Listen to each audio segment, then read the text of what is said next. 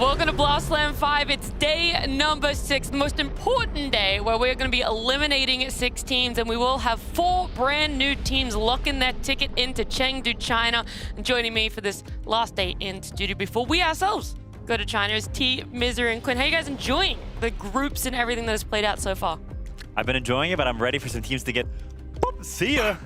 As soon as you retire, you're just loving the wallowing of other players. No, I loved that crap back whenever I was playing too. Oh, okay. Is it more or less now that? I think it's less, actually. I think when you're playing, it's so fun to watch other people get knocked out. That's... I kind of agree, though. Finally, we get to see some teams knocked out. Go home. Go home. I mean, as long as you're not the team getting knocked out, right? Because that's the only ones who are going to be sad. Everyone else is great. Tournament progression. Yep. We get to see teams making their dreams come true from getting to a LAN. But I love eliminations myself. I just, it means so much. And yeah, we now have every game is so important. I mean, every game before that was also extremely important, the fact that they were best of ones. We can have a look at yesterday, how our last day of group stages and best of ones closed out. Lord, here he goes. Oh my god, it's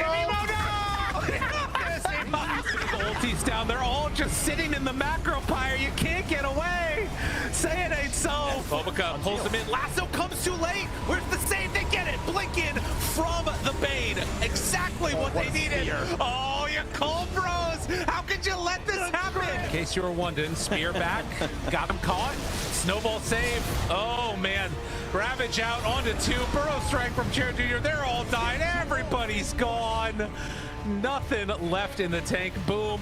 Maybe we're going to call, like, owning the center now. And they jump in and call and try and seal away. The Aegis isn't going to be enough. Aegis on the ground. Go pick it up. He got it. Oh, 33. Another great call onto the sniper. And the roar, the follow-up pure. Trying to chase him down. This other sneaky little ward. It's like, I wonder where they are, Blink Crush. Oh, no. Oh, he's gone. No. They popped the smoke, too. Oh, no, they didn't, thankfully. Lean, the man with a plan, refreshes up in BKBs, has the panic as well. The Huskar, he just cannot be stopped. He's untouchable. He's invincible. Amal will pick up a double kill, but it's Malrine, the man of the match. Medusa's the one on the high ground now, and Shiro raining Hellfire, and Scardy slows onto the TB and his buddies, but they've lassoed her up and sundered her down. The Medusa He's in the cart. In the cart, though. New has saved the day.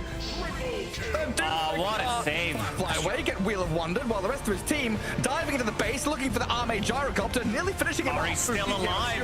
Oh, the crack of the whip out of FY, but the chain. Red pull. The 3, Remnant hit. The 4-man call. 3, they're all stuck in the danger zone as BZM will come out with a triple kill. Call it, boys. Tap out of this one. Our standings after 5 days of best of ones, Falcons and Tundra locked in, going straight to that semifinals in Chengdu, China. Mao's, Yandex, OG, Tidebound, Na'Vi, Heroic. Well, it's only one best of 3 before they can safely secure their ticket T, but more importantly, the bottom 4 of that table. Yeah, looking a little rough for the wonderful little region of China.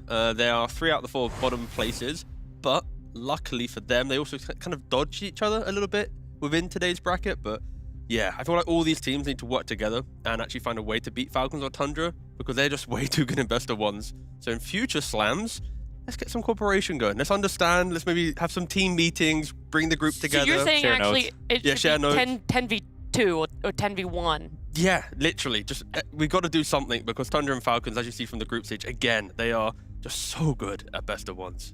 Why don't teams actually do that? Have a group chat without teams Tundra and boot camp, Falcons? like 2-3 teams boot camping together. They and used to just do that. Spamming scrims. Yeah, it was kind of a thing back in the day, but still not that much.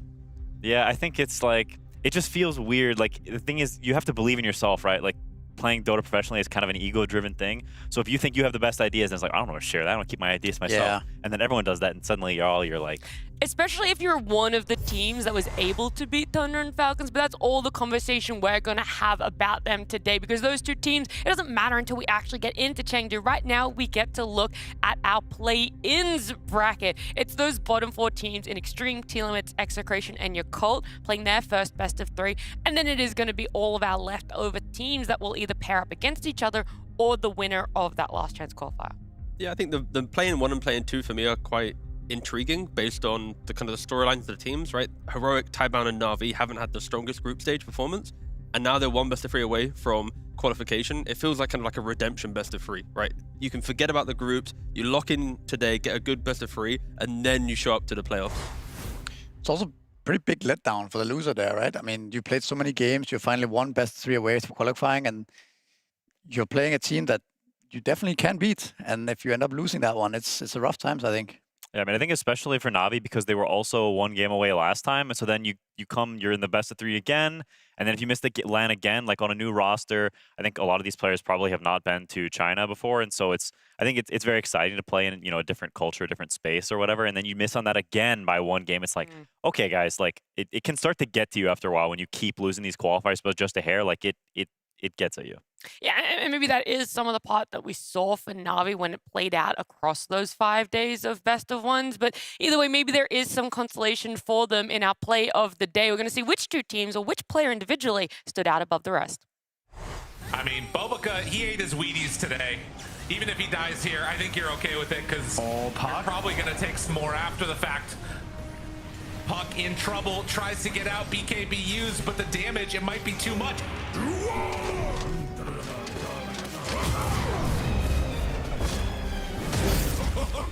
Too much. And the double catch with the spear! Oh, they got them both. Y'all are in trouble. The follow-up comes out. Yakult Bros way too strong as X-Nova dead by Fly. A beautiful Mars Arena. It feels like we're not seeing that many people pick him up, but when he does get picked up, you get showings like that. Double spears to be able to have a carry storm pop off.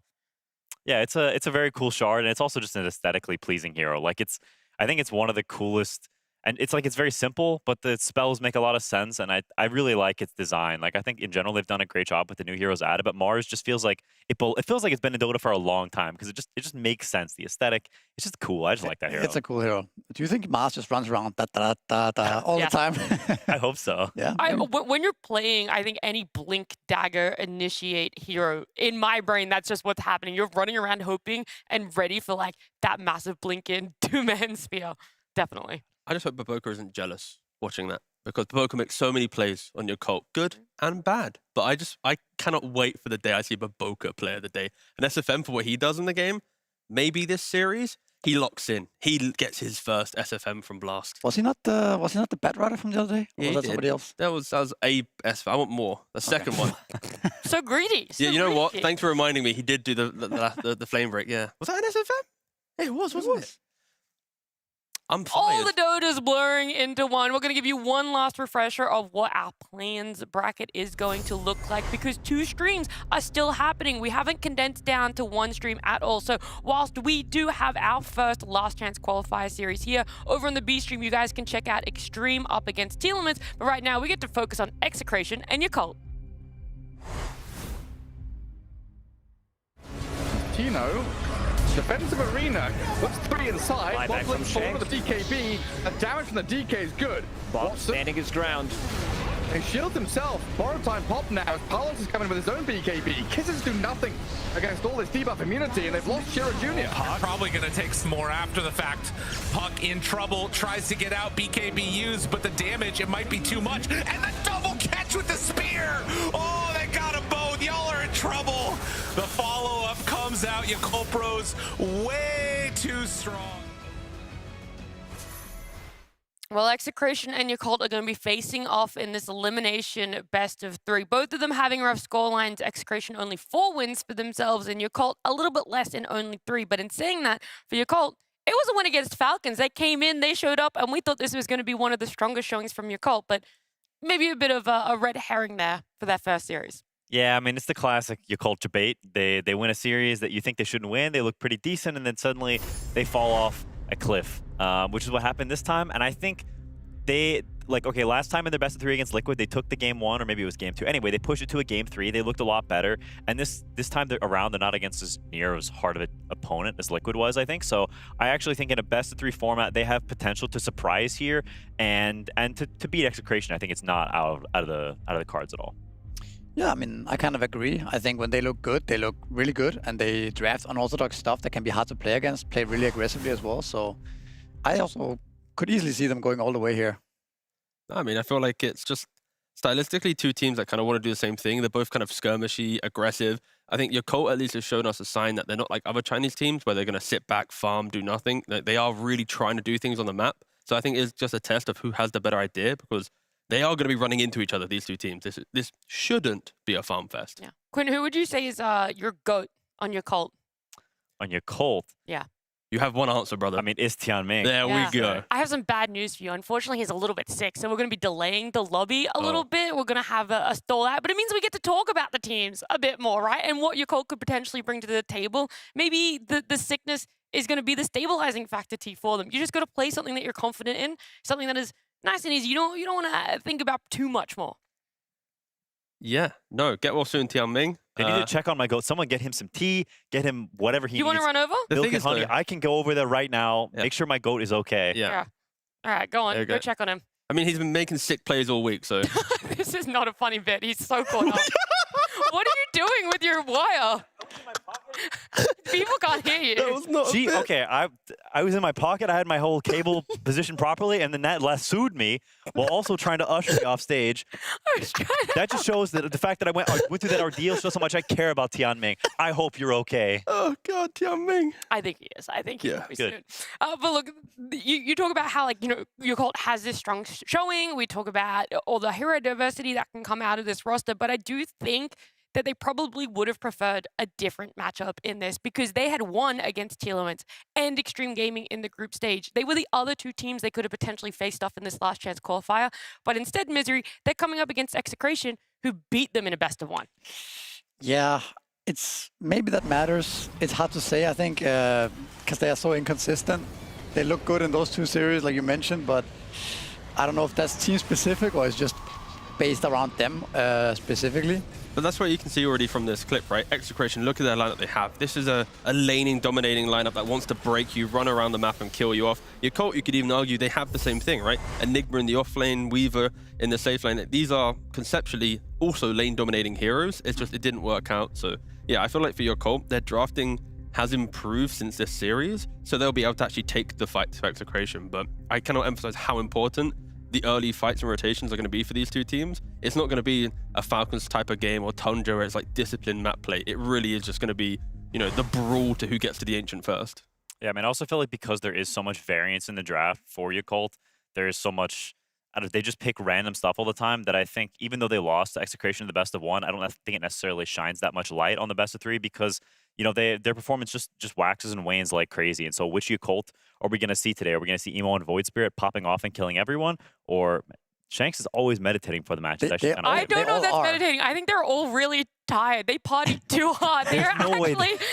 I think we just saw 3-player Kim. No, they are. No, they're meditating. They're Deliberately actually meditating. Yeah. That's I mean, kind of hype. It's That's actually group meditation. no, but to be fair, like when you look at Execration in general, like when they draft, they're together. So clearly, if they do have some type Tell of us, bro. Dropping the ball. like additional rituals, I'm not opposed to it, right? Like, I think anything that you can do as a team to make yourself feel like you're on the same page. Because like, how many times in a team, if one guy doesn't turn up at the right time or you've not done the thing, I don't know. I like it. I actually think it's pretty cool. I agree, but just out of context, looking at it with like the happy birthday and the balloons in the background and them looking so sleepy, Yeah, it looks out like of they partied context, too yeah. hard last night. Yeah. Out of context, it's quite funny.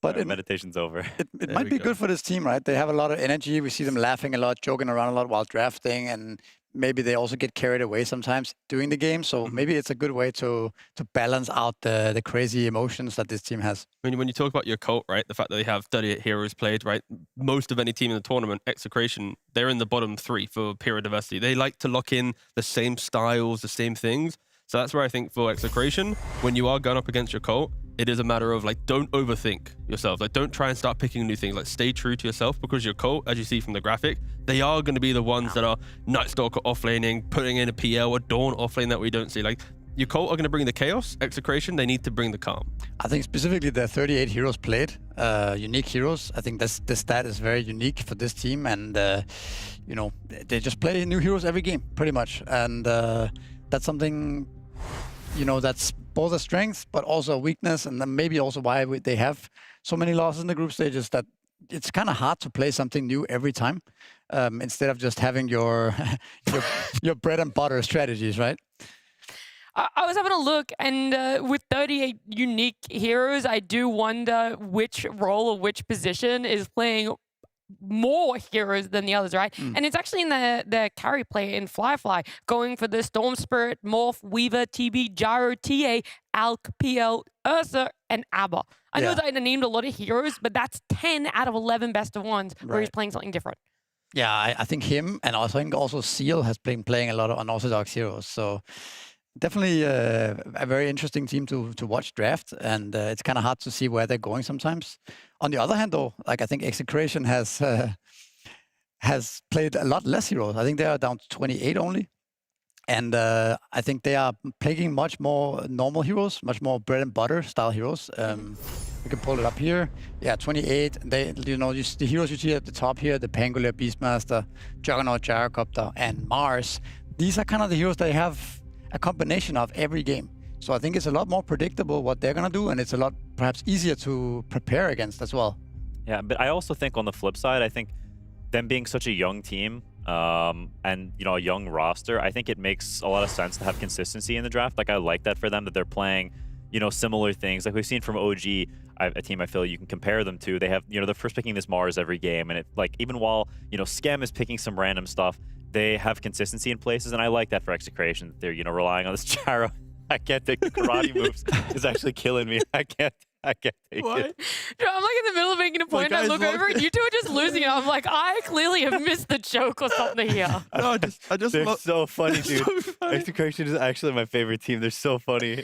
We need them to win this best of 3 so we can see them again in another best of 3. They're so comfortable being around each other. Like I don't know. So I'm just jealous. Like when you think about Dota, like you want to play Dota. About us? Okay, we're not playing Dota right now, right? Okay.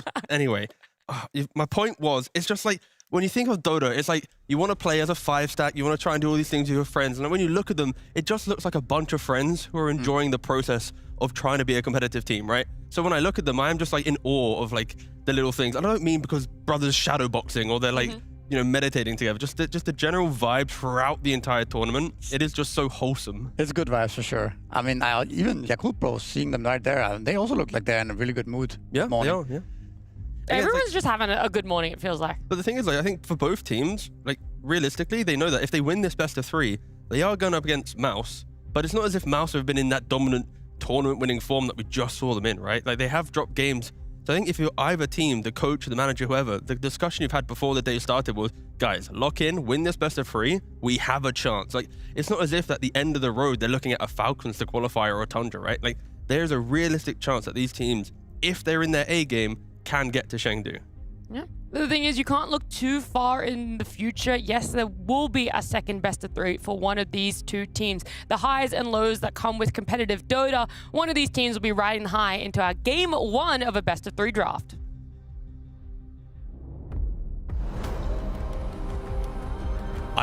Brother shadowboxed. These motherfuckers also laughing. And then I know. Between all 3 of us, we were just broken. You were also laughing, and it triggered.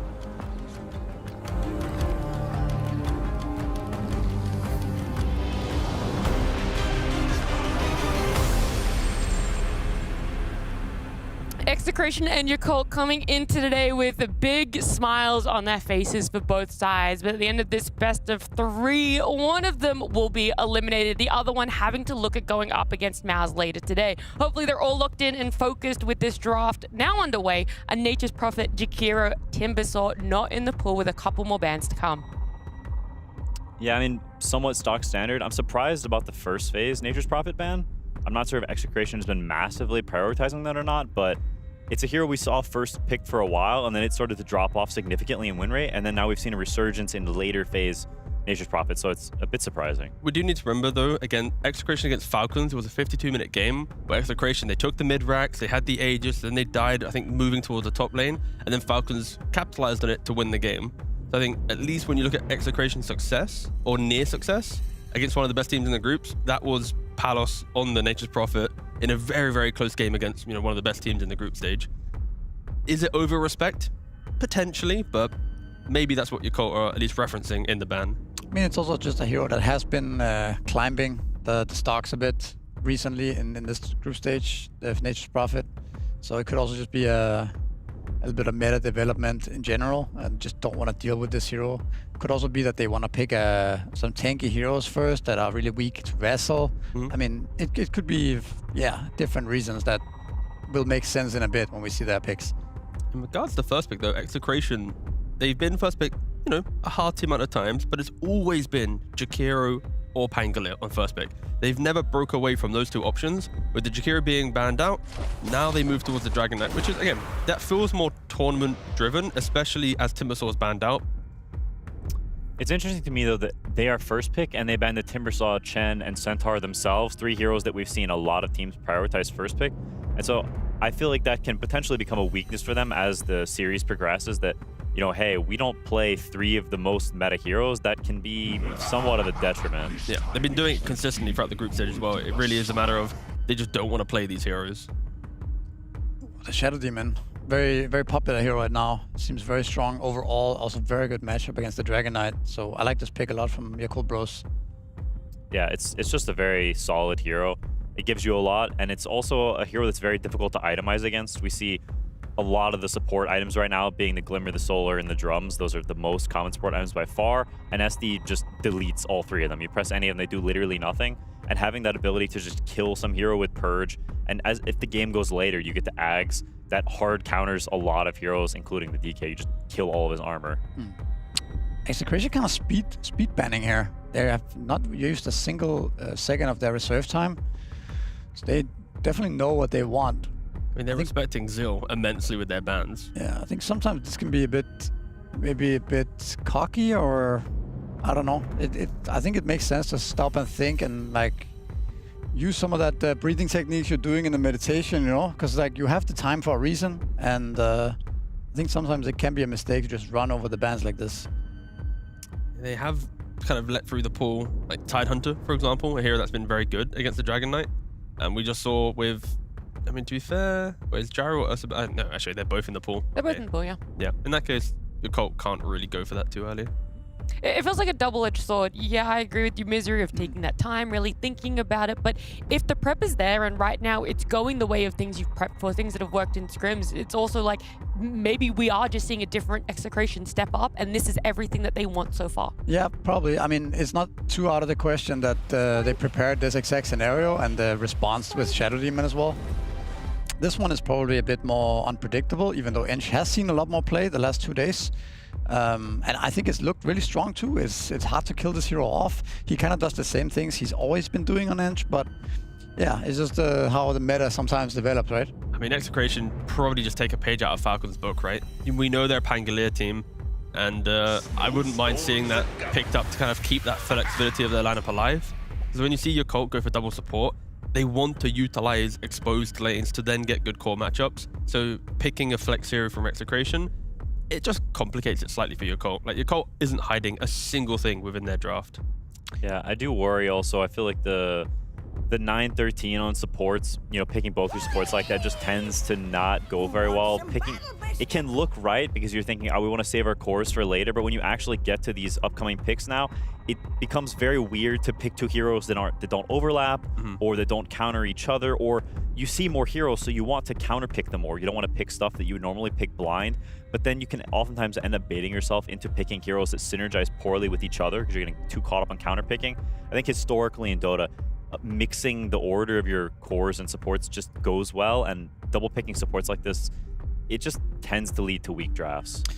Generally, yes, but I think this time around, I don't think these picks for Yakult are necessarily that hard. I think it's not like you're facing anything too crazy here from Execration. The 18 pick could be scary potentially, but I think there's a lot of potential heroes that you can pick here for Yakult. We've seen a lot of Storm Spirit. I think that hero looks pretty good here. You can flex it onto the carry like we've seen them do before, right? There's, what else? There's the Tidehunter still. Or you just, okay, so the Storm there, but the Doom is also kind of a new hero. I don't remember if they've actually played this hero yet, or we're hitting another unique hero for Yakult. Yeah, they haven't picked the Doom as of yet, but I'm a little afraid for the Doom pick, just because we already see the damage that Tusk and Snapfire is going to bring. You're going to be able to kill him very easily when both supports rotate to that lane. And then you have a little bit of greed. Like, Storm needs a bit of time, Doom needs time. But if you again- can't, like, I'm just worried that the last pick, there's a lot Sure. of pressure on Yakult's last pick. But again, I mean, the Doom is also flexible for these guys, I imagine, right? I'm sure they can play it on both position 1 and 3, and if Storm can go mid and 1, now suddenly you actually have a lot of flexibility with the last pick. Plus, if you add in the strength of the 2 supports from Yakult Bros, I think they can easily make up for Doom's weakness in the early game.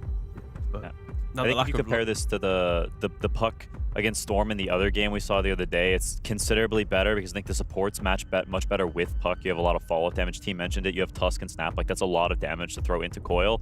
And also, they get to ban the Void Spirit, Emo's favorite counter against the puck. So you don't have this insta-response 16-17 puck into 18 Void Spirit. It's an 18 puck where now you get to ban 2 heroes and Emo's put in maybe a more uncomfortable position. What's the Storm to Puck mid matchup? The lane can be somewhat drawish. I think Puck can come out ahead, slightly ahead. The game is just very bad for Storm because you need to buy this BKB super early against Coil.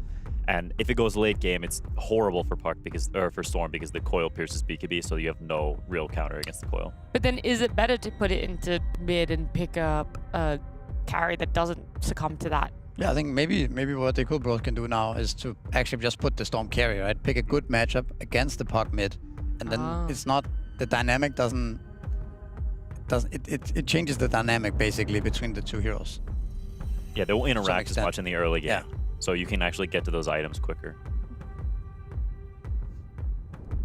Ban out the Ursa. Okay.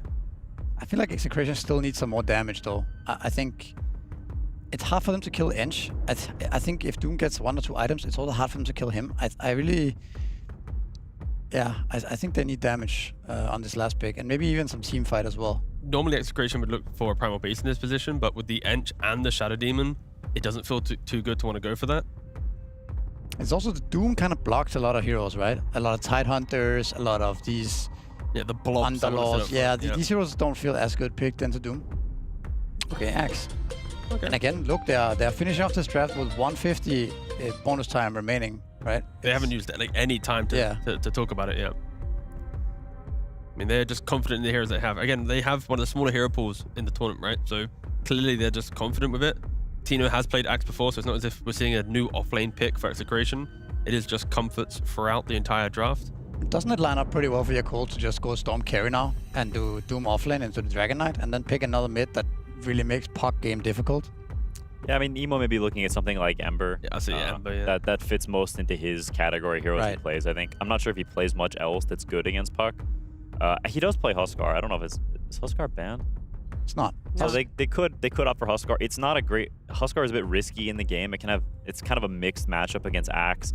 Tusk can potentially gank you early, but it is the hardest counter to puck in the laning phase in the early game. What about Meepo? Mid is definitely not good against puck. Okay. Oh, I bad. Okay. So they do go Storm mid, I guess? Yeah, that's what it looks like. And yeah, okay, so just Abaddon... I mean, it's very good against Axe too. So this is also a really good solution for what they see here. Yeah, it also means Storm can just pop the coil and then you get shielded after, so I think it honestly helps with that matchup too. Like, I was kind of skeptical for Yakult's heroes until this Abaddon, but Axe vs Abaddon is rough. Yeah, but I feel like Yakult, based on the matchup we saw, the highlights of Execration and Yakult in the group stage, Execration ran over Yakult. Now this time, when they meet, Yakult is kind of inviting Execration, like, please, try and fight us. You make a mistake, we will try to outscale you. Because, like, Doom, Storm, that's it, and Aber, they are going to be insane as the game progresses, right? Puck, the damage can fall off, Axe as well can fall off. I think for Yakult, they are trying to just weather the early game of Execration to get online, but Execration, they have so many tools to try and break Yakult before that even happens. Like Doom, Aber, farming, like both side lanes, like they're not running around without doing anything. You might TP to save someone, but yeah, there is a big kind of warning on Yakult's lineup that we can run them over if you are Execration. I like what Yakult has here. I think the Abaddon against Axe is really rough for Axe, and just in general, you have save from the shield, you have save from Shadow Demon. This Doom is a bit of an X factor. I think they built themselves a really strong draft here. Yeah, I honestly agree. I think the Abaddon finishes things off very well. I think it is a really free puck game, and so if Bob Goat can pop off, then I think he has a lot of freedom and like skill expression in this game that I think he can take over and be sort of that X factor. And so I'm looking at Bob Goat to make the difference. All right, well, with the nice little bow wrapped up in Abaddon for Yakult, it's a lot riding on the shoulders of the offlane of Execration and their early game. Can they hit the tempo in this best of 3 game 1?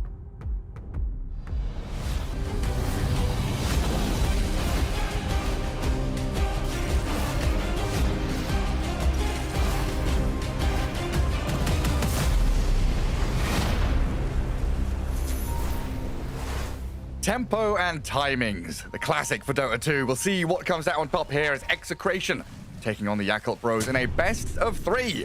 We're done with the BO1s, now into the real meat and potatoes as we get into the play-ins, heading towards Chengdu. And Lacoste, so far, Execration at Blast events, 100% win rate against Yakult Bros. It's 2 best of 1s, but still, good sign. Yeah, I mean, they had a number during the groups. They kind of stomped them, I would say.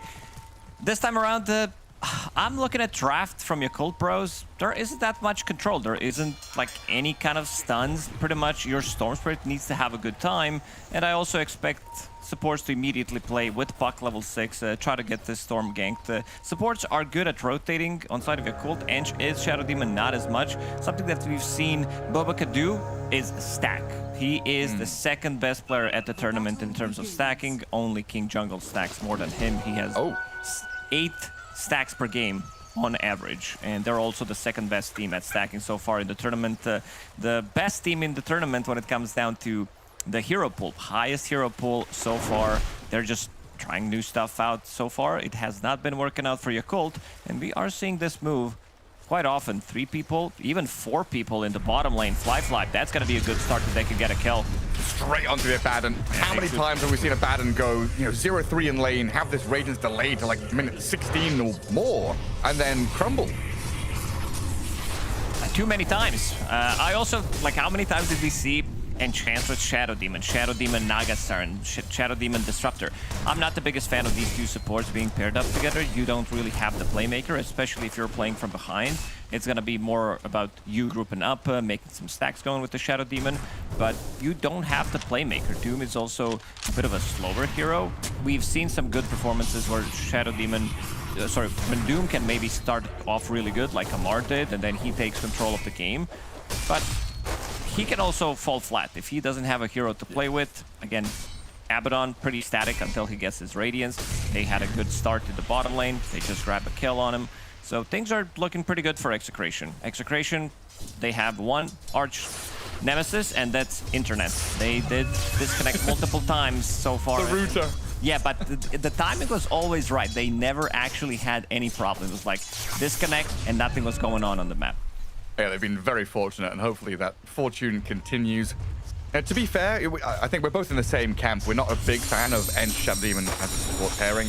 We have seen it sometimes from, like, I don't know, Falcons or maybe Tundra, where they can play into mid lane where there is a strong mid lane hero, like a DK or a Huskar, and they take this. But Mao's as well is another prime example, right? Playing fast into first catapult wave, but here it's going to be much more challenging to do that kind of thing. You'll be stuck in these side lanes, you have to play them out.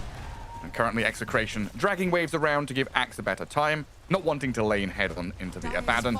So Enchantress is, of course, spending all of her attention down here chasing Shanks. You can't really lane into Abaddon Enchantress as double melee, especially as Axe. You have Battle Hunger, which gets dispelled. Abaddon just puts too much of a treatment in the lane. Too much right clicks going on. So there's going to be some stacks going on, some lane shenanigans as well in this bottom lane. Axe is not going to be on top of the networks out of the laning stage, but after he clears some of the stacks, he might actually catch up. And also I could see Tino potentially start the creep skip because he's playing against Enchantress. Enchantress can't really stop you from creep skipping, so once he gets boots of speed, things are going to be much easier for him. And Tino already starting to creep skip in the bottom lane. So things are good. I think this also relieves some of the pressure as well, which Shanks could also do. Maybe rotate to the mid lane. He does have boots of speed. 1 good plate shards. Storm Spirit could potentially die. So things are looking pretty good for Execration. We've seen Abaddon, when he like dies once or twice, as you said. We saw, I think it was Yandex yesterday, where he had like 17, 18 minutes radiance, one of the slower ones. You just have to kill him before he gets level 6. Also, if you have a good control and you have good amount of stuns to keep him in place when his ulti goes off without dealing damage, these abilities are pretty good. You have shards, you have like foil, cookie, stun from Dragonite, pretty much anything they have is going to be very effective against them. Axe with 4 rings of protection. Who does he think he is? Sauron, the Lord of the Rings. Yeah, madman. Radiant's courier has been You get the killed. courier snipe down at bottom as well on its return journey, so no items on it He's going to lose his own career, though, which does on it. Boots and Windlace gone, which is a little bit nasty there for Tino, as he is starting to do the creep skipping you're mentioning. Her Fool Assassin. And Venom Weapon. It is a lot of region reduction. Axe does have a lot of base region. And Zeal will drop in the top lane. Didn't see what happened there. Yeah, Shanks moves in, tri-laning up top. They had been poking at him for quite a while. As soon as CML and Palos hit level 2, they were just blasting into this top lane to try and whittle them down. And then Shanks making that maneuver, knowing that Axe is just creep skipping. Dino might be in trouble because he doesn't have boots of speed and he can just run him down. He has more move speed than him because no boots. And he can always save the War Stomp. Even Emo's coming. Yeah, looks like he's done for. He's not one of the Elven Kings under the sky or a Dwarf Lord in the Halls of Stone. He's an Axe all alone, dying with his 4 rings and chainmail. Mid lane, they're eyeing up a potential move here with Shanks lurking around in the shadows. Very early on, usually this comes in at like 5:30, 5:40, but already very preemptive to guard like a 6-minute rune, force Baboka away. They saw the Storm maneuver out of lane 2, so they've booted Emo out of this spot. He's not going to worry too much, though. He can farm jungle quite easily with his Soul Ring and that mana regen. Emo read that really well, knowing that there's probably going to be task rotation coming to him, so he's trying to farm his level 6, and then he's going to be fine. Like, Coil is going to be online, but with one support behind him, if Baboka does have disruption, he's more than fine. Right now, Execration playing with the catapult, but it doesn't seem like they're going to be able to do much.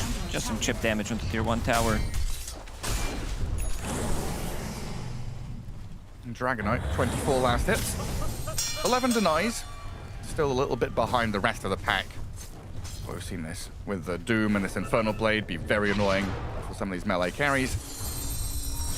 And we do have that active rune spawn up at top, a double damage to be bottled by Bob. I'm not sure if he can get out there and look for a kill. The map is kind of dark. And Yakult Bros really hiding the Storm and protecting him with his Baboka Shadow Demon. So the only place you can really play is up towards the top. Tian Ming gonna get the Dragonite cookied onto him. Nature's Attendants, though, at level 2. And I'd say 2 most annoying heroes in Dota are Morphling and Enchantress. When you're trying to kill him and you just don't have enough damage. Thank God we don't have Tiny with craggy exterior anymore, because he was number 1. Hype. That was super hype. Where you're actually getting bashed before doing anything. This is the same thing like how Axe Spin did work back in the days. Centaur Return. Yeah, as soon as you click attack, he starts spinning. Yeah, there was that classic clip of a Wind Ranger animation cancelling against Centaur and just dying to it. The return damage would happen before you even launch the arrow. Bobby's here, Coil ready. There it is. Plays into the one lane where he sees things happening. Get the kill on Zeal. Open things up here with a bit of a push onto the tier 1, but the Enchantress has dragged the wave. Boboka going for the enemy XP rune. Dino is here. Phase boots. He's very speedy. Boboka. Let's see. And he's got gonna it. Get it. Yep. Disruption. Too good of an ability when you're fighting near the XP shrine. That sends you to the Nether Realm. Into the astral plane. Shanks did get the opposing one, though. So at least the 1-for-1 there, but a vital move by Baboka to go and grab it. Man, we've got a lot of focus in this top lane. Yeah, unable to play into the bottom jungle or down south into Abaddon. Execration putting a lot of focus to shutting down this Doom. I mean, you talked about it. We saw Amar really pop off with all the movement speed items and take control of the game if he's allowed to free farm. Zeal doesn't have a game. Like, he's level 4. Ideally, 8 minutes in, you would want to be level 6 so you can threaten a kill onto the enemy carry, but that's just not happening. This is the issue with their lineup, I would say, where they don't have the playmaker. Emo is the playmaker, but he's also playing into good amount of stuns. He's playing into puck, so every single time they land a coil, he needs to be careful that he's going to be dying. Flyfly is the one who's doing okay in the bottom lane. He was pretty much not laning against anyone, but Dino is making sure that he is getting good amount of farm. He's stacking for himself in the triangle. They tried to poke this Enchantress again, but Emo's rotation's going to come in. Palos dragged back in, the snowball. That'll delay things, but Baboka and the rest of the squad have arrived to take down 2 lives. Emo grabs the double kill. CML might not be safe himself, trying to cookie a creep and run away, but the dive is there. That's a nice. Bob unable to connect. Yeah, they need Bob. They definitely need Bobby to be there just to threaten a kill onto Storm Spirit. You see Storm Spirit, Emo just standing there. It was a nice snowball attempt to push them away, but seems like Emo read that one really well. Now Emo on top of the net worth. Emo is the type of a guy we saw yesterday mid one buybacking at 9 minutes and then at 17 minutes when he was playing Storm Spirit. I feel like Emo is the same type of a player. He might even do it 3 times. Vibes-based Dota play. Pretty much. You don't have to follow the rules if you're good. Or if you have money. Very good. Yeah. Just be rich. Yeah. Just farm the jungle. Exploit the fruits of the neutral creep's labor. Take all the cash off them. That's what carries and cores do all the time. Bobacup, he's stacking the triangle. He's also being behind Emo every single time that there is coil. Pretty much putting the follow onto Emo. Very interactive gameplay. It's complete opposite to what we've seen him do. Well, I guess not complete opposite. He is not a very interactive POS4 player. He's been stacking jungle and farming his Batrider, or following his core hero around. And there are a few stacks over on that left side, which Yakult Rose can fall back on. Oh, Baboka denies the regen as Emo zips in towards it. Storm now fully out of mana. It was a bit rough. Well, with allies like this, you don't need enemies. I'm sure Baboka's got a grin on his face. Cheeky fella.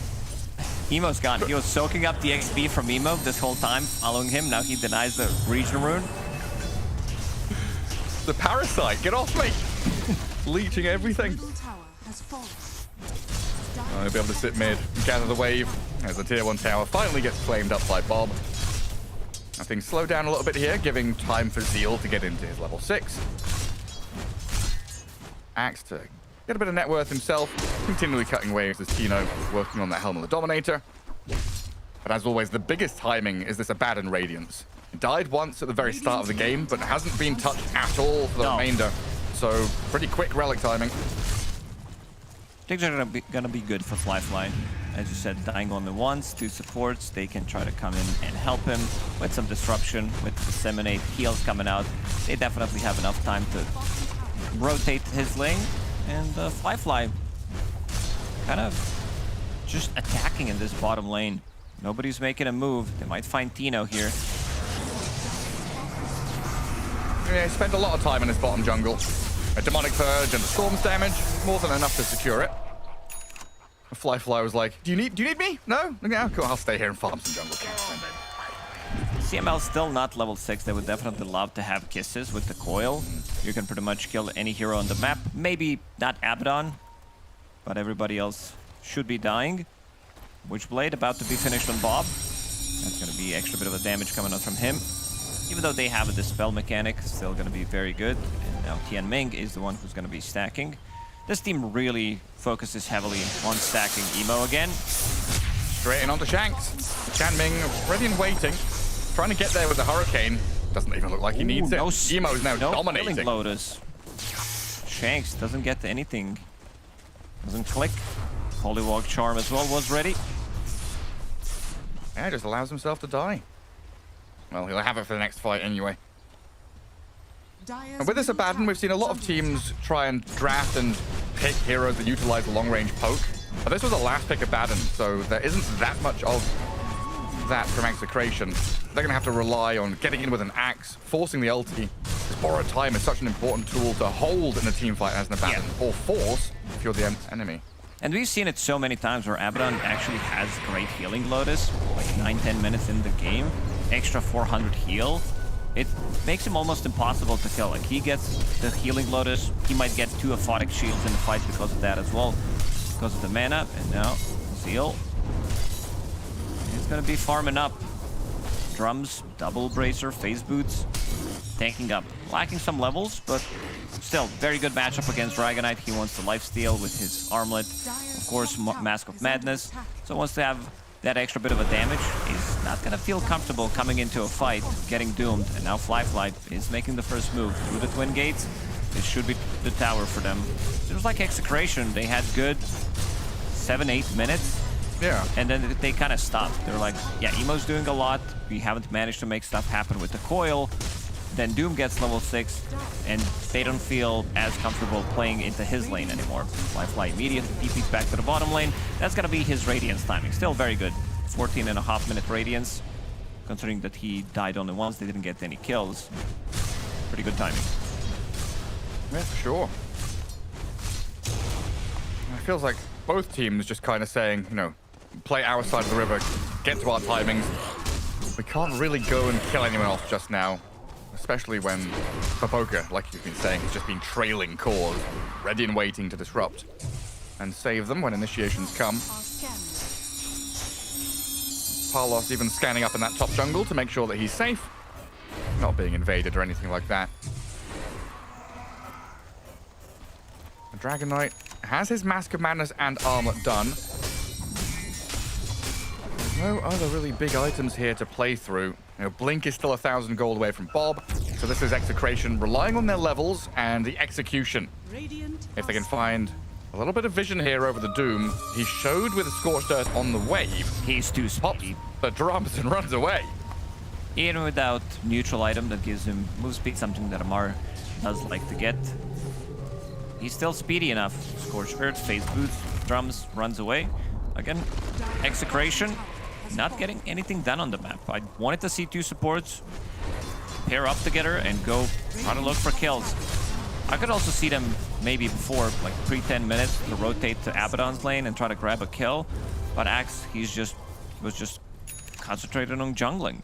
Level 11 now on Tino. Pretty high level. Does that favor one side or the other? Like, I see a 3k lead for Yakult Bros and the game slows down, which feels good for Abaddon and Doom, but overall, Execration happy with the pace of the game right now? I don't think so. I think they needed to get more stuff done in the early stages of the game. Right now, Yakult Bros, they feel pretty comfortable playing this game. They have Abaddon with Radiance.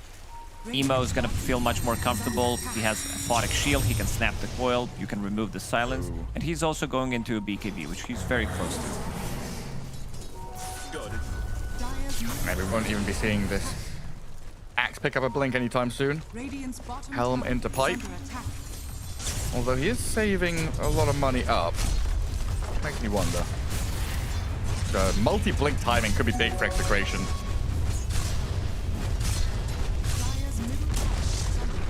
Focus TP down. No, he's not. And you can't really burst Doom. He's going into BKB as well of his own. That's gonna take a while. He can sell his Midas, of course. But the heroes are not easily killed anymore, especially this Abaddon. Fly, he hasn't been involved in any of the kills. He's definitely more than comfortable farming up, getting his Manta style, removing some of the annoying things. And also the matchup against Dragon Knight. Dragon Knight, he wants to be farming his like Mask of Madness, Satanic later on with Withering Mist. It's not great. You also have Radiance, something that Dragon Knight doesn't like to buy into. Is like MKB, not his item. Maybe he can get a Bloodthorn later on, but still feels like you're staying one step, maybe even more than one step ahead in this matchup as Abaddon. Yeah, and it feels in large part due to this Enchantress.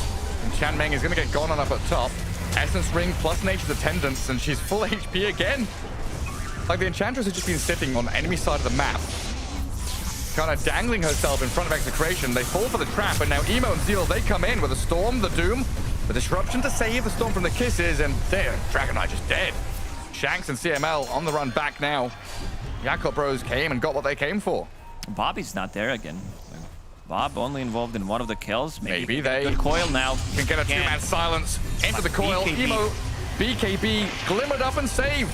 Chan Ming finally dead as Bob and Shanks will line up the kill on the Enchantress. Trying to save the Tusk now and get him away from Zeal, but the speedy shielded Doom is going to clap down on you. Two dire supports. Cookie back into the river. Might be able to get CML into the creep camp. Oh. Can't jump over the cliff. Oh, Gravity. He needed a neutral item. He needed Dormant Curio. for the bigger jump. Yeah, Bob shows up in a fight, but Evo, he does have a BKB. We talked about his itemization, that this is going to be pretty crucial. And finally, Fly gets involved in some of these kills. And you can see that Execration, again, the carry-to-carry matchup, and also your carry playing against Doom, which is going to be targeted at him pretty much every single fight, because he is the most damage on Execration. I think Yakult Bros have done a very good job limiting the options that Execration has. And so the point with the Enchantress, I've just been watching Tianming for the past 3 or 4 minutes, sitting mid behind trees, pushing wave with creeps, moving up to top to try and break smokes, and put this Enchantress in a position where you have to go on her first. Really causing issues here for Execration, as Tianming's going to go for the deja vu play. Walk in with Fly towards CML. Cookie doesn't let you escape from that, and now Bob and Tino also having to run it back. One of the finest creations we had in quite a while. This hero just doesn't die. Like, you need Which one? reduction. Yeah, the Enchantress. This is the hero that I'm talking about. Like, just runs in, soaks up. Like, we've seen in a couple of our games, people still heavily focusing Enchantress. I mean, she's not dealing damage. She's just there existing. We've even seen, like, Dooms being used on Enchantress in 1 or 2 games that we were casting. Because you get so annoyed, you're like, yeah, screw that. I'm just using Doom. I don't care. Yeah, enough's enough. It's just you hit breaking point. You reach your limit. You just got to kill the Enchantress somehow. Tension's starting to rise a little bit here for Execration. Now down 5k. Bob with this blink dagger. Would love to get involved in stuff. And maybe a Tormentor fight. Think about battling over the Roche pit. Ideal areas for Execration to go and battle into. Let's go. Once Round again, 4. Tianming is the only one showing on the map, the only target that you can go for, and you've got to bring every hero to come and kill her off. What is this? By 5 enemies, and it still wasn't quick. Oh, Essence Drink, Nature Attendance, Facet Limo. Wall. And she also has magic resistance from neutral item, from the enchantment. And we've seen this trade. One team going for Tormentor, other team if they have damage. And they do have damage. It's not like the fastest Roshan from Yakult Bros, but it will get the job done. Axe. It's like he knows, Dino, with the Hurricane. Oh, but he doesn't have blink. Of course he doesn't. Kisses are coming in with a coil. I'll force to borrow time, and Tino, can he get the dunk or anything to kill? The disruption from Baboka. Emo, he's back up to half HP. Holding Aegis still, zipping in to finish off the Axe. Execration just trying what they can to turn the tide and maybe balance the scales here, but Emo is now unstoppable as Palos falls to Tianming as well. They just don't have enough. They don't have enough damage. Baboka did die in the end, but you're not killing Abaddon. You're also not killing Storm Spirit twice. Zeal managed to get a Doom in the previous fight again. Dragonite just can't do much. Like, at least it's better than what it was before when you couldn't armlet toggle, where you could you just get doomed while you have armlet on. You're straight up dead. Now it doesn't mute items until level 25, so at least that's something. You're not losing as much HP, but it's still... You're out of the fight. Bob Goat. He's faster than Tianming's arrows and spears.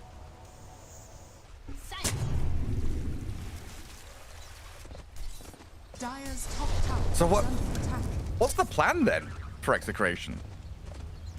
What is your approach to these fights? They don't have enough. They need to keep farming. Like right now, they don't have enough damage. Bob is the only one who's having a good time. All 3 cores from Yakult Brothers in top 3.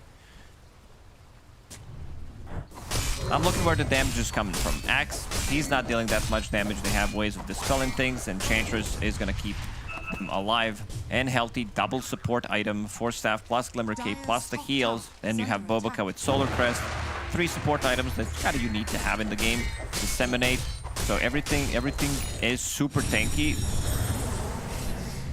You know, not even going for the Blink Dagger, opting to go for Lotus Orb. Wants to pop that onto his Dragonite so that he doesn't get doomed.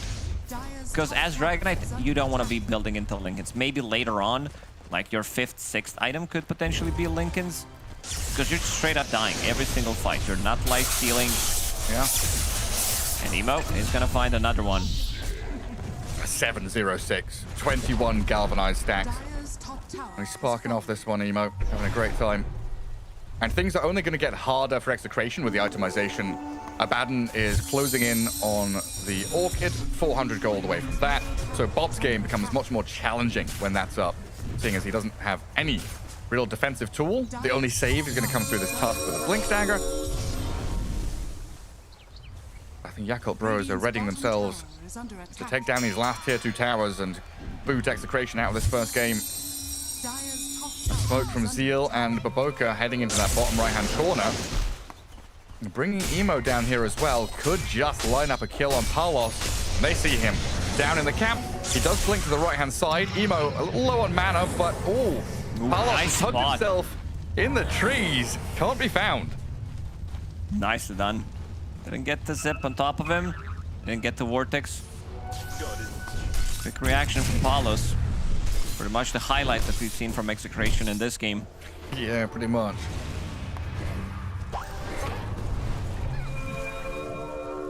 There are those chances for Execration to play under high ground vision, have the element of surprise, jump onto someone like a Shadow Demon, find the backlines, and blow them up. It's been very difficult to keep tabs on Baboka. Again, this Enchantress is pushing out lanes. The Storm is zipping in on top of you. Abaddon was the only hero showing on the map. CML just can't even stand behind his tier 2 tower. Radiant's top tower is under attack. Looking at Emo's mana regen, 25 mana regen per second, as you said. Galvanized, didn't die a single time, 22 stacks of it. Palos, again, this time he doesn't have TP ready, it's still on cooldown. Zeal just pops the BKB and chases him down. And Palos does find some wiggle room there to get a little deeper into the jungle. Giga Chad move, he's even gonna farm the camp. He's coming back, he's like, I'm safe. Let's see if they're gonna be chasing him. Seems like Emo. The tusk instead. Knows something is up. Doesn't get him again. This is the type of a game that they need to play. They definitely need more items. They need their puck to get some big damage as well, because Axe is not really dealing damage. Dragonite, SNY completed. Extra bit of a status resistance, which is going to come in handy. Of course, versus the Doom. Makes him tanky as well. We'll see if it's going to be enough, because they have really limited amount of lockdown. They have Storm and Shadow Demon ulti. That's their lockdown. Storm was using the Aegis to zip around. I'll find another kill on CML here. Snapfire just trying to come out and control some area of the map. There's a heavy weight resting on Bob's shoulders to cut waves and try and just delay the push coming in, because Fly has a blink now. He can get in on top of you, silence up Shanks, almost kill him solo, and the snowball drag. I'll get the blink away. Shanks won't die this time around. But a Storm Spirit has found the puck, opening in that mid lane. Enchantress and the Doom chased him down. First death on Bobby. That's a lot of gold. 1,000 gold total. And they could be closing out these tier 2 towers pretty shortly. Right now, it's all about delaying without losing too much for Execration. But I do feel Yakult Bros will want to go up and get stuff done. Emo is going to be punishing the side lanes, even going for Hex as his next item. Wants to be able to have that instant lockdown. We saw Bob being very slippery throughout the game. We saw Palos blinking out twice. He wants to have that instant lockdown. It's just got to be cat and mouse, smoke and mirrors. Give up your lives on CML and Shanks just to try and get this little additional bit of farm for Execration before they get Daedalus on the DK. I don't think they can really enter these fights with any form of confidence. So it will be the Yakult Bros taking over control of the Wisdom Shrine, the ancient areas. The final tier 2 down the bottom lane, about to be run at. And Execration not really in a spot right now to cut waves. Bob has to come out of the base first. And Baboka even TPing back to his shrine to make sure there's no steals there. Slow and steady from the Yakult Bros. And it's their game to lose right now.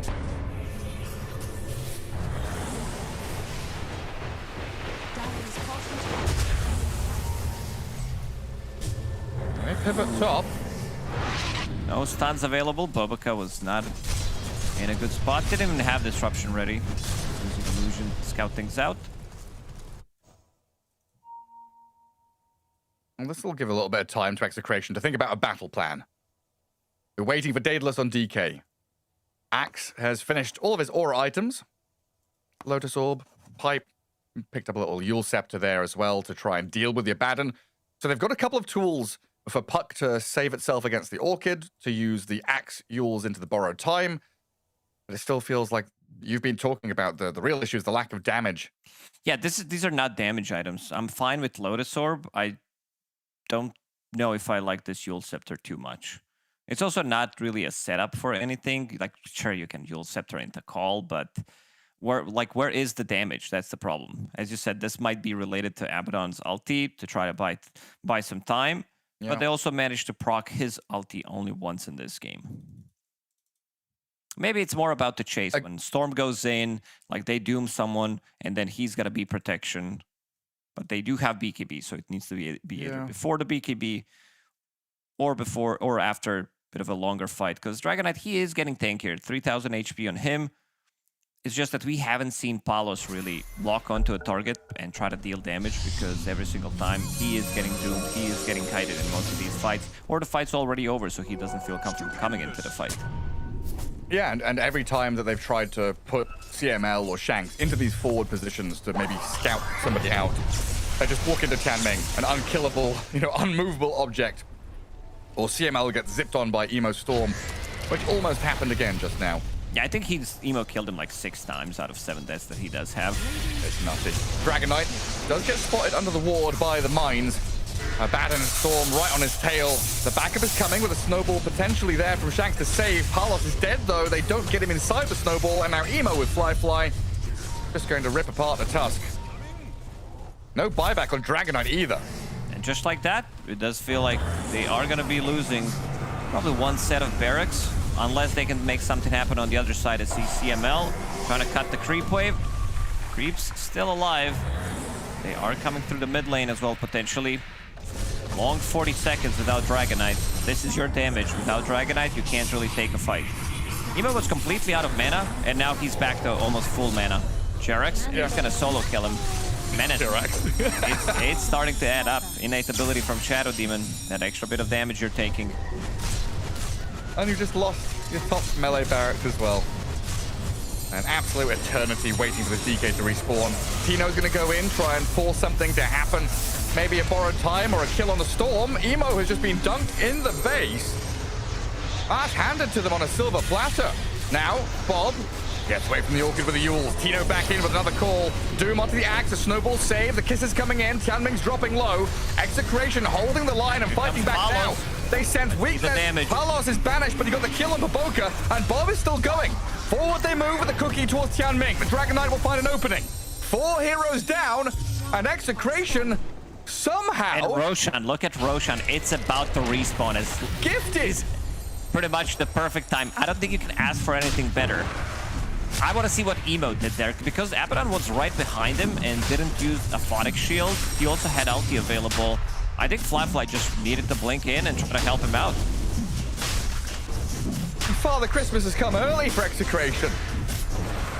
He comes down the chimney, gives them 4 kills and a Roshan. But Emo zips in here, just immediately caught, coiled and punched. The reaction from Bob and Shanks, impeccable.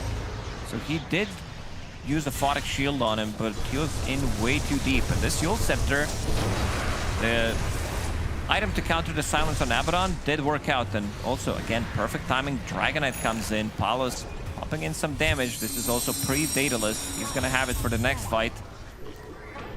Have we got a game on our hands now? And we got a game now. Confidence swelling in the Execration camp. Roshan into Tormentor. Shanks.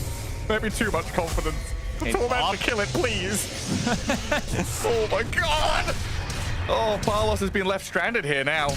Fly and Emo just need a little bit more to finish him off. A borrowed time pop to take down the DK. Confidence very quickly Yeah, gone. Into sadness. They could have also lost Puck there to Tormentor. It could have been a disaster losing Aegis like that. Let's see how they're gonna go proceed. 55 seconds with no Dragonite. We know that he doesn't have buyback. They probably also know, seeing that he's been struggling. He did die 5 times in this game, so they're gonna knock on the tier 3 towers and see whether he has it or not. Emo, this time around, keeping the distance from a fight. Does have Arcane Rune as well. Well, damn it. Long zip. Tianming. Oh. Drops Tino down to half. And Bob gonna have to try and poke them. But Tianming doesn't seem to care all that much. Hurricane Pike, Enchantress doing an awful lot of damage here. But there's the backdoor protection kicking in. Creep wave slowly arriving. But Yakult Bros going to respect the DK respawning in a few seconds. Bob, he's starting to scale. I also like the items that he has in his quick buy. If this game goes for another 5 minutes, if they win one fight, Bob is going to be able to get the Shard and Divine Rapier. With Aghanim Scepter, he's only level 20 right now. Ideally, you would want to be that 25. Dreamcoil does go through debuff immunity, but that's going to take a while.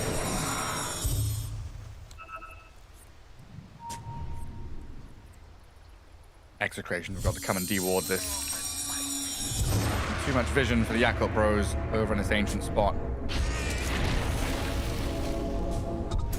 The lane ward as well off to the right, but that'll expire shortly.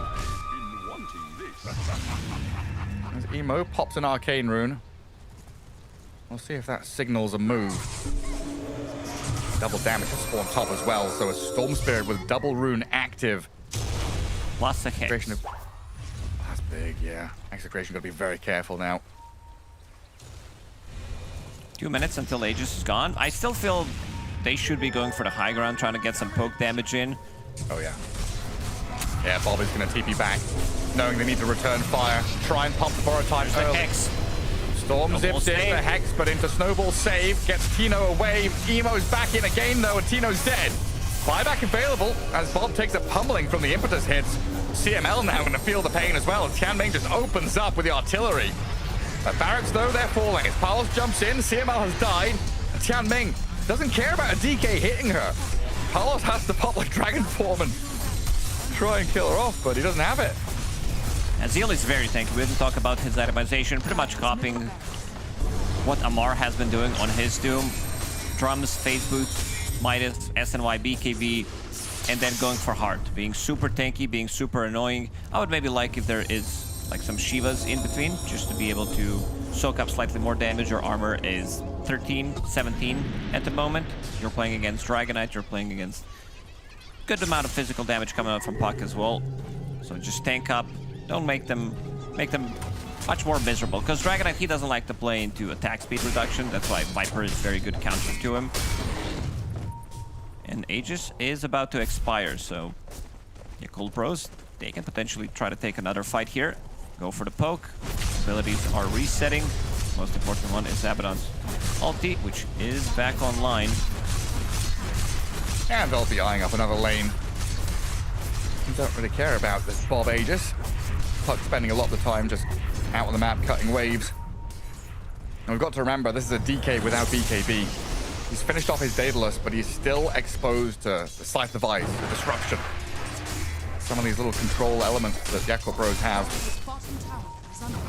Yeah, a little surprised that he's not going. Sure, you're playing against Bob. I'll hold that thought. He's found the Shadow Demon. Immediate Scythe Device out of Emo, though. Phase shift to dodge as Tino goes in. Fly's fine, though. Turning quickly onto the axe to blow him up. Dead. With buyback ready, he might have to pop it because Shanks is falling quickly. Bob is trying to backstab, but and him hunting in the backlines here is risky business. He got hacked and doomed. He jumped straight Got on reflected. I don't think Did Doom get cares Lotus too much. back. They'll dunk down on Tianming at least, but Emo and Zeal able to turn and stand, deliver against the DK now. A few more touches will do the job. Gone for 80 seconds. Axe is back in, but with a die back on Tino, this game might just be over.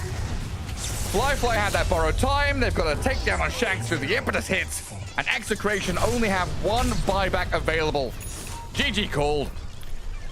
Yeah, they were just running out of damage. They didn't have enough. Like, Dragonite was pumping in some, but you have 2 cores on side of your Yakult bros who are doing way too much. And then again, you're not life-stealing, you're getting doomed. Zeal kind of sacrifices himself. Nice Lotus Orb coming out from Tino, but still not good enough for them to get a victory, at least in that fight. So 1-0 for Yakult bros. They did manage to stabilize after the laning stage and got a dub in this one. Yeah, I mean, Emo 12, 1 and 16, just calmly refilling his tea as we head back to the panel to break down game 1. That Lotus Orb pickup was pretty impactful. It stalled it out a little bit for the side of Execration, but just not enough for them to actually have a comeback here in game number 1. Big showing for Yakult. We said we didn't know what Yakult was going to show up today in Misery. Were they going to be on their A game? And it feels like, yeah, they were. Yeah, it seems like this is the good Yakult that showed up today. I think that draft was really cohesive. The last big Abaddon was, I don't know, it was almost a big oversight by Execration. I feel like getting that hero in that spot when you just last picked Axe is too much. And yeah, that was kind of also the biggest hero impact in this game. Yeah, this is where we saw the main impact of the Lotus Orb, a hero that you love teams picking up, especially against the Doom. I love the item that is Lotus Orb. It is a stellar patch for it. I mean, it also opens up to the debate, is Dota more about the items you buy for the heroes that you pick? But that's a discussion for another day. Okay.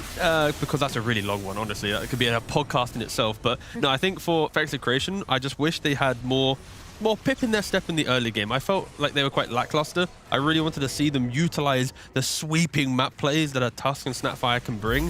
Of course, you could argue the cores need a little bit of time, but I just expected more from Execration in the early game. It was way too quiet for my liking, and then Yakult capitalized on that very, very quickly. Yeah, I mean, they had this initial kill on the Doom in the top lane, and then I think they stuck around too long. Storm TP'd and they fed a triple kill or something like this. They didn't get their Puck involved in the game.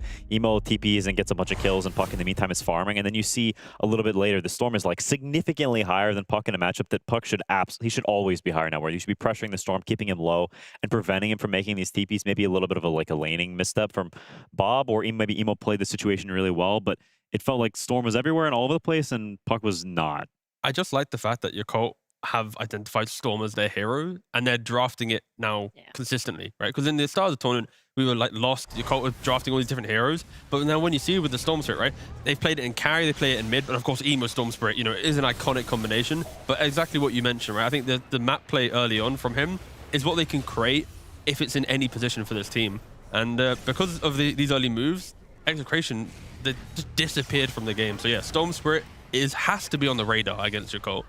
For sure. I mean, it is quite crazy how polarizing this hero can be, and how questionable it can look in other teams' hands, right? And for Yakult, it really shines, honestly, both on position 2 for Emo, but also for Fly. So very cool flex for them here.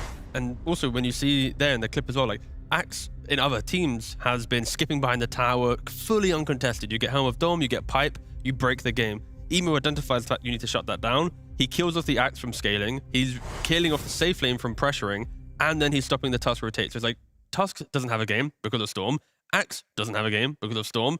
Safe lane doesn't have a game. Like, Storm pretty much fixed everything for Yakult, so they could all AFK farm. And Abba, in all the clips, top net worth. So yeah, Storm, Yakult, whew, scary pairing.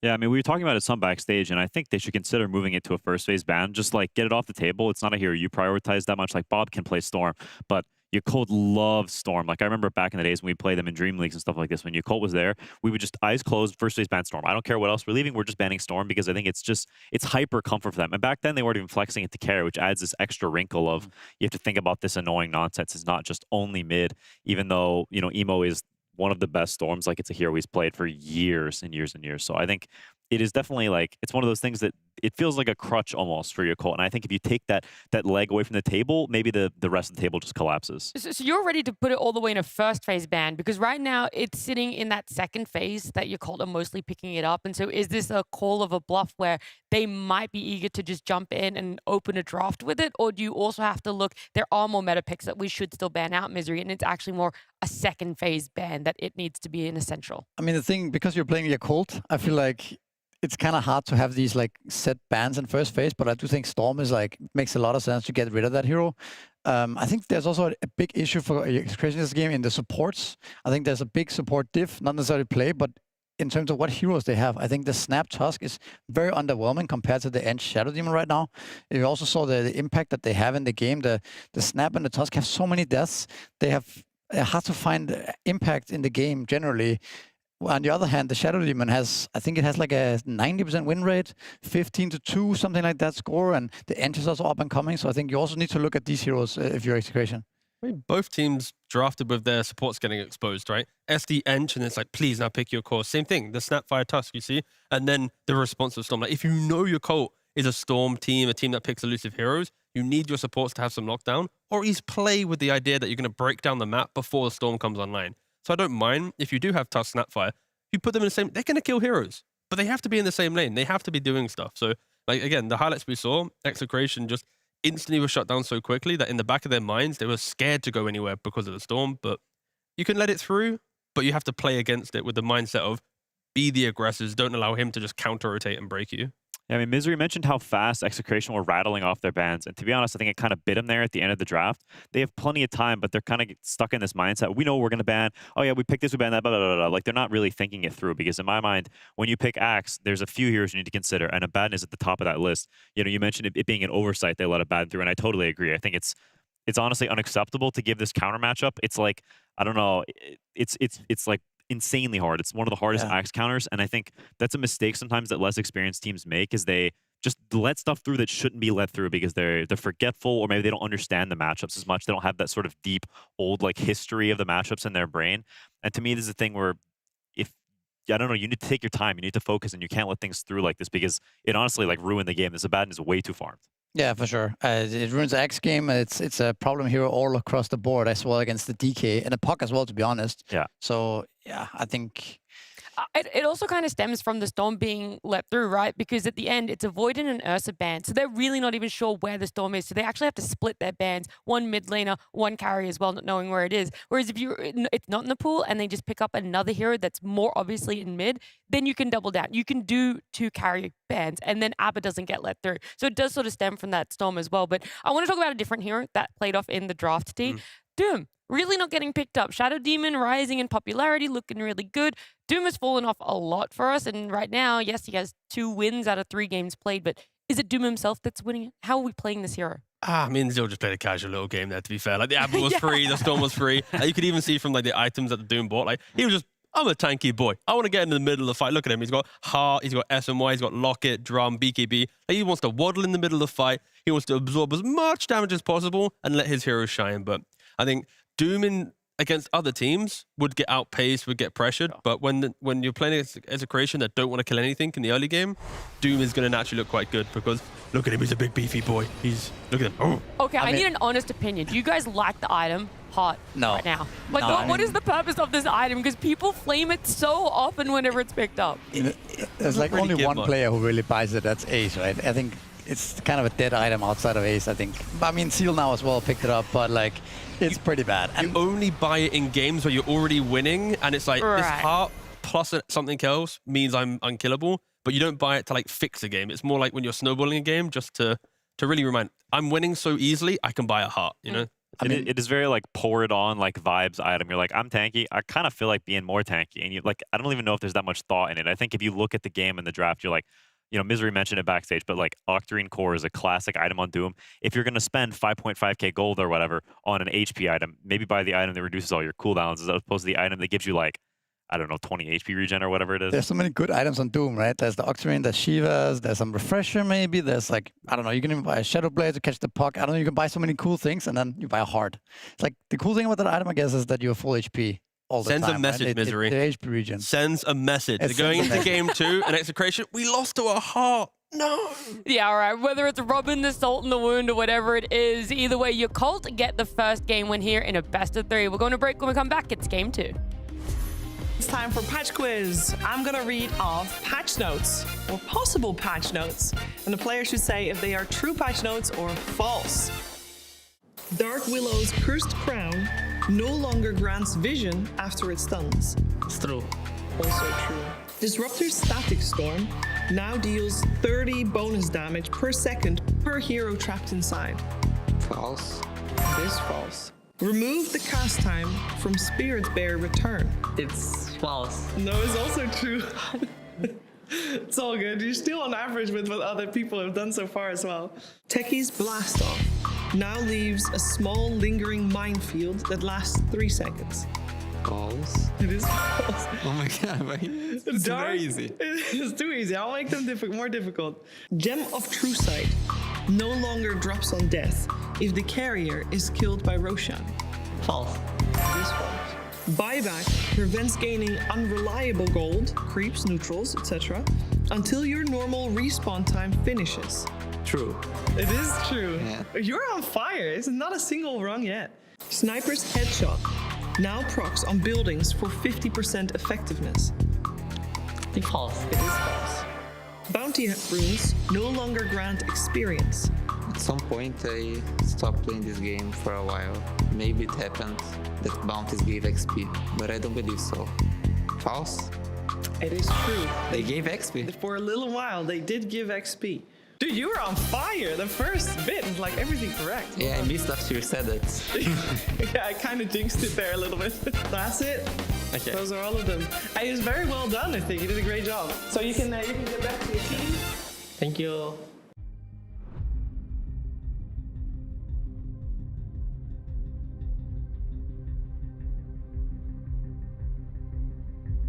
Yeah.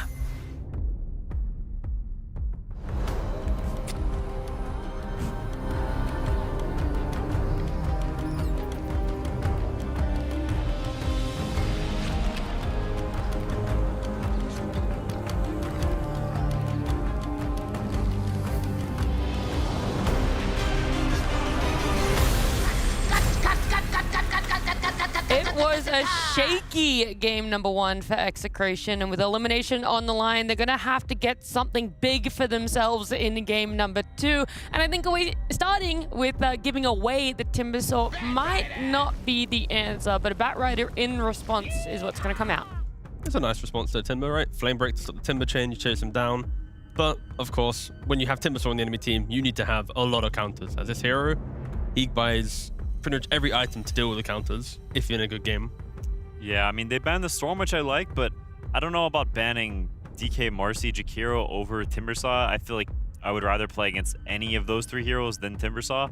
Yeah, I agree with that. Especially when your second ban is Gyro from Yakult. So that's honestly a pretty clear setup for Timbersaw. Gyro and Ursa are the 2 biggest counters. If you ban Gyro on the 2nd slot, Ursa's coming on the 3rd one if you leave Timbersaw. And now your best response is Bat. Well, it's not a bad hero against Timbersaw by any means. I don't know if it's good enough. Yeah, I kind of agree. But we'll see what else they got in store for us, the Execration guys. They definitely anticipated this, right? It's almost a no-brainer nowadays that people pick the Timbersaw, so it's a conscious decision to leave it up. And again, the bolster support from last game, the Ench and the SD are still in the pool. I think SD is once again a very good hero for Yakult Bros. An insane combination, I think. The Timbersaw SD, putting that Dissimulate on the, or what is it called? The second spell? Yeah, I think it's called Dissimulate. The fastest promulgate. Yeah, okay. Putting that on Timbersaw is just, it's too much, I think. And the save as well. Oh, it's Disseminate. That's what it's Disseminate. It's the Yeah, spell. yes. Yeah. Save him lasso as well, so. Okay, just Juggernaut straight off the bat, huh? Not the best against Timber, I think, either, because you can just like chain away. Good from against Jug. Like, you have a bazillion armor, you buy Lotus Orb supernaturally. Yep. You can chain away from spin, like you said. You have pure damage against him in lane, you can spam him and stuff. Like, Yeah. I feel like Timber counters Jug, to be honest. They need the 5 position to be very aggressive with lockdown. SD is even better now as well. Yeah, I mean, it's a free SD pick for your cult. But honestly, for Execration, I was worried for them because I was expecting them to pick support out of phase. They often do pick double support quite early, or like a Pangolier or something, but locking in the Jug, it's probably even scarier than going for the double support pick. It's Now, in their defense though, okay. they have won all their Juggernaut games in group stage. They are 3-0 with Juggernaut right now, so it is insane comfort for them. But that is a Juggernaut that was picked at the close of the second phase, the close of the final phase. Of course, right? they always pick it later than this, but you know they are still very comfortable with this hero. Have they won against any Timbersaws? Good question.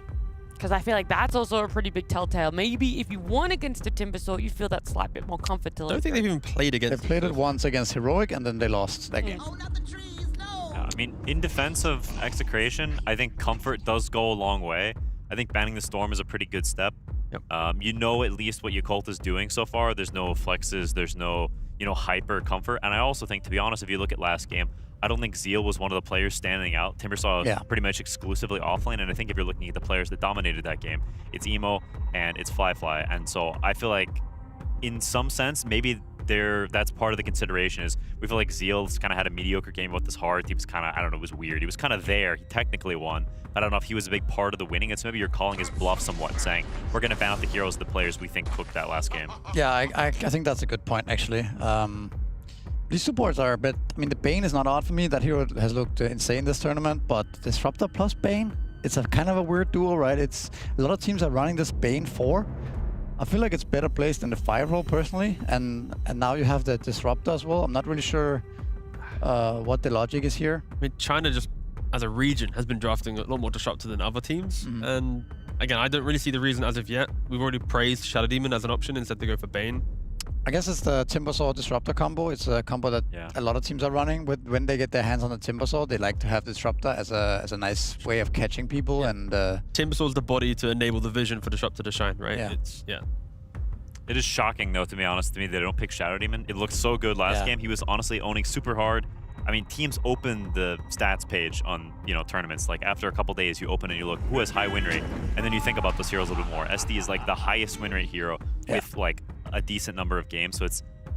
I'm honestly curious what their rationale is to just ignore it and take, other heroes instead. Yeah, I mean, I guess the most obvious SD, like, logic is that you pick it into Dragon Knight, because it's a very good matchup against the Dragon Knight. Yeah. Maybe outside of that, they don't feel like it's as impactful. But yeah, I'm also surprised about that. I mean, this man was solo killing his Snapfire at the end of the last game on his Shadow Demon. Yeah. You end a game on that high and you don't want to just run it back? Apparently not. But Boca, you never know what this man is cooking. That's true when you put it that way. Playing the same hero twice in a row. I think this draft for Execration is much better than last one, though, already. I think this is more comfort for them. I feel like they have better hero synergy here. They have more... I think the Pangolin bat, they have ways of starting the fight. I feel like it's a lot more balanced already. So even though maybe it's a bit weird that they jogged into Timbersaw, I still like where they're at a lot more this time. Yeah. Outside of Fiend's Grip, the supports don't really do anything to both Pango and Jug, right? You can brush off, everything that they bring. So yeah, I think Execration, they're going to be pretty happy. As long as they have good vision, understanding what your cult supports are doing on the map, they won't die. It is a Witch Doctor. Unpicked so far. We played against Slam. They played this against us at EWC in the group stage. We played against their Witch Doctor, and they did lose both games. But they did pick Witch Doctor. He goes the facet that explodes when the guy dies or whatever and sprays Maledict everywhere. It's like 800 radius. When you die, the Maledict hits another guy, and you don't really feel it other than the one time it actually hits you. Malpractice, right? I think you're right. Yeah. I know my Witch Doctor. Again, I love this hero so much, man. We said we wanted fight and damage in the 5, right, for a Jug. To be fair, Jug, Witch Doctor, you put the Maledict, the Coconut, well-placed Coconut on a Timber, they're going to die. But as always, the reason why we don't see Witch Doctor is you have about 7 minutes of fun in lane into that game doesn't go your way, you're just a Witch. You can't push waves with Coconut anymore. Yeah. Until you buy a shard. Then it feels a little bit better because you're not just this support that gets gone on and is like 2-shot, right? You prolong the fight a little bit longer for your team to connect if you're around them. I have experimented quite a bit with this hero after the nerfs, and even before the nerfs. Before the nerfs, there's some merit because you can max Coconut, you can push out waves, you can get some farm. Post-nerfs, Misery, tell me. Post nerfs, it does not feel good. You have no purpose in the game, I feel like, after laning phase. Like you said, unless there's constantly fighting, then you can, if you get some kills and you're in the luck of the draw, you're not the one dying, you're the last man standing, and you get some levels and some items there, you can have impact for sure. The heal is also somewhat underrated. I'm not sure if he goes Malpractice and max Maledict, your heal is going to be way off later, but it's, I don't know, maybe this hero has some potential. I just think the heal is his best spell, possibly. You cannot rely on Witch Doctor to be your control in the mid game, right? As long as we look at the hero as enable Jug to get like a 10-11 minute Battle Fury and Timbersaw has 2 to 3 deaths to his name, the hero technically has done his job. But I still would like to see Execration get a little bit more teamfight in their lineup, because now not only are you playing Witch Doctor into a Puck, a hero that you can never control, there's also now a Morphling. So it's like they pretty much offered Zeal as the Timbersaw, hey, can you go soak everything for our team? I don't know if Execration have enough to kill a Timber and a Puck and a Morphling. There's so much control required and so little available for Execration. This draft is so back and forth to me. I think this Morphling pick is horrendous. I think this hero was super bad against Pangolier. Like, Pango is one of the hardest counters to Morphling in the game because you can just get this defusal super fast. But isn't it good against Jug, though? Huh? Isn't it good against Jug, though? At least in like 1-2-1, you buy Butterfly, you can waveform, you dodge stuff.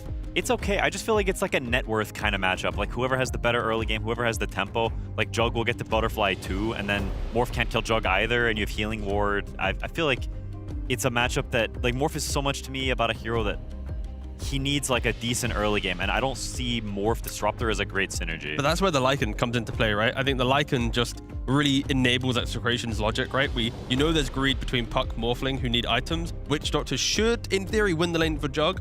Lycan can bring the tempo. Execration, it's about breaking everything.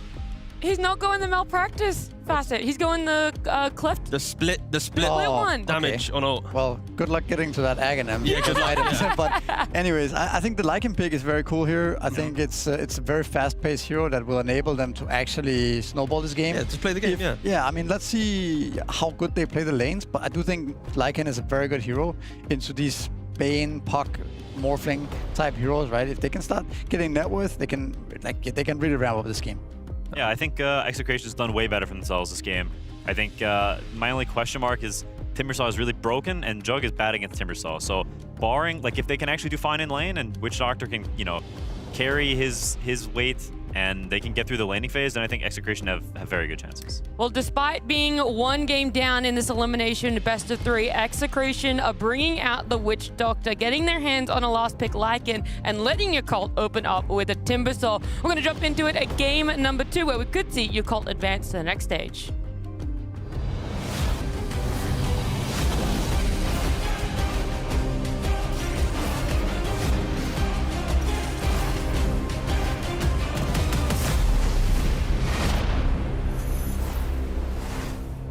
Another draft where Execration are looking to bring the tempo from an early point. A last pick Lycan potentially will remedy the lockdown problems that they had just through pure speed and aggression. But Lacoste Timbersaw, he seems like an unanswered problem somewhat. Yeah, this hero has been the most contested hero in the last couple of tournaments. There was a game or 2 games where he wasn't actually picked or banned, but yeah, contest rate 97% so far at Last Slam 5 for a good reason. This hero is just insane what he brings to the table, a hero that cannot be killed. Panel talked about itemization, some of the matchups as well, where you are building into whatever it's needed for the game, whether you need a pipe, whether you need a Lotus. This is a very good Lotus game. You're playing against Bat, you're playing against Jug, even a Witch Doctor. Never thought I was gonna say this in current meta, but if you that coconut going out, it's pretty slow, so you could kind of grief your own team. Palos. Oh, Boboka has boots of speed. Not sure if Palos saw that. Probably not. Nice. Very quick on his feet. I tried with a flame break into spin. Wasn't to be. All the bounty runes going one way or another to Execration, though. They take 3 and deny 1. It's been a long time since we've seen that kind of sweep of the bounty runes. A good start for Execration, 4-0. Bad thing is they have Witch Doctor, which is... Come on, is he that bad? He is very good in the lane. I would say first 5, 6, 7 minutes, this hero is going to be okay. And later, I'm not sure what the purpose of the hero is. Maybe there's going to be good amount of fighting, so he's going to be able to join the fight. This hero traditionally is good against Timbersaw. You put Maledict on him, a couple of cask, maybe you get a lack of cask, and then you can try to go for a spin, blood grenade. You could maybe get a kill. Good thing is his Grigri, the gold that he's not losing, so one of the few 5s who are allowed to get some feed out there, maybe feed a couple of kills and not lose much for himself. Sure, you're still giving away gold, you're giving away XP to the enemy team, but overall, maybe at the later stages of the game, maybe if this game goes late, Gary cleft that with Aghanim Scepter, maybe split the damage on that Ags. It's hard. Like there's a reason why this hero's not picked Limps. Fly. Brought back in towards Fly and Tianming with a waveform forward. Shanks, just about gets to his tower as Tianming going to repulse the Lycan and his wolves. Very close one for the Batrider though. And yeah, Witch Doctor's got his trust fund, you know. He can go have a gap here, do what he wants, play out in the lanes, die a few times. But it's been a weird time for Timbersaw counters the past year or so. We used to have Luna with the Luna Blessing, gone. We ban Ursa and Gyro, and all of a sudden you're left picking Witch Doctor to try and deal with him. Oh, look at him go. Full combo. Oh, yeah. Almost 200 mana. First blood there for Tianming though. Fly. Dealing with the wolves. Body blocks. He's got 10 once charges, so he's not under any immediate threat. It is losing out on the last hits though. 9 and 2 for your Morphling. Lycan is up there at 12 and 6. Mid lane, some good damage in there from Bob towards Emo. Pango running this lane. 20 and 3. Yeah, we've seen Pango's just overall winning matches this year has been, I'm gonna say, maybe even broken. Like, especially when he was burning 160 mana with Diffusal when Swashbuckle was 4 hits. This was when he was the strongest. Just insane amount of mana burn, insane amount of damage. As well, we did adjust the numbers and everything on the Swashbuckle, but still, this hero gives you everything. Physical damage, you always have the scaling, you have the team fight, you have the lockdown. And it's a flex. It's a flex between position 2 and 3. I want to talk slightly more about Lycan. I think this hero has been underused in some of the situations. Like, you can't just first phase Lycan. Some teams can. Maybe Liquid could potentially do it. Teams like this where you can actually make this hero work. But a hero that is very good against both of the supports. On the other side, you are playing against Disruptor, Bane. They don't deal well. So he's going to hit pretty good timing right now. He's sitting at 21 CS. Don't think he's going to get much pressured in the lane. Helm of the Dominator / Overlord. Yanming making a move, 2 points and Glimpse. Very close to it, actually gets it. Yeah, drags the Pango back in towards Emo. Limited resources for the puck though, and now with Shank's arrival, Bob's gonna turn to deal with Tianming. Baboka with a Blood Grenade and a Thunder Strike on Bob, jaunting forward. They'll find the takedown on the opposing mid. You were doing very well. I'm very proud of you. I've been very 3 of them though. The way Tianming plays Disruptor, he is playing with the Kinetic Fence. Doesn't have it skilled yet, but the amount of control that you do have in certain areas of the map, because you have 2 charges of it, only one provides you with good amount of control playing across these stairs. There's a lot of stairs in Dota right now where you can actually block them off with 1 Kinetic Fence. Yeah, it could be handy against this Lycan. Because it was a pretty nifty idea here for Execration, realizing they had a real lack of disable, playing into Puck, into Morphling, and Lycan is not a stunning or disable hero, but he kind of bypasses that by being so aggressive and just forcibly entering fights and getting on top of people through his shapeshift and summons. Not the best against Puck. Like, all 3 cores on Yakult Bros have ways of playing against Lycan with the phase shift, with illusory orb, kind of hard for him to take down. I also wouldn't mind seeing potentially Orchid on Tino this game after he finishes off Helm. Maybe drums into Orchid, or if they feel like they need slightly more control immediately into Orchid, because it's good against all 3 cores. Sure, there's going to be Lotus on Timbersaw, Manta on Morphling, but you still need something. Mana Burn is going to come in very handy. Basically, your lockdown is going to be this Batrider, and Shanks is going to be playing it, as he is trying to make some stacks in the triangle. Zeal. He's fine in his bottom lane. I'm just looking at the Witch Doctor as well, Gary. Like, what does this hero succeed so far? Well, I see a number on Grigri. That's the hypest one so far. Just going up and up. Timber's last hit value, I think, is pretty high for them as well. 14 and 2. They've shut him down quite nicely. And they're getting kills on the Bane, unlocking Bob's capabilities to come out of that mid lane with an Arcane Rune grabbed up as well to come and clear some of these stacks. Something, you know, a switch has flicked inside Execration's camp here. Going from game 1 where they needed to play aggressively and keep the tempo going, and it kind of fell short. It feels like here the fire has been lit under their asses because they are going for it in all these lanes. Shutting down the Timber's last hits, 3 of their cores all farming very well, and trying to keep this tempo up as much as they can. Emo came to save the stacks. Did get all the 3 big last hits. Zeal. He's got Disruptor behind him, but with Maledict and Spin, It's not going to be enough, is it? He's got some Lotuses to play with too. Palos now the one in danger, holding 17 wand, waiting to see if he can bait this one out. The kinetic fence will hold him in place, and a blood grenade with a final click. 5 HP just about does the trick. CML will try and trade onto Tianming, but uphill miss there. Means the Disruptor is going to slip into the shadows and get away from this bottom lane.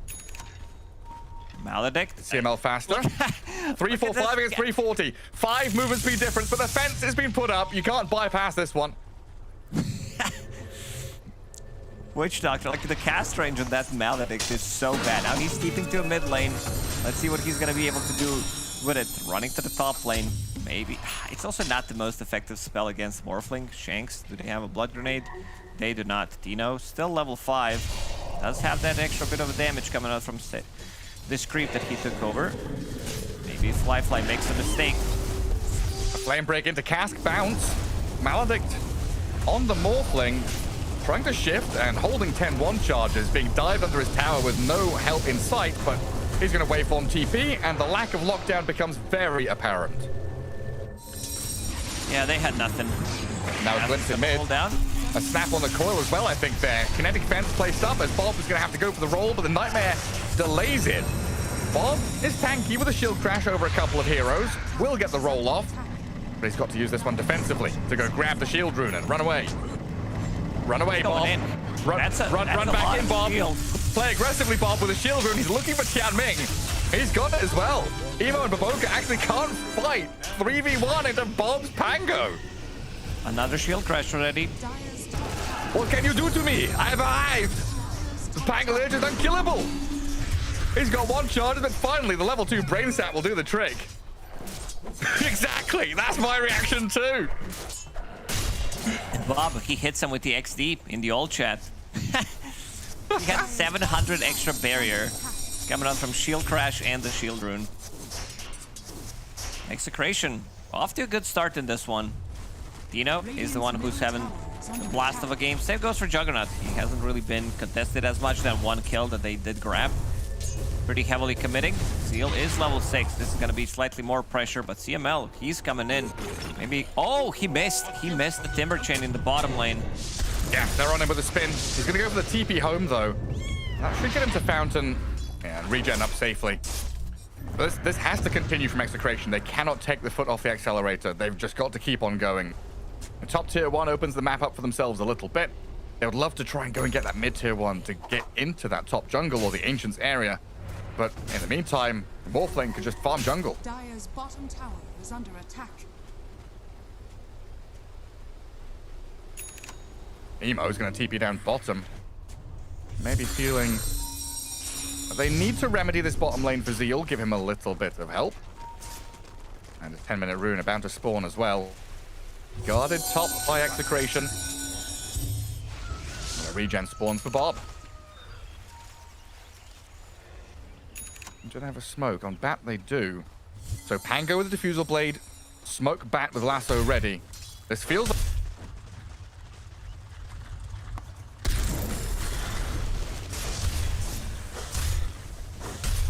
Radiant structures are fortified.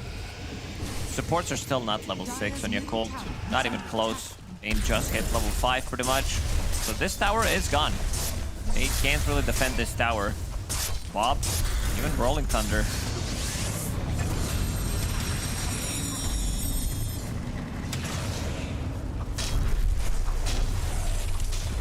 Dire's structures are fortified. Dire's middle tower is under attack.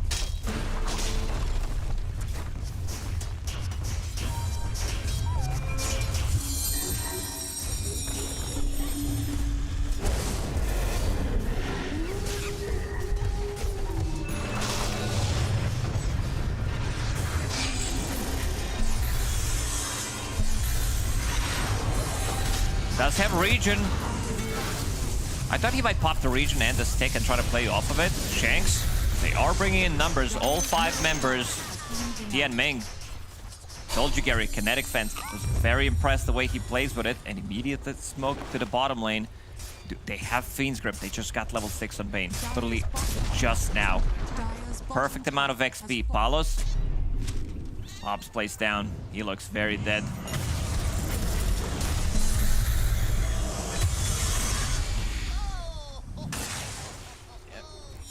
Zeal. Instantly going into Lotus Orb after finishing off Kaya. Let's see Emo. He's running low on mana. Does have enough for Illusory Orb.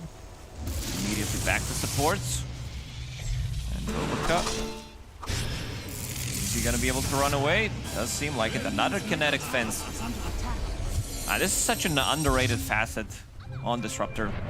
We don't see it as often because it's much harder to use than the kinetic field.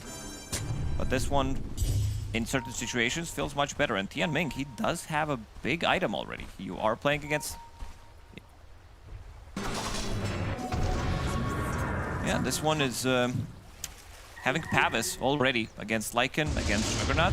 Even Pango, like it's all about that physical damage. Tianming, Static Storm, where's the follow-up? Robocup. Another good coil, and seems like Bob is isolated. Can they get a silence? Still Bob, very tanky. Is he tanky enough? The cask actually saves him, and now Emo changes the target onto CML. Big glimpse, Bob using Rolling Thunder. That's a nice trade. Nice trade there for Yakult Bros, and doesn't seem like Bob wants to play too aggressive. No Fiend's Grip for 35 seconds.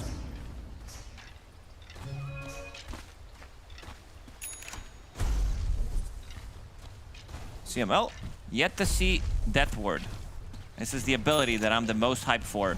This is the hero that we don't see. It is a bit of a reduced damage from 60 to 55 because of the facet, but we'll see if it's gonna be enough.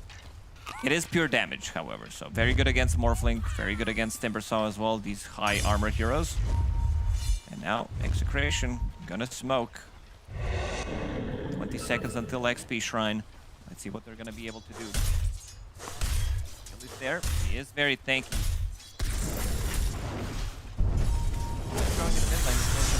He's not gonna be there. And pretty much the first lasso of the game on the tankiest target, Zeal. He should be fine, even though he does have Maledict, but Dino, he's chasing one of the boys, 2 wolves. Another good kinetic fence coming out from Tianming. And another one. Yes, hello, hello. I would definitely love to be able to kill this Ancient Prowler. 250 gold. Shanks in the end is gonna be picking up extra bit of XP. There is still XP available on their side of the map. Okay, nice, thank you. Okay, I'm back now. Welcome back, Gary. Thank you for taking over. Stealing my job with your play-by-play. Very well done. Hype little moment. Just a little technical hiccup. So, back into things. Yakult Bro is going to go for a smoke with Baboka and Zeal. Trying to find Palos Juggernaut, who is farming up a storm down in that outer ring of jungle camps. Closing in on 8k net worth. Let's see if he can feel this one coming. He's rejoined his Witch Doctor close to that tower, and it looks like they want to play aggressively. They're under dire vision. It's scouted out. Baboka can begin this one, though, with a Static Storm into Fiend's Grip. Catching the Juggernaut. Immediately out of there, though, as Palos gets off the spin, turns onto the Bane. Nightmare to try and delay things, but the Omni Slash through the glimpse gets the kill. Palos clears through Baboka while Bob is chasing onto Tianming again. His favorite meal is this Disruptor, just running at him over and over with the ulti ready, rolling forward with a double damage rune going to take him down with a swashbuckle. All right, we have a game. Witch Doctor making the difference. Static Storm did catch him for like 2 seconds, and then they had to force the grip. And Witch Doctor in the right place at the right time, making sure he's canceling that grip. They have their limited amount of lockdown. You have Batrider with Lasso, Tango with the Rolling Thunder. They managed to save Jug, that's what's most important. Palos, 2 deaths in this game, but still on top of the net worth. Yeah, having an incredible time. And I think the panel was saying they've had a pretty good record during Blast with this Juggernaut. Something Palos is definitely comfortable with. And so far, it's been a very good game for Tino as well. And currently with Shank sitting in front of him. Advanced wards here, making life a little more challenging for Fly to push out wave and then go back into jungle. Because Lycan is clearing a lot of your jungle camps before you can even get there. Absorbing some of the farm that Morphling would ordinarily be getting. Tino, I see AC in his quick buy. I talked about potentially Orchid. It's good against Bane, of course. We've seen how effective it can be in a fight. Allows you to win a team fight if you can cancel the grip. Good against Morphling, good against Timbersaw. Because right now I'm looking at the items, and you see Timbersaw going for Belt of Giant Strength, which means that he wants to finish off his Kaya Sanj. Puck wants a Blink Dagger as his second item, so you would have good like 5-7 minutes before they get their Lotus Orbs, Yule Scepters potentially. Mantis is going to be completed on Fly, but still, I think Orchid could have been a slightly better choice. If you look at the amount of damage they do have, like physical, he's going straight up for AC, which is going to increase the damage output. With Pango, pretty much everything they have is physical, so that's good. But the enemies, they don't have much physical damage other than Morphling, which is going to come in slightly later. And maybe also an indication here they just want to go kill off buildings, push waves, get into base. With this Aegis, what, the 18th minute? Reasonably early one. So now they've got access to safely push these tier 2 towers. Consider that 20-minute Tormentor as a fallback plan if things don't go their way. And Palos here can just sit up in front of the tier 2 tower without a care in the world. Asking the question, are you going to defend this? And Fly, what are you going to do? Both him and Tianming have to retreat back into their base and, yeah, TP over towards Ancients. Occupy some other area of the map. It's all about that pressure. Understanding that right now, Yakult Bros can't really take a fight. 2 supports, they're just suffering from Lycan. Very difficult for them to play. Pango as well. Like, if you can force Boboka to use Rolling Thunder on him and then get a cask, they have more than enough damage. Like, Boboka's gonna die in one lasso. Pretty much any kind of spell that they throw at him, he's gonna die. Also, the scaling from your position for Bane is not gonna be there if you're not the ones getting Tormentor, if you are not gonna be able to get the farm. So the supports on Dire's side will eventually start to fall off. And Tianming's not playing Enchantress this time. He's trying to make the same moves where he's face tanking some of these ganks, putting himself in very forward positions, but it's not working out the same. He's not ahead, he's not Enchantress, he's not tanking through these moves. Execration instead, the ones that keep on punishing over and over again. Looking to reclaim that bottom lane. Tino's going to send his dragon there, but they also smoke Witch Doctor and Pango down south. While a reverse move from the Yakult Bros gets the grip off on the Jug. He did spin before it happened, but with a Static Storm and Chakrams, they'll take him down the once. And a 5v1 as Execration are scrambling to come in to defend Palos.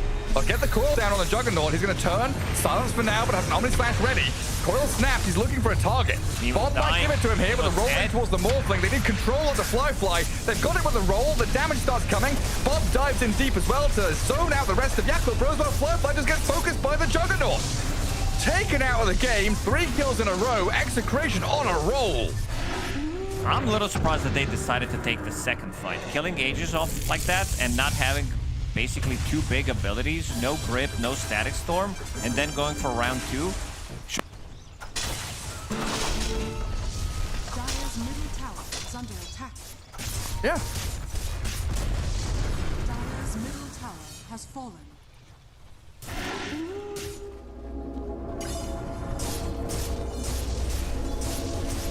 I think the read there was that Juggernaut dies twice before the team can fully react. But Bob Goat, he was there in time. The Pango with these rolling thunders, super vital to that turnaround for Execration. And I kind of get it from Yakult Bros. You know, the map is getting small. They didn't have a lane to play in. So either you kind of go and start cutting waves and hope you don't get caught, or you meet them head on a team fight. And I took the latter option, which just did not pan out.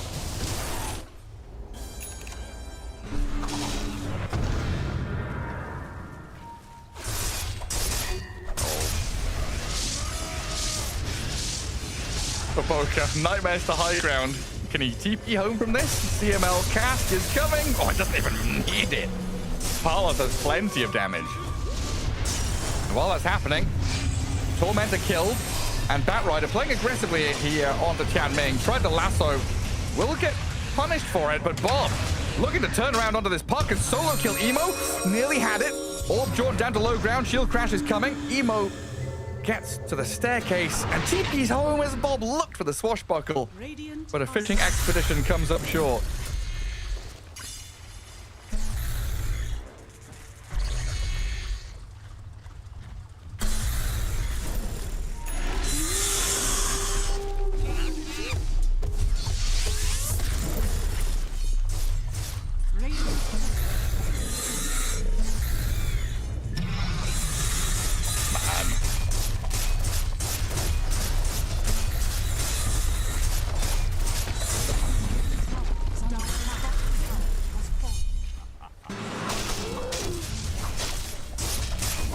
gas, no brakes.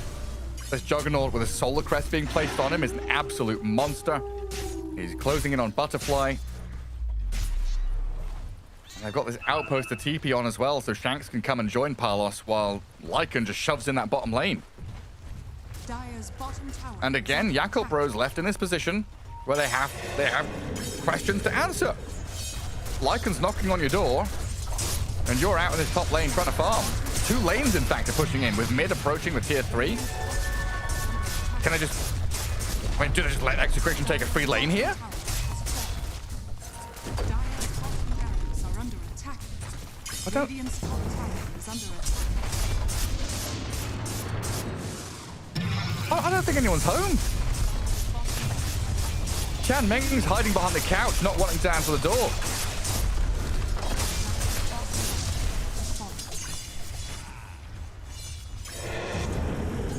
Radiant's top tower is under attack.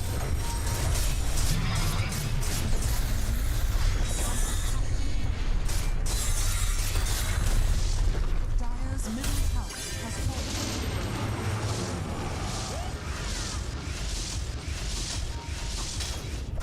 They're desperately trying to get Butterfly on Fly. Some way to defend against this Juggernaut. Execration feeling themselves. Could go back in for another round of fighting over the barracks. But it seems like they've got a read that Yakult Bros will smoke out of their base and play into the triangle area. So Bob, yeah, smoked up with the rest of his team, holding a forward position. They don't have any high ground vision here, but they do have it a little bit further forward.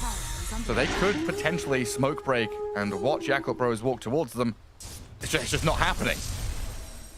Fly coming back to the base quite late here, still yet to finish his Butterfly. The threat of that sweeping move top definitely putting fear into the Morphling. Blink. Lasso onto Tianming. Disruptor. Ghost Scepter offers no protection against this magic damage coming in. Dead for 30 seconds, and Fly had to waveform early there to dodge away from the roll. And now with the Lycan and his summons munching on your buildings. Oh, Bob, he catches the puck. Fate Shift is there, but Emo's in trouble here. There's no escaping. Just done for. Sliced down by CML, the Witch Doctor with the casts bouncing. Oh, it's glorious. They'll grip up the Juggernaut here. Zeal tries to get him with the damage as well. Palos has died due to Baboka's ulti. Now, of course, snapping a takedown on Tino. Yakult Bros buy back the puck and actually hold their base, get big kills. CML TPing home.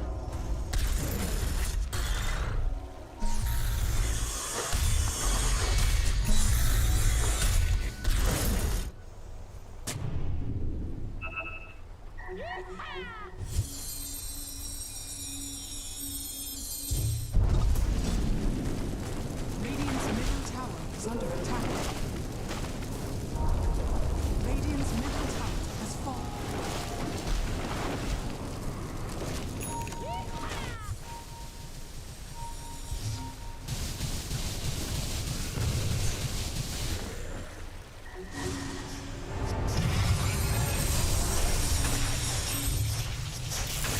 I'm just leveling the playing field. Mambo, You know, mambo. give a chance to Yakult Bros here. Dangle that carrot in front of them, a little treat that they're going to run towards. Then you come out with a stick.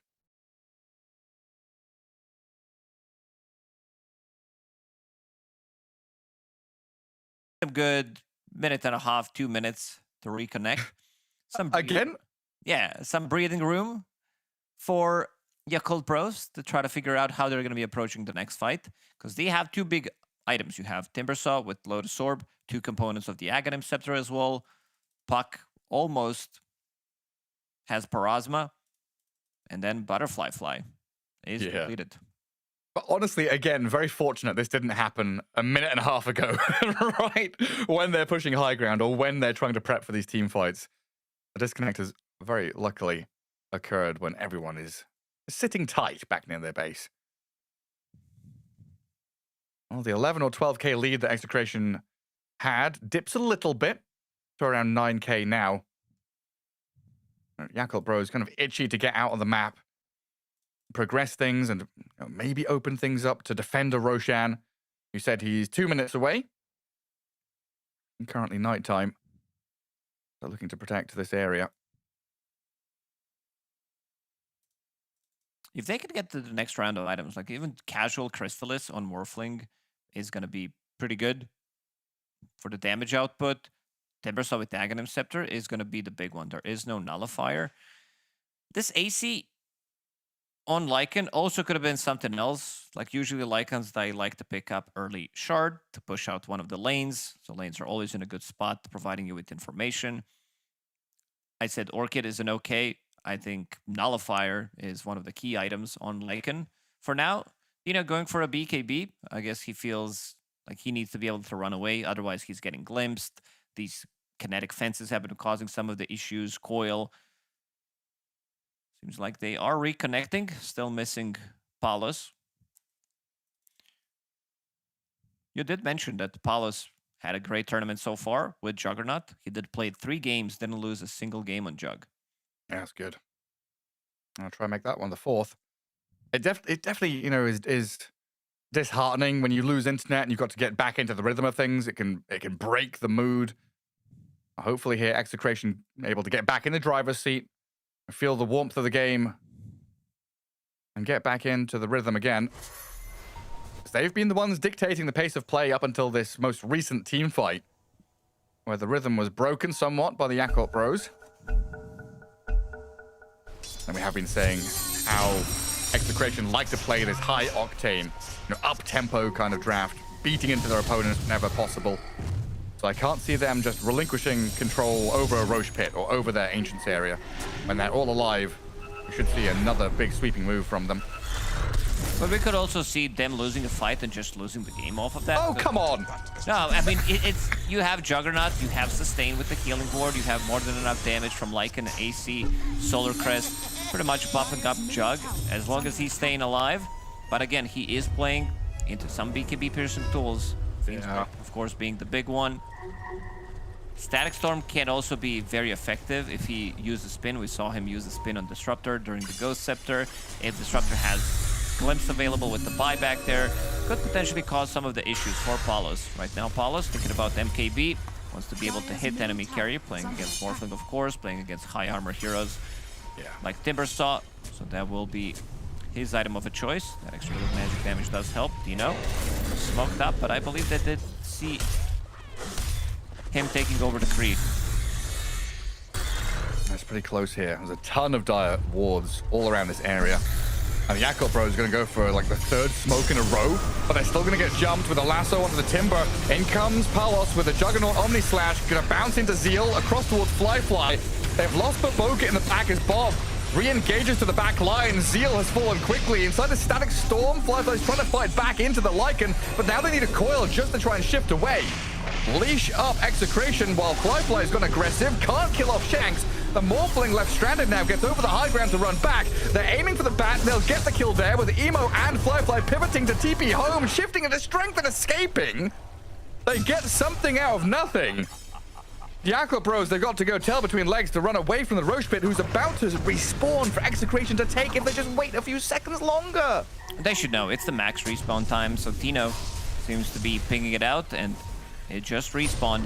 Lotus didn't come in clutch. If Lotus comes in, this fight is completely different because you need the damage from Timbersaw. But he did die first, which means that he is going to be respawning. So I don't think they're going to be taking this fight. And Emo, he is coming back. He also wants to be very elusive with no lasso. Emo has the free entry to the fight. They did manage to bring him down twice. Yeah, we have to deward this spot. We need vision. You need sentries. You're playing against Lycan as well, which means that there is going to be a good amount of scouting coming out. Now Fly inside a Roche pit. No Omni Slash for 35 seconds. Can they use this opportunity? Is it enough? The Acolyte has been killed. But the leader, Palos, looking for a moment to strike into the pit.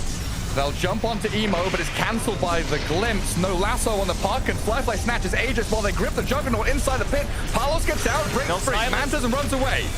Aegis on the Morphling, gonna move forward onto the Juggernaut. Bob in with a good roll towards the back as well. Jug is dead. He's gone for 60. And the Yakult Bros have got this Morphling completely unlocked now. Into 5th gear, over the top of CML. Emo picks up a killing spree. They hold the Aegis. They break apart Execration, isolating individual targets and executing perfectly. Oh, what a nice player. What a nice read there from Yakult Bros. Understanding that they need to get in, and Fly goes inside of the Roche pit. Palos try to go for something, so he's the one who actually kills Roshan, and then Morphling picks up the Aegis. So he's going to be holding that for another 4.5 minutes. He doesn't have like the best target to turn into in this fight. Witch Doctor's not that one, but let's see the fight again. And he's getting grip, he's getting silenced. Force Staff immediately pushes him out of trouble. But look at this kinetic fence from Tianming, and then blocks him off in the second side. And Zeal comes in with a clutch because he did not have his ulti available at the time still. So using that opportunity, and now this game, even though it says 8k goal lead, it still doesn't feel like it anymore. No. Because Aghanim Scepter now completed on Zeal. You have Morphling, who's about to finish off his data list in the next minute or so. Supports are getting stuff. Level 2 ultis online. Plus Emo. Like we talked about him being elusive in this game. There is very limited amount of lockdown for him, so he can be super annoying in the backline, try to poke, try to provide vision for his Morphling. Fly is stuck in the flailing animation, which I always find very funny. Morphling just flapping his arms around. But even thinking back to the very beginning of that fight around Roche Pit, started with Shanks trying to jump Emo with a lasso, and the glimpse from Tianming. It felt so quick, like he was spam clicking glimpse on top of Emo before the bat had even decided to jump. That's how quick Yakult Pros were reacting. Yeah, I was a little surprised that Tianming didn't have a team for some time, because this guy, I do consider him to be like one of the stronger Chinese fives, like we were talking about. Y, which is not having the great success maybe in the last year or so. Snova, which is also like not a Chinese player, but also considered a Chinese player. I would definitely put Tianming in my top 3. Yeah, absolutely right with that. I'm watching this net worth lead hover around 7k. Yeah, it really doesn't feel like it's meaningful, but a setup onto Emo, pops the Eon Disc on him, and a coil, jaunt, blink to safety. Gets the distance away from Execration. A nice attempt, but a fresh item on the puck. Eon Disc just breaks free of it all, while the rest of his squad takes the Tormentor and gets Baboka the shard. Gary, I'm gonna keep going back to Tino's item build. Go for it. I think it needed to be like, this AC needed to be something else. I think this needed to be mostly Nullifier. I see that he's going for Hex now, which I'm fine with, but Nullifier definitely needed in this game, because look at the item supports. From the supports, it's just 3 different items that you can nullify. Yeah. Tianming, he has Ghost Scepter, Glimmer Cape, and Solar Crest. And the other support has Solar Crest and Ghost Scepter, which both of these items are very good against Pango. Maybe Pango can get to it, so that's why he's not getting it. And I do see that Pango actually bought the Relic, so definitely a must-needed item for the next fight. To be able to nullify those items and kill off the supports. Yeah, or maybe the Orchid you suggested could have been a good one, but... Hex is also fine. Like, I'm a big fan of the Hex in this one. Lasso. Hex, he's in. Start on the Morphling. Fly. Aegis popped. Bob is going to try and time this to roll in onto the Morphling, turn around, get the kill. Beautifully set up there by Execration. And now, the hunt, the chase, it's on. Ethereal Bane trying to do what he can to hold the line and get Zeal and Emo out of there. They don't defend their melee barracks, though. Execration do lose a bit of their lane. There needs to be some kind of a help when he's sieging the high ground like that. It needs to be either Lotus Orb, potentially Nightmare, even a Grip, but Shanks, he finds the opening, he finds the opportunity. They do kill him twice. And now this game, it's really back and forth game. Like one team making a mistake, other team punishing it. Let's see if they can find something else. Fly does have buyback available if necessary. They did lose those bottom Raxes quite early in the game. And also lost the tier 3 tower in the mid lane. Palos getting glimpsed. Early spin, though. He had, leave him susceptible here. He's going to get poked at by the puck and the Timbersaw. Healing ward behind him, though, keeps them all topped up. The kinetic fence to try and block them away from the buildings as well. Tianming, like you say, with a glimpse, with the fences, doing everything he can here to make life difficult. He's my MVP of this game. That just doesn't matter. He carried them so hard with these ultis, especially kinetic fences, the one in the Roshan pit. Not needing to use buyback on your carry, buying just enough time. Lifeline, he will need to be much more careful coming into the next fight.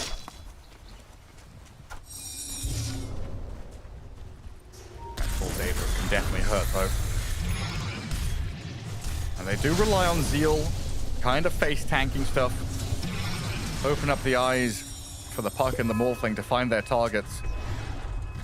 Execution-wise, it has been crisp from Yakult Bros, but it's not easy. There's a lot of little moves that have to go right for them to enter the battle. Whereas Execration may be simpler in terms of execution, but also more telegraphed. You know what Bob's going to do. He's going to Rolling Thunder into the backlines to try and cancel grip. So we could have Yakult Bros going to tighten up, hold a grip for a little bit later.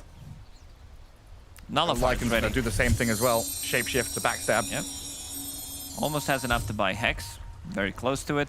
And you also have Nullifier. Fights are going to be much easier. MKB as well and Juggernaut. Basically 3 big items. He might even purchase Basher for the next fight. Go all in. Make sure that he does have enough lockdown. One dead. 1 extra bash. Could actually mean you're getting a kill on one of the cores. Morphling. Shifting everything. 700 HP on him. Yeah, it's fine over here, but risky business if you cross the river. We saw how quickly he died, just under a Rolling Thunder from Bob. Both teams really respectful of this tightrope act that both of them are playing. The fact that both sides are hiding in their base, knowing that a smoke play could just tip the scales of this one and lead to immediate defeat or victory, whichever way you look at it. I think they're ready on Execration. They need to push out the waves. Nullifier, Hex available now on Tino. It's go time.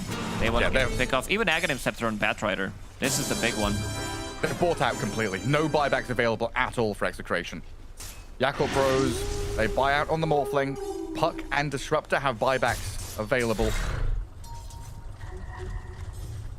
And you kind of want to be fighting near your base.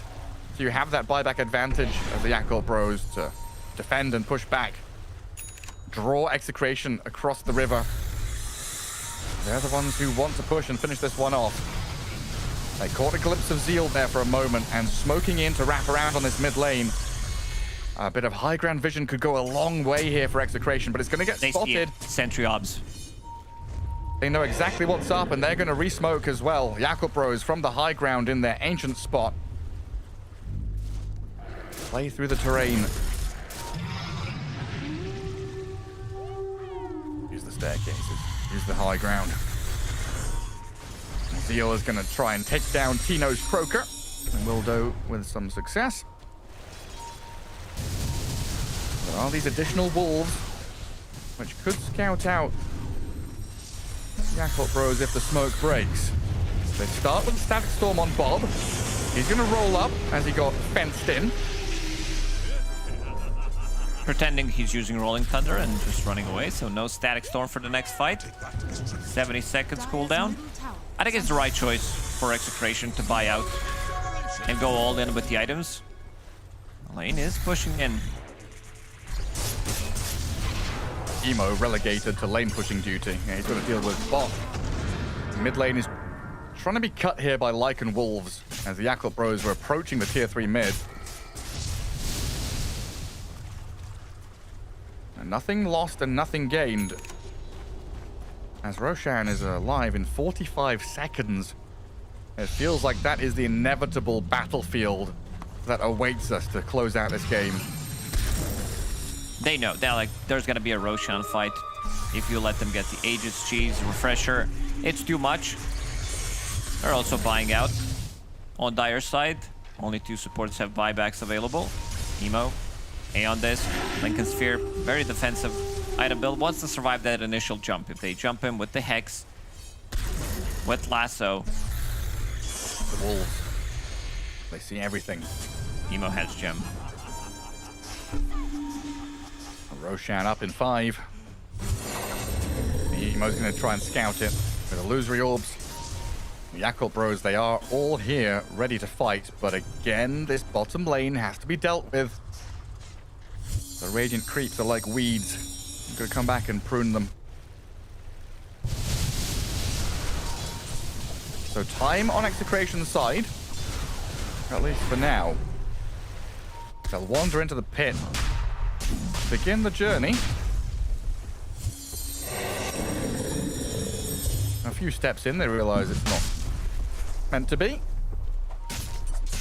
Granite Golem is the big one. If you can get the burst, this Granite Aura, 19% extra HP in a fight.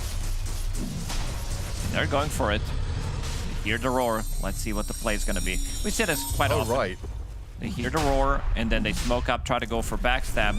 But I'm also seeing that they have no smokes available. I had entirely forgotten. Palos killed it last time, and Flyfly stole. Yes. Yeah. So that's the why reason they he's hear it. roaring. Yeah. Emo's still going to keep prodding here. His Lincolns gets popped. Bob rolling in to defend the pit. They pick up Aegis. The cheese is on the floor.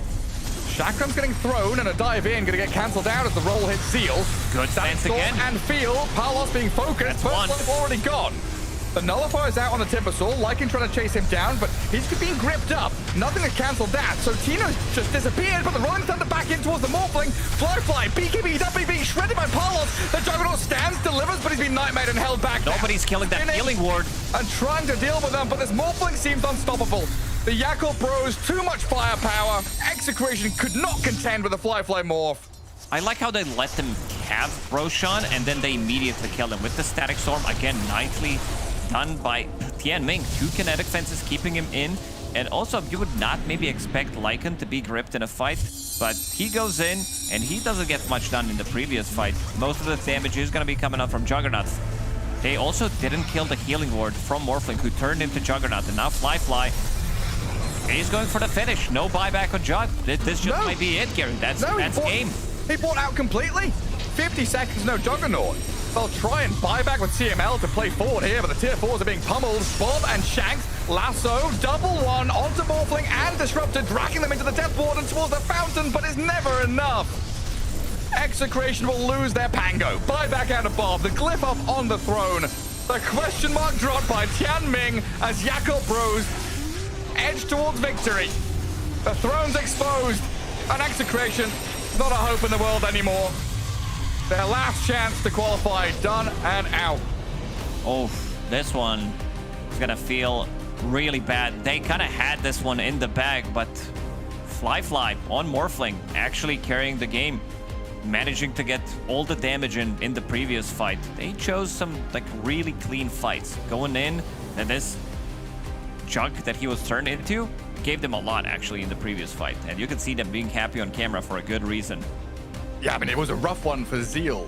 Getting this Timbersaw, being a strong hero, but not really flourishing, but very well executed, and Tianming pulling out all the stops to bring victory to the Yakult Bros as we head back to the panel. A 2-0 for your Yakult brothers. Definitely not clean in this game, number 2, by any means, but it doesn't matter. This Timbersaw is able to get online. The Morphling able to get online as well after such a rough start for pretty much every lane. Let's be so real, T.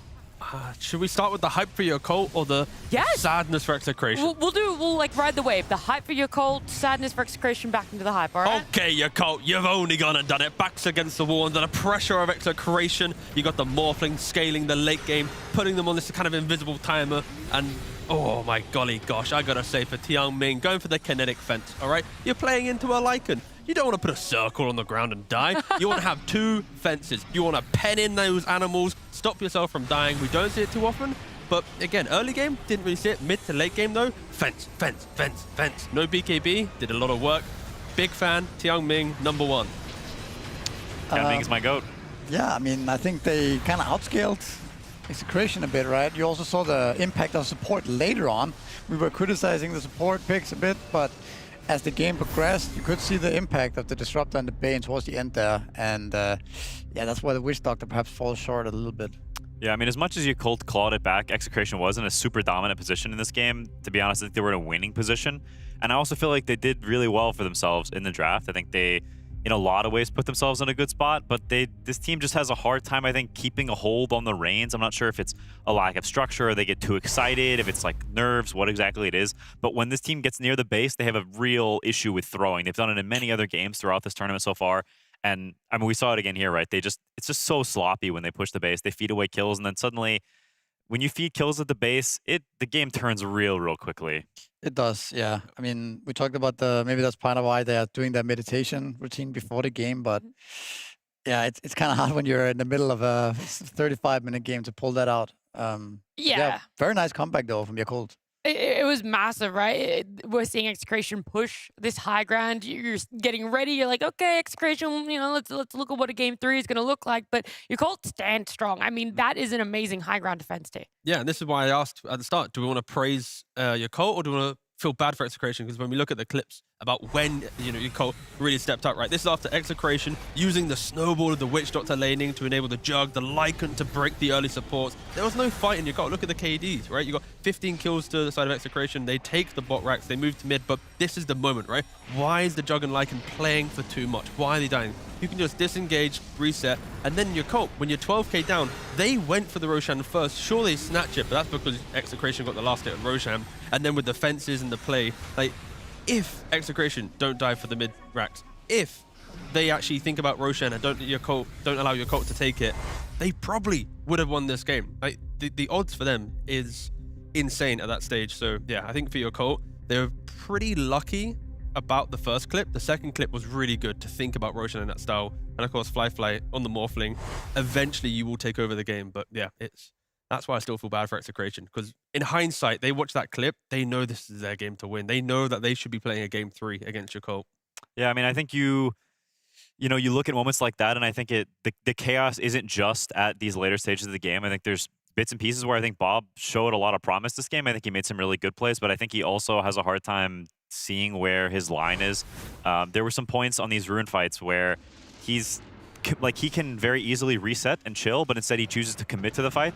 Like, I think here, if he just swashbuckles away and just chills, he very likely lives here, but instead he's trying to commit for this kill. He sticks around a bit too long, and that's kind of a trend. He dies like a couple other times like this, where he's just kind of in the middle of no man's land here, and sticks around and tries to get kills and dies because of it.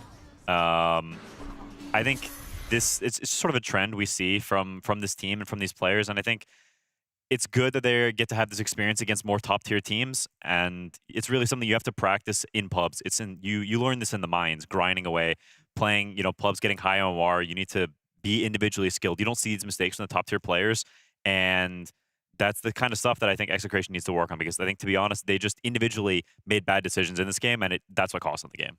It seems like a lack of kind of the big picture, understanding the big picture here. I also think there's a little bit of cockiness, or like, we're winning, guys.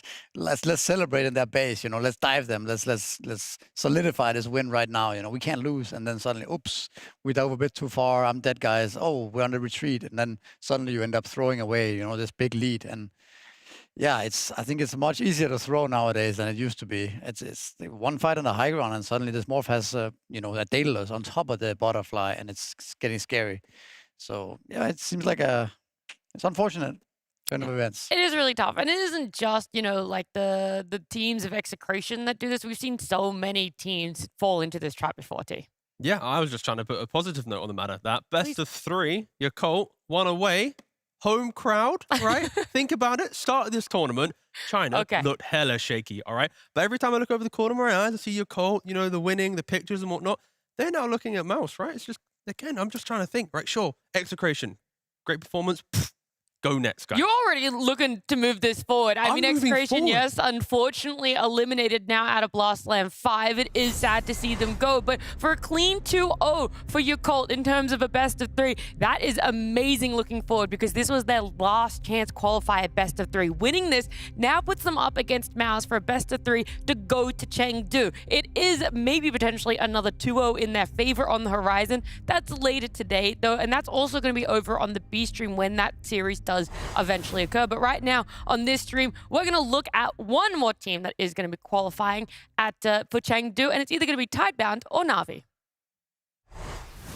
Stop! Wait, maybe now! Oh, Chrono and Echoes is there. They're going to tie the kill on XXS.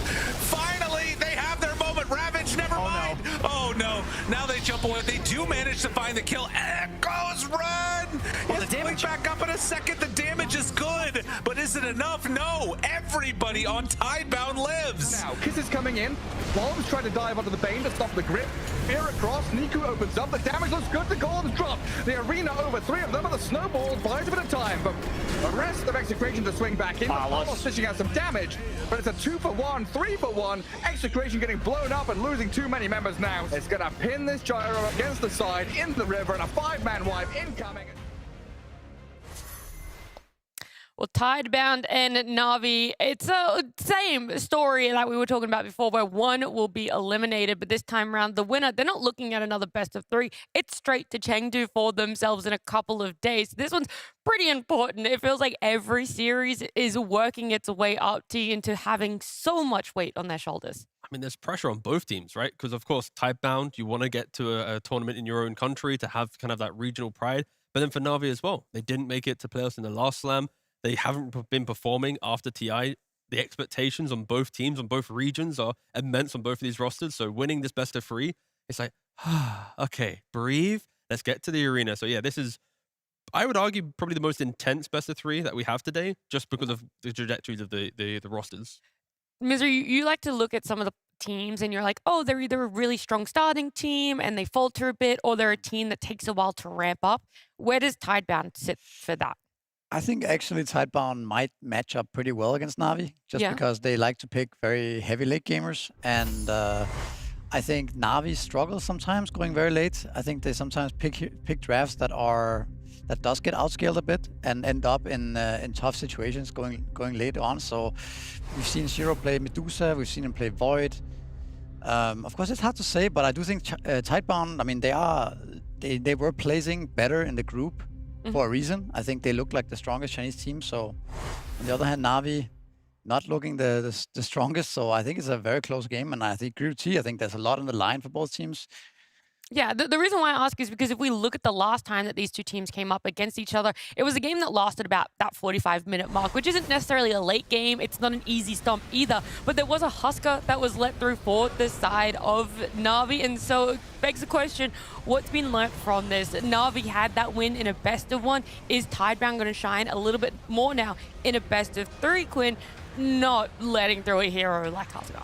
Yeah, I don't think they'll give it, especially not in a game like this. I think, while Na'Vi is not a team that's super big on the Huskar, they are very capable of playing it whenever it looks good like this.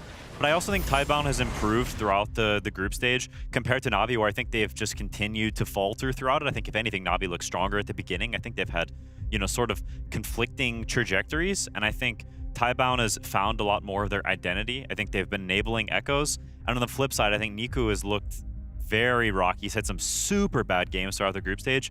And so I look at Tidebound as, maybe having an advantage through the play potential. We look at their stats and there's a lot of similarities. Niku actually having the slightly better KDA. But to me, if I watch their games, I feel like the amount of deaths and sort of the variance in Niku's gameplay is not quite there. Whereas I think going into this tournament, you look at Niku and Echoes. Echoes, you're like, I haven't even really heard of this guy. Niku is sort of this up-and-coming mid player. He's like, everybody is thinking this guy is the next big thing. And to be honest, I think Echoes has stepped up to that level, and they are both mids that are played through by their team. I think they're focal points for the tempo in a lot of ways. And so I look at these two guys as, how are you going to match up against each other? And how does that tempo and that collision there, how does that work? I mean, we also can't forget that Tidebound Na'Vi was the first game for Tidebound in the tournament. And like you mentioned, like, they have changed immensely. So yeah, I think there's so much pressure, like I said, already on the teams. But like you mentioned, the mid lanes, I'd like to think that Niku has stabilized himself slightly. I feel like he is always drafting slightly differently. Like, when I think about Na'Vi, in elimination moments, there's Snapfire mids at TI, there's Undying mids in other tournaments. Like, there's always seems to be a moment in a best of 3 in elimination where they try to go creative on their mid lane and it doesn't work. So I'm hoping for Na'Vi's sake, they just go, you know what? We don't need to be creative. We are good players. Let's keep ourselves inside this little box and show our skill, rather than showing this like immense drafting depth. Because the drafting depth, I think, sometimes is even holding them back a little bit. I think also the results of Na'Vi has been pretty underwhelming overall, right? Since TI basically, and last blast they were also barely making it. They lost the best of 3 to was it Aurora or it was Aurora? Yeah, and now again they're in the same situation. And if they lose this one, you know, what's going on? You know, we were having this prospect and this vision for this team, and suddenly we're not even qualifying for the main event. So I think actually there's a lot of pressure on these guys today. Tidebound, maybe not as much for the region, for Chengdu, for all these things, yes, but I think it's different type of pressure. Where would you say the consistency is sitting right now, Quinn, for the side of Navi? Because that's also our issue. It isn't necessarily just through Niku and what he's playing and the variance of him as a player, but as a team with the drafts, does it feel like the drafts have been consistent and it's the execution that is faltering a bit, or is it a mixture of both? Yeah, I think it's a mixture of both. I definitely think the drafts are wonky. I agree with Misery that I think, to me, their support duos are the weirdest thing about their drafts. They're picking this Bane 4 very consistently. We've seen them picking the Dazzle, which all of us have hated on. So CY is the issue, is what you're saying? Well, I didn't say that. I didn't say that. I think, you know, just it's hard to say whenever, you know, a new coach joins a team where the drafting dynamics lie. How much of a voice does he have? Is he supplementary, or, you know, is it their identity and he's just adding bits and pieces, right? I don't know the ins and outs of these things, but I do know that they definitely have an unusual, I think, idea about how their supports interact with the rest of their heroes. And I think, you know, I agree that they can end up with drafts that lack scaling and lack cohesion as, you know, time passes. You end up with a lot of single target stuff like Bane and supports that are like, you don't really want to be at 45 minutes with these heroes. But that's why it's so important they understand what they want to do, because if those supports are quite weak in this matchup, we are going to see a uncontested Shiro faces forward or Medusa and the scaling that he brings, right? Like, Shiro isn't playing these like hyper-aggressive heroes. Like, he's kind of in the middle ground. So yeah, the supports on Na'Vi will be critical for this matchup. Yeah, I mean, I would like to see Na'Vi go back to the Warlock that they have had a lot of success with in the past. They played it yesterday as well, I think, and won. I think this is a 5 that fits really well and fits the team. It secures that team fight from the get-go. And then you can start picking Syed suddenly, all these melee 4s that he excels at, right? That doesn't have much team fight, but is a bit more quirky around the map. I think this is a really good recipe for this team. And yeah, for Tidebound, I think they just need to double down on their hard carry and play 4 protect 1 and then trust in Shiro. I just really want to see a keeper like mid. I don't know. I saw the one game from Echoes that it's like, oh, this is pretty cool. Like, we've no one plays it anymore, right? No one. Sure. It's like, what, 2 or 3 times since TI that we've seen it in competitive for mid lane at least. But I'm a sucker for a mid coddle. It's aggressive, it's fast, it's annoying, and these are the type of elements that Na'Vi seem to struggle with. Again, I'm getting carried away asking for one specific hero, but I wouldn't mind it on Echoes. Yeah, it is really funny because it's like the one-off random not meta pick coming out from Tide. It's so easy to praise it. It feels like it is that gotcha pick. Whereas on the side, a non-meta pick coming out from Na'Vi feels like, oh, is it really going to convert into a win? Do we see the idea coming out of this? It could be because of when they're picking it up in draft, just exactly the way that they're able to build around it. But either way, that does mean what I'm talking about here is our draft for game 1 in this best of 3 is ready.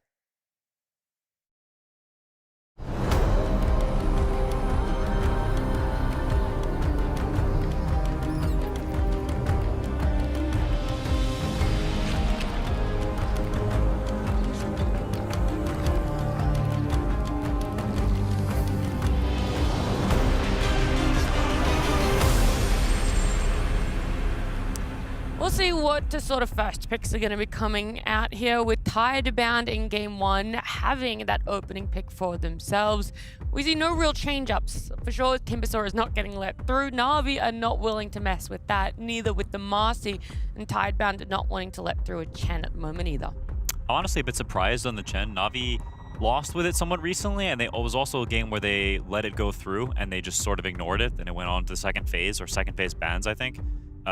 So Tidebound obviously has a healthy respect for that hero, as you should, but I think they also could have potentially opted to leave it, as I think it fits that. The issue is they don't play at 5, only Zayas plays it, so they can end up with more weird support duos if they do have Chen.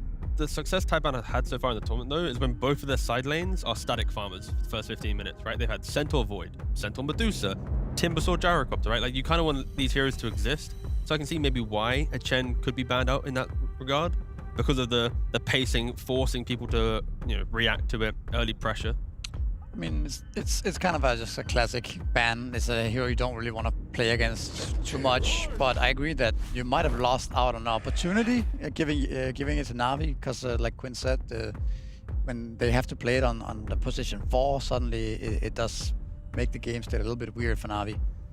Yeah, I mean, if that Chen was, say, a Shadow Demon ban, it makes this Jakiro first pick look a lot better. Because now, if you're Na'Vi, you've got the classic counter pick that we've seen throughout this tournament, the Shadow Demon against the Jakiro. We've talked a whole bunch about all the different reasons it's good, but I do think it's really strong. And the Shadow Demon hero continues to impress, and so you can end up in weird scenarios like this, because I think the Pango ban is very good. It's a hero that Na'Vi flexes, that PMA is super comfortable on. It's just a good hero for them in general, but Na'Vi clearly not instantly, they don't even take the Shadow Demon, so maybe Tidebound making a sort of read on Na'Vi doesn't like this hero, they're not going to prioritize it, we don't even care if they do pick it. Yeah, they actually have not yet played it in this slam. So, and that is surprising considering the trajectory the hero in itself is taking. It's not like these teams aren't watching each other to some extent, so... Yeah. I believe Bane has always been 4 for Zayat or Na'Vi. They haven't yet flexed it to the 5 position. It's just been, we pick Bane, you're going to take it 4. Interesting. Yeah, not the biggest fan of that. I don't envision Bane beating Jakiro in lane or something like this at all. And if Bane's not sort of the king of his area and able to run to mid and win these skirmishes, if Jakiro is body blocking him and winning the lane, then I think in a lot of ways, like, it defeats the purpose of Bane, because so much of that hero is getting effectiveness out of that first night, abusing, having at least a decent lane, being able to roam around and get rune fights and get your levels online so you can start nightmaring and gripping people. Yeah, I mean, we saw it last game as well, right? They prioritized Bane as well instead of Shadow Demon, and or other Force for that matter. And it did end up having a lot of impact with the grip, right, later on. So there's definitely some value to this hero when it, like, later on into the game, there's the sleep save, just the fact that you have this setup around the map, and then the BKB cancel, or like the BKB disable grip, right, in the game is very valuable. Does Bane dissuade more hero picks than perhaps Shadow Demon does? I think it's quite the opposite, actually. Yeah. It enables more. At least that's how it used to be. That Shadow Demon kind of carries hate playing as Shadow Demon, because it feels like it counters pretty much every carry in the game. Whereas Bane, Fiend's Grip is annoying, but you can cancel that, right? Whereas the Purge and the Disruption is harder to play around. Okay, there's the Warlock you called for. Yeah. But they don't have that melee hero, so... I think the support duo is not bad, though. They had this yesterday as well, the Bane Warlock. They did. They closed out the draft with Mars offlane, Ursa carry. It was... They won that game, but I also think that the draft they played against was not optimal. So I'm still not sold on the support duo personally, but... The support duo, it just opens up for, like, Storms and Pucks and all these annoying heroes that want to get locked down, even Ember Spirit. Sure, you could argue Na'Vi is still yet to pick up an offlaner. You buy a pipe, and then now it's like you've baited out a somewhat low damage mid laner. I have a pipe, and the draft feels good. But I think Na'Vi just need to be mindful that this support duo is exploitable. I also think they need to watch out they don't get Medusa on 18 here. Like, they need to think about that when the cores they pick here, because these supports don't do anything to Medusa right now. And if you pick 2 bad cores, Shiro is going to insta-pick that Medusa, I believe. And they go for the Bristleback. Bristleback also looks pretty good into these supports. So for Nu, so far in the tournament, he has mainly played Centaur, Timber, Bristle. With 2 getting banned out, he's just kind of going down that list. But it kind of means that Tidebound have something to play around. Lotus Orb is exceptionally good against both Bane and Warlock, getting rid of Fatal Bonds or tanking the Fiend's Grip. So that's where Bristle will be good. And yeah, I think that alone gives enough life to pick Bristle in this position. I'm a bit surprised though. Like, I thought there was a chance they pick some random mid hero and just put it mid and he chills, because I think the potential of picking a Lycan or a Beast against these 2 supports on 18 would have been really powerful. They pick whatever random carry and then you get Lycan, and Lycan is incredibly happy against both these supports. Something along these lines. I think while Bristle is, totally fine here, maybe there's, a world where they miss out on some opportunity for, more zoo cheese, which I think is the type of stuff that's good against these supports. Are they trying to bait Na'Vi into picking the Ursa? It's like you pick Bristle, there's Ursa, like, or is there, so I think for God the Juice, like Ursa, Terrorblade are the 2 that come to mind for me. Ooh. Oh, Void. Oh, it's a banging dilation game. It is, but it's also very slow right now, right? Void, Warlock. Yeah. Yeah, it is. Don't have much damage as well. I hadn't got to that point yet. Banging dilation game. But it's time dilation looks really everything strong else, here, no doubt about it. They need some damage. You can even max time dilation here as carry Void, I think, and then actually be active early on. Yeah, you're gonna have to be really careful this game as Tidebound. If you're going aggressive in areas, if you're diving towers, if this Void TPs and presses dilation, you're all dead. You're all gonna be 10 movement speed and you're gonna crawl away. Not to mention he can chrono you. So there's definitely like you have to mine the lines. I kind of like the Slaughter pick. It's a pretty fast hero, and it gives Void some of that damage maybe he was lacking before. Yeah, exactly. Now in the early game, you put these heroes together, Chrono plus Corrosive Haze, they are going to die. The Tidebound just need to be really mindful that you can be aggressive, just understand what TPs are available to know if you can truly commit or not.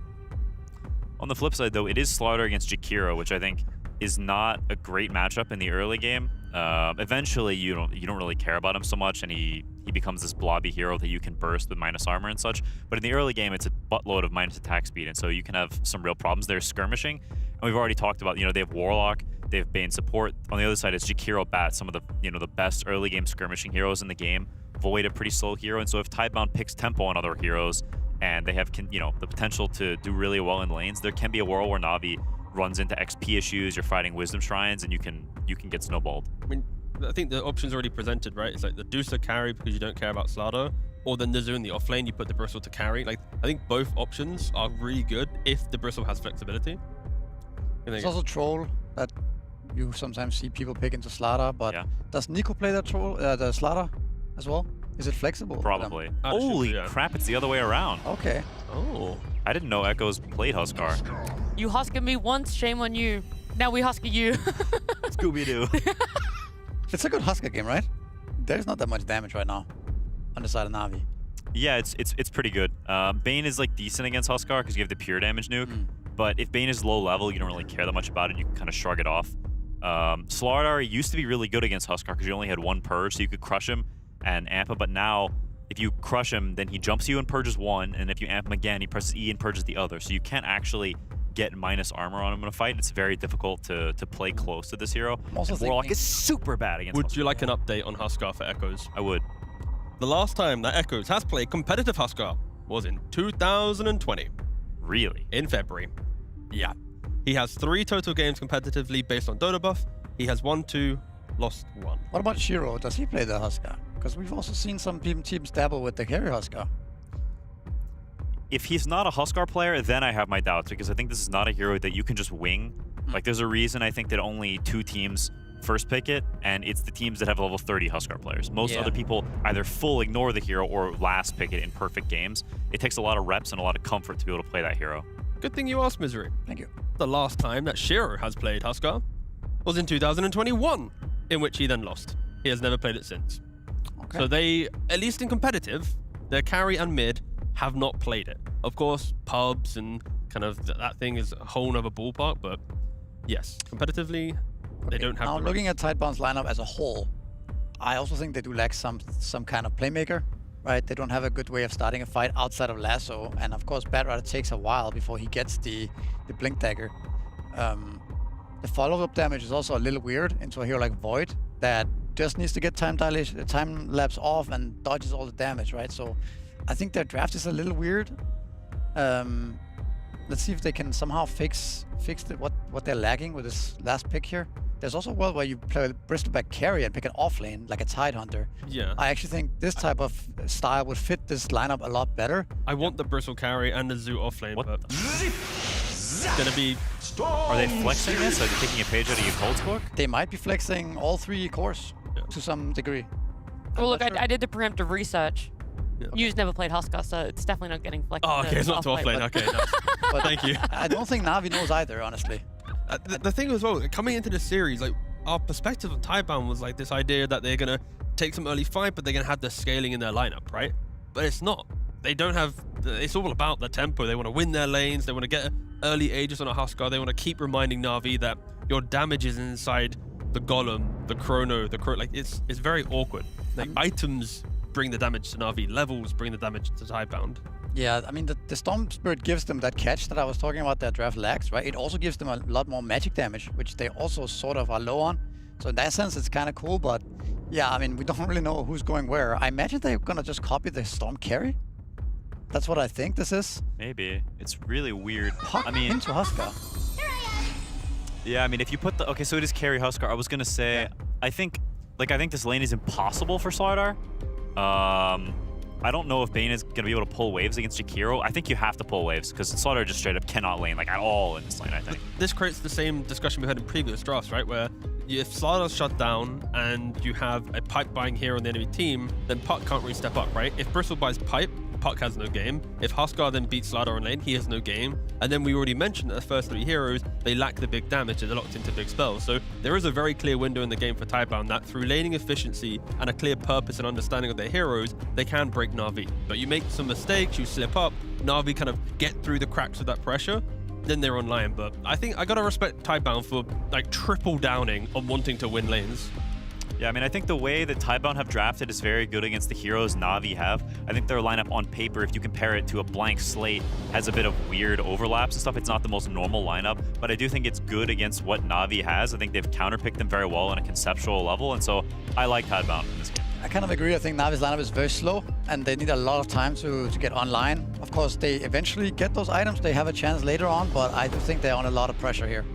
Well, normally we're talking about how teams take pages out of other teams' books, not so much each other's books. Yesterday, Tide had that Faceless Void, so they know the ins and outs and some of the weaknesses. Before, Na'Vi had the Huskar. Now we have a bit of a Uno reverse here, but it's a game 1 in a best of 3, either for elimination or Chengdu.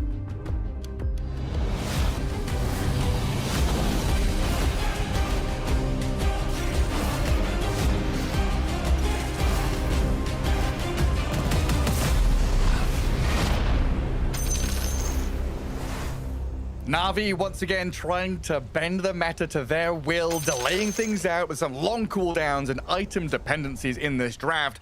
While on the other side, Tidebound bending themselves to the meta, picking up a Huskar, which the panel's saying they've not really done for the past 5 years on some of these heroes. Yeah, that's the question mark for me. Like, you need to be a hero expert. You can't just show up in a game and be like, you know what, pick me Huskar, especially in a professional esport gamer environment, because you need to be able to actually play the hero. Like, we've seen these like Huskar masters, they like to call themselves, where they're really pushing the limits, like Fairy Fire, getting the second Fairy Fire in certain matchups as well, just to be able to push the limits and waiting until they needed the spell, until they need that extra bit of a burst with Cauterize Facet as well. So I want to see how that one's gonna go. It's a lot of tempo. It's a lot of strong early game coming out from Tidebound. You have 2 supports who are very good at early game, good scaling into the mid game as well. Neo on his signature Bristleback as well. One thing that is good in this game for Navi's lineup is time dilation. It kind of destroys what they want to do. It's great against Batrider, great against Bristleback as well. Just the extra slow. If you have Faceless Void TPing to one lane, it could be very, very deadly. But I also want to see if they're going to be able to survive some of these, like survive through the laning stage, because I don't think PMA is going to be having that good of a time. Like, I've been very critical about Slaughter from the offlane. I think this hero is not very good from the offlane anymore, especially because you're playing into Jakiro Huskar. Look at keep an eye on him. Every single time he gets close, he's just going to get the treatment. He's going to get speared a couple of times, slowed. So it needs to be Bane, it needs to be Zayas to be pulling the wave, because this lane is literally impossible to play. One of the most difficult lanes that I might have seen so far in the tournament. This is disgusting. PMA is going to have to burn through a ton of money to buy regen. As you say, Zayats will drag the wave, but it looks like Y is going to try and connect things back together. But Bane equally good at stopping shenanigans as he is at accomplishing them. Quick Nightmare, and then keep it dragging back. So with your points here, laning phase very strong from Tidebound. How does Na'Vi kind of fight back? Do they just let the waves wash over them until we reach these level 6s, this mid-game point where they can, I don't know, 5-man team fight to maybe balance the playing field? It needs to be Niku. It needs to be Niku, and I think God the Juice will also need to maybe carry the weight in some of these earlier fights, show up, because he's going to be having good time in the top lane. He's playing against Bat, he's playing against Bristleback as well. No points in time dilation yet, so he did go for 102 build, 101 build, sorry. I still want to see that time dilation. Even just 1 point in it destroys what Bristleback and Batrider what they want to do. So I want to see if maybe Batrider will be playing off of the Flame Break and Firefly instead of playing with Sticky Napalm in this matchup. Yeah, and it's good to see Riddy's back on the Warlock again. Because we've covered a bunch of the Na'Vi games and we've been talking quite extensively how Riddy's hasn't had a particularly good tournament. Bottom lane fine, a little back and forth. Shiro diving under this tower and looking at Zayats. They've completely zoned Na'Vi out of that bottom spot.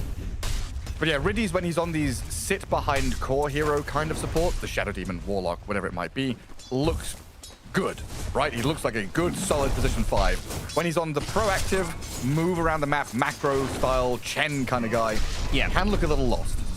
Yeah, we had a couple of rough games seeing him on Chen, but this is pretty much the only team that can flex Chen across 2 different roles. They can play it on Zayat, they can play it on Riddies. There's gotta be a good amount of slow though. Like we're talking about some fatal bonds into upheaval, into time dilation before they get any kind of dispel. So it's gonna be very good. Storm not gonna be affected by it, and now got the juice. Time dilation in the top lane. Doesn't seem like they're gonna be able to get to the Lotus, but still survivability definitely there. Got the juice, most important thing in this matchup. Get the hands on the first couple of waves, get Helm of Iron Will. That's gonna be your extra protection against Quill Spray, extra bit of armor. So kind of double dipping on that region, plus armor against Quill Spray. So PMA drags the Radiant Wave while Zayat is going to pull the Dire Wave into the large camp. They're doing everything they can just to scramble away with a few last hits. Slardar at 7 right now, half of his counterpart in that Bristleback. And this means better than I expected. I thought this might be like 4 minutes, 5 CS, but they managed to pull the wave. Of course, if there were no lane shenanigans, I think it would be sitting at 1, maybe 2 CS. And they've not died yet. It does mean that Shiro gets complete free farm. Very quickly moving into his initial items. And this also gives space for Y to go and guard up some runes. So Echoes will be able to gather up the bottom water, while Planet takes the top one, leaving Niku with an empty bottle. We'll be able to curveball back up towards the tower without too many difficulties there. But already the pressure is building in towards the mid lane onto the player that you said Na'Vi have to kind of lift up, get off the ground quite early on to play actively. If Niku gets cut down, it could spell disaster for Na'Vi. They definitely know that he's going to be the key hero of this game, so we'll try to put as much pressure on him as possible. Storm doing good, 27 CS coming out from him, level 5.5. With the support rotation, Na'Vi doesn't really have the best support to rotate to the mid lane. Bane is fine, Warlock not as much, especially if Storm Spirit is already level 6. So I think they're going to be more than fine, just protecting their Storm Spirit. It's not that early aggression that sometimes you see with some like Tusk moving across the map, some Chens and Chens just trying to gank him 3 level 6. It's just not happening in this matchup.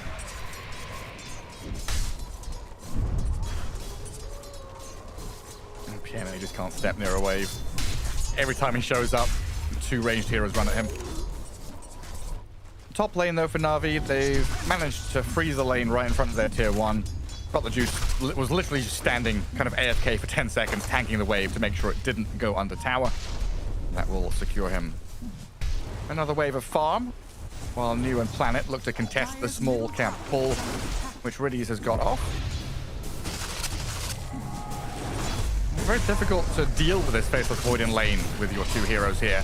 And if we add a third one from Na'Vi coming in with the Bane across onto New's Bristleback, they've got all the damage in the world to finish him off. And now a Nightmare. So make sure that Got the Juice gets away from the Napalm stacks. They'll take the first blood and be happy with that. I was thinking maybe he can get close if you land the bash. Time Walk coming off cooldown, but nice rotation. We see the power of time dilation in action, and this is only level 1 time dilation. I know that carry players love to go for only 1 point in it, valuing stats more than anything. But in this one, I think you just go for it. And you see Planet already instantly slowed down, can't really use his abilities. This time Neo, he's not affected by it, so trying to put as much pressure as he can. And they know Riddy's had to TP all the way home, so a window here where they can keep pressure on Got the Juice. They're also aware that Puck had to spend the coil mid to get the regen runes, so there is no active move from Niku. And that allows Tidebound to, again, get in behind this bottom tier 1 tower. Zone out both the Slardar and the Bane.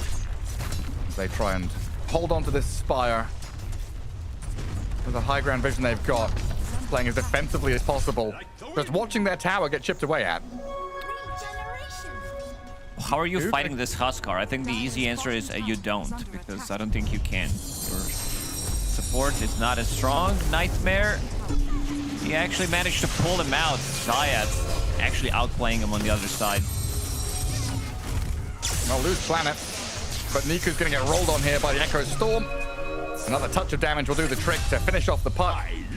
So all things considered, we get the Shrines of Wisdom going 1 for 1. Niku killed Planet, Shiro killed PMA, and Echo killed Niku. Across the map, a load of blood being spilt here, but it ties things up at 2 for 2. As Tidebound come out with a 2k lead as the laning phase starts to properly break down now. Yeah, they also managed to kill the tier 1 tower in the bottom lane, which is going to open up the map, another entrance to their triangle. So they're not going to feel as safe farming in this bottom lane. And you can see Slaughter struggling as expected. They just had to take an L in this one. There's not literally you can do in this one. They got the most out of it with lane shenanigans, lane pulls. He did die to Huskar. Maybe that one was not necessary, but overall, you just have to take an L in this matchup. Yeah. No two ways about it. Shiro now over 4k net worth, well on his way to armor, just a recipe away. Na'Vi trying to move and play through this Niku puck into mid with their 2 supports. Again, they're lacking lockdown, so it is a bit challenging here to finish the job. Thankfully, though, Shakira's pretty slow. Will get killed off. This does take a lot of the attention away from the Slardar. He can farm a little bit better. I'm not saying it's good, but it's a little less noisy in that bottom lane. As Na'Vi keep positioning themselves forward here, the 3 heroes get back on top of Planet. A flame break tries to bump them away, but Niku's picked up another kill in this mid lane. 3 kills for Niku. Coil wasn't even used. I just want to see how they're going to be trying to kill the Huskar. Riddy's immediately taking one out of Kaori's book, drops the golem in the mid lane. Oh, we love to see it. But it's a long cooldown spell, and like the actual... Oh, hang on. Storm is onto the Bane. Ice Path over the top. Chain stun up Zayats and take him down. The golem existing on the map is way better than holding your cooldown. Just send your golem out. You can push towers, clear waves, start being a little bit more oppressive. And I feel like that's a better way to use your first couple of golems, honestly, rather than, you know, the stun and AoE team fight, which isn't actually going to happen in the first 10 minutes. Doesn't feel like they're going to be team fighting at all. So Riddy's... Maybe there was also thinking that there's going to be some stacks in the triangle. We can clear the stacks with it. But they already managed to clear some of those stacks early on. And the tower is going to drop. Oil. Niku is like this little mosquito. You know, when you're trying to fall asleep, it just gets into your ear. You can't quite catch it. Non-stop. Floating around your head, killing off all these little supports. An absolute nuisance. Now at 4-1-0, occupying this enemy Ancients area. With the arrival, though, of Echoes and New, they'll have to TP out. A lack of stuns there, again, apparent. As Na'Vi simply TP. This is before Huskar joins. He does have armlet, phase boots. And does seem like, yeah, but this is pretty standard on Huskar. Sanj into BKB, Sanj and Yasha completed. I think SNY probably in this one. Flow resistance pretty good. As well as just the status resistance, which is kind of nice. I want to see them maybe go for some kind of a play around Roche. Try to take this tier 1 tower in the mid lane, get Huskar involved, and then potentially taking Roche on for themselves. Doesn't come automatically, though. Like you said, tier 1 towers have got to fall first. Whether it's mid and top or just the mid one. Difficult, though, when Got the Juice is dragging your waves, so you can't push top. And Got the Juice is trying to protect his Helm creep here. He did protect him. He did get a deny. So protective, a loving father. Poor little Warpine Raider. But don't worry, he'll be back. But it means that the twin gate play from Shiro, he was looking to angle towards top, maybe get a kill, maybe look for the tier 1. Can't get that done, so a bit of wasted time for him. New has to reset the lane. And Echo's kind of stuck in his mid lane, unable to push there either. So Na'Vi have created this kind of stalemate situation where Tidebound can't progress the map. They are kind of stuck farming, but they are getting big and scary, especially on this Huskar. I'll drop the rock down bottom onto Planet. Another one from Riddy's here to push into a tower. Just get it off cooldown, but just let it reset. First one was very successful. They got the tower, they got some damage on the tier 1 tower mid, they killed the tier 1 tower in the top lane, and now off to a bottom tower. It's always interesting though when, you know, the slow team, Na'Vi here we kind of expected to beat, the slow team are playing faster. And Niku is really feeling the vibe of this one, playing forward, causing issues, not allowing the advance towards any objectives. So they're the ones to kill off multiple tier 1s already. New did at least get a trade up top to open up this top jungle. And they will move there with Echoes and Y. No kills to be had, but maybe let's move into mid. Will allow them to take that final tier 1 objective and do the Roshan move we've been waiting so long for. Shiro was walking towards the pit, but he's smoked up with Planet.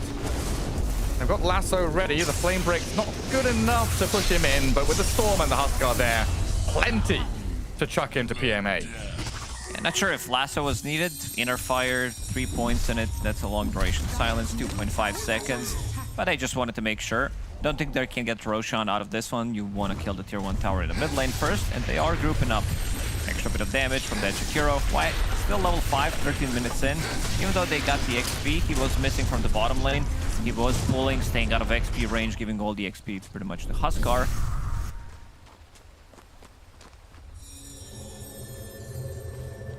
And they can't go waltzing straight into the pit. They've got to come back and maintain their lanes. Press the back up towards top. 14 minutes about to hit as well, so making sure that they do get this Wisdom Shrine. I'm sure, as you're mentioning, Y is screaming for experience. Zayat's doing classic Zayat stuff. High ground observer ward, seeing if he can come in and steal it. And with Tidebound not in the vicinity, the Bane is just going to come and do a little bit of thievery. Yeah, one of the best ones in the game to do this kind of a move. Shadow Demon, Bane, Disruptor. They did manage to stabilize on the side of Na'Vi. It's all about playing for slightly later timing. Right now, 2 golems have kept them in the game. Taking the towers, tier 1 tower, down to 500 HP. Another golem is ready in 5 seconds. Let's see if they're gonna be smoking up, trying to make something happen. Niku, Witchblade done on him. And also, most importantly, got the juice. He didn't die a single time. He is continuing to farm up. I want to see when this Huskar comes online. Shiro did manage to get 1 kill, and there's the grip. Any kind of kill they can get, yeah, should be good for them. Like losing Zayat here, still going to feel pretty good. You're forcing that reaction out of Tidebound to come back to their side of the map behind their tier 1 and defend things.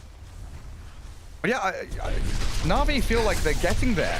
It's one of these situations where, I don't know, it felt like Tidebound were holding the cards, right? You know, they've got this high card pair or something like that, but there's diamonds on the board. They're letting Na'Vi get to the flush, revealing more and more cards, getting to timings, hitting these items, getting levels, and just letting Faceless Void scale. I think it's getting a little scary. It is. It's gonna be like whoever wins next fight probably turns that into Roche. You have Corrosive Haze, you have Sustain from your Warlock. Of course, you have Huskar, Bristleback, extra bit of armor is gonna help out. We haven't seen Chrono being used yet. That's the juice. That continues to farm up, and he is putting more points in time dilation, which I really like. It's such a good game. I don't think you can ask for anything better. Maybe if their carry was Weaver, it could be better, because this time dilation destroys that hero as well. But we'll have to see. There is move. Niku with coil ready. Planet, first point of contact. Moves on in. Niku, coil at all. The Firefly over the cliff tops, trying to get some distance here, but a Chrono on 2 of them. Got the juice, will collapse in onto the Batrider, and then sprint away from New. No point in sticking around. I think it's Roshan time for Radiant team. They just use Coil, they use Chrono. There is Golem available. Shiro is coming in. He does have Sanj, does have Armlet. Yeah, we need some way to unlock this Shiro Huskar. He's trying to make a move on the map, but couldn't find it. He did go for that twin gate rotation, which wasn't successful. Rotated to the mid lane, got a kill on Bane.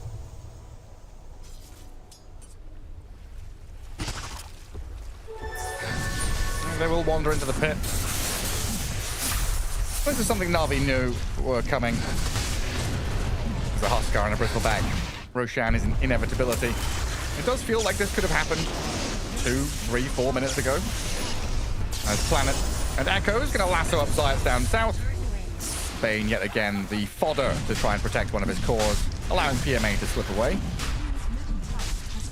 And in the meantime, Niku at the tower as well. But here's this important point. Huskar with Aegis. Yeah, that's a big raise now to continue the poker metaphor. But it really does feel like that, right? Tidebound have to keep pushing and pushing to make sure the Na'Vi aren't comfortable. Because if they get to this late game and they reveal that flush, it's like, well, shit, what do we do now? Well, they better pull some aces out of their sleeves because, yeah, I mean, it's also a good scaling lineup. You have Bristleback, you have very strong timing right now, you have Pipe. There's not that much magical damage on their side. There's Bane is pure damage, some from Warlock, Slaughter is all physical. It's mostly Puck, Mjolnir procs, time dilation, that's gonna be mitigated, but this also gives you insanely strong timing. BMA is the one who managed to recover, even though he's the lowest network core, he's still doing okay for this game. And they've got a Nightmare mid, setting up with the grip onto New. They've just found a pick off on the Bristleback, way out in the open. Is under attack. And pretending like he had 5 people behind, or 4 people behind him. Maths is hard sometimes, guys. And Na'Vi calling the bluff. I'm not going to stop. I'm in poker mood today, apparently. This is a bit of an odd one. He didn't have, like, as you said, he was pretending that he had people behind him, but in fact he didn't. Sometimes this type of a play does work, and this one, not as much. He was also turned towards the tower, getting gripped, and getting killed. Level 2 Slaughter ulti is going to be more than fine. He does have Shard ready in his quick buy. The big timing is going to be this Lotus Orb. Maybe I would have preferred if he skipped this pipe, went for like straight up Shard Lotus, and then went back for pipe. Because Lotus is too valuable. Like, there's so many things that you can dispel in this game. Not necessarily for Huskar, because he has Cauterize, one of the strongest fastest in the game. 120-second cooldown, which is really nice. So you're going to be getting dispelled no matter what. You get your Satanic, which is going to be coming as his second/third item.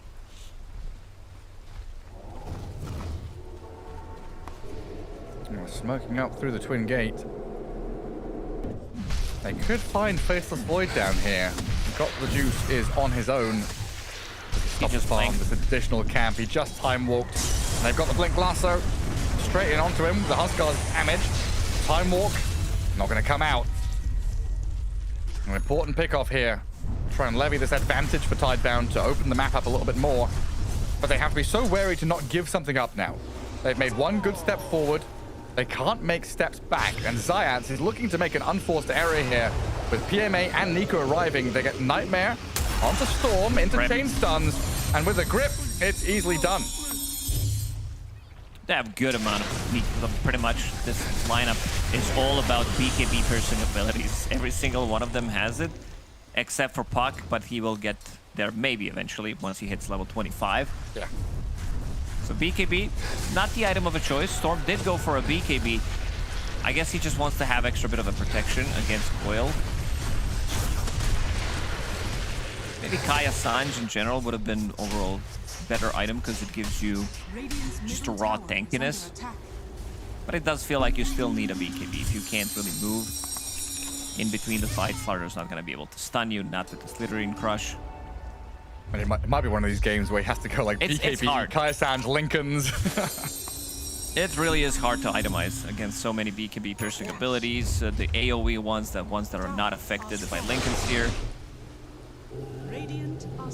So you need a lot of armor as well. Could be good Shiva's game. Oh, but that's a swift blow up on the planet Batrider, stealing the Wisdom Shrine as well. Another good move by Na'Vi. Yeah, I want to go back to Storm Spirit itemization.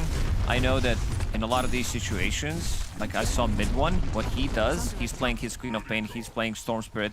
He goes for second item Lotus Orb. Gives you tankiness, it's great against, of course, Faceless Void, great against Slaughter, and a lot of things that you can dispel. Not sure if Storm maybe wants to go that route as his third item. Wouldn't be a bad choice. And it just gives you like flat armor against the Slaughter and stuff as well, which is pretty handy. So Zayats gets the secondary Wisdom Shrine.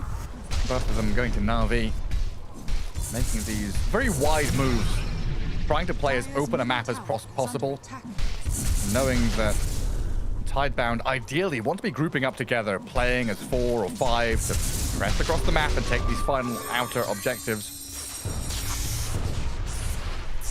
The longer you drag this game out, the bigger Got the Juice gets. And I still have to just keep giving props to Zayat and Niku. I think that their moves... Oh, they're going to lose Niku here. That's my fault. Lasso and the Vortex from the Storm and the Bat Rider. Going to kill him off. But the thing is, he dies this time. But he's done that move, like, 10 plus times in these 22 minutes to make this map wide open. And he's forcing them to try and catch him. Yeah, you have to. I think this lineup is still not fight ready. You would be fighting into Aegis, which did expire, so try to delay as much as possible, knowing that their late game is very strong. This is like Slardar, Faceless Void, Puck. These heroes scale insanely well. A lot of synergy together when Puck starts to deal physical damage. And of course, Faceless Void is about to finish off his BKB. Do you think there is this element of, I guess contextually, again, if you're just joining us, this is Shiro's first Huskar professional game, according to Dota Buff and the panel, for like 4 or 5 years. It was 2020 or 2021. Is this a, I don't want to say misunderstanding, but lack of comfort and confidence with the hero that they're not making these oppressive moves? Or is this carry Huskar being played differently to like a mid Huskar? I mean, you still come online pretty much the same time. It's just the difference in lane. You are still getting the items. I would say that right now with Satanic would be a good time to take the fight because you feel very tanky. And PMA, he just blinked in. We've seen teams making this mistake where they try to make something happen, especially when they try to go for the sieging the towers, tier 2s, tier 3s. They can, like, there's a lot of team fight on side of Na'Vi, and they're gonna clash. They are ready to take that fight. Niku face shifts up. They got the bombs on the Storm and Huskar as Riddy's getting blown up. He does get a few heals out, but he's found now as Shiro turns to battle into Got the Juice. Na'Vi realizing this is not a great fight to take until they get the grip and crush onto Storm. Echoes down, and Tidebound still trying to get this Shiro Huskar onto a target. They get the 2 support kills and an Alpha Wolf as well, but Niku and Got the Juice. In comes the Chrono. The damage is good from Niku. They're focusing the Huskar now. PMA can land a crush with the Corrosive Haze and the damage in towards Shiro, but he turns with the armor toggle. Satanic in a second as well. Another life break back in, and Huskar is just godly. Stands and delivers. A mega kill streak for Shiro, and even with Na'Vi's perfect execution, they didn't have enough. They knew. I like that Got the Juice comes into a fight, tries to bait something that has to use a BKB to get out of trouble.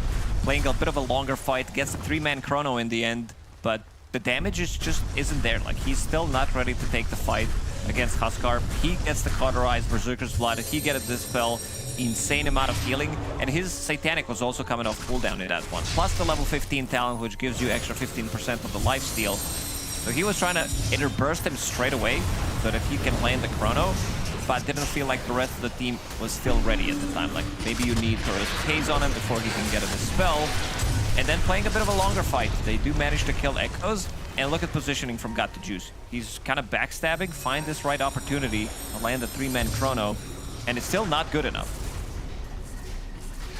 Now you can feel it here. Half HP. And Shiro's like, okay, I'm gonna turn. And it's coming. 900 heal coming out from that. Because there's so many debuffs in the game. Like, you have time dilation, you have Puck with his Parasma, stuff from Slardar as well. Fatal Bond's a big one as well. Yeah, like, this Huskar has 3 Dispels, but plus Sand and Yasha. Like, it's pretty nuts. Life Break, Satanic, plus the Berserker's Blood with that Cauterized. There is no way you're keeping him bonded or hazed or anything like that. Shiro is going to break free. It's still good, though, to notice, target acquisition from Na'Vi to kill off the Storm, but they are unable to relieve the pressure. Tidebound come around again to keep mid and top lane pushed in. But down the bottom, Got the Juice has set up with a Dark Troll Summoner, some little skeletons rallying. So bring the tier 3 down to about half. Yeah, playing with the catapult.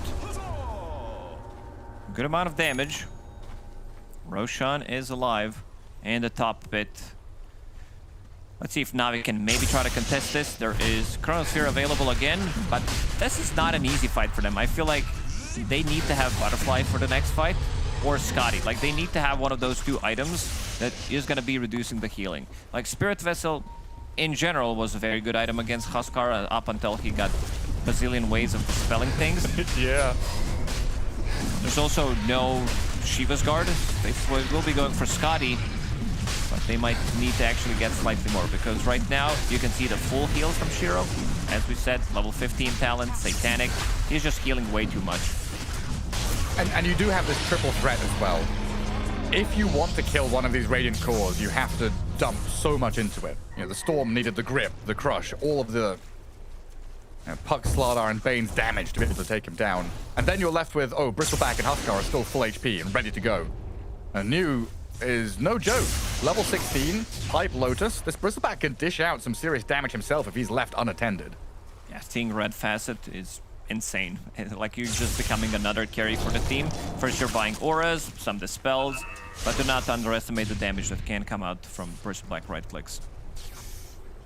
Na'Vi still trying to make these little plays on the extremities of the map. Zayat stands forward, PMA behind him, just waiting to see if someone comes to collect the wave. This time, they don't find anybody. And sometimes that's just life, isn't it? I guess so, Gary. You wait and wait. Opportunities don't come to you. Sometimes you've got to go and take them forcibly, like top lane, where Shiro and Y are on this Niku Puck. A phase shift away, and Zayat's lying in wait. What have you thought? What are you giggling about? Nah, I'm just thinking about life. I thought we were gonna be starting a conversation about life in general. Well, life is weird in 2025, almost 2026 actually, but back to the game. Yeah, Dota's not weird. This is the safe space for us.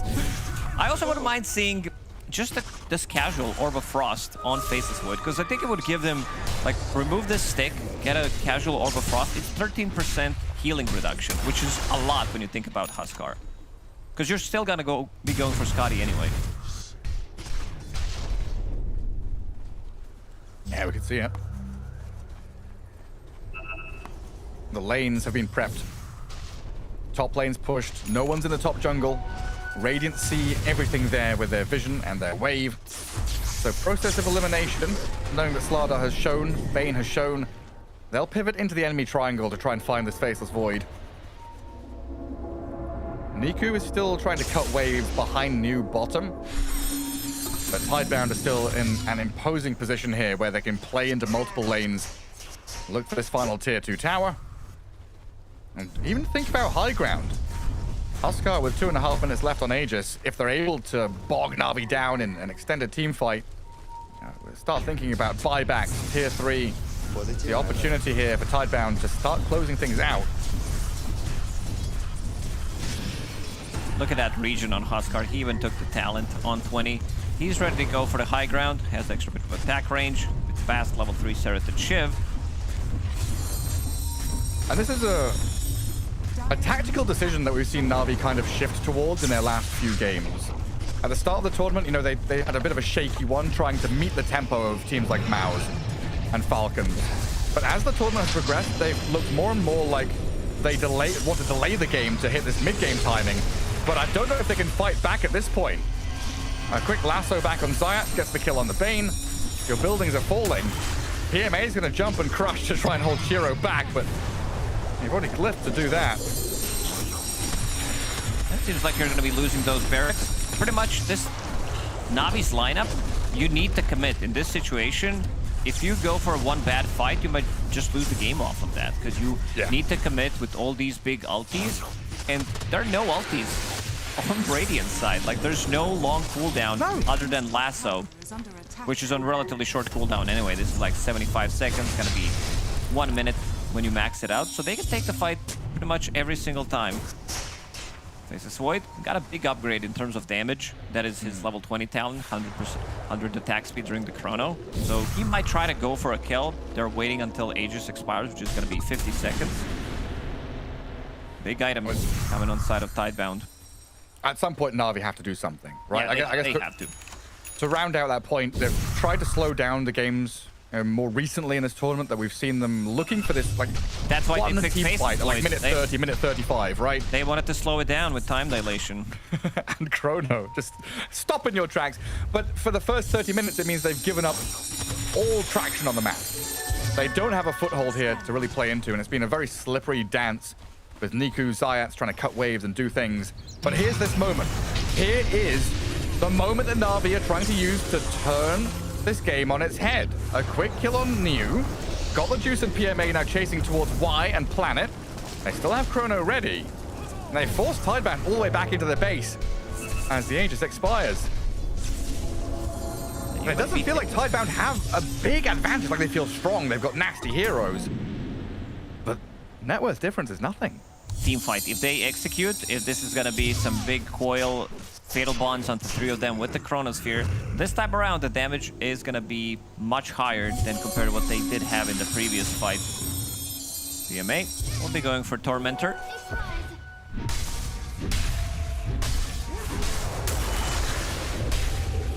So much weight on the next couple of big 5v5s. Tormentor, Shard for Riddies. That's a nice one to get.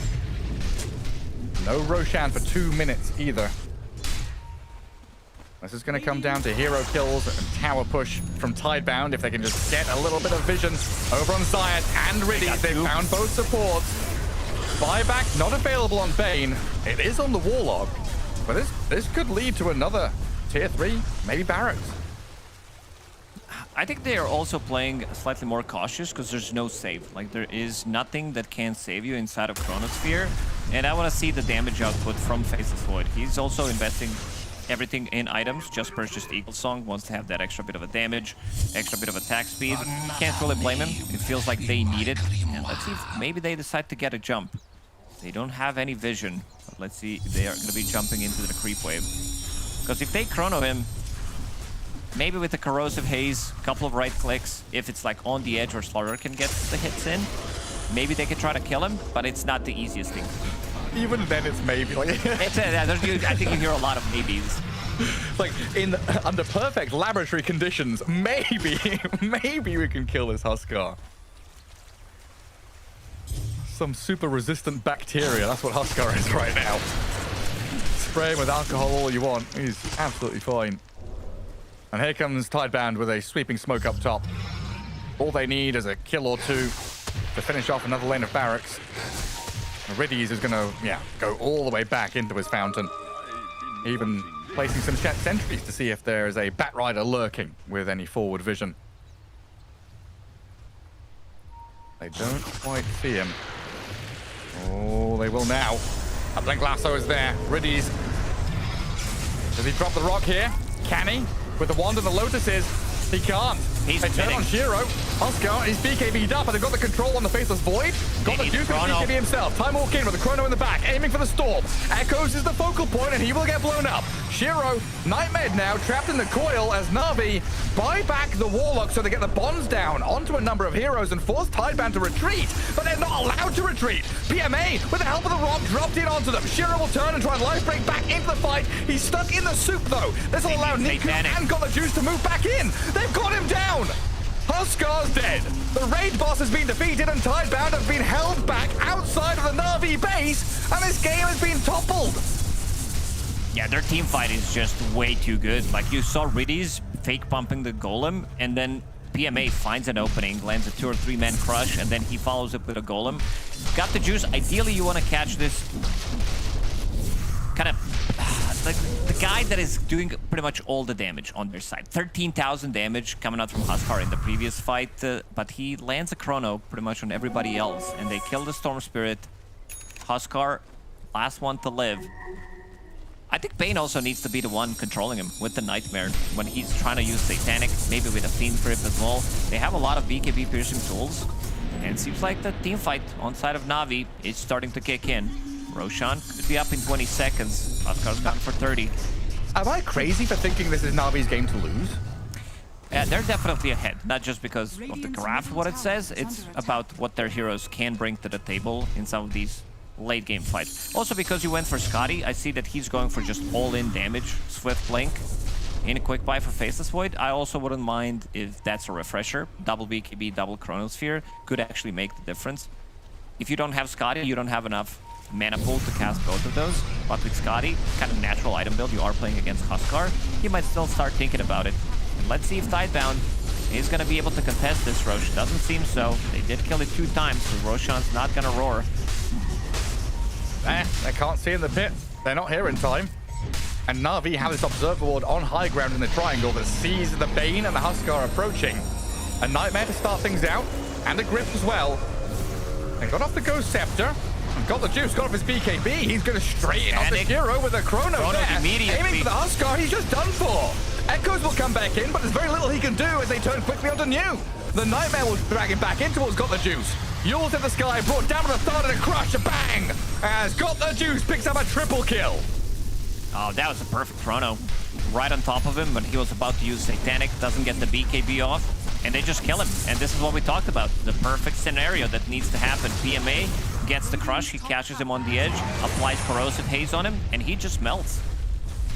And this clash of styles, tempo versus timing. Why bought back and immediately dead? So patient for 30 minutes of this game. Niku, Zayat pulling out all the stops to hold back the waves, delay things, forgot the juice to get to this timing. And now they have Faceless Void with Aegis. Banner here with a little golem imps battering away at your buildings. Mid lane isn't open though, there's a tier 2 still standing, so Na'Vi have got to rethink their approach. They're going for the mid.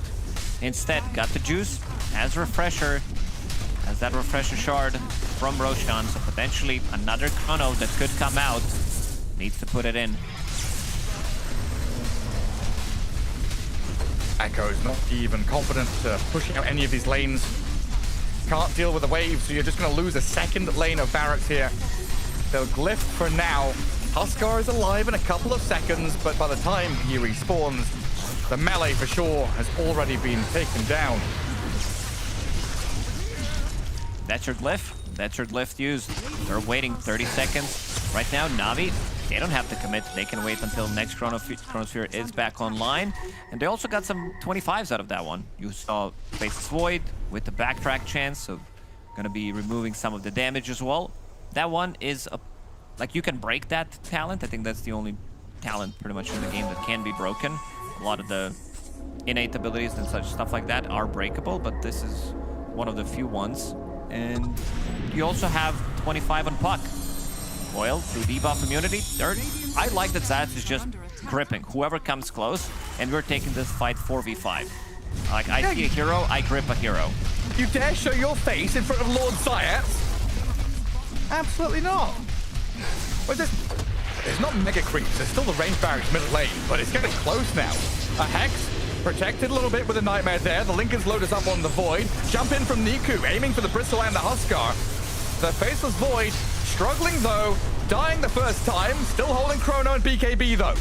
Gotta be wary as Tidebound here, how you continue this fight. It may all just be lost already anyway. He's there on the Huskar and he's got plenty of damage. They're trying to heal him up, and PMA's in with another crush. Niku and the rock dropped on their heads. Tidebound, yes, you bought back your Huskar, but for what? He's gone in to die. 1 versus 5. GG's called. Na'Vi delay the game until minute 40, and in one fell swoop, just absolutely clapped Tidebound down. It was pretty much Riddies and Niku keeping them in game when things were supposed to be the most difficult for them. Dropping rocks on the towers, and also Niku making the plays, making them busy until Faceless Void comes online. And also PMA, he managed to recover real nicely in this one. Insanity. But a real clash of styles. I mean, Na'Vi have been practicing this, trialing it through the group stage to see if they can stop these aggressive advances, delay games with some late game carries, and utilize Zayat, Riddies, and Niku just to hold on for dear hope. It feels like everything's crumbling around them. The sky is falling, but they're able to keep it up. Dear Lord, Na'Vi. The way they fight back into this one. Beautiful stuff. Taking down Tidebound in game 1, but it's a best of 3 as we head back to the panel. Yeah, it's a best of 3, so there's a lot of learning lessons for both sides here in Na'Vi and Tidebound as well. When they matched up earlier in our group stages in a best of 1, Huskar was in the game as well. It was mid though, so now seeing it as our Huskar specialist in Quinn as carry, do we like it? What issues are there for them to not be able to close out a Huskar game that we've seen it be able to do from mid before? I mean, I think, to be honest, this game shows a little bit of the inexperience. I think they played the early game very well. They took this tower, they crushed the Slaughter in lane. He was very farmed. But I think he wasn't able to push the tempo quite as much as he probably should have been able to. He's farming a lot, and he's keeping up in net worth. I think he's top net worth for most of this game. He has 0 deaths. But on Huskar, I think that's not quite enough. You want to be 0 deaths, but you also need to push that advantage. And I think take some of these towers earlier in the game. We saw Na'Vi basically just not interacting with heroes for quite some time, splitting lanes, farming, waiting for Void to get all the way to Scotty before they were interested in taking a team fight. And I think if Shiro was maybe a little bit more experienced on this hero, or he had more officials on it, you feel more comfortable to push your tempo. But he kind of played it safe, almost like he's playing a Medusa, and Huskar is not Medusa. Yeah, I also think the supports of Tidebound had a bunch of bad deaths in this game, and they fell really far behind early game.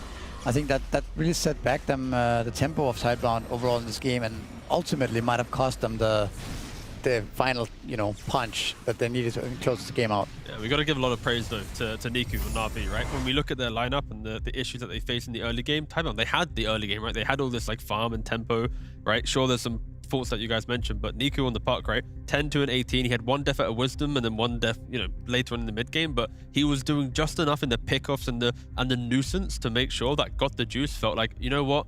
My team's just doing enough for me to feel like I can join the fight when I'm ready. So between, I think Niku even like released with the buyback right at that mid fight. So yeah, they just did enough to survive. But I don't know if that style of play is strong enough to win tournaments. I am going to put that out there straight away, but it's still good enough for Na'Vi to win game 1. And at least for Na'Vi, that gives them some confidence going into the next one. Yeah, I do also wonder, though, with the mid laner being able to do as much as he is, like making that space, maybe that also leads into why Shiro took that backseat a little bit, where it's like, okay, this puck is kind of just decimating all of our supports right now. Like, where do we take it to them? At what point is the Faceless Void just going to become into this insurmountable late-game giant?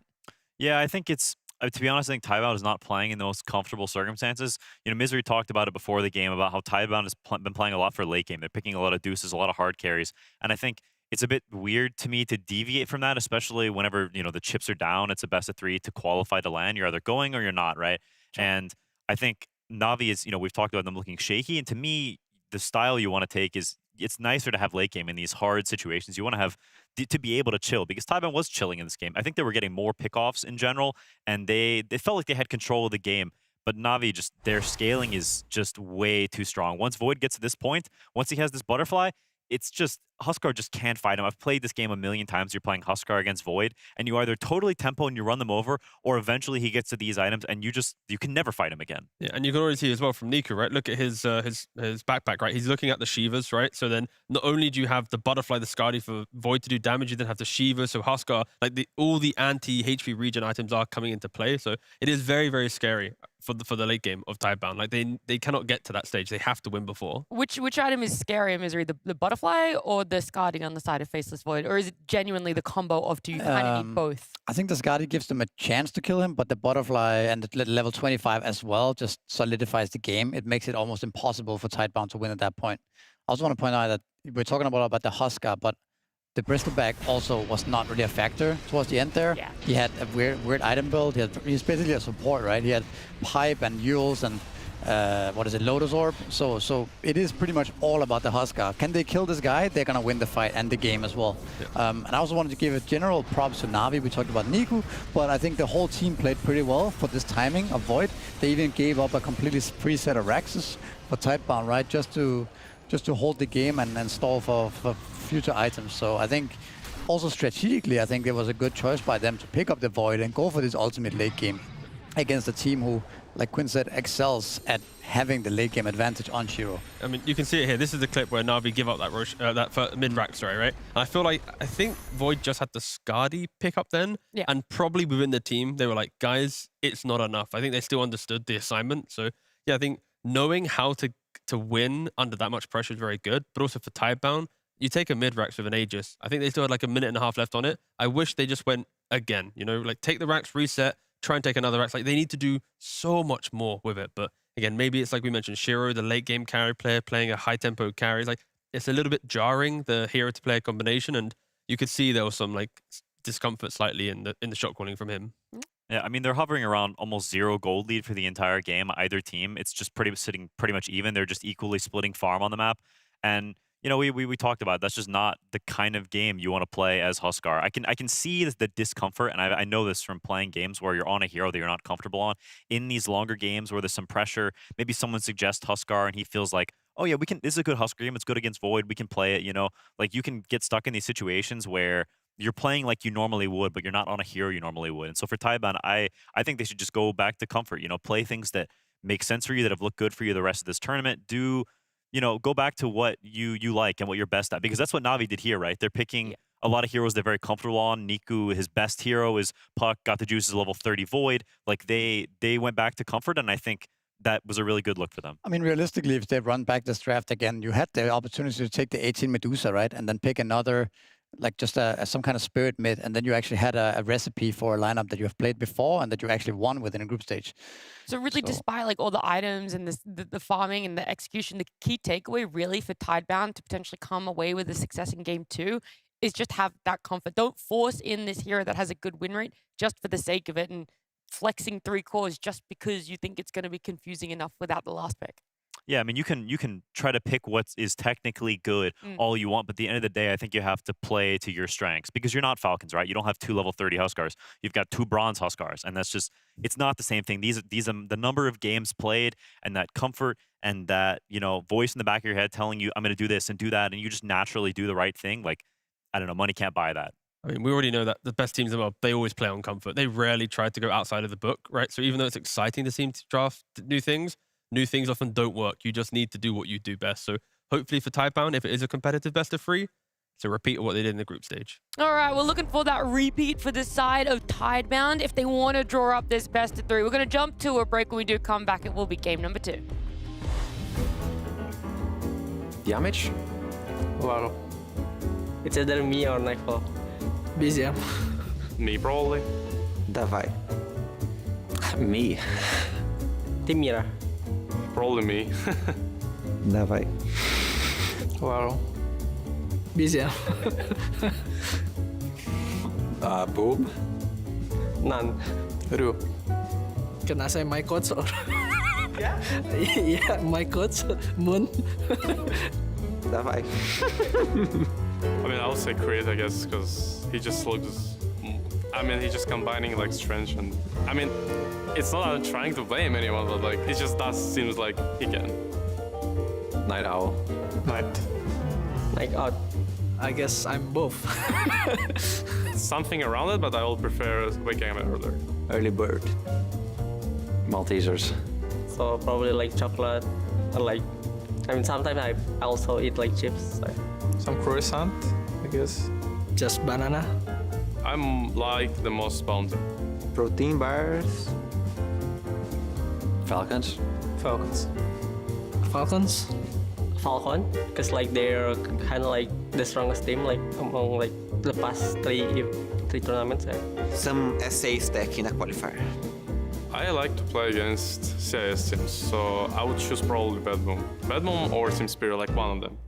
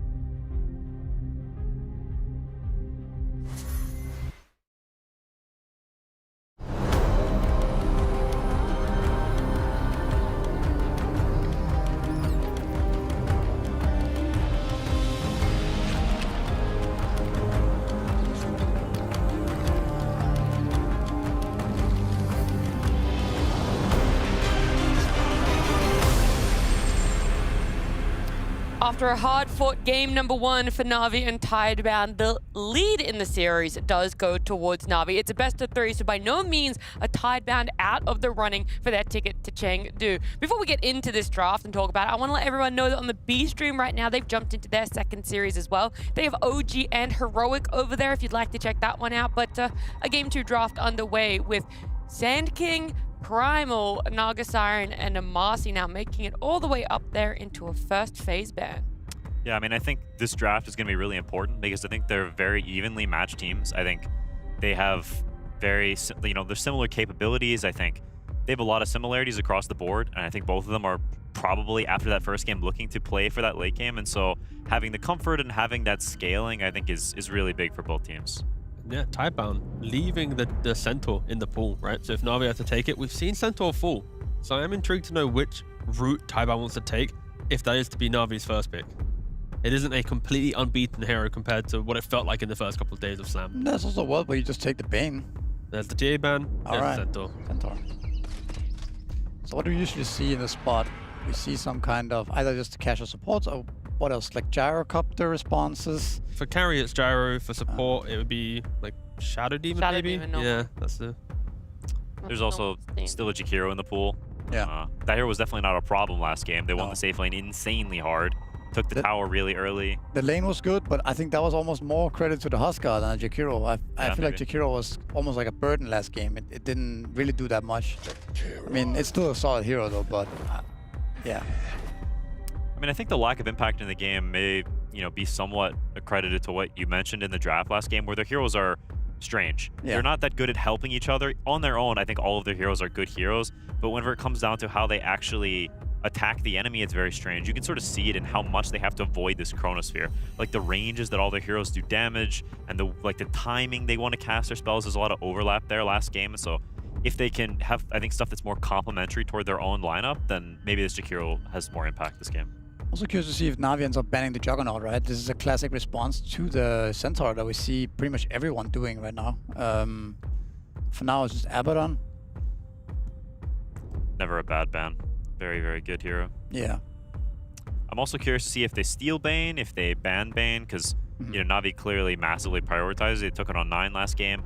And they also don't pick the Shadow Demon. So if you were to steal it and pick, double subs, or if you want to pick a core on 9 or on 13 rather, they have a lot of different paths they can go down.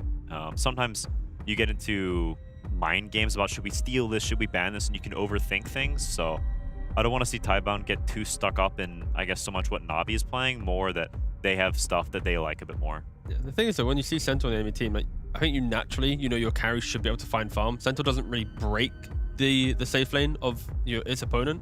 So I think Shiro already knows, if he wants his Medusa, his Gyrocopter, his Terrorblade, that is going to be a farming hero. I think I'm looking more towards Nu on the offlane. Actually have a hero that feels like it can complement all stages of the game. Yeah, last game it provided the tempo through his auras, but it did fall off. At the moment, actually they just banned Mars, don't worry. That was a big layup to Mars, so what can you do? Na'Vi too good on the bans. They're taking quite a bit of time on these bans. Yeah, they are. I like that compared to what we saw earlier, right? With Execration just running through them. Yeah. I do agree though. I think Neo Zero needs to have more impact next game. The Bristleback was a bit off last game, especially when you're following it up with a Huskar and a Storm. Probably wasn't planned to go Huskar. It might have just been a spur of the moment type of situation, but yeah, I think we need to see more impact from him. The Furion, huh? Strange. It's a hero that I think is typically pretty bad against Centaur. In the lane, you're a hero that wins lanes by hitting the other guy 100 million times, and that's not generally how you win against Centaur. I feel like you want to have some kill threat on this hero or some sort of spell spam threat. I'm not sure if Nature's Prophet fills into that category. They haven't. Sorry, go ahead. Let's say they haven't played it as of yet in the tournament, but the way that Planet plays as a 4-player, like the Gyro 4, I feel like there has to be some extra layer to it in the fact that it could be a 4 position. Because if it is just jamming it into a core role, like you mentioned, I'm worried because of the Centaur, you buy Crimson, all of the early game rotations, you don't really see Prophet get to utilize because of Centaur's presence. But I just think surely Planet has some influence here to maybe bait out some picks. I mean, could also be mid, right? I don't know if Echoes plays it. We don't really know, but the mid Nature's Prophet with a fast vessel can put tempo onto the Centaur, right? And threaten him. Yeah, and I think just mainly if no matter what role it's in, don't allow Centaur to park himself behind that tier 2. I think 33 has shown all the offlaners what you can do on certain heroes, and we are seeing it slightly more. Even XSS on the Axe earlier today in the off-stream series was able to do it, but for Na'Vi, they get the Shadow Demon, often a hero that we mentioned in the Jakiro matchup. It's also the first time, right? Na'Vi actually picked this hero up.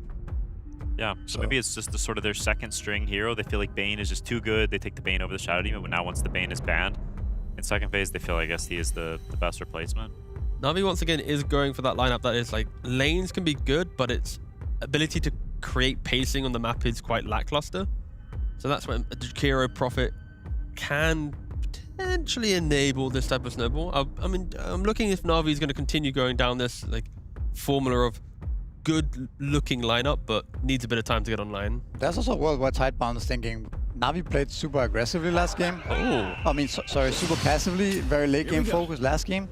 And now we're going to take Nature's Prophet, we're going to pick some like Juggernaut, we're going to pick some tower damage somewhere, and then we're going to actually tempo this game up. Maybe Beastmaster plus Juggernaut, something like that, right? And then the late game of Na'Vi is, it's going to be much harder to stop this, because you're going to be hitting gold, and you also scale into late game. You're not on that ultimate timer with the Huskar. Kez is interesting here. We've seen some teams start to gravitate more toward this picking a core on 14-15, so they have 2 cores in their first 3 picks and saving that support pick for 23 when you see a little bit more. I think it can have some merit here, and it can also give Na'Vi potentially the ability to balance out their support duo better, so they're not just double picking some clunky heroes, they just sort of want the heroes. If they see a little bit more, maybe it gives Riddies a chance to pick something that he feels like is better for the game that hopefully is not Dazzle. One thing about Na'Vi is I think they've only played the Kez one time, and that was at Valahia, and it was Niku playing it mid. He went for like a Manta Rush. He had a really good lane, but then his game just faded very quickly. I don't think Got the Juice has played it so far in the competitive season. So if it is to be a carry, this is Na'Vi's reveal that they also can play the carry Kez to the likes of potentially Pure or Mickey on Liquid and Tundra. Tundra and Liquid.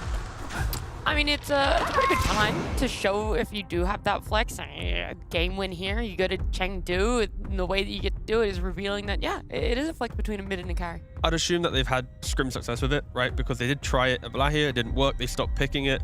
So clearly this is a recipe that they've been cooking, but for Tidebound, they do go for some big anti-Kez heroes, right? You want to have the Blade Mail, that lockdown. Kez is quite a squishy, volatile carry.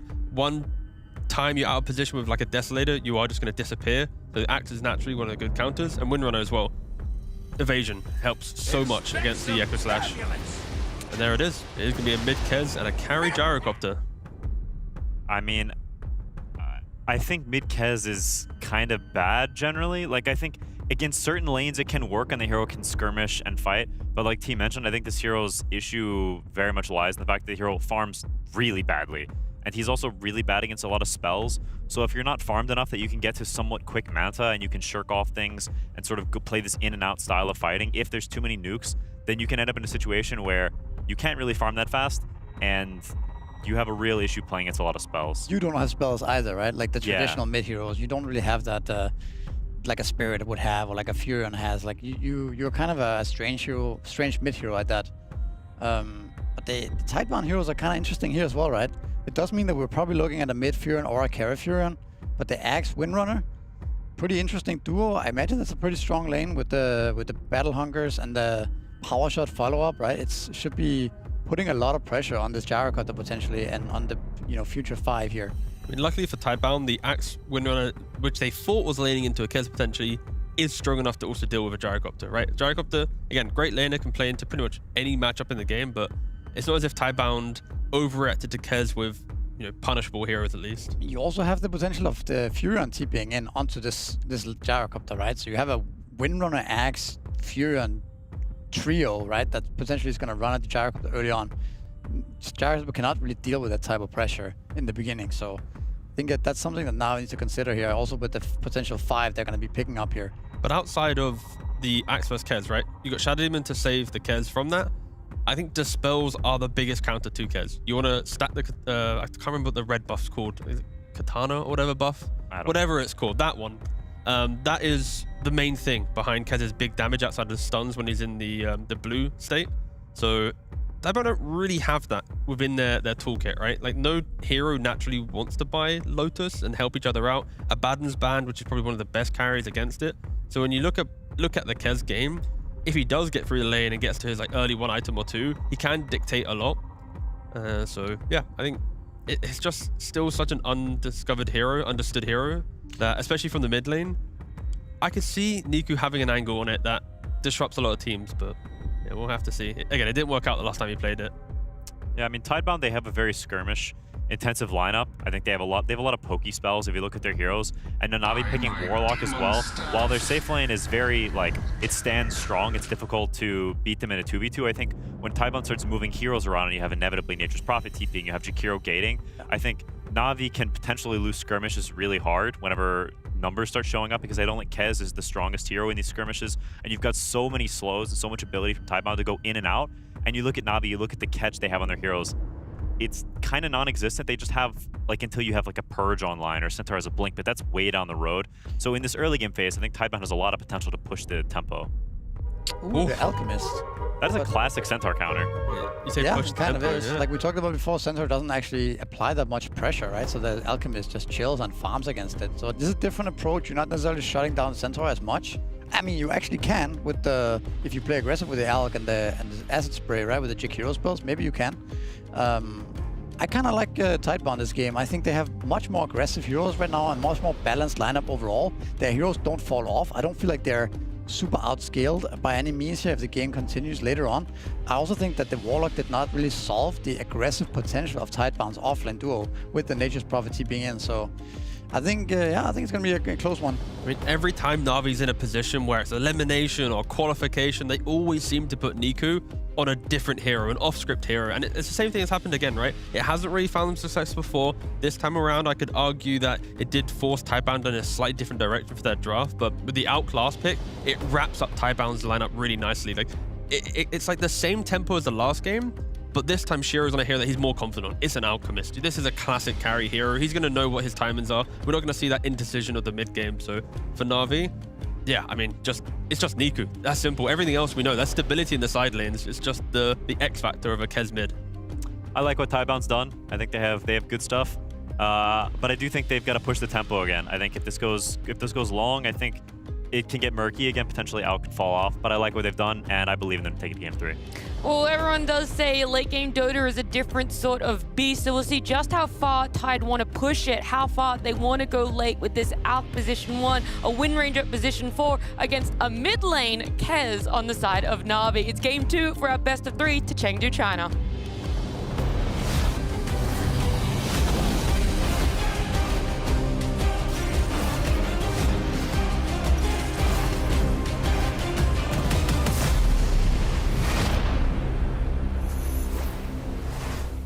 Game 2 in a best of 3, where Na'Vi are a win away from taking this young squad to China. And Tidebound trying to get back to their hometown to battle over this Dota 2 best of 3, see if they can qualify to Chengdu. We'll find out what happens as Lacoste. Tidebound kind of going back to basics here. No Huskar, but Shiro on the Alchemist. Yeah, more standard stuff, I would say. He's very familiar with Alchemist. Not the most meta pick, but seems like they want to be pushing the tempo. There is Nature's Prophet from the mid lane, who can easily gank the side lanes, give him some advantage. He's also playing... I thought he was going to be playing with a different fast. You know, maybe extra bit of a gold where you have Alchemist with seed money, getting extra bit of a gold, of course, with his innate ability, Grievo's Greed. So kind of create gold out of nothing situation, but he is going for the soothing saplings instead, extra bit of a healing. I want to see this matchup in the mid lane, because Echoes, he can't really defend himself. If Kez can get on top of you, I'm not a Kez expert by any means, but definitely want to see this matchup. This is something that he did play during Wallachia when they were playing against Tundra, and he was also playing into a tough matchup. He was playing into Axe, which is going to be played by Neo this time around, and I remember Axe just completely dismantling this hero. This time around on Neo, I want to see standard stuff, Helm of the Dominator, Blade Mail, Blink, and just play from there, because you're playing into Gyrocopter, a lot of uncontrollable damage. Same goes for this Kez in the mid lane. This is the itemization that you need to go for, and then see whether you need a BKB, what else is needed for the game. But overall, still, Kez from the mid lane, big question mark for me. Okay, we'll see how it goes. I mean, Niku is this young prodigy, right? The kind of flashy player on some of these funny heroes. We love him on his Invoker, his Queen of Pain, and I'm sure seeing him here on Kez will be no different. It's not just about the mid lane, though. We'll take a peek into some of these other ones. Up at top, Shiro quite far forward here with the acid spray, trying to push back onto PMA and Zayat. And we're expecting more lane dragging shenanigans from Na'Vi. Not necessarily. In this lane, you are playing against Alchemist. He is pushing out the lane with acid spray. PMA this time around will be having a much easier time. Even though this is a strong lane, pretty much anything with Jakiro is going to be strong. You have physical, you have magical damage, you have stun as well. And Niku putting a lot of pressure onto Echoes in the mid lane. Yeah, a lot of damage. Something Kez can do is kind of push the wave a little better than the Nature's Prophet can. So there's always that threat of pushing the wave, getting runes, controlling stuff while harassing. Echoes are going to be wary about when he's going to try and TP into these side lanes. And bottom, we are having the lane dragging happen. Planet is going to grab the Radiant Wave, while Riddy hasn't got the juice. We're trying to body block this up, but it will be gathered up by New under his own tier 1. Not wanting to lane head-on into a Warlock Gyro, which is no shame in that. Yeah, definitely not. Super strong lane. And I'm looking what New has in his inventory. So he wants to go for the second Bracer, knowing that there's going to be a lot of harassment coming out in this lane, so he wants to be as tanky as possible, having that extra bit of regen. He might actually decide to skip Helm in this one and just go for the Blade Mail, Blink Dagger, get it as fast as possible, because they have problems initiating a fight. Like, Nature's Prophet will fall off in terms of hit, like post 10 minutes, very difficult to just TP in and get stuff done. Just so far, looking at this lane setup, Na'Vi leaps and bounds ahead in terms of core last hits. Tidebound having some struggles hitting the ground running here in this early 3 minutes of gameplay. But Planet is going to start stacking up Ancients and Large Camp for Axe to fall back on. And we are, of course, yet to see the Nature's Prophet dogpile into these side lanes. That could be the big difference maker. Not just a great equalizer, but the guy who can tip the scales in your favor. Echoes has the Urn, level 2 TP, level 2 Sprout. It's just a matter of time until he shows up and kills a Warlock. Yeah, for the memes, I want to see Echoes die to Echo Slash from Kez. It's funny. I was worried you were going to say buy an Echo Saber on Nature's Prophet. I was worried for your sanity for a moment there. That's just not an item at the moment. Maybe you'll see it on Sven, but I don't think many others will want to buy it. Even though we saw it for the Emo Slaughter from the mid lane did buy it, and then he lost the game immediately after. Yep. Yeah, it's a rubbish item, that one is. Right in the bin. Non-stop for bomb spam down bottom, but New and Planet able to give as good as they're taking, and here's Echoes TPing in. It's not just a Warlock kill, it's got the juice being taken down. Na'Vi needs these type of kills. And this is something that we talked about a lot when NP is on one side. He TPs in, gets the kill with Urn. You saw Neo, he was struggling. He eats Lotus, he gets earned. Extra bit of healing, that's basically like 400 heal that just came out, plus the Bracer region. And he's almost full HP. Echoes back to the mid lane. This also relieves pressure, like Kez does get pressured in some of these situations, but getting complete free farm on Kez, not sure if you want to be doing that, because Niku, I like the items that he's going for. Good amount of stats, Orb of Corrosion. This is extra bit of a slow, extra bit of damage that is coming out. Zayat. Yeah, Disruption was on cooldown until right there. He used it as fast as he could, but it was all too late. Well timed by Shiro to get the concoction forward. Found a kill on him. This makes things a little more dangerous for PMA as well, because this concoction on a pretty low cooldown, just being spammed out by Shiro and TPing the Nature's Prophet up top, or thinking about it anyway. They don't even need him. Why and Shiro will get the secondary kill in this lane. These are the type of kills that they need to get. Even Riddy's is getting ran at. Should be a kill here. Neo gets it, extra bit of armor.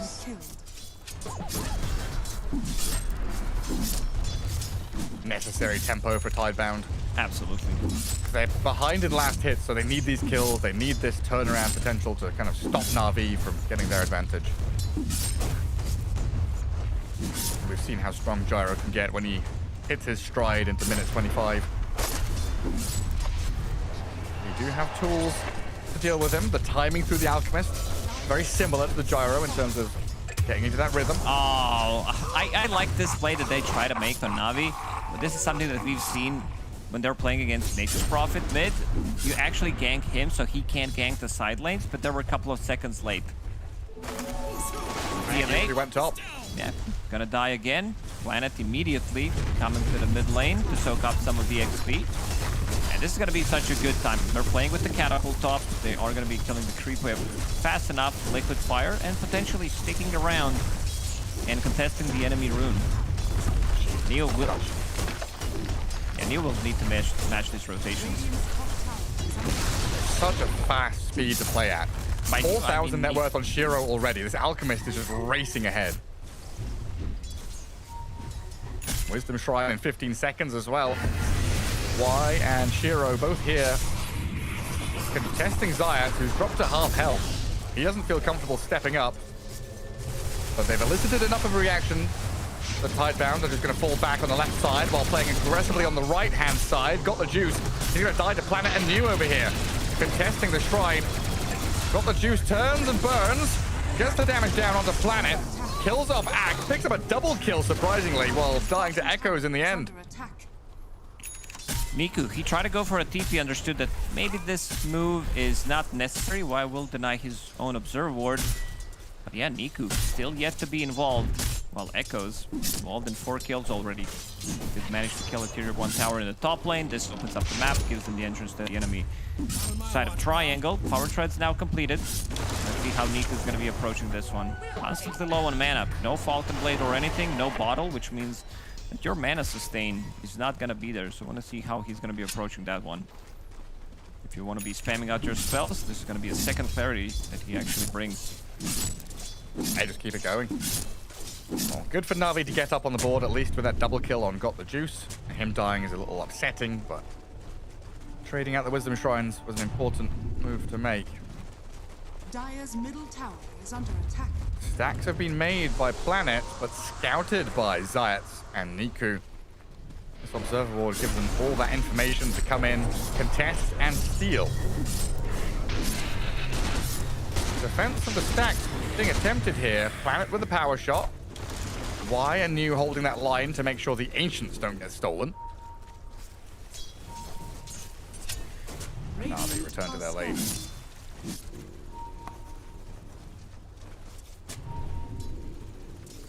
New looks like he's still going to go back into that helm. Not doing any wave cutting or anything here. And head straight on into this gyrocopter with a call into Ice Path. Golem drops into the back to halt this aggression. And Tidebound fighting off a little more than they could chew there. If they can get out without any casualties, they'll be happy to force the Golem usage. Okay, they have very limited amount of lockdown. There was Stampede available.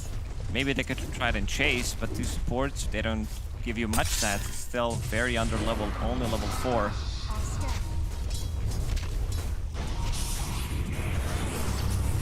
Yeah, no appearance from Echoes down here either. Big damage out of this gyrocopter with a rocket barrage, level 3, forcing New and Planet both back. And a new wave arriving means the damage will keep coming onto that tier 1. Niku also solo pushing tier 1 mid, while Echoes and Shiro both dip back into the jungle to try and finish off these first big items. It does happen when NP decides to leave the lane a couple of times, or with corrosion, extra bit of minus armor. Again, Niku still not involved in any of the kills. Last time he played it from the mid lane, he was going for Manta Style as his first item. This time, it seems like cheap damage. Chrysalis is going to be the item of a choice, but I like this. Them trying to invade, they just need to be slightly more careful. If they bring the numbers, New, half HP. Risky, honestly. Echoes is going to TP in on top of them. The Sprout blocks the retreat. They're going to try and cut through the trees, but a Blood Grenade and some more slows towards Got the Juice. They'll banish up the Axe, turn onto Y. The cooldown comes in, and New is in trouble. Blasted by the damage on top of the Fatal Bonds. And Echoes gets grappled upon. Niku closes the gap onto him, so a double kill emerges for Got the Juice. Ancient stacks were defended, but they lost 3 heroes for it. They did. It was a nice Sprout. They immediately cut out 2 trees to be able to get out, and then nice disruption comes out. It wasn't also very close. Got the juice. He had raindrop and he had 21 charges. It looked like he was dying, but he was very patient. Didn't even use it in the end.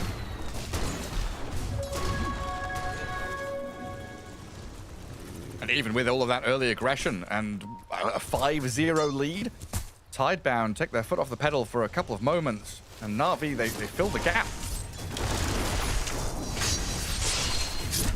Niku's Kez just constantly shoving out this mid wave, so there is a real vast expanse of space to play in on that right-hand side. If you keep that mid lane pushed in due to the tier 1 tower being dead, Zayat and Niku just keep pivoting in towards Ancients. Shiro has been silently farming on the other side of the map while all this is happening. Not putting too much pressure onto him, and again, they really want this stack. Yeah, I mean, we don't want Axe to be able to take it, or the Alchemist.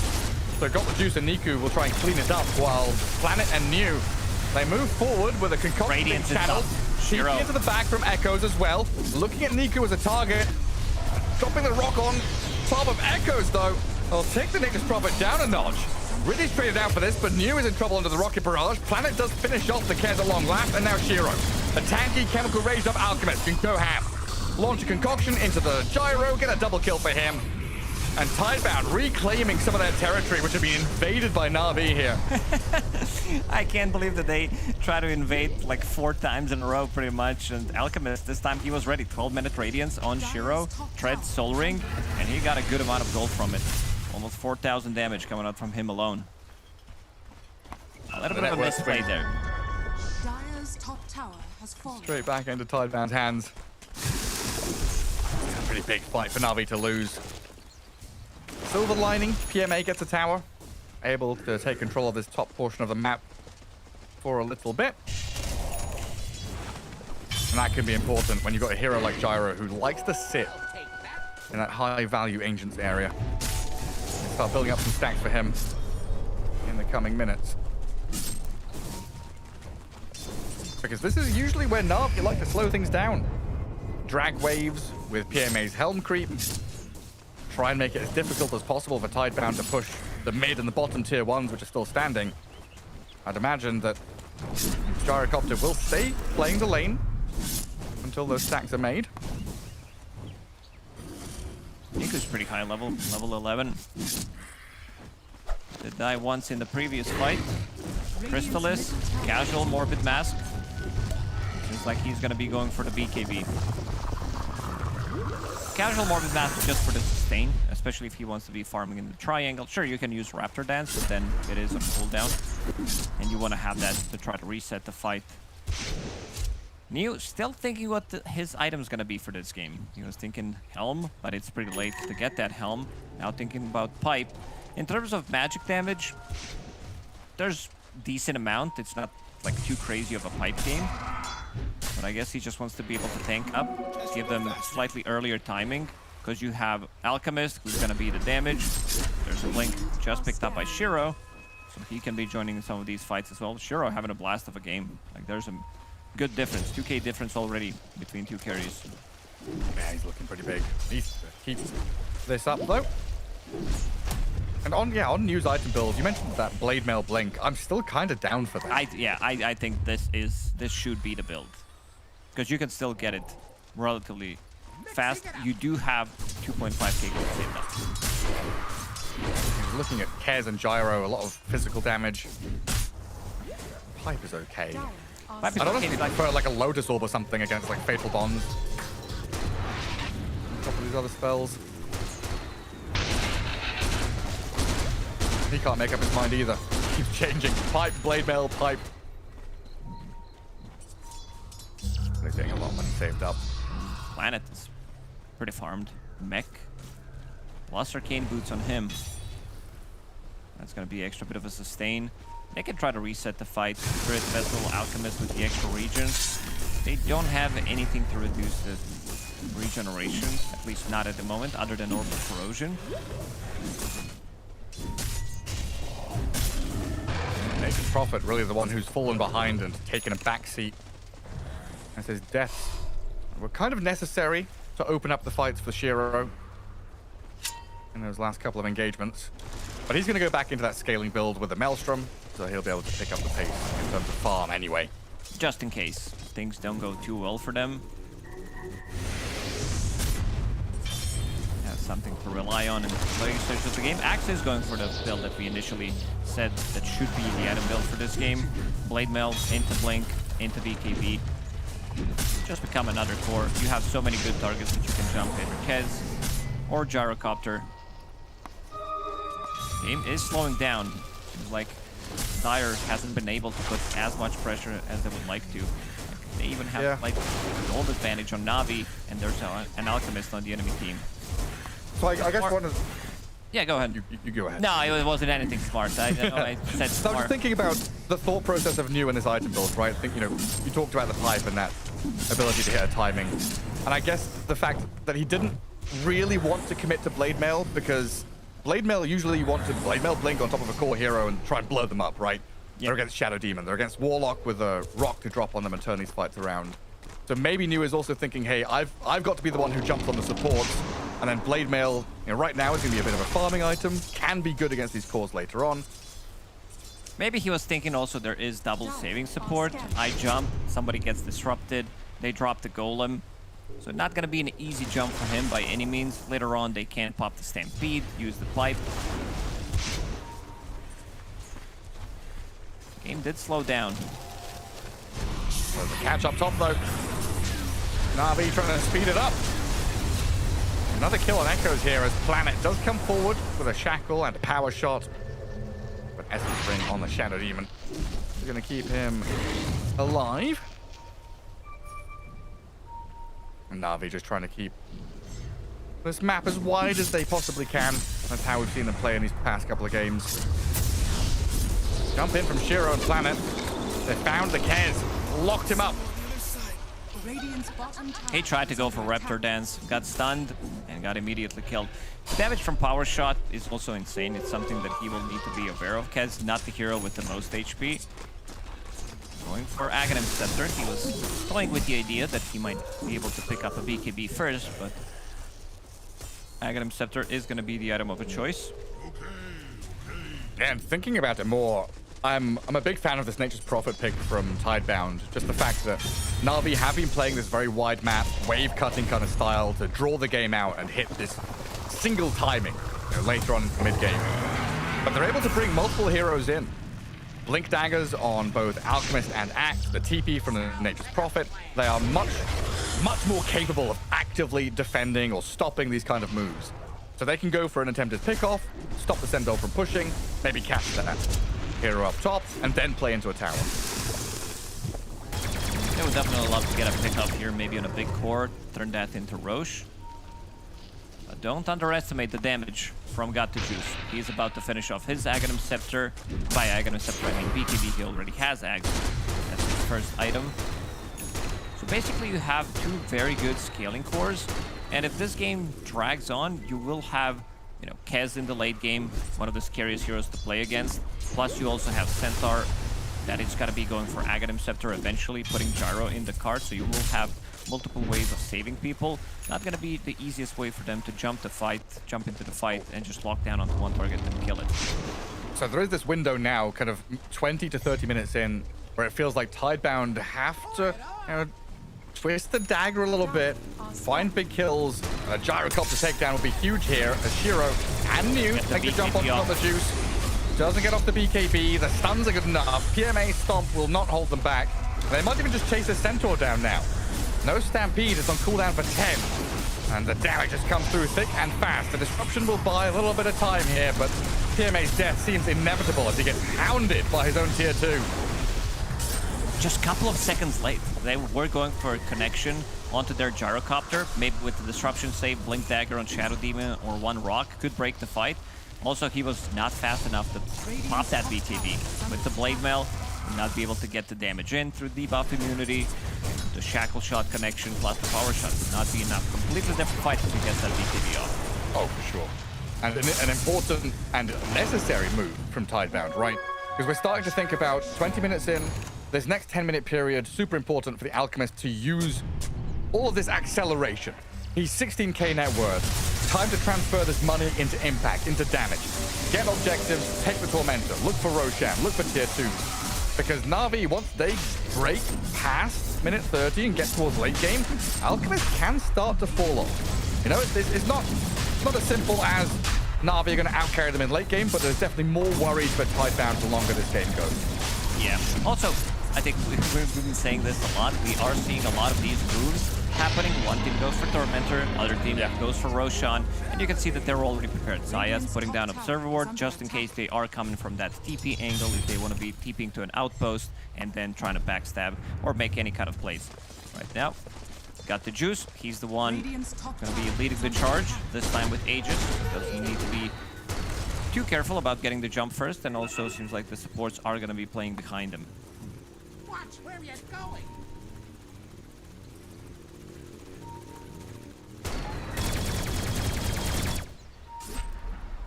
And Na'Vi going to start playing into that enemy Ancients area. Just giving up control of the left side of the map, allowing Got the Juice to farm on this side with the potential to play into tier 2s. It's a good spot to be in. Why though? Dead as Shiro comes in to protect his Jakiro and kill the Shadow Demon in the trade. New with a 2-man call with a Blade Mail. The rock is dropped, but Niku's already gone. Got the Juice will turn, and New will fall as Shiro with his BKB running back towards his tower. Kez couldn't get much done. They killed Shadow Demon almost off immediately. He also put up a premature jump from PMA. Yeah, you see the damage from Axe immediately. 1,000 damage coming out from him. This is one of the worst matchups, I would say, for Kez. I think any kind of disable. I know Lion is not the most picked hero at the moment, but there's definitely a hero that can ruin Kez. Like what he wants to do, jump onto a target, you hex him, you kill him, you have the burst damage, low HP hero. Been used a couple of times as a counter to Kez, but Axe is definitely the one that is easier to use. Yeah, Kez is all about guerrilla warfare. You keep using that term. Is that not the animal gorilla? It's a bird, I know. Guerrilla tactics. In and out, hide in the trees, strike when your enemy are least expecting it, tie their shoelaces while they're asleep. Yeah, it's a good name for the game, Guerrilla Tactics, and then you play with gorillas. Not sure what the game is about, but cool name nonetheless. Do you think you could take a gorilla in a fight, 1v1? No, I mean, there was a meme like a couple of months ago where people were saying that 100 men wouldn't be able to take on gorilla. Dude, gorillas are so freaking strong. Like you have no they are. idea. Like these are 100 men. You know, but also, why are we attacking gorilla in the first place? Just let gorillas be. They're endangered species. I mean, it's flawed from the start. We're stupid. Humans, the ego, the desire burns in us to be the strongest. And that is a weakness that can be exploited.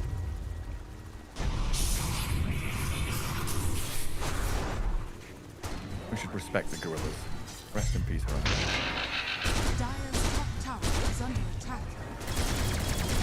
Tidebound trying to deal with these goddamn helm creeps.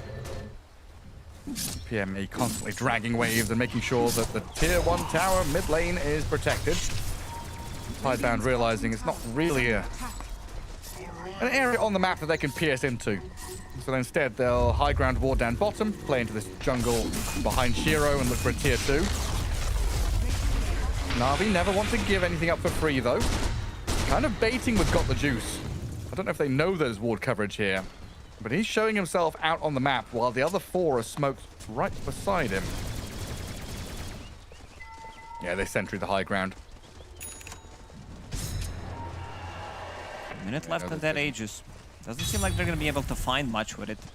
Yeah, this Kez has fallen off. He wasn't able to do much. He was 1-0 and 4, then died, and then managed to get 2 assists in the previous fight. Luckily, he didn't go for Deso, because with this build, you would still have no charges. So just a casual Crystallis. I also wouldn't mind seeing... Like, he's going BKB. BKB is fine, you kind of need it, but also S and Y, very good in general when you're playing against all of these stuns. You're playing against Axe as well, try to reduce... It gives you tankiness, but the status resistance is the key.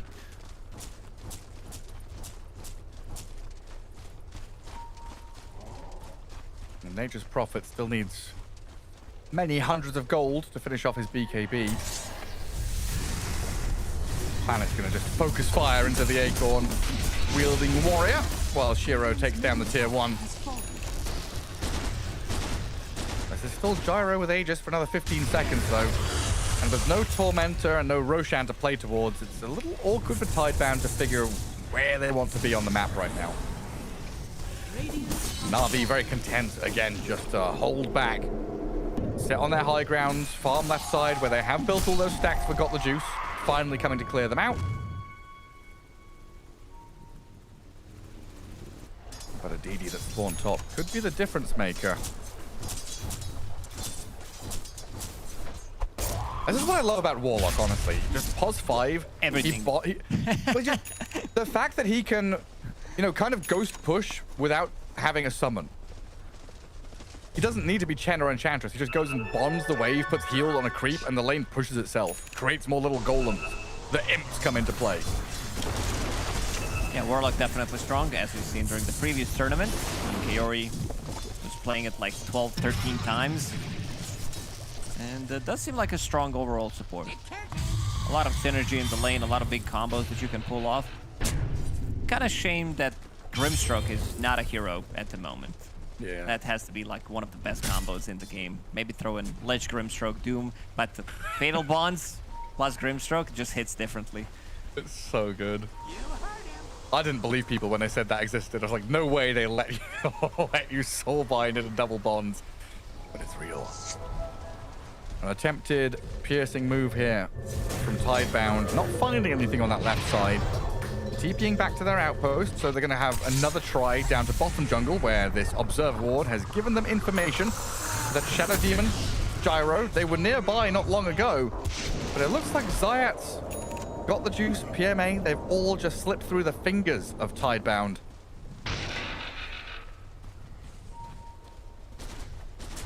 That kind of stuff hurts. A couple of smoke ganks gone completely amiss. You don't want to just continue sitting and farming on this Alchemist. And the gap between him and Gyro is starting to be diminished a little bit. I want to see what Kez... Absolutely scary fighting into a Roche pit when you're against this Warlock Gyro combo. Yeah, it is scary.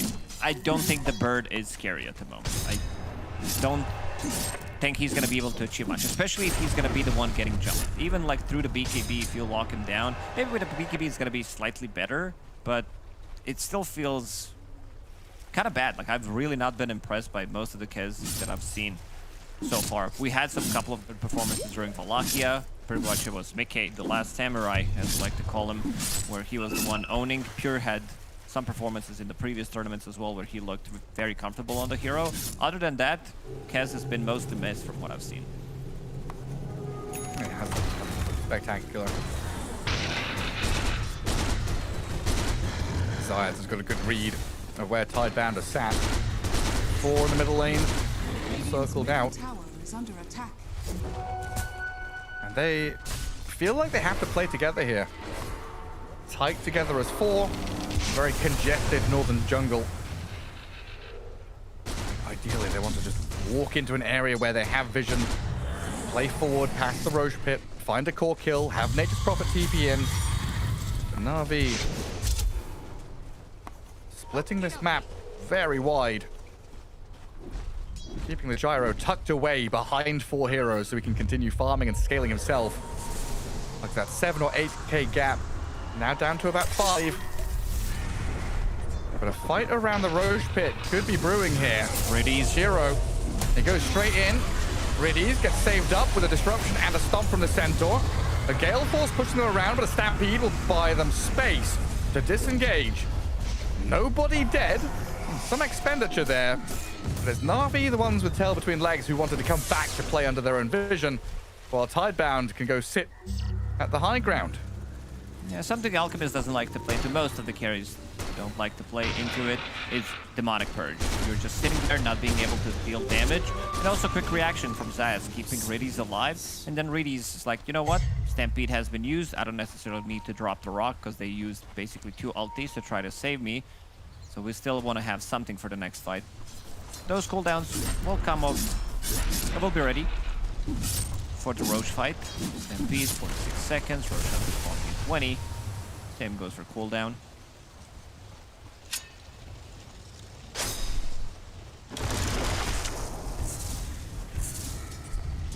really do worry about the longevity here of Echoes. He's going to have to BKB, try and turn and fight with Planet by his side. This Niku cares, getting blinked and called and dunked. Not expecting the full rotation to come in from Tidebound there to protect their profit. Yeah, this was Radiant like, are scanning. feels like he needs to do something, but nobody else was there. So he goes on a solo mission. Still yet to get the kill on the board for himself. 0, 4, and 6 on Kez. Yeah. I can see the vision, kill the Prophet, then play in towards Roche Pit. PMA has a creep in there, scouting it out. But you've given an opportunity for Tidebound to take the Tormentor and then move themselves into Roche. I do like this Satanic on Nature's Prophet, because, yeah, I was worried about the longevity of him in the upcoming team fights if he gets jumped on by a Kez and a Centaur. But now has that potential with BKB and Satanic just to tank through the initial onslaught. Not too far behind the Gyro in terms of net worth. If this Kez doesn't get much stuff done, it does feel like they're going to be outscaled. It's going to be mostly damage from the Gyrocopter, but did go for MKB, so investing everything.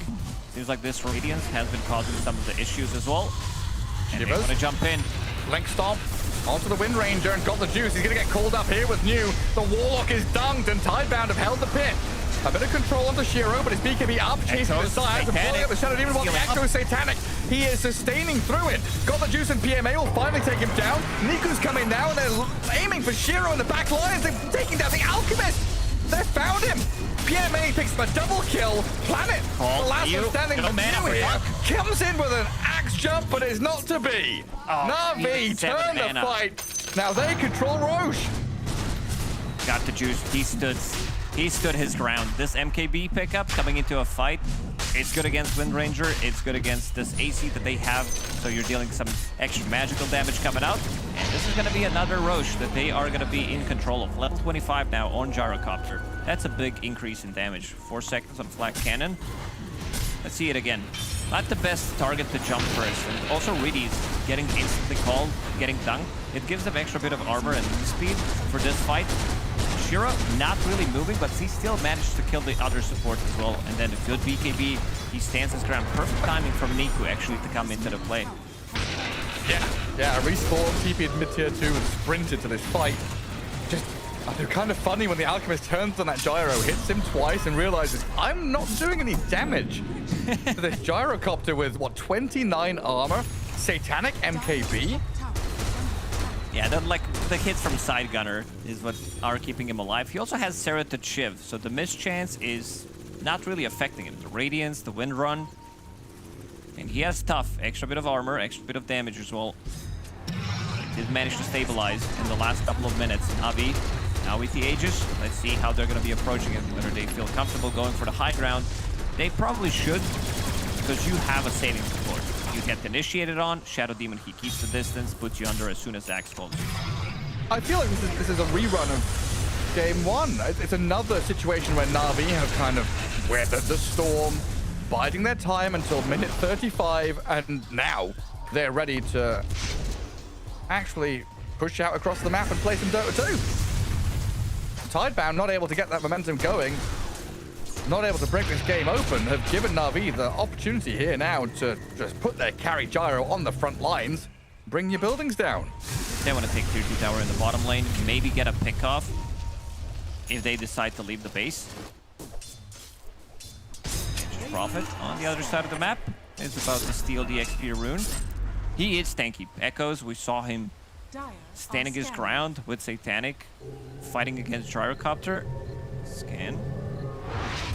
I was thinking about maybe someone's coming in with a TP to try to set things up, potentially Shadow Demon.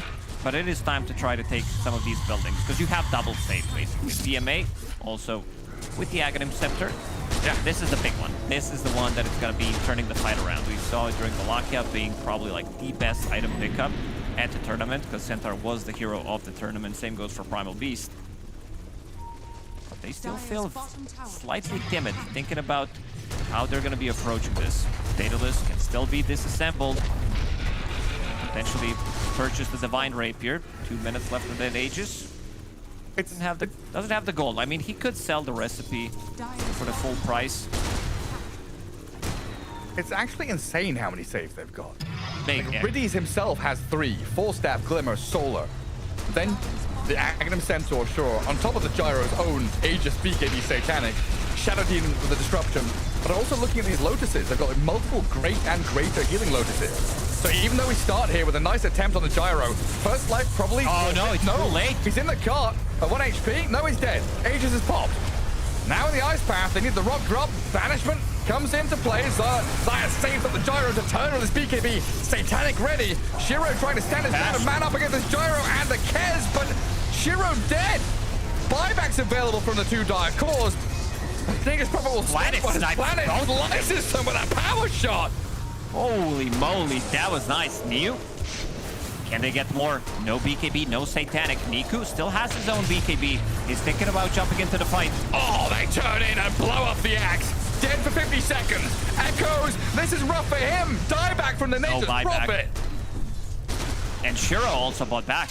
So let's see how they're going to be approaching this. They do have 4 available. Centaur available with the buyback as well. They do have an outpost to keep it. I think he should commit. I think he should commit and they try to go for an end.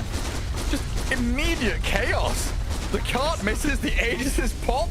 The saves try to come in. It was so close. If he gets it off, then that fight is also much more easier. Got the juice, would be able to get the Satanic off afterwards. Now, off to another tier 3 tower. If he gets jumped, that is ready with the disruption. He has to be. No axe, no Nature's Prophet. This should be another lane. Upheaval over the top. As they'll try and shackle and power shots back. But Na'Vi, they're going to get what they came for. 2 full sets of barracks. Centaur's coming in, 15 seconds. Should probably wait him out. They have a good 40 seconds in between before Nature's Prophet respawns. No Roshan for 3 minutes, maybe even more. And they are going for an end. You can see Zayats flying out Vlads. Extra bit of lifesteal, extra bit of damage. Could make the difference. Divine Rapier Gyro incoming as well. Got the juices, feeling it. He's pumped up. As Gyrocopter is just going to step up onto your final tier 3. They need Cart to hit this Blink time. call. Banishment stops it. Cart is ready, but the Galeforce pushing this Gyro back in. Put him they in. need to save him up. Got the juice. Put him in. Where's the saves? He's going to turn with a Satanic and the damage comes through. The heal is there. Oh, he's got the juice for sure. Shiro's gone for 2 minutes now, and Tidebound, very little left in the tank. Na'Vi are so close. There it is. GG called, and Na'Vi will do it. I like the risk. I like the risk that they did take in this one, and just to be sure that there is enough damage. Vlads came in first. They get the disruption with that Divine Rapier. It's more than enough. The lifesteal, he gets the Satanic off, and you can see them being pretty happy about this one, as they should. They're off to Chengdu. They've managed to knock out a Chinese team and qualify to head to China. The young squad well deserving as they pull out all the stops in the best of 3.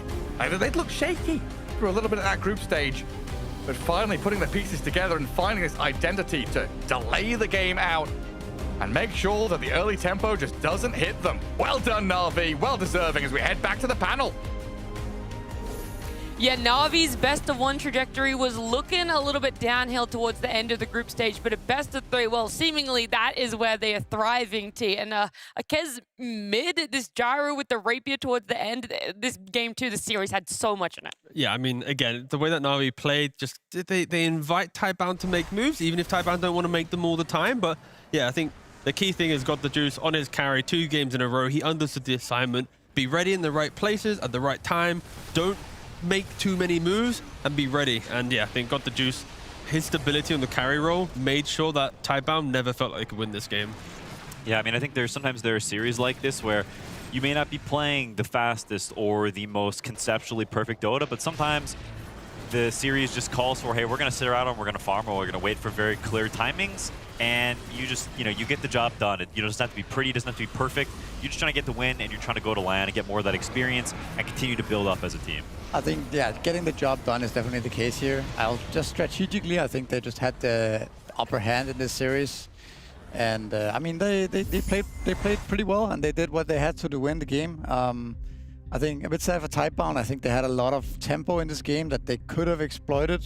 Na'Vi for being kind of slow, and yeah, I feel like if they understood how to play a bit more aggressive, I think they would have been able to, to up the tempo and take some Roshans and take some more towers and get more ahead. I feel like the network lead was not enough for them. No, definitely. This game was so even. In fact, it was like this one thread was pulled T and everything unraveled for the side of Tidebound. It was so touch and go for either team. At any point, we could have seen a different outcome, but there was just a fight that really fell short for Tidebound, and they never fully reset from that. It still felt like that's when the tempo kicked in. Now we need to fight when you're a little too down, a little too far late. Yeah, I mean, that's kind of the problem with the Nature's Prophet. Like during the draft, they're saying it's not the best into, Centaur, into Gyrocopter. It kind of feels a little bit lackluster. So when Tidebound do take these Roshan fights, the first one, they don't even contest, right? The second one, they go to the fight, they lose it, and then 2 Aegises go the way of Na'Vi. And when you have tempo on the side of Tidebound, you want to utilize Aegises. You want to utilize that momentum. So I feel like maybe even one theme of this entire series was Tidebound not understanding how to use Aegis to convert on their early game. Yeah, well, unfortunately, the run for Tidebound, the potential to play in an arena in China is over for them. But for Na'Vi, we're going to get to see these guys on land playing in front of a crowd for a first time. And I feel like if that winning moment had have played out in a crowd, it would have gone crazy. Do you guys know how close Gyro was to dying? Very low? Do you have a specific number, though? I don't. Looked like a couple of hundred HP. A couple hundred? Do you think over, under the couple hundred? I think around there. Okay, that's not what I asked. I said over or under? 150. Okay, under. Over or under the 150 T? Unders, just like mid-60s. Won't say the number. Okay, mid-60s. I believe we got a screenshot. We're going to see just how low this Gyrocopter really did get if we could pull it up. I can't read that number. Is that 79? Yo, you know what that's close to. That's close. Well, it's closest to T. That's close to many funny numbers, but yeah, that's pretty close.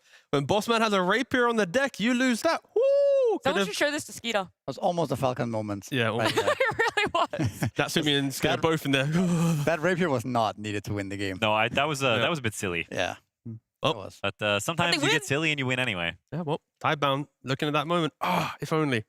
Don't watch the replay though if you're Tidebound, because then you'll be like, this guy missed a spell or this guy missed a right click, and then things go wrong. So yeah, Tidebound, focus on other things. That rapier, whatever. There were still a lot of great moments for Tidebound, but for Nabi, I want to talk about this Kez mid because a question mark around it was Niku picking up strange mid laners in elimination series, in elimination games. This time around, it works out. In Slam 4, it didn't for them. I want to hype it up, but also I feel like if a better you have to hype it up. Do I have to? No, you okay. don't.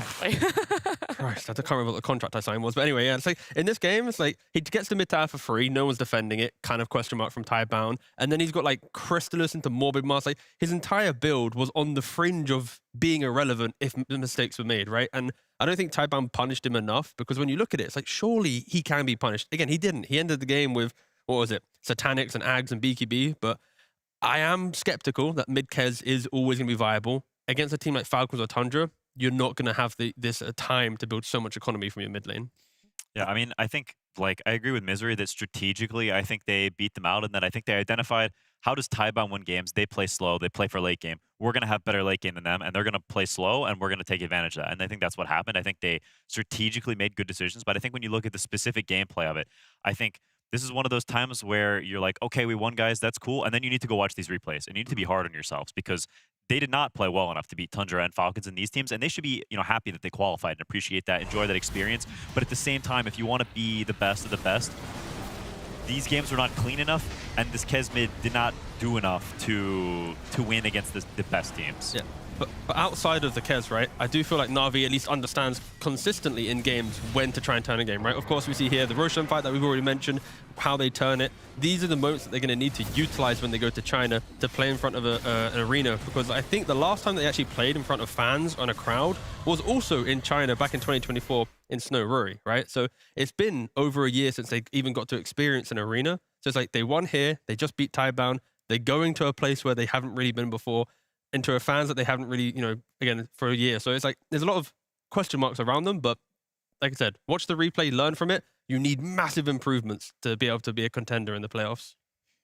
But I also think now they finally managed to get to the tournament, to qualify for Blast main event, and There it is. I think the pressure is off of them a little bit now. I don't think anyone expects them to beat Falcons and Tundra. They probably themselves believe that they can do it, if they work hard and they play their best, But I think it's still going to be a bit more chill environment. We're setting the underdog story here. That's what we're doing, right, guys? All right, so that's the thing, right? When you tune in next week and you watch the potential Na'Vi versus whoever, right? We'll set them as the underdog. So when they win, wow, the arena goes crazy, goes wild. And, that's all we're doing here.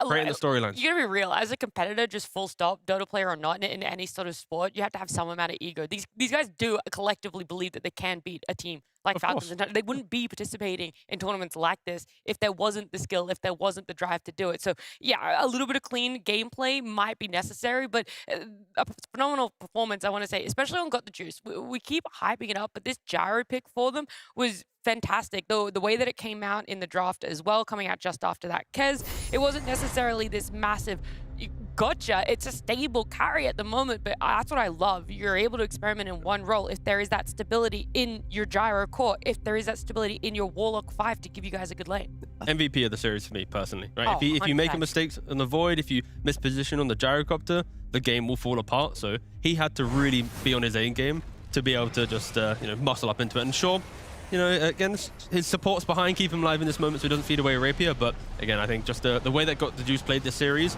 is a big reason why they are going to be flying off to Chengdu in a couple of days.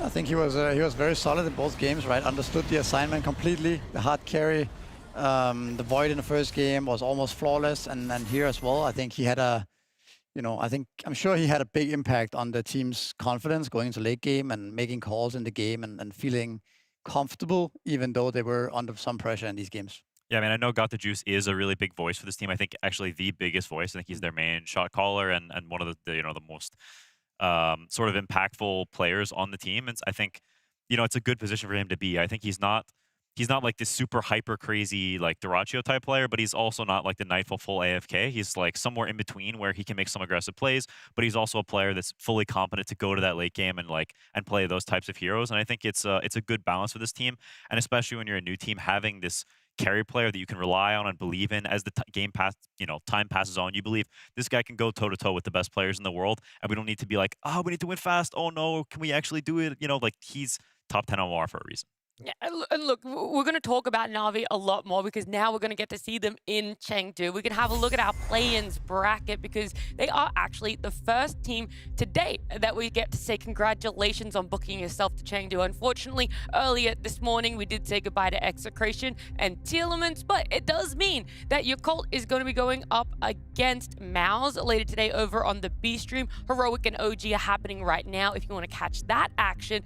OG up one game in that best of three. But here, to round out our third and final best of three on the mainstream, it's Yandex up against Extreme Gaming. And range. There's the Ravage. You're right, as they do take down the Pugny in the back lines. On the left, Natus bounces in onto the sniper though. And Yandex, they find the core kills they needed. Shiro Jr. and Sax are hot on his tail, refreshing up and clearing out the Timber Saw. A 5-man wipe as Skem is obliterated. It's just too much.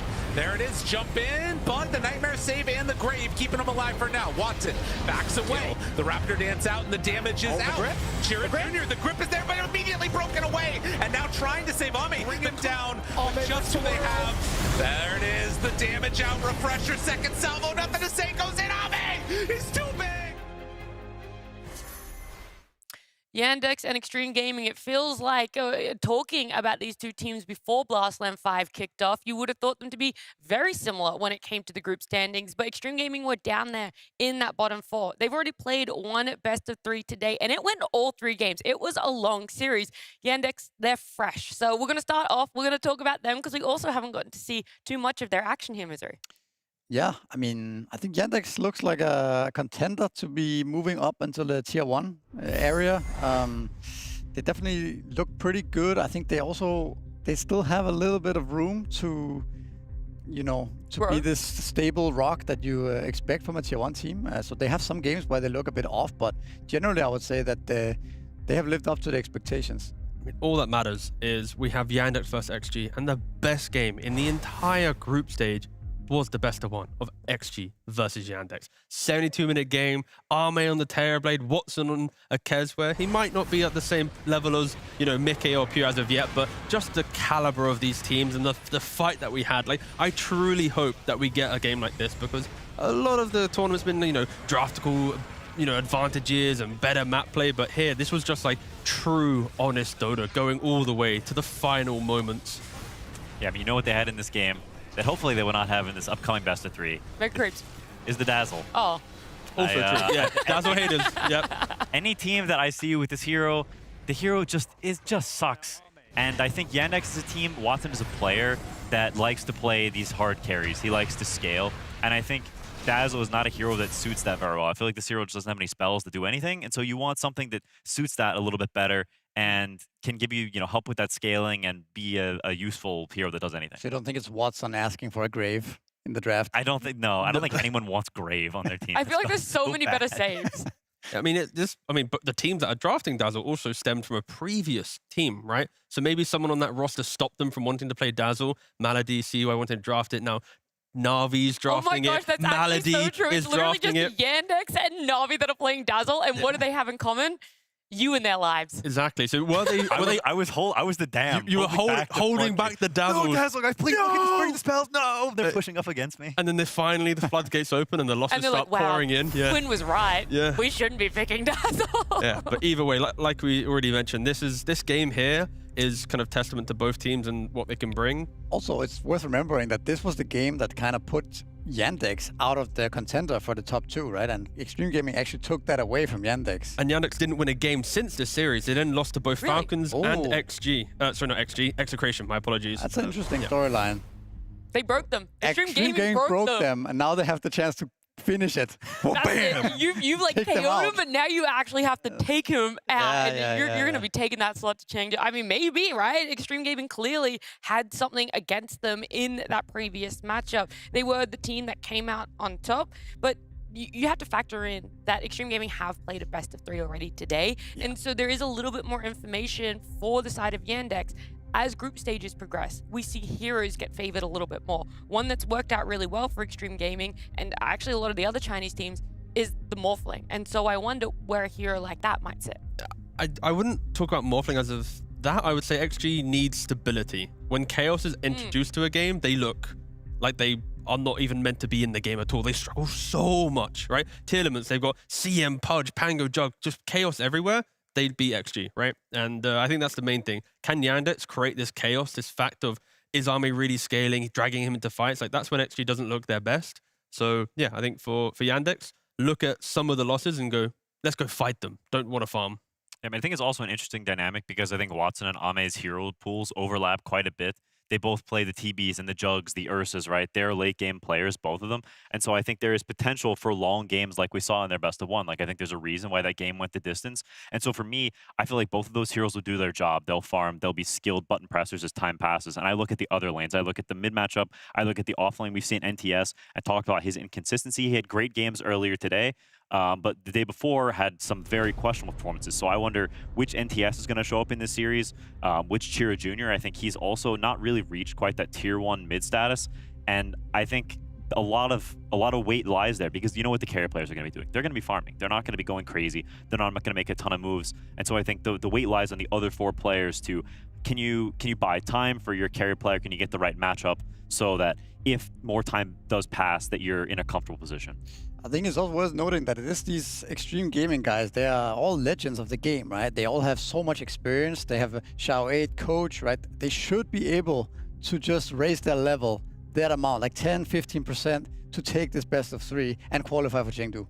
All right, well, it is a best of 3, and you've already said it there, Vincere. It's Chengdu that is on the line and going to be presented to one of these teams. Elimination for the other. Extreme Gaming had the advantage of a Yandex in a best of 1. Was that change up for a game 1 best of 3?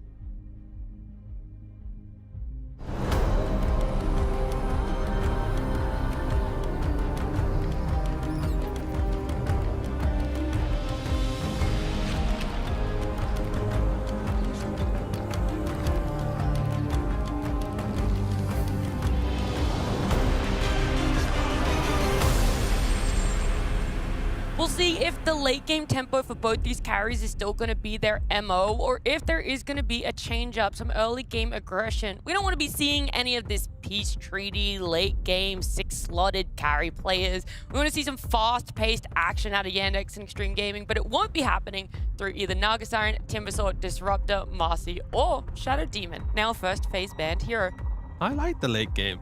I don't mind the peace. I didn't know how to hype. I know, but like the peace treaty is kind of yeah, just okay. The peace treaty is like the long con. It's the payoff. It's like the first 30 minutes to have a little bit of a snooze, and then you get 20 actions, 20 minutes of action. Well, no, if XG 20 actions. 20 actions, and then the game's done. Done. Look, speaking of morphing what on earlier. planet Earth? All right, that you was guys right. laughed at me about the morphling. No, T laughed at you. I saw you sticker as well. I was trying to move away to a different point. Okay, I feel like the Watery Boy as a first phase ban is quite an interesting approach. We'll have to see where Yandex is going in regards to that. Are they thinking of like gyrocopters or certain offlaners that just, I'll say gyrocopter carry, and then also certain offlaners that give morphling a free time? Just I think it's just like a comfort hero ban, like a little bit like we talked about the Storm Spirit for Yakult, right? I think you just ban out the 0 first phase. You don't have to worry about it later. It might be because they want some hero like Gyrocopter, but I think it could also just be remove Avis Morph. Okay. Yeah, it's a weird one for sure. I don't think it was necessary, but maybe they felt like the first pick Slaughter, like sometimes you have a read on what is the enemy going to prioritize, and you just give them that thing because you feel like it has holes in it. Maybe they think first pick Slaughter is actually weak and doesn't, have as much oomph as maybe XG believes it does, and so you're calling their bluff. And so maybe it's not even so much about the morph as it is, we don't think Slaughter first pick is legit, here's why, and they show that through the gameplay. DK is a fine response, but I think this is a two-way matchup, then there's not too much to read into it about it. So it's a fine response, but it's nothing crazy. I'd like them to protect the potential mid Slaughter though, because let's say there's a Queen of Pain or something to shut down the Slaughter. I want XG to be able to control where it's going until the end of the second phase. Yeah, I mean, if I'm Yandex, I'm imagining you're just gonna pick your offlaner there in second phase, and hold this DK until you see where Slaughter goes. It's a fine lane matchup, but I don't think you crush him in necessarily either lane you go up against him. I do think mid DK is better against mid Slaughter than carry DK is against offlane Slaughter. Yeah. And so maybe you choose to do some matching there. I was thinking the same thing. I was thinking Slaughter should be pretty happy in the offlane against DK. DK doesn't really pressure Slaughter, so he should get a pretty much free farm lane at that point, and that's really what you want when you're playing that offlane Slaughter. And XG showing so much respect to the supports, right? How often do we see, outside of Marcy, of course, the core, SD, Jakiro, then Chen, then Bat, like normally offlaners I think are a big topic in our drafts as of recently. So going for a lot of supports, it just means that there are so many options available for both teams to utilize in the next phase in the offlane role. Yeah, in some ways I'm surprised they didn't take the Chen on 9. Malady loves Chen. He's very confident on the hero. I think he's also very good at the Chen. And it's a hero that I think is very good against Slaughter. You buy all these auras, you get these armor items, you get some ice armor creep, and the Slaughter, he has to run into this wall. And I think conceptually, the way that hero plays is pretty good against Slaughter. So in some ways, I'm honestly surprised they took the Dragon out of 9, even though the hero is very powerful. Terrorblade ban, pretty good against Dragon Knight. It's, somewhat reasonable, nothing super crazy. That's weird. That is quite weird. Is that the Saxa heroes? Yeah, it has to be. There's no way they would pick mid-void spirit like that. When you look at 4 position for Saxa, he's been playing Tiny, Slark, Bounty. Sure, there's now a void spirit as well, but it is kind of the same logic. He wants to do the set up the map, get the information, just kind of annoy people by providing your team like this up-to-date positional info. So yeah, I don't know if I'm excited by it, but it's there. We'll see where the next 3 picks go, but XG just need to continue drafting a very stable lineup, and that they do, right? Yeah. The Hoodwink to play with potential offlane Slaughter, a Warlock to secure whatever pick Arme wants. XG, it's just stability, and now Yandex, they need to show us what they have cooking for a potential Void Spirit support. Yeah, I mean, they've also balanced their draft very well in XG. They've got teamfight, they've got playmaking, they have stuns. Like, it's hard to point out a flaw with these 3 heroes. Warlock as a hero does have some weaknesses in that he's quite slow early and doesn't really do too much in early fights. He's very sort of blobby and cooldown reliant, but that's counteracted somewhat by Hoodwink. Pairs very well with Warlock, and so does Slaughter, in that they're very skirmishy, very low cooldown. So hard to point at anything from XG's lineup and say, I don't really like this. It also sets up their last 2 picks to be they're quite flexible, right? It's whatever they want, right? All they need is just some kind of win condition and a little bit more damage, and then they're set for a very solid draft here. So very open kind of situation for them. Whereas Yandex, I mean, the Void Spirit pick, I'm not sure why. Yeah. I don't really know why. Why this game and why so early, and you just see one slaughter. Maybe just Sax are feeling it. Yeah, not sure. I don't think it really deters anything from Extreme Gaming. You're not worried about this hero going mid or carry or anything like that. So let's see what kind of 5 they end up with here. Oh wow. Okay, the Phoenix. Crazy. I mean, I think with Void Spirit, you do want some 5 hero that has damage. Void Spirit, you know, not a super high damage. He's very in and out hero. He's poking you. He's casting these pulls and stunning you a little bit. And I mean, Phoenix, a hero, honestly, we've not seen with great success this tournament so far. It has looked pretty bad in most games. And so I'm curious to see if Yandex can prove us wrong, because I think Phoenix is really good with all of Yandex's heroes. Like, it fits their lineup really well, and it's pretty good against Slaughter, but this is a great Ursa pick and response. Yeah. I think Yandex is looking at XG going, you guys never really play high pacing. You are quite slow, so we're going to pick these independent heroes that once they get online, they can work together. But for XG, they continue going down this picking strong heroes. Like, Ursa into Centaur, it's a good lane. You can then also overpower to kill off the egg. Sometimes that can be an issue for Ursa when you use all your stuff to kill Phoenix and then you don't have tools elsewhere. But still, it's like Ursa, great game, shouldn't really be dying at all. It's very free Ursa game, I think. It's also rare to see this hero being left in this spot and kind of forgotten throughout the bans, right? We see a lot of Ursa bans, first phase, second phase nowadays. And especially when you want to pick up heroes like Dragon Knight, Centaur, Phoenix too for that matter. So yeah, very good game for Ursa here. If Yandex lose control on the map, Tormentor's, Roshan's objectives, they will just disappear due to how good Slaughter and Ursa are doing them together. So I think for XG, it is a matter of play out your strong lanes. When you get to that 20-minute phase of the game, like, you have to be ruthless. Don't allow Yandex to set up and contest for anything. Like, you need to just take them away as quick as possible. Yeah, I mean, I definitely prefer what XG has so far, but they do have this slight weakness in that Ursa and Slaughter have some overlap, and that they're bad against the illusion carries similarly. Like, they're very physical, single damage focused. So if Yandex gets to the point where they have armor items, where they have some hyper carry, maybe Watson picks a 24 PL here or something along those lines, you have some hero that can keep dispelling these things and they're not able to lock on and burst this one hero, then you can potentially run into problems as time passes. But as of now, I think XG is very happy with what they have. I'd love to see like Ember in the mid lane, for example, for XG. I know there's counters available, but with Huskar getting banned out, maybe, you know, Monkey King as well, I just want to see a playmaker that can go in and poke out some spells, like poke the Stampede, poke the egg, force the DK to use his ultimate form, and then you disengage. You understand the fight, and you go again. Yeah, Ember would be good. I mean, I agree with Quinn. They need to cover their holes a bit in the draft, because like you said, there's Terrorblades and PLs that could be really problematic for them to deal with. But again, I think they have a very solid foundation here, so they can pretty much pick anything they want in mid lane. The only thing they need to worry about is potentially getting counter pick, right? Exactly, yeah. But that's pretty much it. But they banned the troll to protect the potential Slaughter offlane, right? We already saw how Huskar safe lane against Slaughter offlane was a devastation for him. So they have, it looks as if they protected offlane, leaving NTS to take his hero here. Yeah, Sand King and Tinker ban's pretty good. I think whenever you're playing against NTS, you just ban NTS heroes. He's actually got a relatively small hero pool. He picks within, you know, 6 or 7, maybe even less than that, heroes generally. So I like that they just ban his heroes. They're not thinking too much about what necessarily is best. I mean, this does fit within his category though, and it's a very good Pangolier game. And it also keeps the flex open, right? For the Slaughter, Pangolier. Yeah, it's true. They have a true flex. It's also surprising this hero is still in the pool, actually. Yeah, the hero's pretty OP. Yep. It's very good against the Manta heroes generally. Like, Phantom Lancer is kind of off the table now. I think if they picked the wrong hero there, that hero could have been very good. I think Watson is one of the best, if not the, you can argue he's the best PO in the world. He's very good at that hero on an individual skill level. So this makes that type of pick a lot worse. And now, okay. So they go more the tempo route. Oh, yeah. We have seen this lane fall flat. Like, we saw Yopaj pick this against, I forget who on the Pangolier. It was GPK on the Pangolier, and he got smacked. The Queen got smacked by Pango. I think it is a lane that is Queen of Pain favored, but it can like be drawish if the Pango plays well, and then you're in a position where Queen is just a terrible hero from behind. So I think it is a great Queen game, and she can do a lot this game if Chiro Jr. is locked in and he plays the lane well. There can be somewhat of snowball. We talked about Warlock being a bit of a slow hero. But But if that isn't the case, if it's drawish, then I think XG has a massive amount of comfort. Yeah, I think so too. I think they have so much team fight, and I really like the general lineup that they have. It's kind of incredible. They got Ursa Pangula last 2 picks here.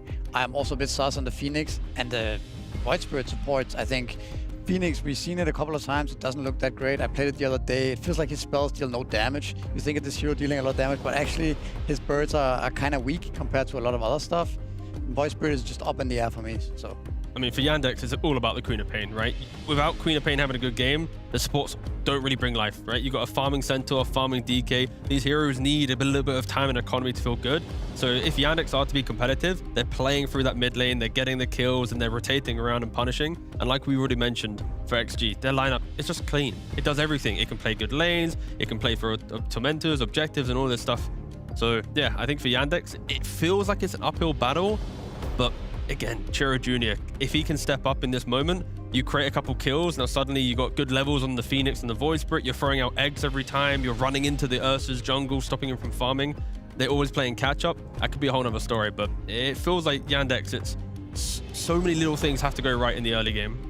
Yeah, I mean, in defense of Yandex, I think on the line of extreme, all 3 cores are pretty much exclusively physical damage. And when you have that, if the enemy team actually gets to these items, if they get, you know, the Holy Trinity, Lotus, Shivas, and AC, then I think XG can run into damage problems eventually. But I do think that it is just easier for Extreme to play this game, and I think when you're in clutch best of 3s, ease of execution just tends to be preferable. Well, look, it is only game number 1 for a best of 3. There is room for growth. There's a little bit of room for fun, but a support duo of Void Spirit and Phoenix might be a little bit too much for Yandex to be able to execute it as Extreme Gaming, taking the draft advantage here. But will they take game number 1?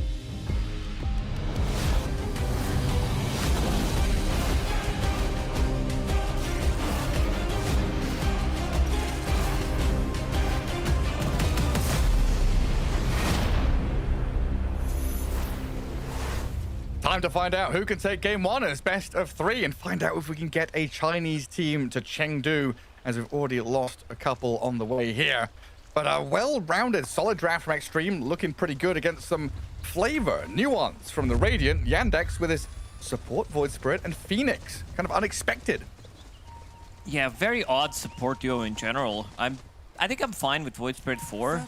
Maybe it was picked slightly early in the draft, where it wasn't really like a flex until the end of the draft. It was like, you kind of know that Sax is going to play it in this one. I think we saw other position 4s trying to play it, mostly 9 class, who did look good. This Call of the Void facet allows you to be super annoying. It allows you to get the farm, especially if you can get the shard for free. It allows you to get some extra bit of a vision, extra bit of a D-work, extra that you're going to be getting from it. It's a big cool. Other 2 heroes, 3 heroes, 3 core, you have good down, Dragon Knight, of Pain. I don't know how much nothing to say is going to be get of this lane. I would say like nothing to have 2 of them. But this is a hero that he could kind of go even in lane and pop off with. Movement in the mid from support, or getting Rolling Thunder, going out with the Pango himself. Chiro Jr. Panel was saying he's got to lock it in. A lot rests on the Queen of Pain's shoulders. Let's see how that goes. Oh, nice block in the bottom lane. XXS and FY managed to get the lane underneath the tower. This is exactly what you need as Slaughter. Slaughter off lane, kind of complete a different hero than when he's played from the mid lane. You don't have that river buff, you don't have all these benefits, you're not getting the solo levels. Most of the time, you're not going to be seeing this hero in top 3 when it comes down to CS 10 minutes in. Very much looking to get that blink as quickly as possible.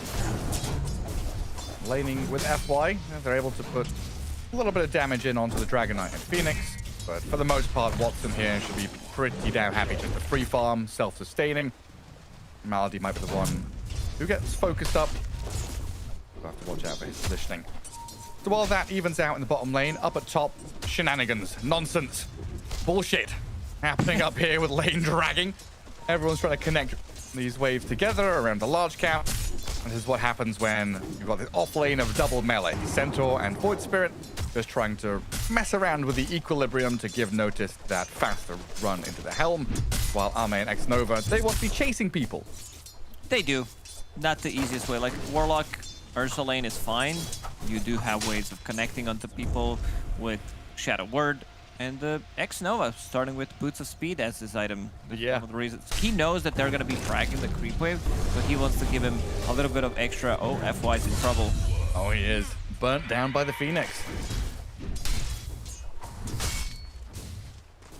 But yeah, you're right. Usually we have this kind of Shadow Demon or Bane to stop the lane dragging, or at least delay the moves out of these position 4s. Sax is able to use his Remnant there to grab the wave, aggro it towards him without overcommitting or losing his life. Both of the supports here still level 1. And those boots coming in handy. He can actually chase him down, give him a couple of clicks. While Ame does have 2 waves pretty much underneath the tower, which he's going to be fine dragging, waiting until it comes close to the tower when the lane is going to meet.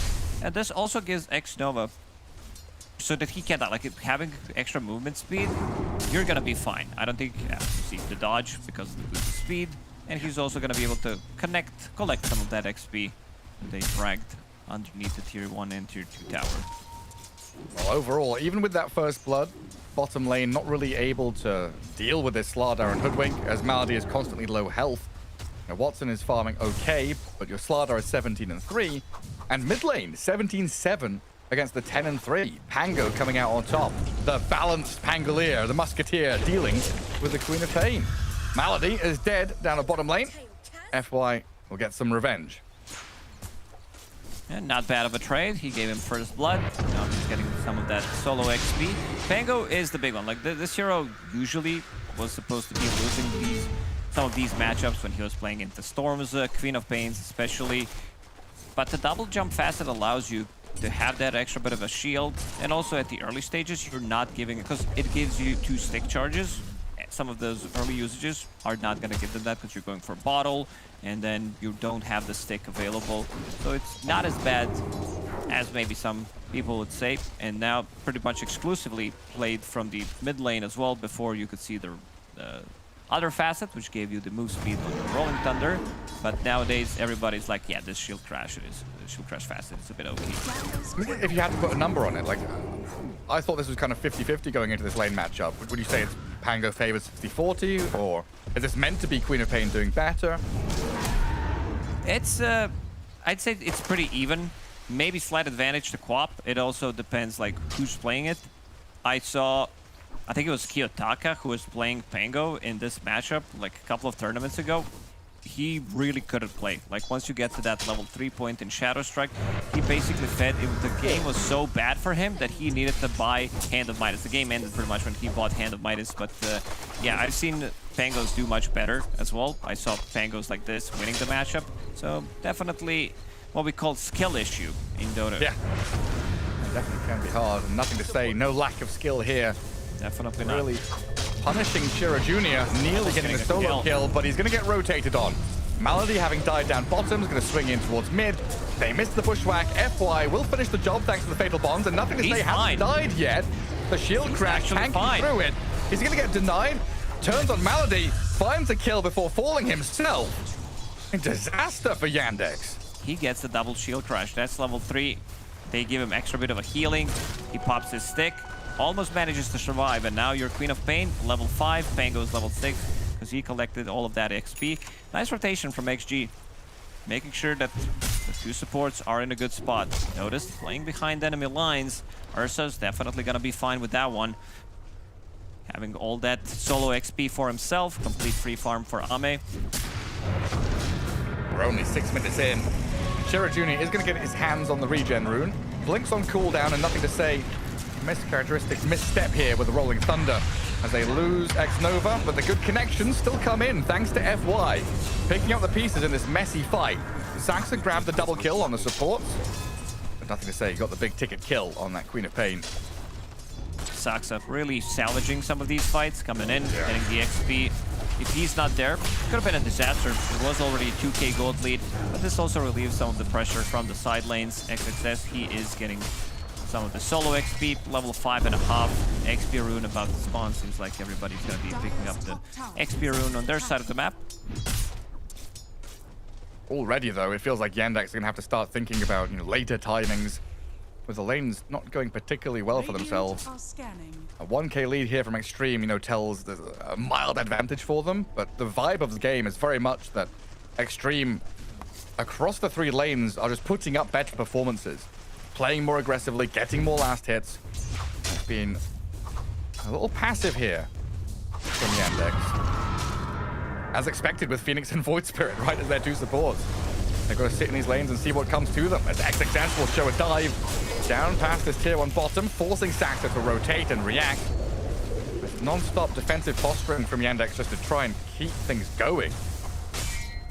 Saxa almost has the same amount of farm as Queen of Pain in the mid lane. Battle did talk about Queen of Pain, if she's off to a good start, that she might be able to take over the game. But doesn't seem like that's going to be the case. And this is a hero that doesn't really play that well from behind. This is a hero that wants to keep the tempo, wants to keep going, grabbing the kills, Sonic Wave, TP in, get a kill, go back to farming where you have Scream of Pain maxed out.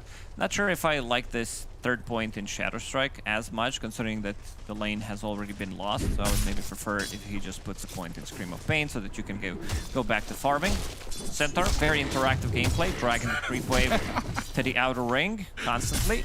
It's just so stupid, isn't it? It really is. 33 has shown people how to do it. Axe, your Centaur, whoever it might be. But there's fun stuff happening down bottom. Queen of Pain getting involved with a Sonic Wave over XXS. They've killed off Malady, and Extreme Gaming trying to slip away with their lives. Coming. Shira Jr. finds a final touch.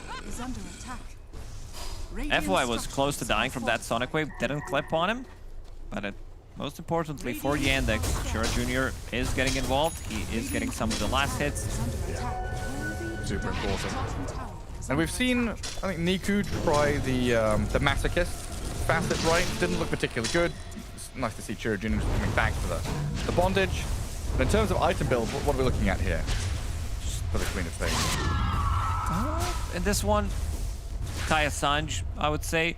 And then probably gonna start thinking about, because you still need a BKB in most of these situations, even though they have BKB piercing tools. I think Shiva's Guard is gonna be the item that he's gonna be looking for. Hello there. Noticed. Farming a camp next to the Dire base. Maybe in Russell.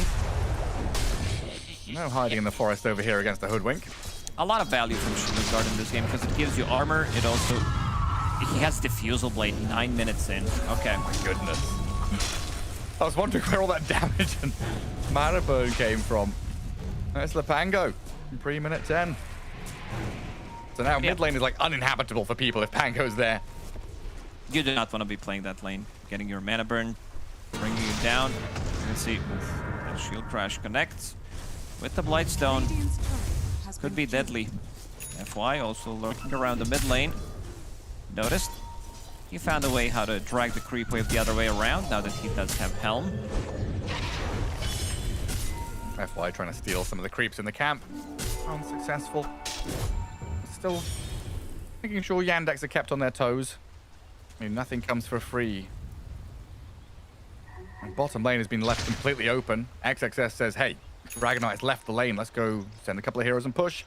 But they're already prepped mid with a catapult wave behind them. I think nothing to say. His call takes precedent as they'll drop the rock onto Chira Jr. and more importantly onto the tower. Malady not going to get rolled on. Nothing to say. Fake pumping it as Saxon will jump in. He sniped him. FY actually got him through the creep wave. We got Malady. All right, little sniper here. And that's going to be the tower. I mean, this has been the newer tech from Warlock. I think Carrier was the one who started it, dropping golems on the tower. Now. Then, yeah, just getting some farm as well. And they can maybe rotate to the bottom lane, try to get this tower as well. XXS. I said Slaughter's not going to be in the top 3, but there he is. He just overtook 11 minutes in, though, slightly later. But because they were putting so much pressure onto the other lanes, especially the mid lane, he got a lot of free farm in this bottom lane. Radiant structures are fortified. I think it's disgusting that you're not giving props to Big Player 69 from Turbo Games. He's the one that actually pioneered the golem drop on towers. Yeah, Turbo Games are different. I don't know. There's always some rando in a Turbo game who did it first. Yeah. Just do it faster. Yeah. Like, yeah, this doesn't seem too bad. Then you take the idea, you make it better. play it in a pro game. And tightening up here around the Dragon Knight in the bottom jungle, while Natus continues to make a conga line of creeps. Trying to break some records here. The longest snipe, the longest All right, the plan, confirmed kill by the Hoodwink, and now the longest play conga line of I like go for a smoke. When you see him doing that kind of stuff, just smoke up and try to punish him.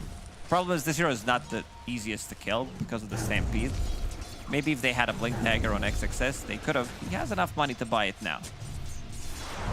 There's always the trade-off, right? Like, the smoke would be a great punishment for sure, but the trade is always Ursa getting free farm. Ame has Battle Fury, 7,200 net worth, minute 13.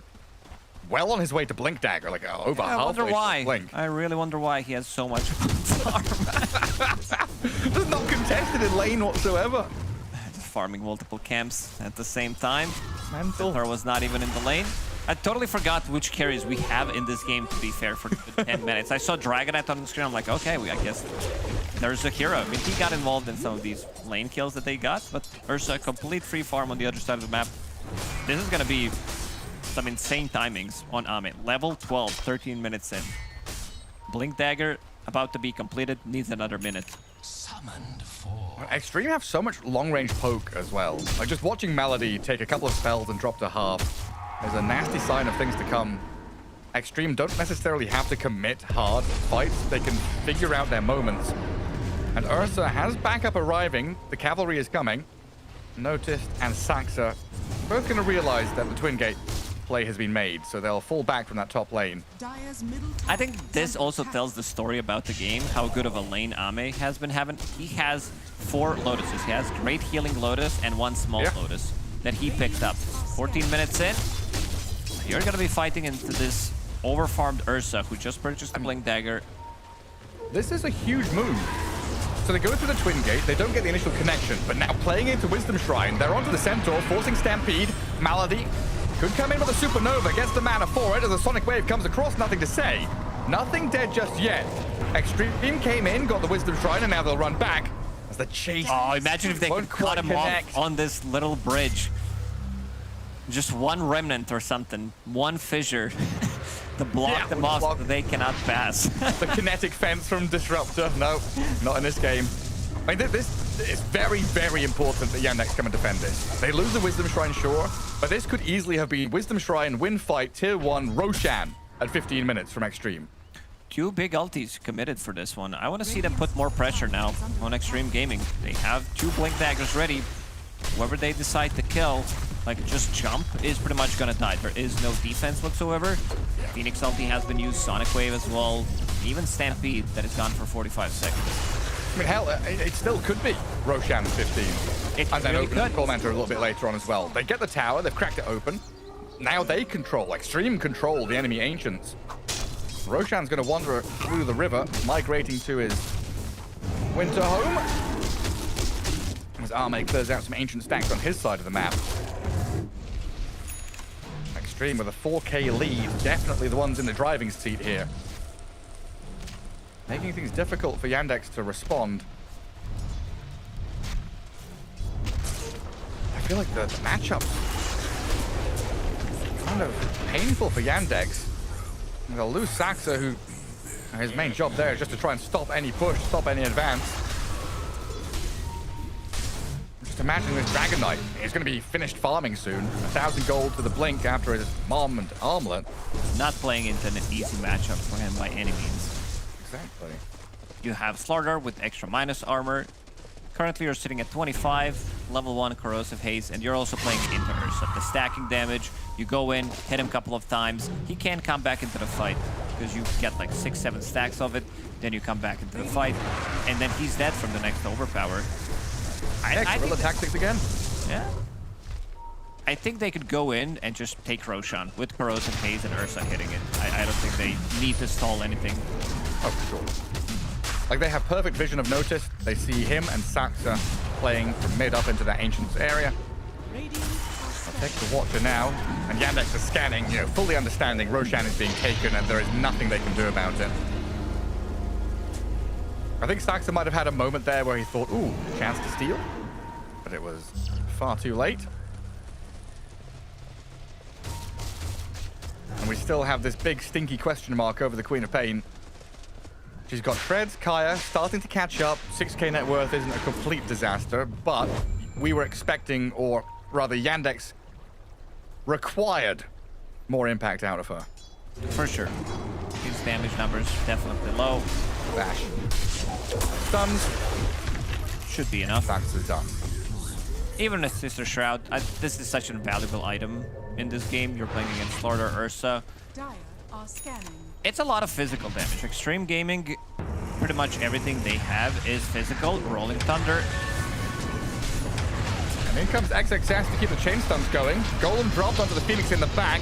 The Centaur blown up as Yandex trying to return fire onto XXS, but he gets down back into the river and he's healing up. Queen of Pain will blink in to take his spree, but it opens up Arme. A Sonic Wave to push nothing to say around. Doesn't get the kill. His shield crashes in, stays alive. Well, the Arme Ursa is just unbeatable right now.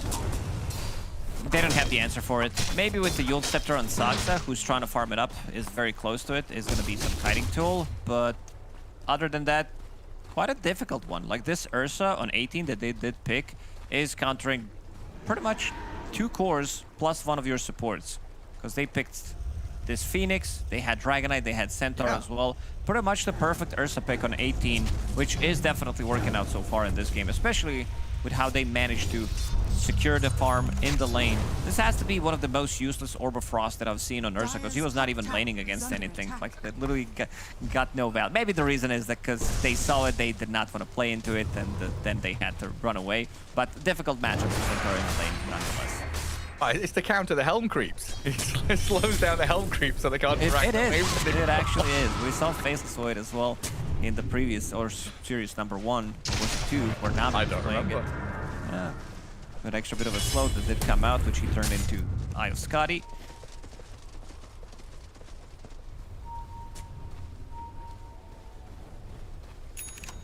Melody and Saxa.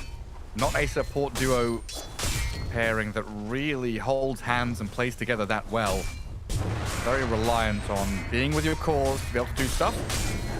Right now they are acting as bodyguards, as XXS and Arme will both miss out on the initiation towards Melody, while Saxa jumps in.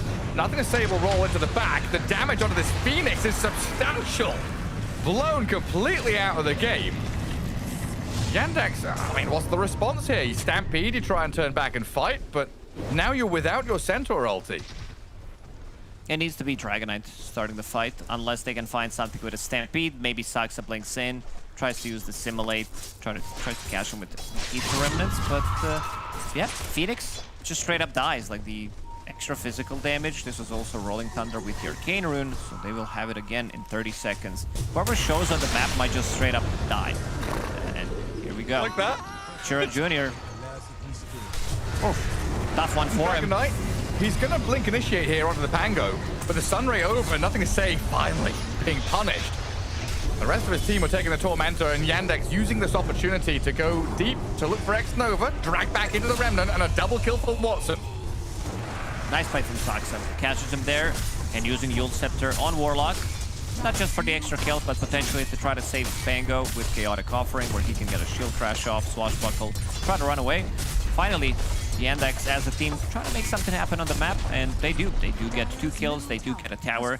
For them, it's more about stabilizing, try to get to their items, pick up as much armor as possible, because this is a very, like, I want to see Dragonite pick up AC, like maybe some Crystallis into AC, or if he feels he needs more damage, he's gonna finish off Daedalus first, but also Shiva's Guard on the Queen of Pain, and Solar Crest on one of the supports. I think these items are going to be so much valuable. You're playing against all physical damage pretty much. So if they can get to those items, I think this game could potentially stabilize for them.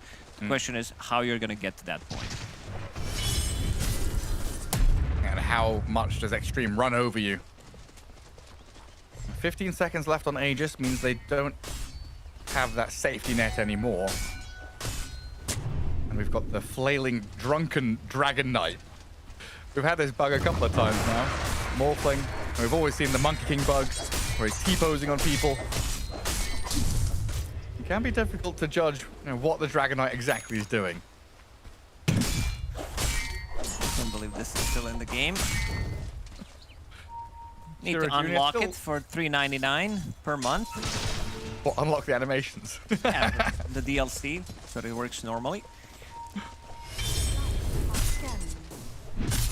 Queen of Pain did finish off that Kaya Sanj and is working on the Shiva's Guard.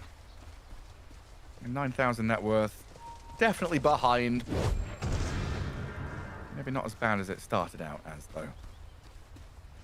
And Yandex looking to use this Dragon Knight and his net worth, the strength in this mid-game to make jumps and plays happen. And it's a lone hoodwink. Got a kill. There's a kill. One of the most dangerous spots in Dota.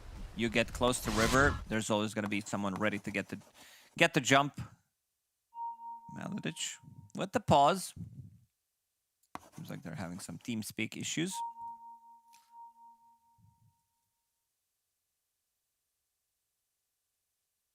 Ame's too farmed. I'm looking at his net worth, 15,022 minutes in. Yeah, he's pretty big. Just got to be careful to not give too much space to Yandex. Right? They've tightened up. You spread out across the map and went for this Tormentor. Pango got picked off. You're trying to play multiple lanes here as Extreme Gaming. But you are strongest when you are pressing towards tier 2s, looking for openings yourselves and starting with a Slardar and a Pango having incredible initiation tools. I'd love to see them get back on the horse and play aggressively again. The more wiggle room you give to this Dragon Knight, the scarier and scarier he gets. And that big lead you've had as Extreme Gaming is being whittled down a little bit. Watson's been doing a good job keeping up. Complete free farm Ursa. He's not that far behind. 1.4k, 1.6k right now. But he's also getting levels. Level 16 on him. Ursa. Shiro Jr. Coming in. It's just gone. The basher from Arme helping out a touch. Chain stuns galore. So another kill on a core hero. Bottom lane's being prepped by the Hoodwink. Mid lane is already shoving in with a dire wave. So Extreme Gaming gonna play from this bottom jungle to carve out an area of the map for themselves and force Yandex to play into one spot on the map. And then this can happen. You funneled your opponents into one area. You TP, react, look for more pickoffs, more kills while defending your objective.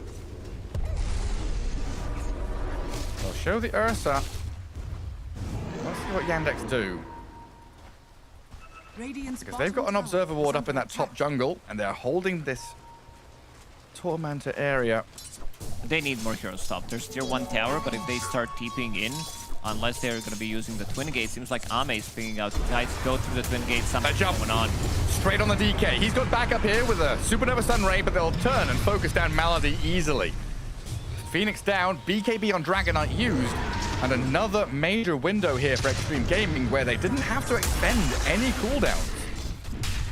It's just BKBs that they used. Made sure that they are killing the support there. It was a position 5, 2 BKBs. I think they are fine with this type of a trade. Lower the cooldown, put those BKBs on cooldown as well. Next Roshan's gonna be respawning in a minute, so it's gonna be in the top part of the map again. Not sure if they can contest it. No, probably not. I'm wondering if we just see the repeat move again. You push Yandex up to top, you TP, you react, you get a kill, you force them down to bottom lane now. Do Extreme Gaming go back through the Twin Gate to try and play down south? Radiant scanning to try and figure that out themselves. And Sasha also scouting out with his remnants. So he's got a shard and the Yule Scepter. Sansa can be a real nuisance here in terms of finding vision. Oh, but he places his obs right under a dire sentry. Sometimes I should just stop talking. Sorry, Sansa. No, yeah. Won't even go for it. We'll get the gold no matter what. Still holding that tier 1 tower. 25 minutes in. Yandex. Seems like they want to open up the map a little bit more. Not give them that TP rotation that can come out. But Extreme Gaming, they are lurking around again. Ursa TPing in. Ame, ready to jump. Onto the Dragon Knight again with the initiation. They've not managed to finish him off, though. Stampede to get away. Golem dropped onto the Phoenix to take Malady out of the fight immediately. Saxa gets the trade, but a bushwhack in towards him, and the sharpshooter will land. He sees Watson. Can catch up and kill off Saxa. Well, nothing to say. He was chasing Watson down to at 500 health. Another fight lost by Yandex with 2 supports down, and that opens up Roche. And this is what we're talking about. If you check Dragonite, he still has 10 Fury Swipes on him. So he can't come back into the fight. True. Like, he gets initiated once. He needs to use a BKB. They need to stampede him out of the trouble. But again, if Ursa's not dead, he can't come back. Nice. Nice one from FY. FY finds you. No kill, though. Respecting Watson and Shiro Jr. lurking in the trees. Still. Roshan dead. Aegis picked up. Arme with the Aegis and the Roshan's banner. Immediately going to go farm some Ancients with it. Take all the resources on this side of the map before you move out. Prepping for the winter. He's way too farmed. Like 19,000. Again, 27 minutes in on Ursa. Sarah to Chiv. So that's going to be very good against Phoenix as well, because he does have that miss chance. There's no Butterfly or anything on Dragonite, which he might actually pick up. I think Butterfly is also a very good pickup on Dragonite this game, but so is AC. It feels like you need a lot, because Ursa's going to be running out of slots pretty soon, because he is way too farmed. Especially with the kind of game Chiro Jr. has been having. Still down in the dumps in terms of net worth. Bought a Ghost Scepter on this Queen of Pain to try and survive against the physical damage. Even Centaur bought it. They know everything is physical. Basically, all 3 cores. Question is, can they maybe get more items? Can he get to this Shiva's card? Plate Mail would be such a high valuable pickup. Extra 10 armor. They're going to LinkedIn. They do. Chiro Jr. can't even use the Ghost Scepter. So both Chiro Jr. and Natus are aiming for the Shiva's card, huh? You might need to see one of them swap it out. Maybe Centaur swaps and goes for Aghanim Scepter instead to try to save it. Because you can't click your BKB, you can't click your Ghost Scepter if Flutter and Ursa are going to be attacking you. Too many bashes, you just can't click it. Radiant's middle tower is under attack. Radiant's middle tower. And the easy map space being opened up. Tier 2 mid gone. A quick TP back is going to get a kill on Malady. The speed at which these Yandex heroes just disappear off the map. Extreme Gaming have a very good read on where they need to be and how to progress things for themselves. Now a very simple move in towards enemy Ancients. You're killing that tier 2 mid, unlocking top tier 2, gives them access to Wisdom Shrine, to the high value ancient areas. They're deciding to go through the Twin Gate instead. The information that Natus was down here with his Helm Creep, kind of preempting the counter push that was starting to build up. Radiant are scanning. The thing is, they don't have that much tower damage. Slardar, Ursa, Pango, these heroes are very good at killing heroes, but they're not very good at sieging, like especially high ground. Unless you took the fight, you can't really go in and just get stuff done. Maybe you can use Overpower, hit a tower, then go back, but it's not like Dragonite or TB sieging your high ground. Extreme have high ground vision here. Smoke from Yandex is going to reposition themselves towards that southern jungle. So Extreme dodged the whole fight and situation on the left side of the map, kind of respecting the ward setup from Yandex. But now they've let themselves be dewarded.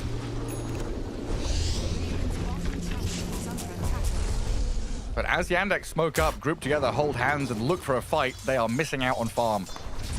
Extreme are farming multiple camps and lanes at the same time. Well, Yandex get very little.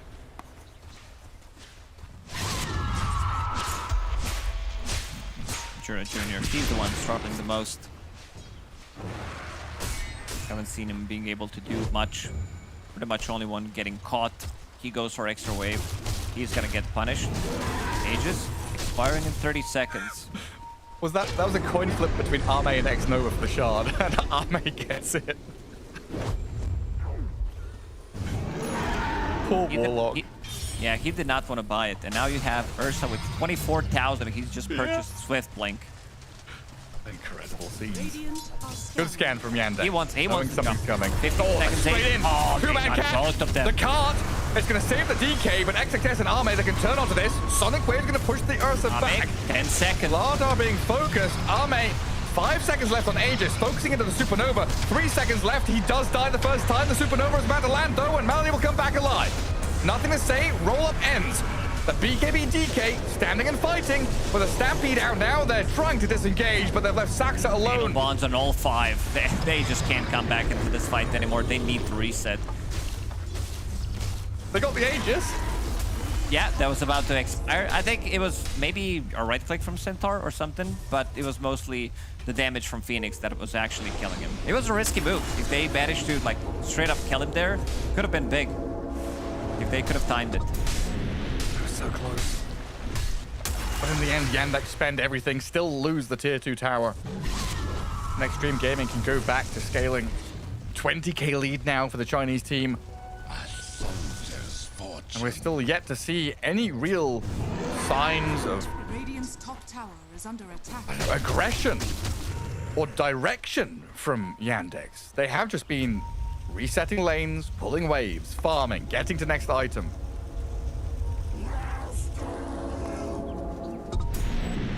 So far, they've had one move. Sit and wait. Oh, react. Junior, they got him last time. This is huge. They're on the DK. This time, Watson is blown up with no teammates nearby to save him. First death from Watson in 33 minutes. Tough game. Like, it's just a tough matchup for him, but we did talk about what's going to be his next item. We did suggest Butterfly, but still very far away from it. Can't even purchase Talisman of Evasion. And now it's time to go for the high ground. Banner has been planted. Let's see. Ame. Melodic also doesn't have buyback. They can get the jump on him. Could be pretty big. Could be 3v5. Oh, Saxa, you poke the angry bear. XXS gets the kill. Nothing to say, getting burnt down by the Sun Ray, but the jump in from Arme finds an opening on Malady, forces the dive away. And a nullifier thrown to the Queen of Pain will force her to blink to Fountain. They spent Stampede. They tried to buy time for this Dragonite to respawn. 20 seconds for him, 30 for the Void Spirit. It looks like Extreme Gaming just going to reset here before going back up the high ground. Banner's been dealt with, but XXS and Arme, another jump in to blow up Malady. No buyback on Phoenix. 70 seconds, stands Supernova. You need to commit Dragon form, and then they can try to reset. Ame can get the jump, get a couple of those Fury Swipe charges on him, and then go back. Dragonite still holding it for now. Bottom lane is being pushed in. Ame's being time to go back. Roshan could respawn shortly. Level 25 on Ursa now. He's a monster. Yeah, those 9 attacks now, like, it's a guaranteed bash from Abyssal. It's also a guaranteed bash coming out from one of your attacks as well. Dragonite just struggles playing in this matchup, especially when there's almost 10,000 gold difference. Shiva's Guard finally finished on Chira Jr. This is the item that in this matchup against 3 physical cores, you wanted to have that as fast as possible. This was initially supposed to be his second item, but things got so out of control that he needed to purchase Ghost Scepter. He's the lowest network core in the game. FY might overtake him. I mean, look at FY's items, hey? I would much rather have this FY Hoodwink than the Chira Jr. Queen of Pain. The ability to scurry around and catch people with bushbacks and scythes. They have double Basher. Like, this is probably one of the few times that I've seen double Basher plus Slardar's Bash. So even during the BKB, like, you can't do much. Like, eventually you're gonna get bashed. Some of that BKB duration is gonna get nullified. You're not gonna be able to deal damage. Roshan, 1 minute. Extreme Gaming, pretty clean so far in these first 35 minutes. Ready to potentially close it out. Wait for Roshan, no need to risk anything, then go for the high ground. Extreme Gaming, a team full of bashers, but I don't think they're going to be bashful about anything in the coming minutes. Aggression is the name of the game. Saxa trying to toy with them, dancing around and kiting as best he can, dewarding wherever possible. There's still dire vision here, though, on that left side top lane, which could see the advance up into the enemy triangle. Equally, Radiant Vision looking towards the Roche pit. 15 seconds to go. They start on the Ursa with a Dragon Tail. Rolling Thunder is coming in. Yandex trying to hold the high ground as Saxa gets reinitiated on. Almost blown up completely through the physical damage. In jumps Arme onto the DK though. Into the cart he'll head. The Ursa needs backup now. As the rock will be dropped, they'll defend Arme's retreat. A buyback of the Void Spirit, enough of a signal there for Extreme Gaming to reset, knowing that Roshan is the actual objective.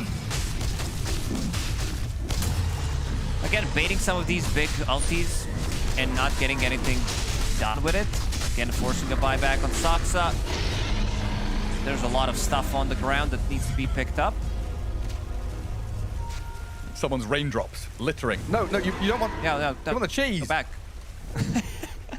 Drop the garbage and pick up the cheese. There we go. This Slardar is also super tanky. With Aghanim Scepter AC, having that status assistance, having cheese. Their burst damage with Dragonite Queen of Pain could potentially be there, but you don't have enough lockdown. If he's sitting in a puddle, you're definitely not going to be able to bring him down from 100 to 0. Watson thinking about maybe getting Divine Rapier. Seems like this is the only way in.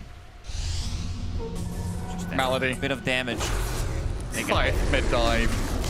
Easy peasy.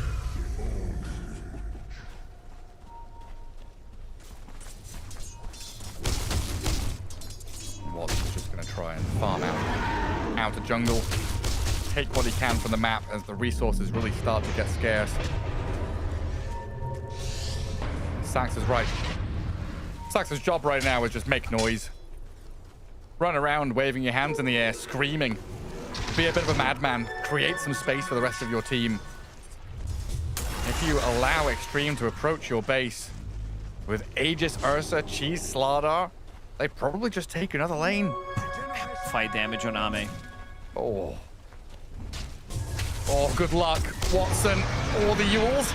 Saxa saved the day with the help of the Stampede, but now might pay the price with his life gone. That's a dieback out of him, isn't it? 70 seconds, no Void Spirit.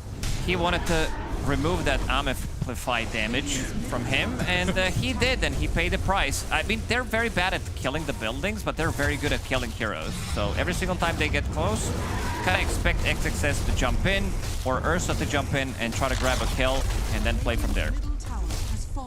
They have been very crisp with that execution. Rolling Thunder, the jump in towards the Queen of Pain with the fire over the top. The cart, it will save the quad for now. But the cost of that is pretty great. You don't have it for the DK. In the next round of fighting, which Extreme Gaming are looking to bring. Another ranged barracks down. Melee up at top is sat around 30% health. Arme will close that one out.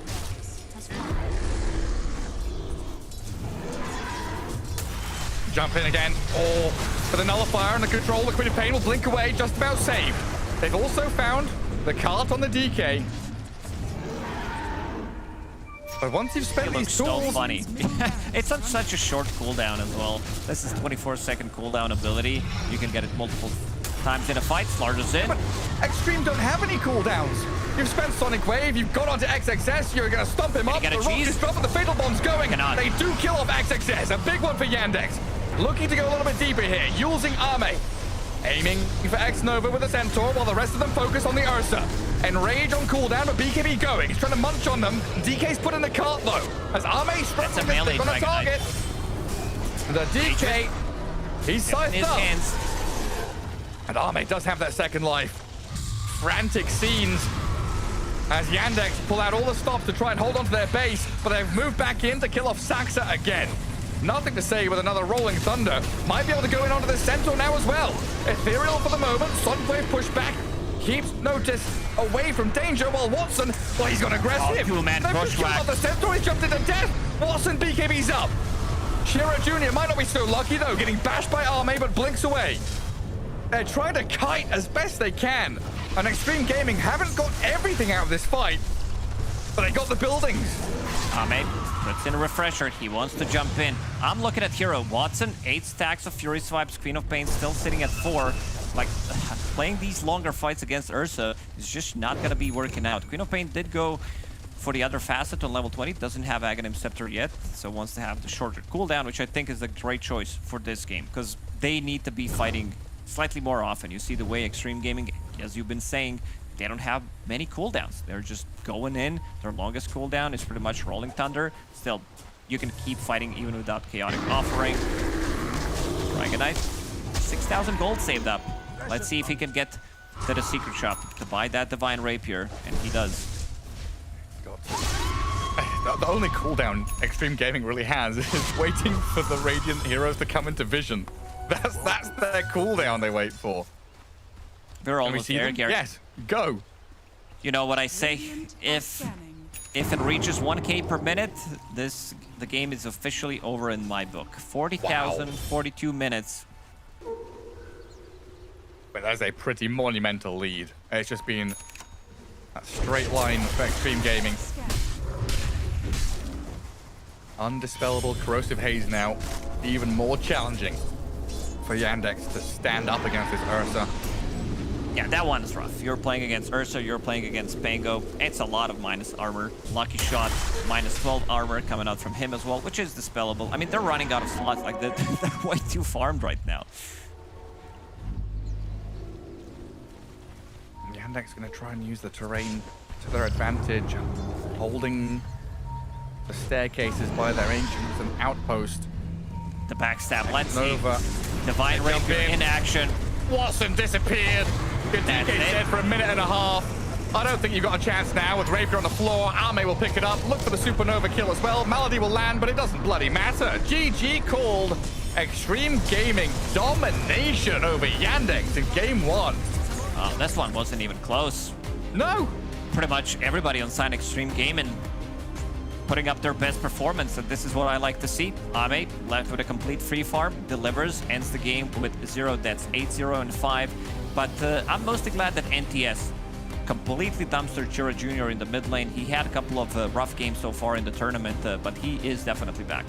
Super clean across the board. That laning stage was incredible from Extreme, and Yandex, no answers to this draft. We'll head back to the panel to break it down. It felt like a lot more than just the laning phase was clean for Extreme Gaming here. Everything from draft, lanes, team fights, objective taking. I mean, what can't you list right now, Misery, that Extreme Gaming did well in that game? Yeah, I think they had their number in every facet of Dota. So that's why they won. Oh, Yeah, nice. All right, we can all go home Off the now. break, guys. Thank you very much. Right. Clean it up. I mean, yeah, again, XG, they, of course, I think were gifted slightly a pretty chill game for such an important best of 3 of XG wanting to get to a Chinese land because, you know, we do see the Void Spirit, the Phoenix, but again, less of that for XG. At least they had a little bit more of like a ruthless mentality within them. It wasn't as quick as we see other teams, but they had this mindset of actually going for the fights, going for the kills. As soon as nothing to say left lane, he kept moving in. I feel like for XG, at least, this is a completely, not going to say different, but this is a confident XG, and that's something that we haven't really seen so far throughout this tournament. So yeah, confidence was exuding from this roster. Yeah, I think it was overall a very clean game. I don't think you saw anyone, doing any crazy feeds. There was nobody that looked like they had a bad game. I think everyone contributed. XG honestly felt like a team for the first time in a while. And I think we also saw some standout individual performances. I think especially this mid lane, NTS showed, I think it looked like he showed up way more today than Chira Jr. did.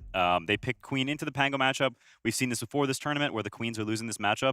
And he got smacked this lane really hard to an extent that honestly makes the game really difficult to play from here. You simply cannot get skill gapped 26 CS like this. Like, this is game-ruining stuff. On Queen especially, a hero that when you're maxing Dagger, you have no way to farm at all if you're going 3-1-1 skill build. So if you do lose that lane and you have no pressure through mid, then your functionality as a hero is super bad. And now it's like 4,000, 3.5k net worth difference at 22 minutes. Like, this is a really big deal. And you need to either understand these matchups better or play better. It could be one of the either or a little bit of both. But Yeah, this is a problem, and just this gap alone, like NTS does a massive amount for his team. Just I don't know, taking one hero out the game completely. It's also like Queen of Pain is not a hero that excels at being behind net worth. She needs a lot of net worth, right? Whereas Pangolier just needs that diffusal blink dagger, and he deals so much damage and has so high impact, right? You see, they're actually both same level, but just the effectiveness of their net worth is also massive in this game. So I think this was a kind of a mid diff in this game, honestly, and yeah, maybe the real deciding factor in this game. I do have 2 quick questions, sorry, before we move away from this for you, Queen. You're talking about the skill build for Queen of Pain, going for the dagger in lane, and it's like, yeah, she can't do anything with that skill build. Is there an alternative skill build for Queen? Is there a way that you can pivot it if you realize, oh, okay, I'm actually getting skill gapped in mid. Now I need to go a different way to be able to bring something to the table for the team or for my own game? Not in this matchup, unfortunately. It's kind of a committal thing. If you're picking Queen into Pango, maxing Scream is really, really garbage. Like, you'll straight up get smacked if you max Scream. So you kind of have to skill dagger. When you pick this matchup, you're committing and saying, I'm better than this guy. I'm going to win the lane. I'm going to have the tempo. And it was completely the other way around. So he just misread the situation or just messed up. But also, we were also questioning why Pangolier was in the pool till the very, very last pick, right? And yeah, it got punished, I think. Yeah, there were a few more questions around the draft, not just leaving Pango in the pool, but also the supports that Yandex picked up for themselves. This Void Spirit coming out for them so early on, it felt like it didn't really have a reason or rhyme for it. Yeah, we know Stuxer loves random things, but fair. Yeah. Void Spirit. I mean, it's quite a strange draft to open Void Spirit in that way. Like, you're going to see here, right? In this clip, Void Spirit's dead top lane. You then see there's this initiation. Nothing to say. As you guys already mentioned, had an incredible start to the game. But when Phoenix initiates an eggs, guess what you can do, guys? Because there's not much stun and control on Yandex. You just kind of walk away from the egg. And I feel like this is kind of the story of the game. Sure, there's a little bit of chase down, but because you jump for the Slaughter, now Army jumps in and kills off the Queen of Pain. So I think for Yandex, a big problem that they had was Queen of Pain lost mid, as already mentioned. And because Queen of Pain lost mid, now the quirky supports of Void Spirit and Phoenix don't have someone to truly utilize. And then the game just disappears from them ever so quickly. And we mentioned it during the draft, how important it was for Queen to have a good game. She lost the matchup, now the support suffer, now the team suffers. So it really is like a domino effect. And I mean, it would help if Yandex just didn't draft so kind of weirdly, I guess. I think there is another world where you could argue Void Spirit can work, but it needs damage and ways to give it life, not just passive farm. Like, Void Spirit is the same as like when 9class played it, right? He wants Slarks and annoying heroes to give map information. No one utilized that map information.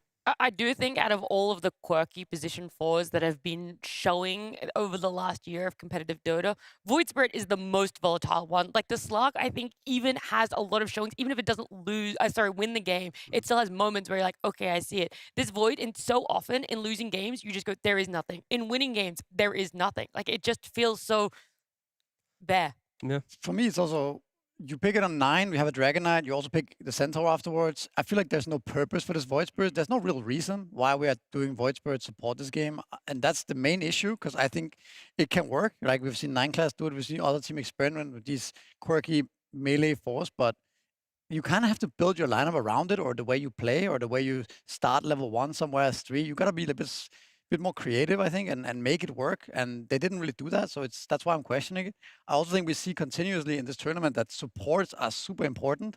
If one team has stronger supports than the other team, they usually come out on top. And this game, as the Phoenix as well, this hero is just not that good right now. It doesn't deal enough damage. It doesn't have lockdown. He's too squishy. He's too underwhelming in lane as well. To give props to Yandex, though, their strategy is something they've done before in the last month, but whenever they have the Void, it's been like Void Pugner, so you progress a tower. Void Jakiro, you can progress a tower. Or Void Snapfire, you can go kill heroes. Like, every time you've seen Void, it's felt like the 5 has kind of enabled the quirkiness of Saxa. Void Phoenix, not so much. I will also say in that draft, it was so support focused. Normally we see a lot of offlaners or carries being banned out, but it's the Naga Siren going, the Disruptor, and then we see the Shadow Demon, the Jakiro, the Chen, and the Bat. So already right there is 6 really big supports. Maybe the only other one out of there that could have been looked at is a Bane instead. And that feels like otherwise every meta support or impactful support we've seen was already gone. Yeah, it's pretty clear where Extreme is putting their focus, and it worked pretty well in that game 1. Yeah. Do you guys, I was going to say, we're saying that's a game 1. It's a best of 3. It's a game 2, though. So are there any ideas for how we could see a change up for either Yandex or a continuation for Extreme Gaming? Well, I mean, I think if Extreme Gaming continues down that path of banning a lot of supports, I think Yandex needs to identify this and start prioritizing the strong supports that's left in the pool so that they don't get diffed on once again. And Nothing to Say. I feel like he's had a great lane this time around. I want to see another great lane from Nothing to Say, because Yandex, they can use that, exploit that potentially. If you make him, suffer a little bit, then Arme playing catch up isn't the best version of Arme. Arme wants to join a system that's already winning, so then he can shine as well.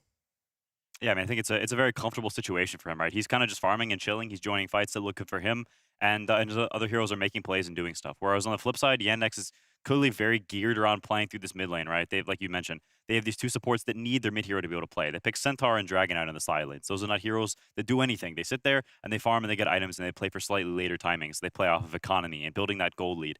And if you don't have some playmakers elsewhere to, keep the ship afloat, then you just got two bookends sitting there, doing nothing. Like empty bottles while the rest of you gets ransacked. I do wonder if the gears shift a little bit and you're like, okay, maybe we just try and ban out Nothing to Say instead and leave more supports in the pool on the side of Yandex. You're like, actually, let's not ban any supports from us and it's only mid laners. Suddenly you have to start banning out Nothing to Say. Yeah. Yesterday he was 0-7-0 Sanking and now he's owning. So Dude, he's showing up today. Yeah, he really is showing up. I think another hero that's kind of been losing a lot lately is the Centaur. I feel like this hero looks like just some blob that just farms all game. He's kind of been figured out a little bit in lane. Like here we left through the Ursa, but also Juggernaut has been abusing this hero. So maybe that's also something that they need to consider if this hero is actually worth it. Yeah, it's things that they're going to have time to get to think about. And of course, there is going to be a game number 2 in this best of 3. And we want to remind you all what exactly these teams are playing for.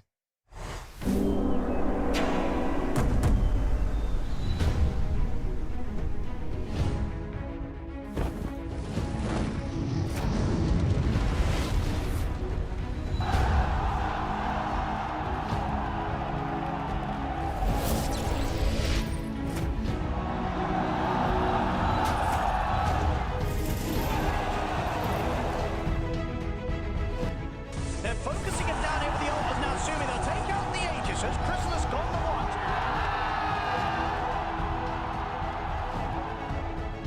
It's really trying to throw everything at the floor. Yeah, charges in the gyro. Can they swing it?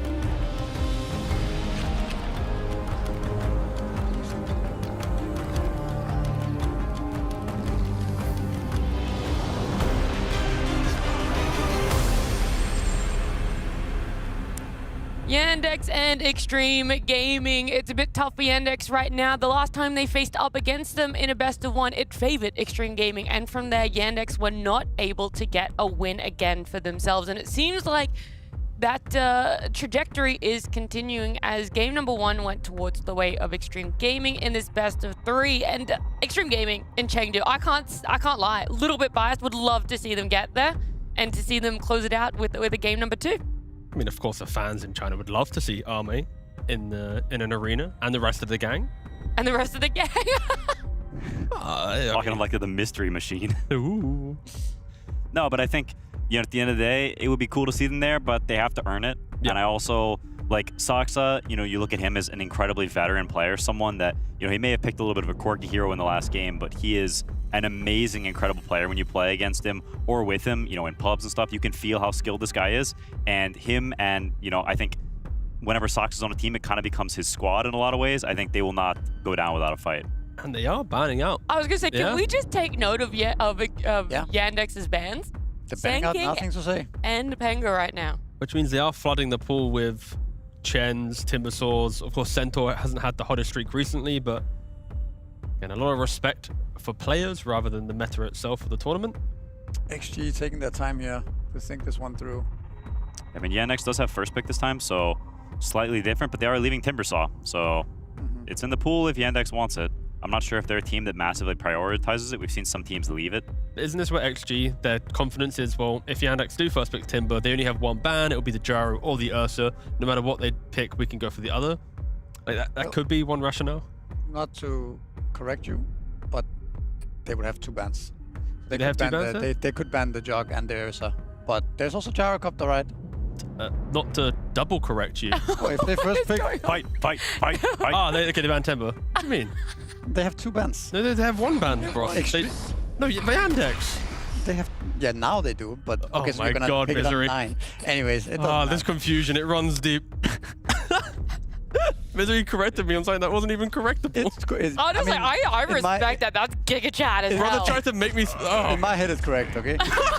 my reality, I'm right. Just for the chat, all right? Okay, Yandex had 1 ban, all right, not 2. Anyway, moving on. Misery's wrong. What are we thinking about Slaughter and Tide? I was gonna say either or. It's a Slaughter opening, right?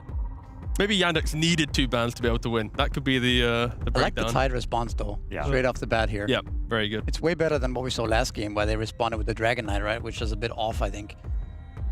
Yeah, they also pick Centaur, then also into the Slaughter, both of which I think are middling or bad against Slaughter, whereas Tide is just straight up good against Slaughter. You purge off the amps and your hero that front lines. You buy Vlad's very naturally, which is very good against Slaughter. A lot of things that he does are good against Slaughter. Not to mention the anchor that mega slows him down when he's trying to run around, go in and out in fights. Yeah, it will kind of set up the rest of XG to feel quite confident. And the way that they're drafting, I am expecting even nothing to say to be maybe even think about getting a last pick in this type of lineup. I'm looking at, you know, the Gyrocopter in the next phase for Arme, right? Progress that draft. Don't force nothing to say into a weak matchup, because the way that Yandex is banning, it feels like they are trying to force him into an awkward position. But I'd love to see XG put more focus on their mid lane rather than Arme in this draft. I do think these bans are a bit random, right? Yeah. Like Terrorblade and then Disruptor.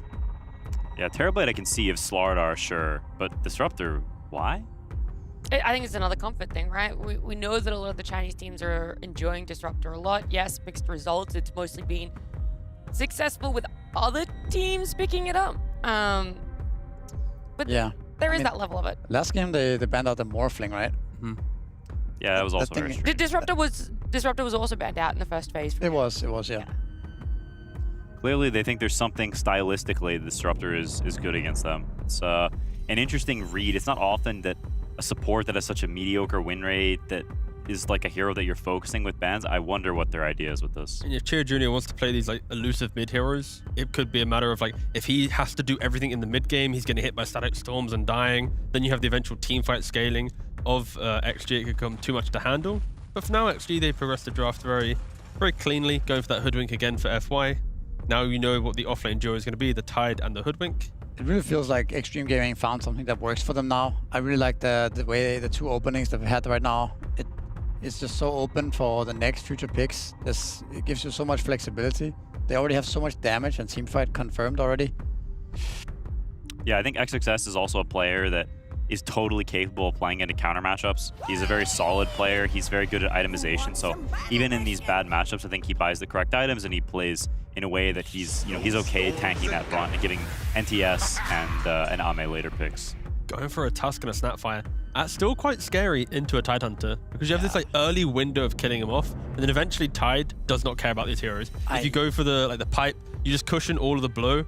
I'm a little worried for Yandex. Yeah, me too. I really don't like this trio here. I think it's something that Execration has lost with, and other teams have tried this type of duos and trios here, and I don't really like it. I think it lacks damage and like teamfight, and it's just too hard to execute. I don't know. I'm not a big fan of the Snapfire hero that much right now. Ooh, falling off. That is wild. But they do go for the Morphling, right? It's kind of wild, but at the same time, like, what are we really scared of as Morph here when of what you see? I mean, the 3 heroes right now. Sure, the Lich. Holy crap! Holy moly! Okay. I've never seen this animation either for the SFM. What the hell? Can we actually run it back one more time? I didn't get to appreciate it. We got a Witch Doctor today. We got a Lich. What's happening? Yeah, there's a lot of heroes being picked. But I mean, the shield, right? Into tag team, into Slaughter. Like it kind of makes sense. Little Shredder. I can see some life to it. There's 3 physical damage heroes outside of a couple things from Snapfire. But I mean, I mean, sure, you can maybe pick Doom here on Yandex, but I still think you have a big issue with your overall lineup. And I think Morphling is good against these heroes that you see right now. I mean, isn't Enigma better than Doom just for the pacing of the game? Yeah, so I think you've break got the tower. You've got Axe, Doom, Enigma. Yep. And then from carries, so you're looking at what options you've got. Watson's looking at TA, I think, very likely. Amazing TA player, and it's a pretty good TA game overall, I'd say. I think you could also, if you want to get spicy with it, you could also look at something like Drow. Very good against these heroes. Ooh, or like these sort of long-range DPS heroes that, you know, work well with the Slaughter. I think they're probably gauging. Okay, yeah, so they're going to go for the Doom. Okay. All right. I love all this theory crafting just for it to be like, yeah, no, just basically Doom. Do you think this is going to be a Watson Doom or is it going to be Natus Doom then? Because then it confirms the... I mean, if you put the Clary Doom, you still have some flexibility. Would Watson play Doom here? What do you think? You play with him. He can play it. We haven't seen it in quite some time, really, from any team. No, not at all. I don't even know why did it stop being picked. But anyway, I think Watson is capable of play. It's not his favorite hero by any means. It is good against Tide in lane. Whenever there was a phase where people were early picking Tide, and Doom was one of the better responses to it. Yeah. Because you can just smack him with your Infernal Blade and run him down. Like, there's a lot of good elements to this. They could still pick something like Enigma and go for, like, you know, mega tempo. We're going to run you over, make this Morph's life, you know, a living hell. But when we said about Yandex's supports putting Yandex in this awkward position, I would argue they are still able to break the game, though, right? When Sala gets Blink, you pair with Tusk and Snap, you keep playing on every Doom time.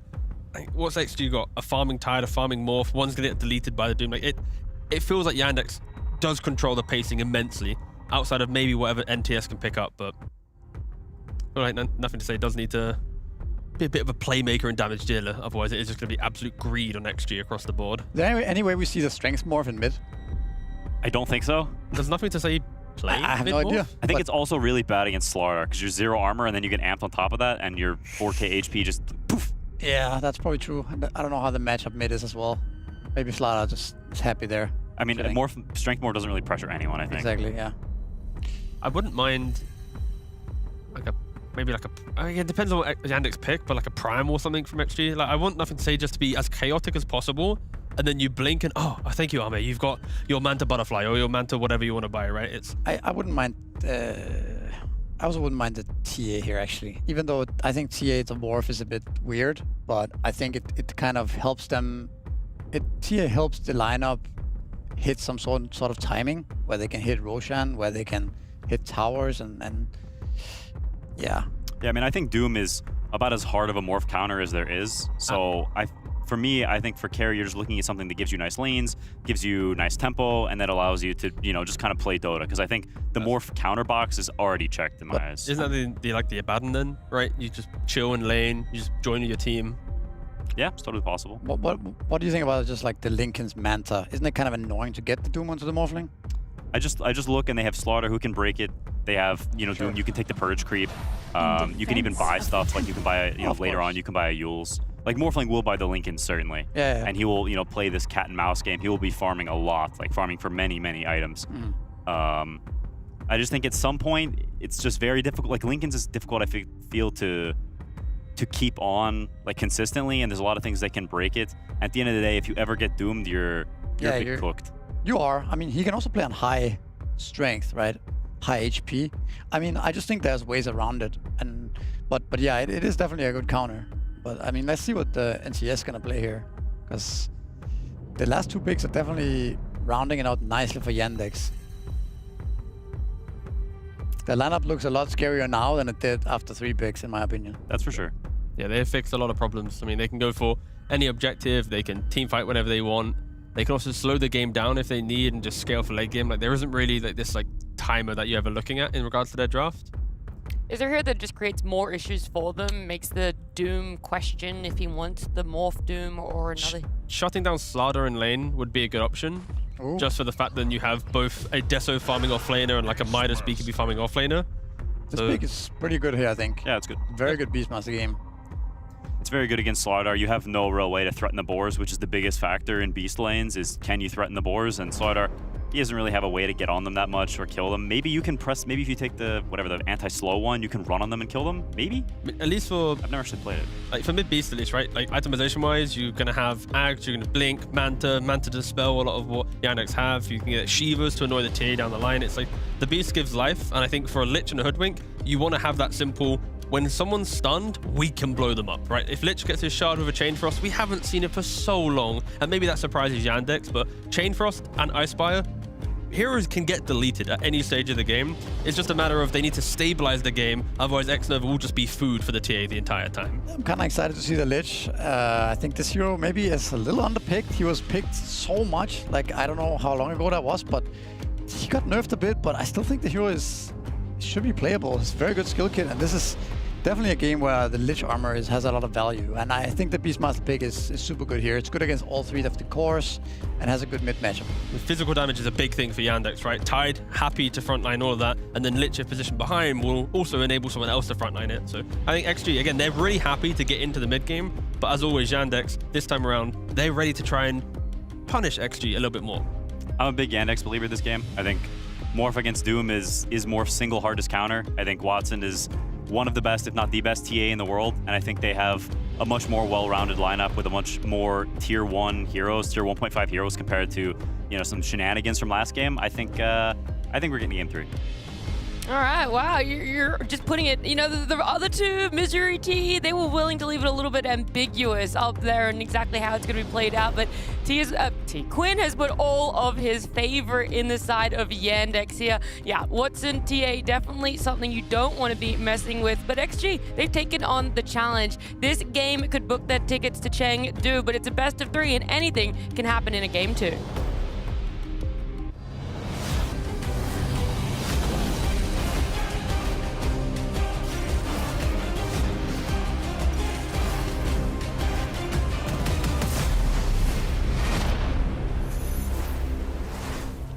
Let's see what happens. Extreme Gaming, one game to the good in this best of 3, getting closer to Chengdu, but Yandex have built a much more standard, stable draft here to go up against them than they had in game 1. Way more team fight, way more catch.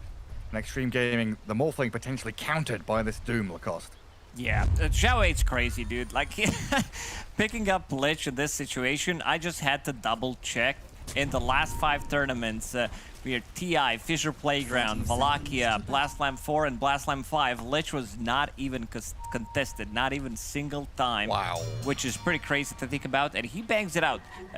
This is some of the old school classic counter to the physical damage. We're talking about Slardar, Templar Assassin as well, but there's going to be a couple of bad matchups for them. I think, first of all, Extreme Gaming, they will have a good matchup in the mid lane with the Beastmaster. Of course, throughout the whole game, a panel did mention, of course, the Doom versus Morph matchup, which is always going to be Doom favored. You get it on.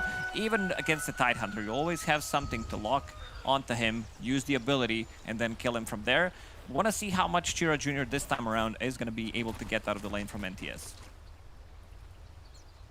I mean, hopefully for Chira Jr., more than the last game, as he got completely shut down to a crisp and perfect. Nothing to say, Pango. This time, Slardar against Beastmaster. We'll see how that goes.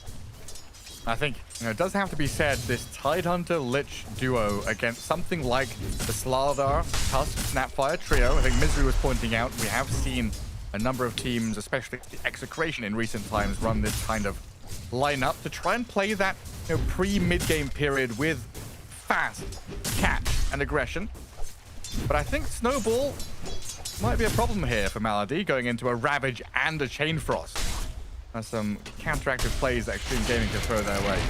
Yeah, this is as team fighty as it can get. Lich plus Tidehunter. Lich also not the best pairing for Morphling in the lane, I would say. This is more for the game. He's not... this is a good hero that you can trade against certain heroes, but not so much against hero like a Snapfire. Plus, Morphling also doesn't provide you with that early damage. This is one of the issues that Chira Jr. is going to be facing in the mid lane, not being able to kill the boars, and I think this matchup is only going to start to feel worse for him once you start summoning more boars with more damage. An extra bit of a slow, even though you have the slow, anti-slow facet, but I don't think you're going to be able to kill the boars in this matchup. And then down at bottom, Watson with Malady, TA Tusk. a good lane to be able to get on top of FY or push damage onto XXS once we get a few levels over on Yandex. For the most part, it's just going to be securing farm for Watson in those early levels. But we could see that lane turn and get aggressive. Not the lane to kill in the bottom. You have extra bit of a miss chance when you're near the trees, and so I can go up. It's going to drop here. Pop the fairy fire, but that wasn't enough. Level 2 Saxa gets the takedown. Yeah, Anchor Smash pretty good against that TA. I think if FY oversteps, right, that's the thing they have to be careful with, is positioning of the Hoodwink. I think they're still going to be fine. I don't think they're going to be able to grab a kill in this bottom lane for Yandex unless they have a rotation. Tidehunter, very difficult to kill. Even with like tag team, you're still going to be blocking a lot of that damage, and that's why we talked about the miss chance when he's close to the trees, bushwhack as well. So definitely a lane that they should be getting a lot from. Problem is this top lane, I don't think they're going to be getting the value out of the Morphling Glitch lane. For now, not too bad. Arme 15-0. And able to settle the lane equilibrium right in front of his tower. Does give Saxa that opportunity to get the Lotus Pool, though. The mid lane seems like it's, yeah, well, like you said, becoming a bit of a nightmare for Chira Jr. 11-1 against 17-5. We've seen Beastmasters destroy certain matchups, especially the one where it was yesterday, I think, against Queen of Pain, where you, again, don't have enough damage to kill these boars. They have way too much HP. These are level 2 boars with 450 HP. Can't really nuke them 3 times. It's just not going to work out, plus some right clicks as well needed. So he gets close, Chira Jr. gets slowed down, and nothing to say. Did really step it up in the previous game. Oh, yeah. So far, doing really good in the second game as well. Yeah, nothing to say spending his mana on harassing the Slardar, not having to spend any of his health, while Slardar has to spend both resources to get, you know, individual last hits under his own tower. Hoodwink goes to guard the bottom rune. I guess a slight misplay from nothing to say there. He should have gone top. Yes. I think he wanted to deny the rune top, but also his boar got stunned. I think he had both boars in the same space and didn't use them slightly earlier. So nothing to say. We'll still pick up the bottom rune no matter what. Level 3 boar. Now 600 HP as well. Very difficult to deal with. And you can see then trying to go onto Tidehunter. Very difficult kill to get 2 points in Kraken Shell. You can also activate it to get the extra bit of a damage block as well. And this is the only lane where they can actually get the kills. Ame. Yeah, stumbling over the creeps. He's okay. Stick charges and raindrops there for him. So it's X-Nova's job to sacrifice himself to try and... Ooh, nice attempt from Saxa. That's really not that far off. Knowing that Morphling was going to shift down, went for the snipe. It was close. Even with the raindrop, he still dies there. That's Scatterblast level 2. Got a lot of damage. A funny time to pause. But yeah, top lane, the one with all the action. Hoodwink is going to dip back to start stacking camps. Saxa blocks the small one up at top. Everyone's looking to control the jungle.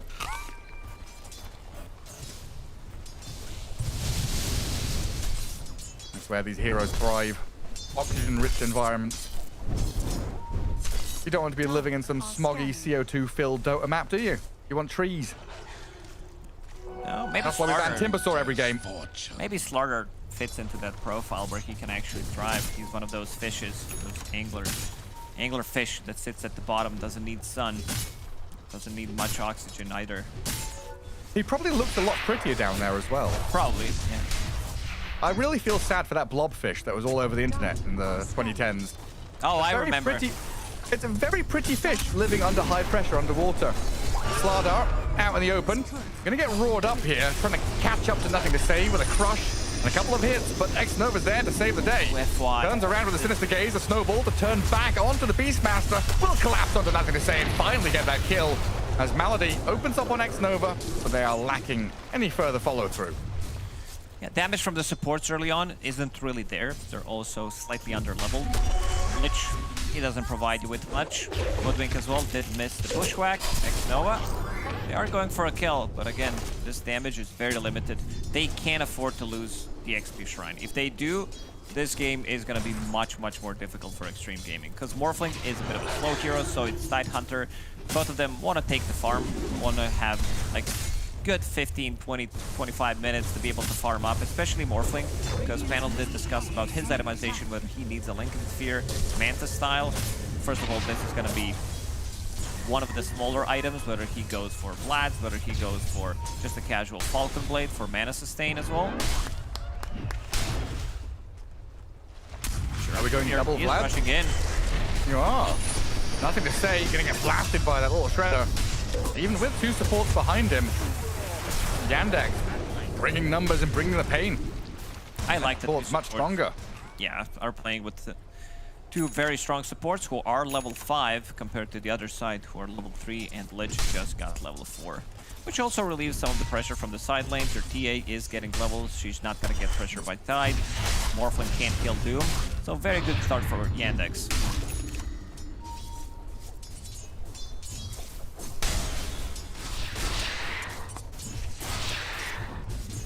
Is it okay to be going double Vlad? I don't think he's going to be going Vlad Morphling. Might be just a casual Morbid Mask for sustain in the jungle.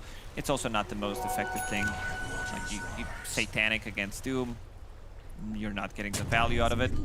So just probably casual Morbid Mask for farming.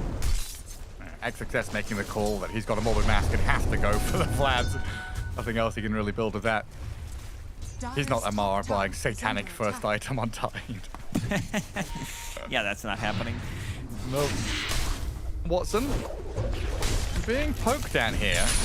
With a Bushwhack into Sinister Gaze, a Frost Blast and the Tide chipping away.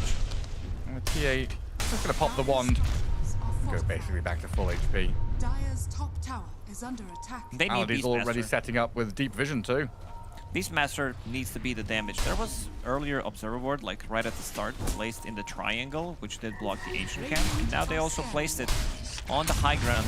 They're going to be seeing if they're going to be farming the stack. FY, in trouble, very dead. Completely done for. That's what we need from this trio of heroes. Slardar, Snap, and Tusk playing actively, even before they've hit level 6. Beastmaster trying to clear some of these stacks now. Under that vision, though, he'll get contested by Yandex in that trio. This also leaves like, Natus completely free farm top. He's dragging waves into small camp to farm, while Army's Morphling has evacuated that top lane to farm jungle himself. Dire's top tower has That leaves us with the 3v3 down bottom lane. And they don't want to take that 3v3 fight on Extreme Gaming. It's more about maybe we can get something done if they overextend on underneath the tower with Ravage. But again, very slow lineup. No damage lineup as well. They need Beastmaster, who did die 2 times. His Aghanim Scepter is going to get delayed, and he might die again. But close. They're not able to spot him. But we do have a Doom. Noticed. Just going to solo kill the Morphling. Finds Arme, puts the ulti on him, and he'll tick over and die. Yeah, Radiant Observer Ward there in the jungle spotted him out. So top tier 1 dead. Doom, 5,200 net worth, a kill on enemy carry, and fighting over the bottom rune. Nothing to say, does pick up the DD and turns to Raw this Slardar. Bushwhack, but then Cookies sprinting through the river. He's okay. Instead, Malady's going to get body blocked up and become the focal point. Snowballing towards the boar. Let's see if nothing to say next Nova. We'll be able to finish him off with some blasts and clicks. Not what they wanted, but that's all they'll get. You see the lack of damage. Even with amplified damage and nothing to say, they can't really kill one of the cores. They're too speedy. Both of the supports have saving tool. Big fan of these, like Tusk +1, which actually has damage, especially with the Snapfire. Because you have teamfight. He should be fine. There's fine and then there's fine. He's one? okay. Which one He's is like he? 3 out of 5. But I love the build on Noticed as well. This is the Amar build, I would call it. Noticed. Yeah. Drum of Endurance, Cobalt Up, Quickened as well, plus Speed Aura. So you have pretty much everything ready to zoom in across the map, basically moving case throughout the whole game. And things are falling apart for Extreme Gaming. The Ravage. Ravage. Protecting himself with the ulti. Malady No spells left, but nothing to say in FY. Could be caught overstepping here with the kisses in and Watson's turn. MTS, he's dead. Things are really slipping out of the grasp of Extreme in this one. 8-1, 3 or 4K lead already, and the map is enclosing in around them. Doom is running around at hasted speed. Slardar is very quick as well with his sprint. Nearly at Blink Dagger on Chira Jr. And a slow-paced lineup from Extreme, which desperately needs items. Arme is 10 minutes away from playing Dota 2. They also need levels. Both supports are still not level 6. FY is still level 4, about to crack 5. You don't have the damage. Like, you need that chain for us. You need your sharpshooter to be able to connect with Ravage, with Roar potentially, to be able to get the kill. Now Yandex, after seeing what's happening in the triangle, they do have that Observer Ward on the high ground. Immediately start to play much more aggressive, invade the triangle. Don't let them take the stacks. Don't let them get that XP and the gold on the supports who were stacking. Jeez. Oh, FY, the trees protect him. Snowball, not quite enough to close the gap, and Malady, he might be regretting this move now. A bushwhack back in, a roar from Nothing to Say. Looking to finish off the Tusk, but they don't quite have enough. You've been talking about his lack of damage, and it is really visible here. The position 5 Tusk took a long time to kill, under a tier 2. Okay, they got 2 supports, they got levels. Lich is now level 6, unfortunately FY still level 5. Did manage to survive there. I just had to double check that Tusk doesn't have like 3000 HP and 15 armor, considering how much he was able to tank in the previous one. It is a tanky hero. Like, this is level 7, pretty much no stats, 1500 HP. Oh yeah, maybe get something done on next success. He's got the Dota 1 Aegis. Pretty much. Yeah, just pick up all the plate mails. This Radiant Vision in the top jungle, still proving useful. Sees Nothing to Say, and gives Natus all the information in the world that he needs, as his Midas is about to be delivered.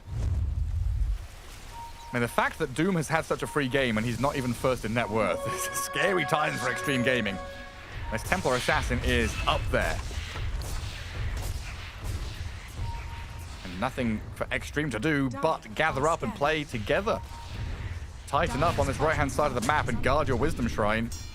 The invasion, though, from Yandex is arriving right on time. The blink in, straight towards Pipe. Ravage back, Snowball forward, dodges it all. And XXS with X-Nova. They'll lose the tide, trying to fight back into Malady, while Saxa and Notice chase back Nothing to Say.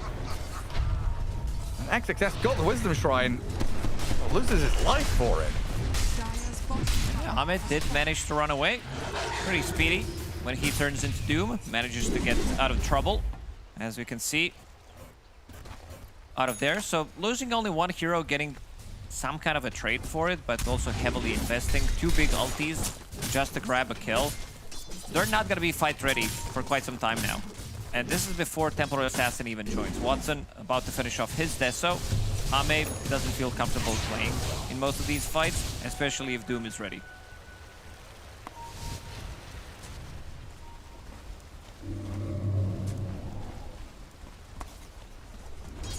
MTS still doesn't have his Aghanim Scepter either. 200 gold away from it, but that is a real key item here for him and Extreme Gaming to have any kind of momentum or ability to fight back. Chira Jr., yeah, your camp, my camp, stealing farm under the nose of Arme. Morphling has some okay like spells to get, heroes to turn into this game. I think Smarter is the big one, where he can use Guardian Sprint. He has an insane amount of attack speed. Then you have Bash, then you have Slippery and Crush. They also lack some control on their side. These are all kind of skill shots, especially the one from Hoodwink. If you miss it, hero feels pretty bad. All the 2-man crush. They were playing in towards Malady, but now Arme, FY, trying to bail away from this one. Might just have to sell, Nothing to Say. Let him die to the 4-man rotation back in to kill the Beastmaster. 11-4. Extreme Gaming just getting completely run over. Yeah, it seems like this Lich experiment not really working out. Didn't stabilize the lane for Morphling. They also got counterpicked with the Doom. And also the tempo that they do have. I like the fact that they've been playing around the mid lane, understanding that 2 supports from Extreme Gaming, they don't have enough to punch back.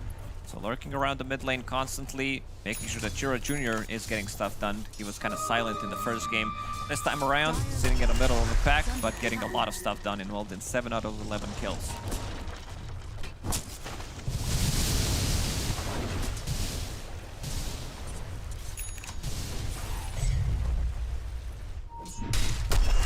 I'm looking at Lich and Hoodwink holding smokes, and then wondering to where, to what end. Stacking it for the late game. Yeah, smoke to run away, dodge projectiles, get the hell out. Doesn't seem like they can do much right now, but they will smoke. A lot of ultis are available. Chira Jr. Maybe they can catch him. Into the waiting arms of Yandex. Pushback does land on Chira Jr. He's quite tanky, but if they put the damage on him, they can kill the Slardar off. The trouble being the return fire from the kisses and the snowball, move back into position, blow up X-Nova, while Arme's on the Doom now. Oh, the turn is good for Extreme. That's what the smoke is for.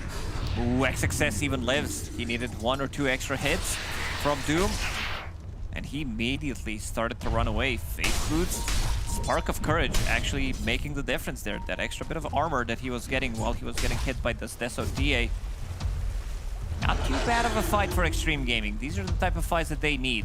Get in, get a kill or 2, and then get out with too many casualties.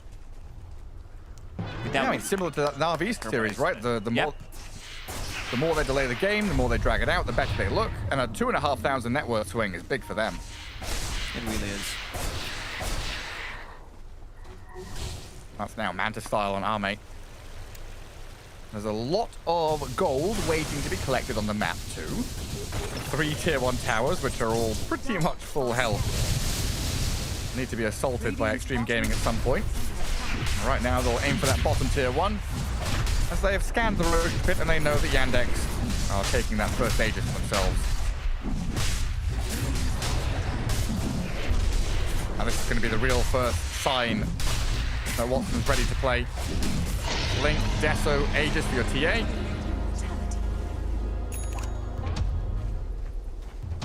In the last fight, they weren't all together. Definitely got cut in half. This time around, they're able to get onto Nothing to Say immediately, taking him down with all that minus armor. Extreme Gaming filtering back with a TP or 2, but unable to answer. Okay, it's too much minus armor. Deso, Meld, level 2 ulti from Slardar. Heroes are going to be dying, unless they have Lich Frost Shield on them, which is 60% damage reduction, and he also is going to be going for Pavis, relatively far away from it, but you need to itemize this way. And Ame is going for Butterfly straight away, knowing that there's not going to be an MKB. Panel did mention the Lincolns. I kind of agree with Lincolns, maybe as the item after he picks up the Butterfly, because he wants to have slightly earlier timing, where you can, you know, confuse Doom with Manta style when he blinks in. Yeah, and we hate Manta Lincolns as an item build in this house. It reminds me of those Medusa days, like 7 years ago, when it was non-stop. Medusa is picked, Manta Lincolns. Who was it? Was it Mushi, I think? It was a bunch of... I remember Black did it a lot. Yeah, it was just way too defensive, no real damage. But yeah, going for Butterfly, I think this is the correct choice. Since you're playing against TA, I also want to see if Watson is going to be committing with this Crystallis and going straight into Daedalus, or if he wants to keep the slot open, maybe get an MKB. Because if he sees one of the components, he's probably going to be switching things up. Notice, going for the solo kill here, at least trying to. Came crossed into Ravage. XXS puts the anchor onto the Slardar, roaring him up as well, but Chira Jr. is kind of tanking through this one with another crush. And the arrival of his team, where's the TA and the damage? He's juking him. Arme comes in, does get Doom now. Never mind. Blow up Notice. Got him. And they've got the Morphling down. The Doom was enough. Nothing to say, he's going to get snowballed across. And Malady trying to go deeper onto XXS, but the Tide has blinked back into base. I like the fact that he was trying to juke him, where he was using the Slardar sprint to get out, but also this high ground vision covers just the exact same spot where Morphling was at. So still had Manta style. When Doom raised his hands, maybe he had time to pop it and then play from there. It's very difficult. Just overall matchup is very difficult for Morphling to play into. There are no Lotus Orb, nobody's buying into Linken's, like nobody's going to be investing at least early on into that. Maybe fast forward 25-30 minutes, he's going to be able to get some protection from his teammates. But for now, he needs to be on his own. Overall, not a bad fight for Extreme. Like a 3 for 2, you lose, yes, you lose your carry, that sucks. But it's an Aegis fight with a TA. TA shows up late, you kill Slardar and Doom. Net worth trade-off. Extreme Gaming come out ahead by like 49 gold. Minimal amount. But when you're behind like this, you know, going even in a fight like that feels pretty good. And if you can pivot and find solo pickoffs like this on Saxa and open up the map for yourself, I mean, hell, XXS is now onto the Tusk as well. Dead in the water, the anchor is attached, and a couple of support kills here make the entire situation for Extreme Gaming much more palatable. I mean, these are 2 supports, but 2 big kills. XXS also picking up the shard of his own. Very good against Slardar, very good against Tusk, as we've seen. He can't use the Snowball. His Blink Dagger was ready. Without shard, Snowball, you wait, Blink out of the trouble. Baladich has been playing like very annoying type of Dota where he's like constantly running at them, being the one who's soaking up all the damage and also providing the vision for his team. So they have something at least now to be able to deal with him. And the timer on the Aegis wearing off. Under a minute remaining on that TA. It has put her up at about 16,000 net worth. There's still a couple of outer tier 2s here though on Extreme Gaming side of the map that they can play towards. Let's see what the option is. For now, it's smoke up through the twin gate in the top left corner, but they can't find nothing to say. He blinked up on a little high ground and TP'd home. And now Doom, well, he's wide out in the open here. FY is trying to get the catch. Very difficult. 400 move speed, Doom. 498 move speed as he sprints back in towards the lane. This is pre-SNY and pre-popping the drum. Aegis just expiring. FY got tagged up by a TA trap or something. The Sax is trailing the Hoodwink. Extreme doing a pretty good job there. Playing into bottom, pushing out waves, making sure the approach to these side lane tier 2s aren't easy. 2.5 minute wait until next potential rotary spawn. So a long period here where Extreme Gaming can be kind of chill, getting into their next round of items. That butterfly on Morphling you've been calling for is not that far away. 800 gold. Almost there. They are starting to get more items. Some of the smaller items, X-Noah, Solar Crest, that's a big damage increase on Morphling. Beastmaster about to finish off his BKB, so basically 2 big items that are coming out. Maybe if FY can get a Force Staff, FY, also known as Force U, will be helping out a lot.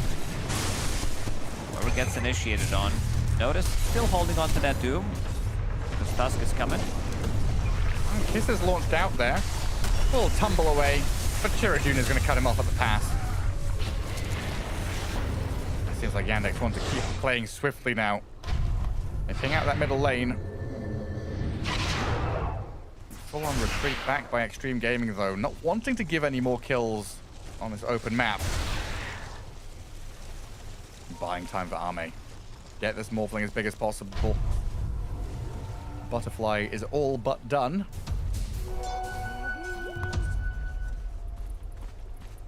Not super easy for Extreme Gaming to cut waves. They don't have this puck archetype hero that can go out there very sneakily, cut a wave, drag the lane out, drag the game out. At some point, Yandex are going to get 2 lanes pushing in. They will trend into your jungle, your ancients, and they will force you to fight them. Map is relatively small for them, like there are only certain spaces where they can get the farm. Yandex will probably wait for next Roshan, which could respawn in 40 seconds. Let's see what Ame is going to be building into. Whether he thinks he needs more damage, or whether he thinks he needs like Hurricane Pike to push himself out of the trouble. So no Lincolns yet. Dragonlance and then Lincoln's queued. So he's going through the list. Tidehunter is still pretty distant from that Shiva's Guard. It's always mind-blowing how expensive that recipe is. 2,050 gold. Yeah, we were in Shiva's Guard meta for a while, and then we just increased the recipe. It's the recipe that costs the most in Dota. For a good reason. This item is insane, what it actually provides. Yandex gonna sit atop a staircase. In the repeat of the smoke that happened around 10 minutes ago, from mid lane into top jungle with a dire scan, Extreme Gaming, the ones with a little bit more information than Yandex do.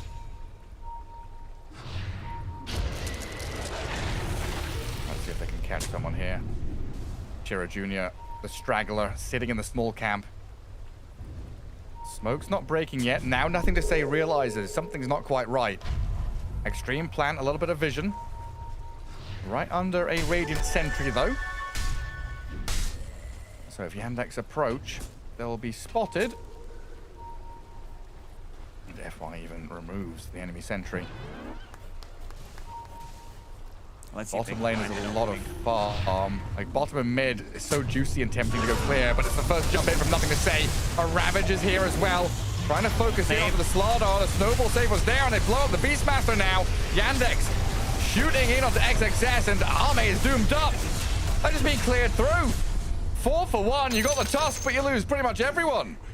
Chira Jr. pretty happy with that save that did come out. They used everything, and then Ame Manta styles, but they still find him. Even like the last 2 seconds before he dies, it's still worth it to pop the Doom on him. Very difficult. Like, even though they have the team fight, there's so much control, and there's also the double save that we were talking about on Yandex. If you get close, the snowball saved. Pretty much 3 items from Snapfire. You have drums, you have Glimmer, Solar Crest, plus the cookie, extra bit of a heal. Can't really blame them from trying to go for this type of a play.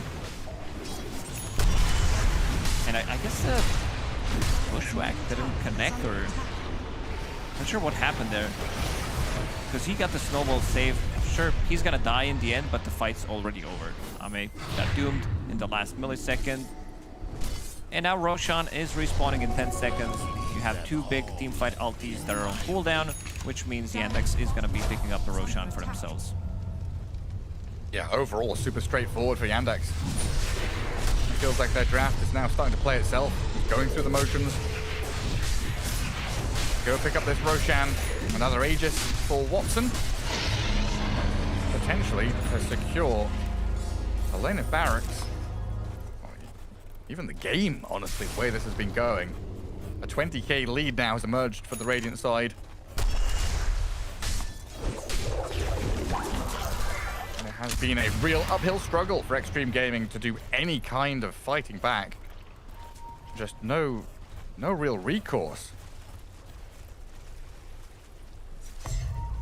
Lich. We'd love to have a Lich Shard. Max Nova can save a bit towards it. It's an okay shard to buy. We haven't seen Lich. As I said, when we started this game, Hero was not contested at all in the last 5 tournaments for a good reason. It was pretty much in every single game with the shard, then we nerfed the shard. Suddenly the Hero is not as popular anymore. Also prior to that, I also don't remember when Lich was popular. Like, the only thing I can think of is like back when a Poppy was the one who only wanted to play it. There was like a period of maybe a month. I'm trying to remember when. It was within the last year, I want to say, in like Eastern European, I think maybe even both European qualifiers. It was like tier 2 teams playing it, where it would be Lich, rushes Shard, Blink, and then goes and solo kills carry heroes. Oh, yeah. Good evasion by the Tidehunter. Sounds like something that you can do in maybe some of these like tier 2 games, but you're not getting that farm. Yeah, it was super gimmicky. Yeah, maybe you can if you're the one owning the game. You're the one getting it for free from Roshan. You get like Pavis, and then you have a bunch of gold saved up so you can get a Blink Dagger, which is fine. It's just it didn't happen in this game. Too hard of a game for them, especially with the start that they did have. And now with this Aegis, Watson and the rest can try to close it out. Try to kill this tier 2 tower that is still standing in the bottom lane. They need to get stuff done. This Ravage, it needs to clip on both of the supports so they can get the saves. The damage is also not really there yet. Morphling still has pretty much 2 slots to upgrade. He needs the Crystallis, he needs the Daedalus as well, but he also wants to have Linken's. I think he might skip this Linken's because it feels like he just needs to deal the damage straight away. If he doesn't, if he gets the Doom even later on, the fight is still lost for them, so I think he needs to risk it slightly more. A smoke gank from Extreme Gaming to gank the lanes. FY nothing to say, going to cut out bottom. And X-Nova moves into the Radiant Triangle, where he just about TPs away from Saxa. And looking at Saxa, he's got Aghanim Scepter now, so gobble up and spit out at the ready. So another saving tool here. Yeah, Glimmer, Solar with gobble up. If you get roared, you're going to get snowballed, you're going to get gobbled up. It's fine. Even a casual cookie will do the trick. Ame would love to have a save on his team. He's got nothing. No Lotuses, no Lincoln. 1 Force Staff. That's it. 1 Force Staff. And Yandex will use this chance to plant themselves in the enemy ancients playing dire side of the map. A little surprised no one's cutting out mid. There's a couple of nice waves there. But it looks like with a minute left on Aegis, they just say, screw playing 2 lanes, we'll go straight down 1. Pressure tier 3. Yeah, they're going high ground. Push this 25k lead into a couple of buildings. Frost Shield plus Glyph at the ready here from Extreme. So it's not an easy nut to crack.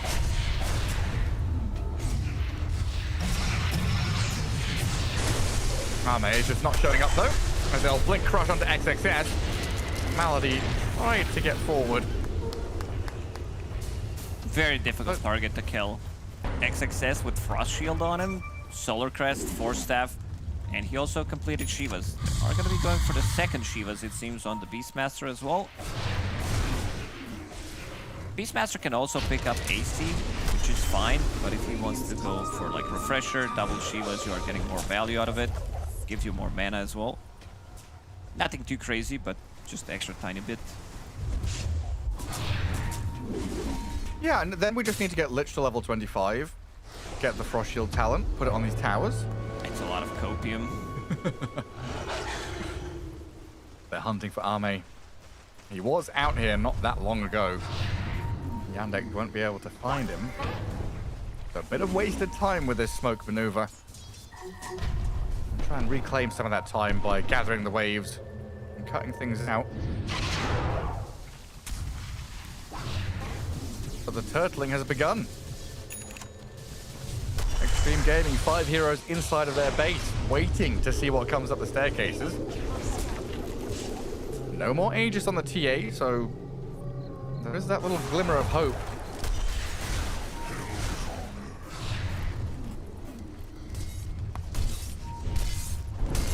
Now we get into this very patient stalemate situation. Yandex don't want to progress up the high ground. No rash decision making going on. Extreme Gaming don't want to come out of their base and meet them in a head-on team fight. Nothing to say, and Lich got out of the base, trying to get something done. Farm any kind of camps they can. Beastmaster realizing that there is Shivas on his team, so wants to pick up Refresher of his own. This plate mail is just going to be casual plate mail for now. You are playing into a lot of physical damage, so definitely getting the value out of it. Is this one of these situations, you know, 25k lead, hang on. The jump in from Chira Jr. starts on nothing to say. He's shielded up by the Lich. A roar, holds the Slardar back, allows the Blink Dagger. X-Nova might still get punished here though. Stuck around to try and defend his buddy, but the task is blocked by the trees. One of the walls of his igloo working against him, and I just have to let them slip out there. Shira Jr. still going for it, though. Thinks he can continue this one to kill off the Lich, and there we go. The punch is there. Well, the Doom, he's jumped into the back, on towards XXS. That's a BKB out of noticed. You got a kill on a support, but at this point, a 27k lead. If you can't push high ground, your lead is false. Yeah. Ame wants to be escorted to the side shop. His courier did die to the secret shop. There's no side shop in Dota for quite some time. Looks like he wants to be able to buy that Linken's, but also needs to be slightly more careful. He wants maybe somebody to show in lane. Are scanning. I kind of get it from Yandex. Being a game down in a best of 3, they're being very respectful, very demure in their approach to this dire base. But is it too passive? Do you think they could have gotten more? Do you think they should be risking more? I'd say so. We've seen them winning the fights as well if they can get some of those saves during the Ravage. Lich, Chain Frost, they are running out of steam. If you don't have Roar, Ravage in a fight, your damage is going to be so limited. For now, Ame's still not purchasing anything. Even though he does have Perseverance, he does have Linken's Fear recipe. Doesn't want to buy out on it. Is that him saving for buyback? Buyback, probably, yeah. Or is it him thinking rapier time?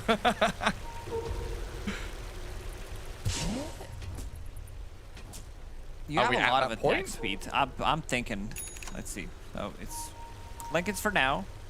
His and courier get was rid dead. of that Falcon Blade. His courier's still dead. I thought he might go for it slightly earlier. BKB from Nothing to Say. Testing it out. It does work. A minute and a half. And now the jump in.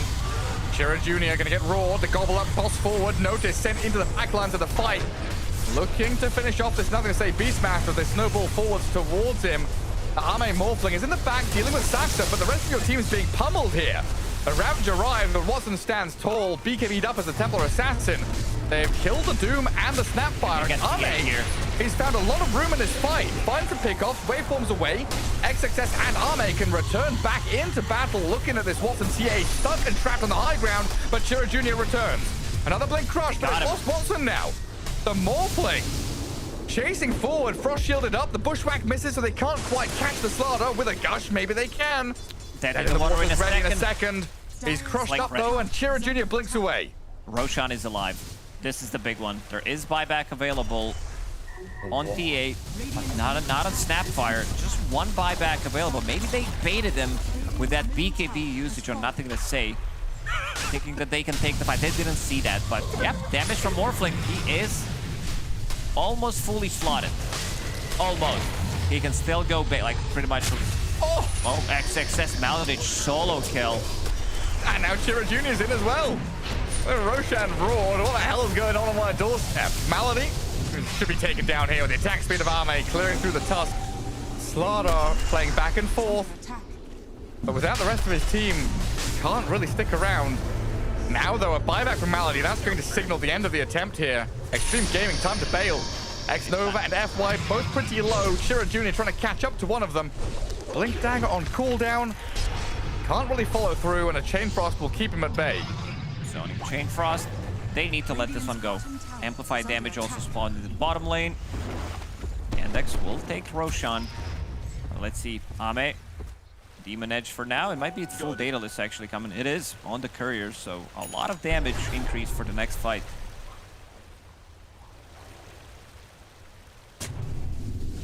I'm racking my brain to think about that last fight and how it went. Morphling found the Snapfire in the back while the others fought 4v4. But it seemed kind of hard in the first 10 seconds for Watson to dish out damage into Roar and Ravage and Bushwhack and this Frost Shield from Lich. Honestly? It's kicking in. Like Frost Shield, then you have Solar Crest, reduced damage from Anchor Smash, and Shiva's Guard came off cooldown just in time to slow them and provide vision because they were not fighting underneath the vision, I believe. And now they're smoked up. 24k lead for Yandex.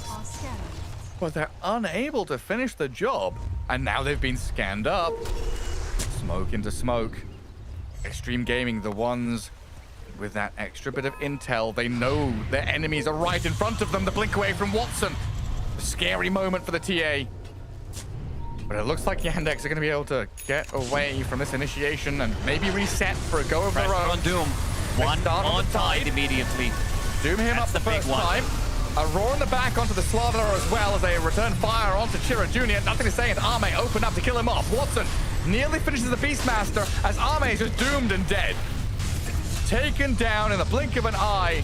A double buyback from Extreme Gaming here is going to do absolutely nothing to stop the Roshan from being taken. Yeah, this fight completely different. Notice rushes in, one Doom onto Tidehunter. A double buyback as well from FY and Tide. So that's not going to be available for the next fight. And then Ame gets doomed. Every single time he gets doomed, if they can find the opening on him, he can't do much in a fight. Like, he's pretty much dead. Like, that fight there shows why we are so shocked about the outcome of the previous fight, right? This is what we're expecting to happen.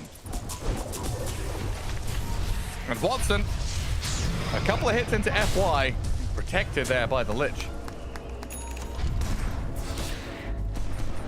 They're not going high ground. No buyback on Morph, no buyback on Beast. It is time to knock on the high ground.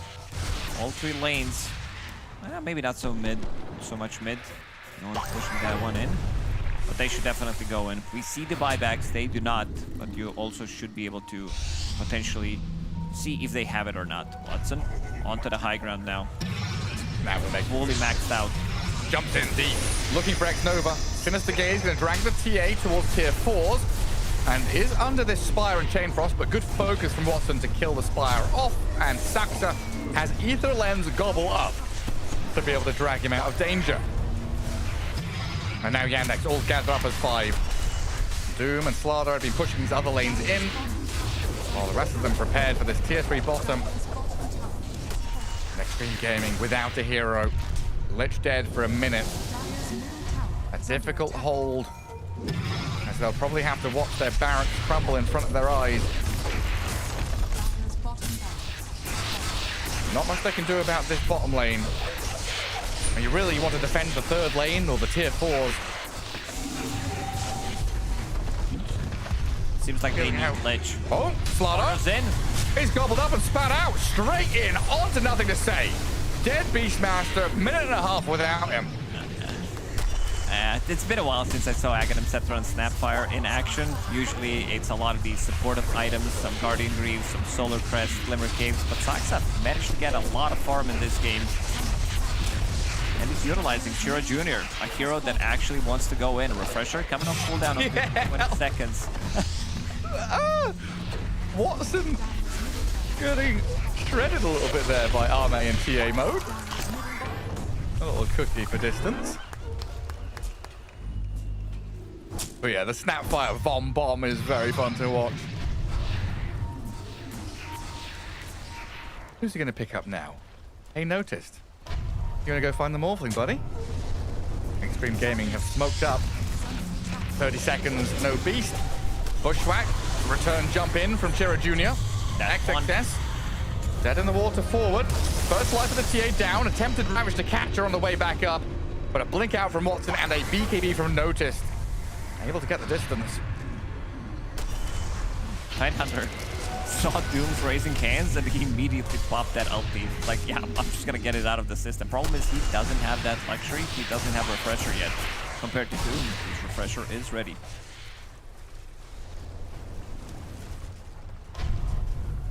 What did you say in the last game? If the net worth per minute? I said a lot of stupid shit. Give it even a bit more specific. There's a 44k lead, 45k lead, minute 45. I guess technically we're in minute 46. Almost there. Yeah, this is it. This counts. This game is officially over. 47k gold lead in 45 minutes. What can you do? The graph has told its story. It said it all.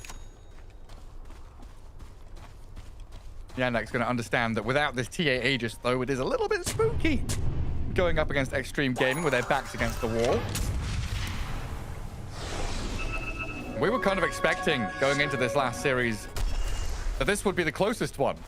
So far, we've had stomp into stomp.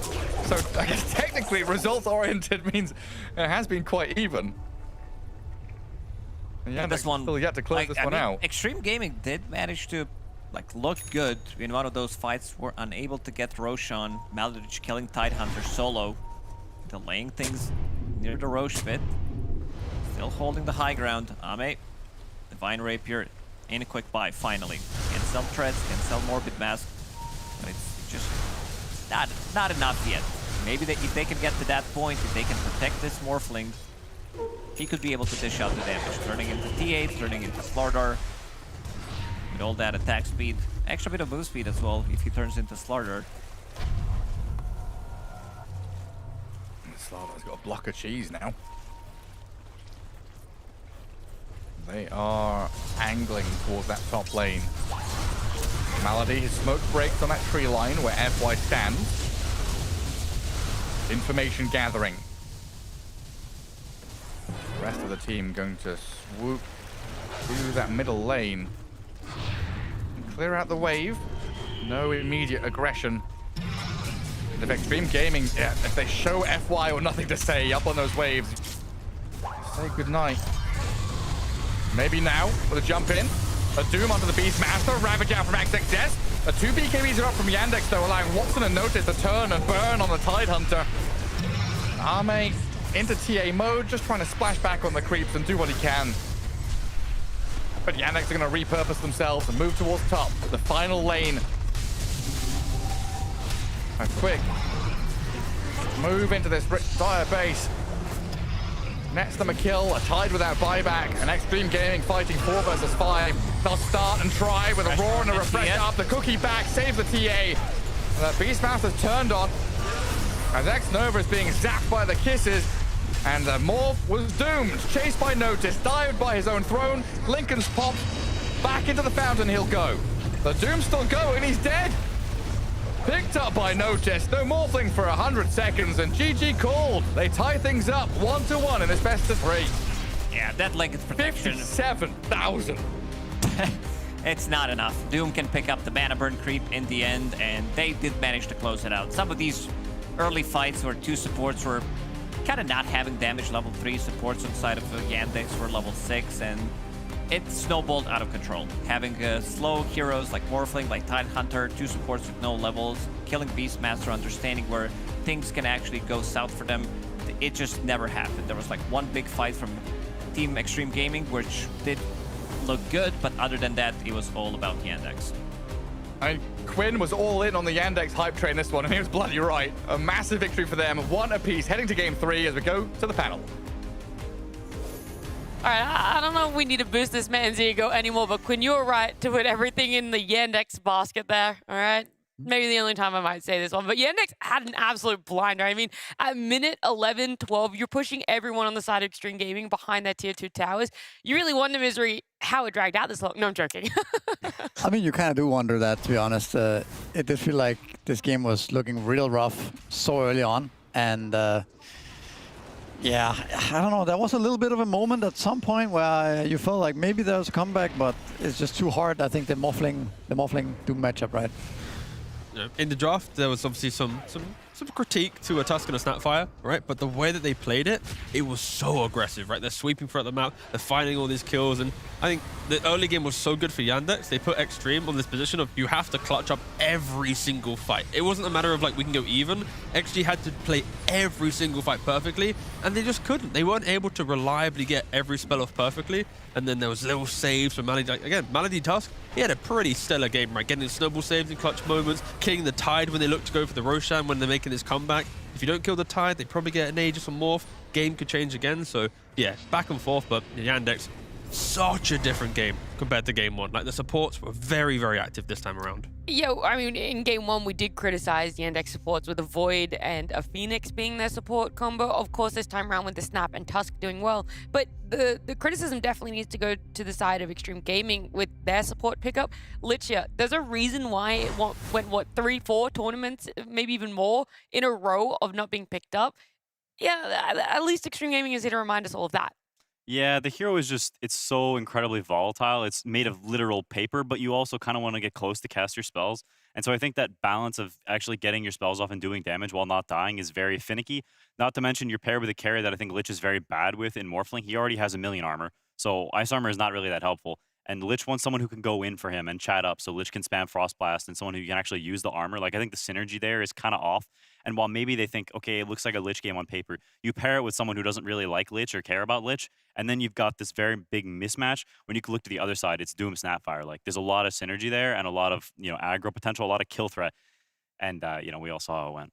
Yeah. I mean, Yandex did identify that very early on, because when the Lich was struggling, I got a little screenshot, right, of the minimap, because I wanted to praise, again, the supports on Malady and Saxa, because for one player, Saxa, he placed a ward just with the Morphling standing, and then for Malady, he'd placed a triangle ward on the right-hand side. So they had this, like, pretty much every point of the dire jungle they had locked down with vision. So a Lich, he wants to play a more stable game. Morph, Tide, they want to play stable, they want to react. But the fact they had all this deep vision, it meant Yandex could pretty much make any move they wanted. So from minute 8 through to 14, of course, we saw the previous highlights, they were utilizing this vision perfectly and breaking them. So a Lich in a stable game can play, but when you have that much vision against you and you've lost your lane, you are just going to be like a walking creep getting farmed just for fun. I mean, I think part of it is the Lich as a hero, but I think Xnova also dropped the ball a bit in the laning phase, right? He died twice pretty much for no reason in the laning phase, and then he later came mid with the Hoodwink, and they kind of griefed the Beastmaster's game a bit there, and he just continued. He died twice, I think, and at that point, all of the Dire heroes actually had really good laning phases. So I feel like, yeah, as much as the Lich looked bad as and it is a volatile hero, I think it was also a bit on Extreme Gaming's play as well. I think if they had more stable lanes and Lich just focused on pulling and just letting Morphling take the initial hit in the lane, it might have been a different game, because Beast was up to a really great start there. Yeah, I mean, to be honest, it was kind of the inverse of last game. I also think NTS was, playing the lane much better like he was last game, except, like Vincere said, they kind of bring the supports mid, and you can see he's less comfortable on this hero than he is on Pangolier. Like, he's getting baited into these fights. He doesn't know his limits quite as well. He's misplaying these skirmishes, and he's dying. And when you die on Beastmaster, the hero becomes an incredibly slow bot for a really long time. You need to sit there and farm this Ags, or you don't do anything for a long time. In the meantime, your team is getting pulverized all around the map. Your Morphling is getting doomed, and whenever that happens, you can't do anything. Yeah, Why am I? What? Yeah, I don't know why it zoomed in on you instead of Chris. He's getting doomed. I'm like, yeah, he did get doomed. Yeah, he did. You talked about it already, like the fact that Morph Doom is a massive counter towards it. They blind picked this Morph, maybe putting too many stocks in the fact that this ladder was going to be off lane. It gets flexed. I use that very loosely because it's not as if this is a new thing. Many teams are swapping it between a 3 and a 2. So they put this stock in the fact that it's going to be an off lane slaughter, and then, okay, here you go. Here comes the Doom. And then at every moment that this Doom is up, it is just being dropped on the Morphling. Yeah, I think Ame is a player that likes having a free game, and this is about as bad as it gets in terms of matchups. As soon as this Doom is 6, you just can't go near him anymore. You will just die. We've got a nice little montage here of Ame dying to Doom, because there were many times this happened. And there was one time where he doomed another hero. He saw a juicy little target, and he was like, you know what? I'm going to dupe someone that's not Morphling. And he regrets it immediately and dies. Because you don't do that. When you're playing as Morphling as Doom, you just doom the Morphling. And he learns that lesson here, and for the rest of the game, he only dooms the Morphling. And you don't really have counterplay. You can buy Lincolns if you want, but it's just getting broken by any number of anythings. And it's just not a situation Ame wants to play. And we saw him dominate game 1 in the Ursa game because he's good against the enemy heroes. He can play sort of the slower game, get super high net worth, which is what Ame is good at. Play for this stable, secure game, get Roshans, get safe kills, and just build his net worth lead. He can't do that this game. This game, he's playing keep away. It's honestly just on Doom to mess up and to be outplayed. You pretty much can't join a fight until this Doom is already dropped, and then you're hoping that the 4 other players in your team, Vincere, are able to stand in a 4v5 long enough. It's kind of a weird standoff, right? It's whoever jumps, because like, sure, Morphling can't really show himself and deal damage, but at the same time, Doom also cannot really show himself as well, right? Because if he gets jumped and like ravaged or something like that first, they can lose the fight still. So it's a little bit of a standoffish situation. Maybe that's also why the game dragged on so long, because the Extreme were just hiding on their own vision, and Yandex wanted to play it safe. So I think this game could have been much closer if the laning phase was a bit more even. And yeah, like I mentioned, Lich didn't drop the ball on the top lane. I think there was moments in this game where it looked like there was going to be a comeback. I mean, we saw them attempt the Roshan, right? Tide ends up dying to the Tusk. There was also that moment where the Tidehunter whiffed the Ravage and the Snowball save came in. So those moments, I think, were very key for Yandex, victory. But there were moments in this game where it could have easily turned.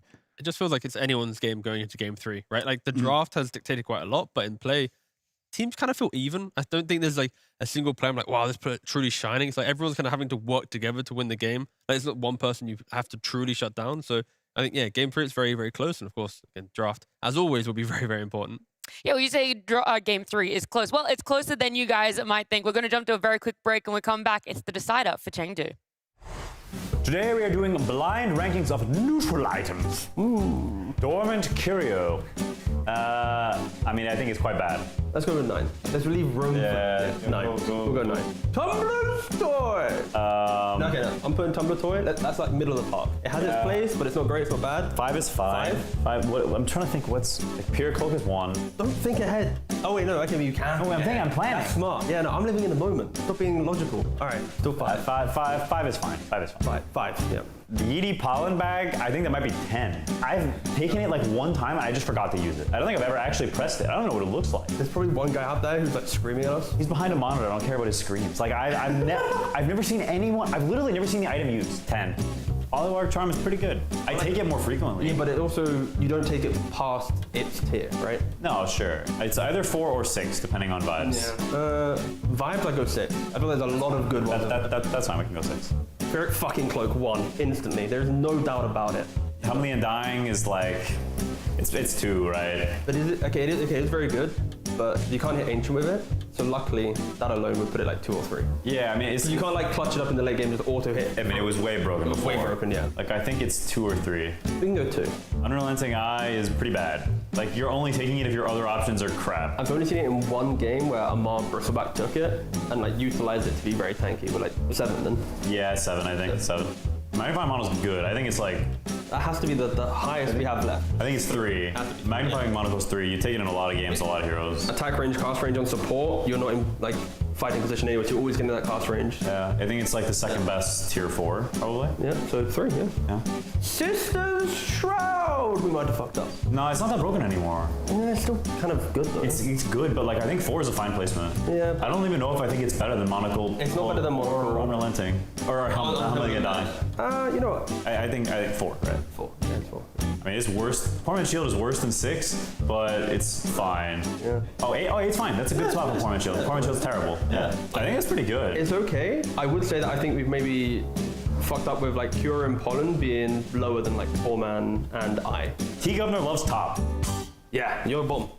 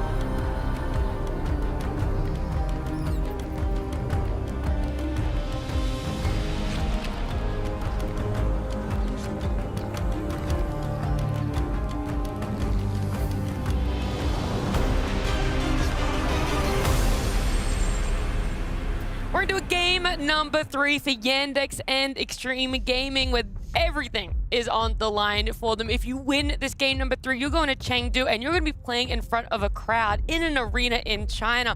The other team, unfortunately, that's it. Blastland 5 dreams are over. And so it does all come down to these first phase bans. At Jakiro, a Slaughter, of course, is going to be banned out here, and Sand King too. The Slaughter really does make sense. It's done so well for Extreme Gaming in game 1, and now Yandex in game number 2. It is key and pivotal for both these teams. Oh, and they are leaving the Timbersaw again. Yeah, I also recommend the Yandex for these bans. I think they're pretty clutch. I like the Pangolier ban especially. I also think the Slaughter ban is good. Like just getting rid of that first pick Slaughter from Yandex. And the conversation we're having in, off camera was the fact that XG first pick, second pick, right? Yeah. XG are going to be second pick this time around. So if they are to pick armies in here in the second phase, it needs to be a bit more generic, a bit more open to play any lane. It can't be as punishable as a Morphling. Or, like you mentioned, pick NTS, some active hero, and keep armies here for last. But it feels like a 50-50. I personally would rather have NTS last and a more generic hero for Arme, but again, we'll have to see. Both. I mean, the Gyro is available into the Timber. So, of course, getting banned out. It's just... I think Ame would feel really bad picking his hero on 9 like that. Like, he's going to get carry counterpicked by Watson, and he's going to be playing a Gyro, and they're just... Extreme just doesn't strike me as a team that wants to be picking carry first pick. Like, that's never been their style. Even though I agree, like, Gyro is the pick that makes sense here, and they're going to do it. Okay. Expect some turbulence. I think it's fine. I mean, like she said, you're going to end up picking that carry at some point, probably blind regardless, unless you wait all the way till the end. If you wait all the way till the end, the likelihood of all the good carries against Timbersaw is banned out is pretty high, I think. So this is the correct approach. Now you can also pick better supports, right, that fit the Gyrocopter and that like kind of counter some of the Yandex heroes you're going to see on 14-15 here. Yeah, I mean, I think we could see them steal the Tusk potentially. It's a hero we saw do a lot of work for Yandex last game. They could play at 4, they could play at 5. Gyro Tusk, a classic combo with the Drinking Buddies. You just spray everything with 1,000,000 damage. But also, I'd even prefer if they do go Tusk to go tag team just to kill off the Timbersaw in lane, right? Because Drinking Buddies is a little bit more passive, it's more flack and push, whilst tag team is you're actually killing with the slow and more destructive. Again, that's a discussion later down the line depending on the drafts, but yeah, totally possible. Against Timber, gotta kill him. I think another point here is that Yandex has always been banning Disruptor in this series, and this is the ban that is kind of, you know, now they have to think about what support, which is probably going to be support, are we going to ban out here? Because all the supports are actually in the pool this time, except for maybe Jakiro and Shadow Demon, right? So. Yeah. It's I'm curious to see how they manage this. This Timbersaw hero is just so incredibly silly. I think the games we've seen it look the most mortal are the ones where it gets dumpstered in lane, and I think you have to keep the pressure up on this hero. You can't just let him go and farm his ancients. Like, you need to contest him. It's like he's a Beastmaster or a Sand King, because the hero farms ancients so quickly, and he's so broken when he gets farmed that I think already when you see a Timbersaw, in my mind, your game plan is somewhat set in that I think you want giga strong laners, you want heroes that can gank really well, and you want to pressure this Timbersaw, you want to pressure his triangle. Don't let this guy farm. All right, they need the Disruptor, and Extreme Gaming immediately picks it up. It is good with Gyro. We've seen this lane dumpster off lanes. I think it's also pretty decent versus Timbersaw. Maybe not as much in lane, but just the idea that you can always glimpse him back from the chain and you can lock him down. I think gives you a nice, easy way to kill this hero throughout the game. Yeah. No, I totally agree. I think while we've had our sussing of Disruptor throughout the tournament, I think this is a spot that makes sense for it. And for some reason, it's also a hero that Yandex, for whatever reason, is scared of. So I think also, when a team is constantly banning a hero, you're oftentimes tempted to pick it. Giving away Tusk again. This hero also feels very impactful in this series and in general, to be honest, but You're just able to do so much in the early game, right? Like, you can dodge stuff from Disruptor, you can twin gate and just dive towers. Of course, Timbersaw will happily tank the tower for you, for your supports to thrive. I'm intrigued to know if Yandex are going to double pick support here, or if they're going to find another core just to kind of preserve their kind of supports. But again, they didn't really care last time around. But okay, they do pick the DK. Yeah, I mean, no Slaughter this time, and no Ursa, obviously. They've already taken the carry, and it's also banned, so... And this is one of the repercussions of the early pick Gyro, right? Gyro as a carry can sometimes have damage problems. You're going into a high armor DK, a high armor Timbersaw as well. Like, there is a portion in this mid game, if it's an even state, that Gyrocopter can feel like he's not really punching into the game. For sure, but Yandex also showing their hand quite a bit here, right? And so you can pick up a hero like Shadow Fiend or something else that has a lot of damage. Oh my. The Nux Assassin. They are countering this Timbersaw. Holy cow. So is that like... Are you doing the mana burn thingy, or are you doing the scuttle, or... I would prefer scuttle. Mana burn is so bad for your gameplay. Yeah. Like, scuttle, okay. You just become a sitting Why is this hero in the game right now? I mean, it is good against Timbersaw. Carapace and like chain stunning him and stuff is like very easy. Okay. You can always carapace him. And also, I think if you have scuttle, like, it's a hero that Timbersaw can't kill at all. It's not the greatest early game hero, so it doesn't necessarily fit with that. And I think it also doesn't pair super well with Disruptor in that you're both catchy bros, so they're very reliant on cores to help them. All their kill pairings would always be a support plus a core. There's no supports going together. You're both catchy bros, but your two damage dealers deal a lot of damage, yes, right? They do. Yeah, they definitely need some kind of something to stabilize this draft towards the end here. Some kind of offlaner, right? That offers some team fight, maybe some frontline, because they don't have any of that right now. again, when you say off lane and front line, do you mean more in teamfight presence and blinking in, or you mean like walking in with the auras? Yeah, there's two very different types of off It's lane. quite hard to find a hero that can frontline against Timbersaw and now Terrorblade as well, right? You might just get chopped down. You don't have any saves as well, but at the same time, you do need some way of... Yeah, I don't know. It's like you have Shadowfiend and Gyrocopter, right? These heroes need a lot of farm. Then they are both backline heroes to follow up on some sort of initiation. And you need something to either start the fight or frontline for you. So, yeah. How would an offlane Brewmaster be for Extreme? Radiant by... It's going to be banned. I think it's really good. Or Daxia. Well, Daxia got banned, but Daxia would have been really good too, actually. Yeah, I'm leaning Brew. Again, let's assume Yandex ban it, but the reasoning is just to know the Terrorblade illusions, to cyclone up one guy, to have a Radiance by. Sure, it's a bit greedy, but it then means that all of Extreme evenly farms, and when they fight, if one guy dies, the other two can step up and fill the void. I can see it. I mean, another option is some kind of Underlord, actually. You have a lot of percentage-based damage, right? You, of course, Timbersaw can chop through your high HP pool, but I think it's a pretty decent game for it here. Yeah, I mean, regardless of what they pick, I think it has to be some sort of melee tanky guy. Their heroes are a bit too awkward to play otherwise. Neither support is really a fight starter. They're more skirmish pickoff starters. Gyrocopter's damage, SF is damage. Like, there's no way for them to really play if they don't have someone who can either stand in front or start. Another option is you go Enigma here. Like, that's another option where you break from the melee offlane, right? You go Nukes Enigma. They don't have a way to cancel Black Hole. You have pretty good lane. You can kill Timbersaw. I think you have them on a timer. It is just very all in. Like, if you mess up the lane and your mid game will be horrendous. If you have Enigma, Shadowfiend, Gyrocopter cores and your lane didn't go really well. Yeah. And for Yandex, they need to pick a 5 out of Silence phase. a bando. I feel like, I mean, that's just trying to protect the Shadowfiend, right? But the easy pick for Yandex is most likely just going to be the Warlock, right? Throughout the game, when SF blinks in, you've got the Golem to stop him from Requiem the entire time. Sure, with Yashikai, it's reduced cast point, but if you're on your game, you can still hit it. So, yeah, I think... Yeah, Warlock would definitely fit the bill here. I mean, to me, so far, much of this game hinges around how this lane goes mid. I think you look at Terrorblade, Timbersaw, they're very greedy cores, but I think they are very good heroes. It's a very good Terrorblade game overall. And so to me, the only real playmaker are going to be the supports and this DK mid. And so there's a lot of pressure on Cheer Jr. to do okay in this lane. There is room to get stomped by Shadowfiend. That can definitely happen. And so he needs to be able to play that lane to a well enough degree that he can join with the supports and they can play these skirmishes, because Extreme supports are not good at fighting runes or skirmishes there. But if SF is stomping Dragon, then it won't matter. They have the catch to abuse the raises. The Brew ban is good there. The Brew. Yeah. They go Bat Rider.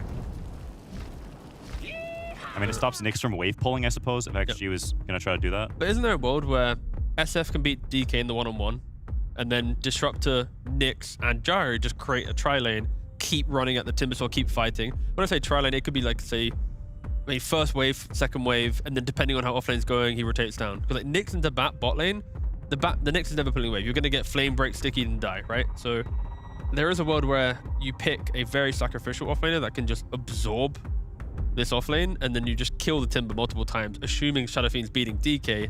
Then you have 2-1 lanes, you lose one. Yeah, there's certainly play potential for Extreme, but it is contingent on, you know, making those good moves, having, I think, a good mid lane. Because if you don't, you know, if mid lane is drawish, then the DK pressure is coming, and your supports will likely have to react to that, right? There's a Bat Rider coming, there's a Tusk, there's so much kill threat on your Shadowfiend that you will have to protect him. And so I think it will end up being, you know, we kind of saw it last game, this 3v3 mid being a very focal point, and I envision it going the same way. And if Yandex comes out on top in that situation, like, it is a super good Terrorblade game. Like, he will be the boss of the game as of now. They're still yet to pick the offlane. Let's shake things up. All right, offlane shaker. Greedy. Yeah, it's very greedy. And okay, so they're running the Tusk on Melody. So you might run into like a Tusk Terrorblade lane as a Shaker Nyx. I feel like the Shaker can easily feed there. Yeah. Every meta, he needs to be super careful. Oh, this Nyx Shaker lane, man, it's so greedy. I mean, how do you get through? If they run Tusk 5, maybe the Nyx can do some shenanigans and pull. But he can't pull into the Bat, right? But the Bat might play a 4, right, in the offlane. Yeah, maybe, yeah, I don't know, it sure. depends where they put the supports, right, how the lane goes. If they put the Bat Rider top, maybe top lane's a bit better. Yeah. XG, they've done this before, right? When they're a game away from a very big moment in their careers, they do go for the Shaker offlane. I'm slightly worried for them. Their entire draft is is skill, so high risk. You know, if you fail some early Requiems, if the Shaker gets shut down in lane, it all falls apart so quickly because Gyrocopter, he can't like 1v9 this game. He needs time to get there, and his team have to be ready. But they do have a lot of ways of killing heroes, right? They have a lot of stuns. They do have a lot of follow-up damage from Shadow Fiend, the Shaker, and Gyrocopter. If they stabilize and get the levels and the core items that they need, I think they have chances this game to kill Yandex around the map and even to win team fights as well. They can be very explosive. Like if they do break into the map and they haven't just lost on the laning phase, then again, like you said, the pickoff is very, very scary, but they need to get there.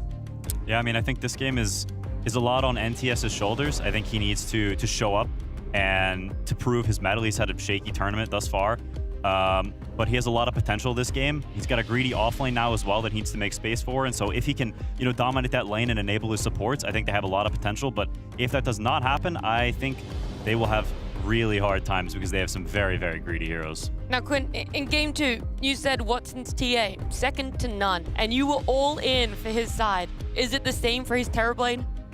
His Terrorblade is extremely good, and I do think Yandex is favored. All right, favoring Yandex for game number 3 here. Their lineup is looking good. A lot of meta picks for themselves, but Extreme Gaming, they've got some pressure to build up to here because it is a game number 3 and a decider on who makes it to Chengdu.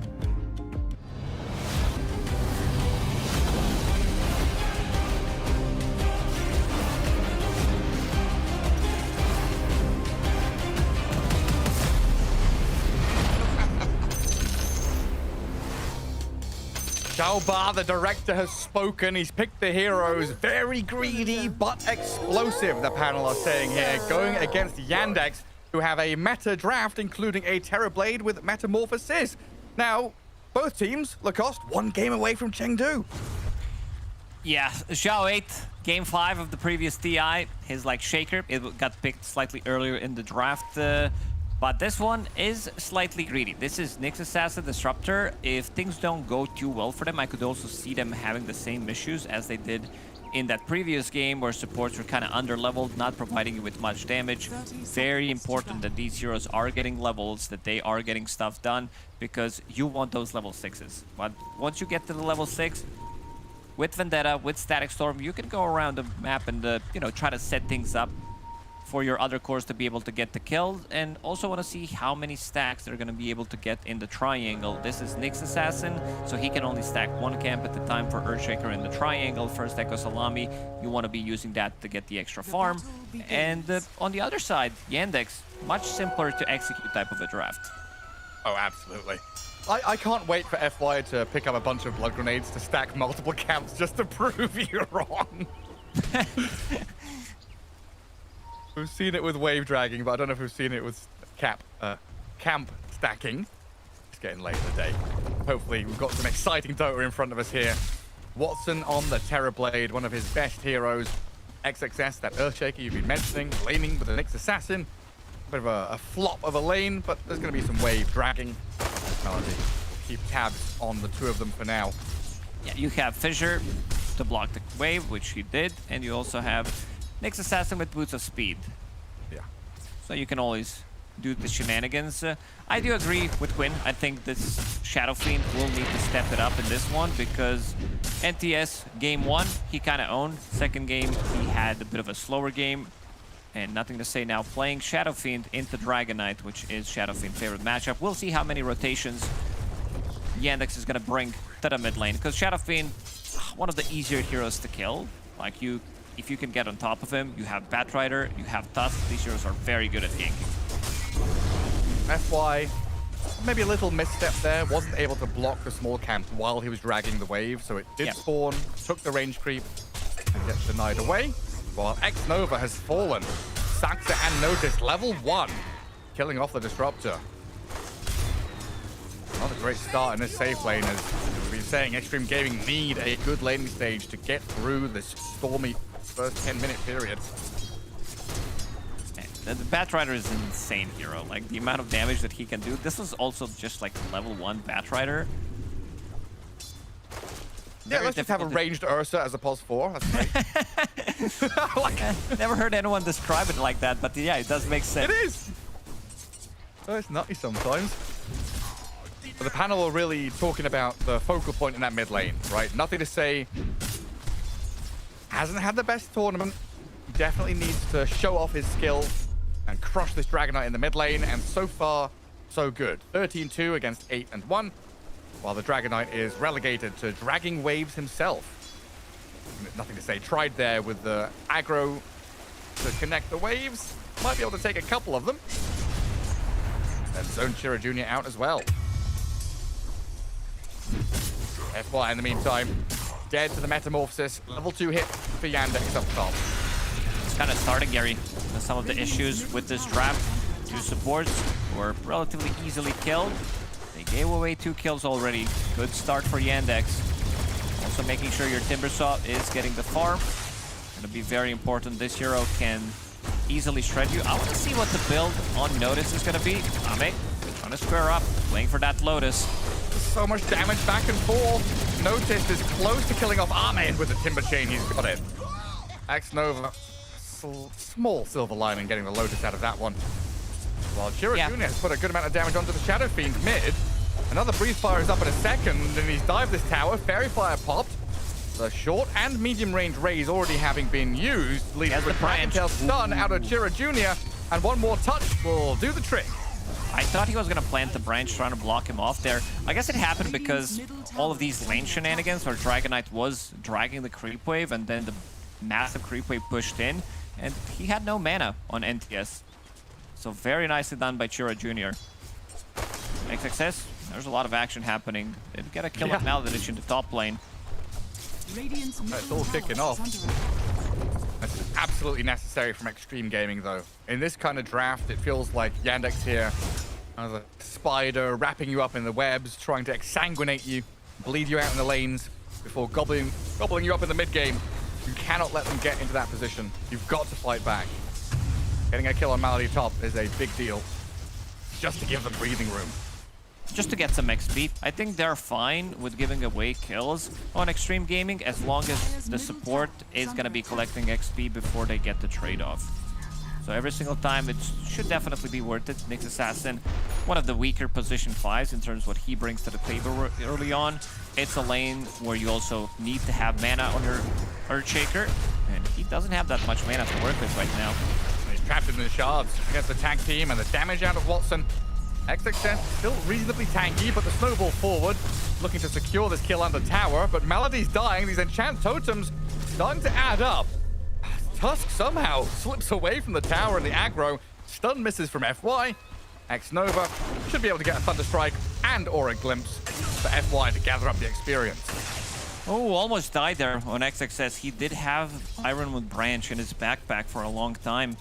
Didn't use it. I guess he was expecting that Clarity plus Boots to come in, but the Branch, extra 22 strength, 22 HP. 1 strength could have made the difference there. So they're getting the levels, which is all that matters. Lanes. We don't even have lanes anymore. 5 minutes in. Seems like the game is completely open right now. Ame, we don't making a move. We don't need lanes where we're going. Saxa in between a gyro and a disruptor. The roaming Ame gyrocopter coming into play.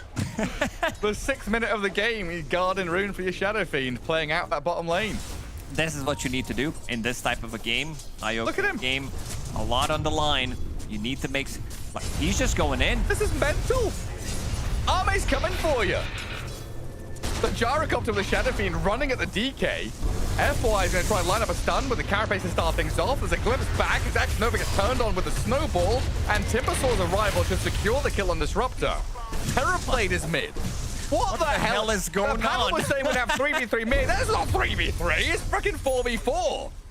Extreme, the ones to lose out, though. Both their supports fall.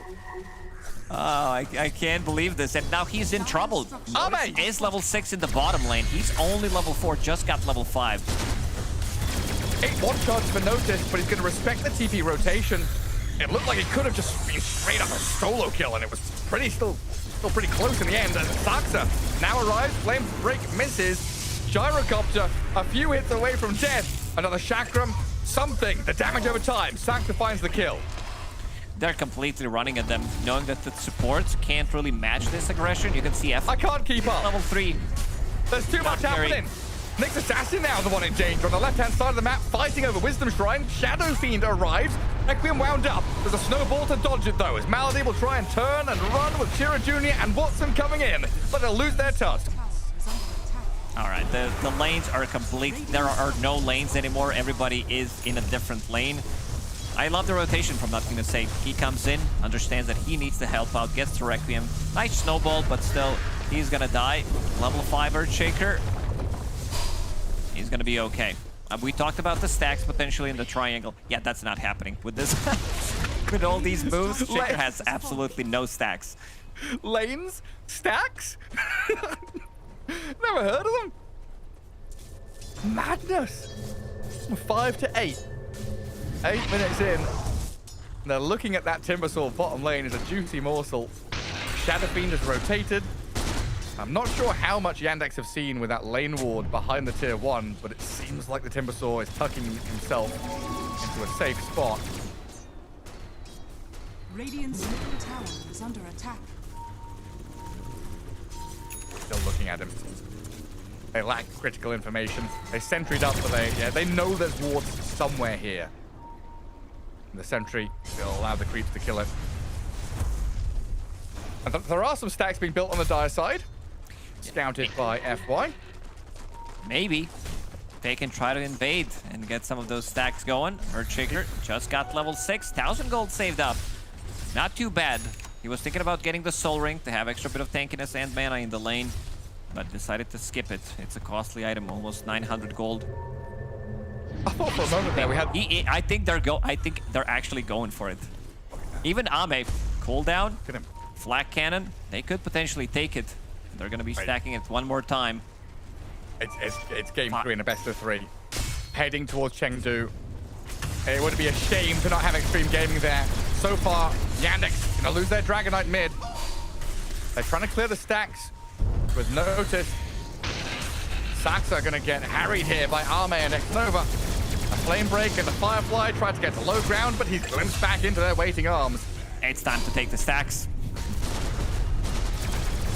Well, Echo Slam and a few hits out. They clear the Ancients. FY did this with the Illusion Rune. Scouting things out. Very nice. This move actually gave them 2k gold. They got almost 800 gold from killing Dragonite, clearing the stacks. Radiant's bottom tower And also extra bit of gold on XXS. He got 500 gold from that one.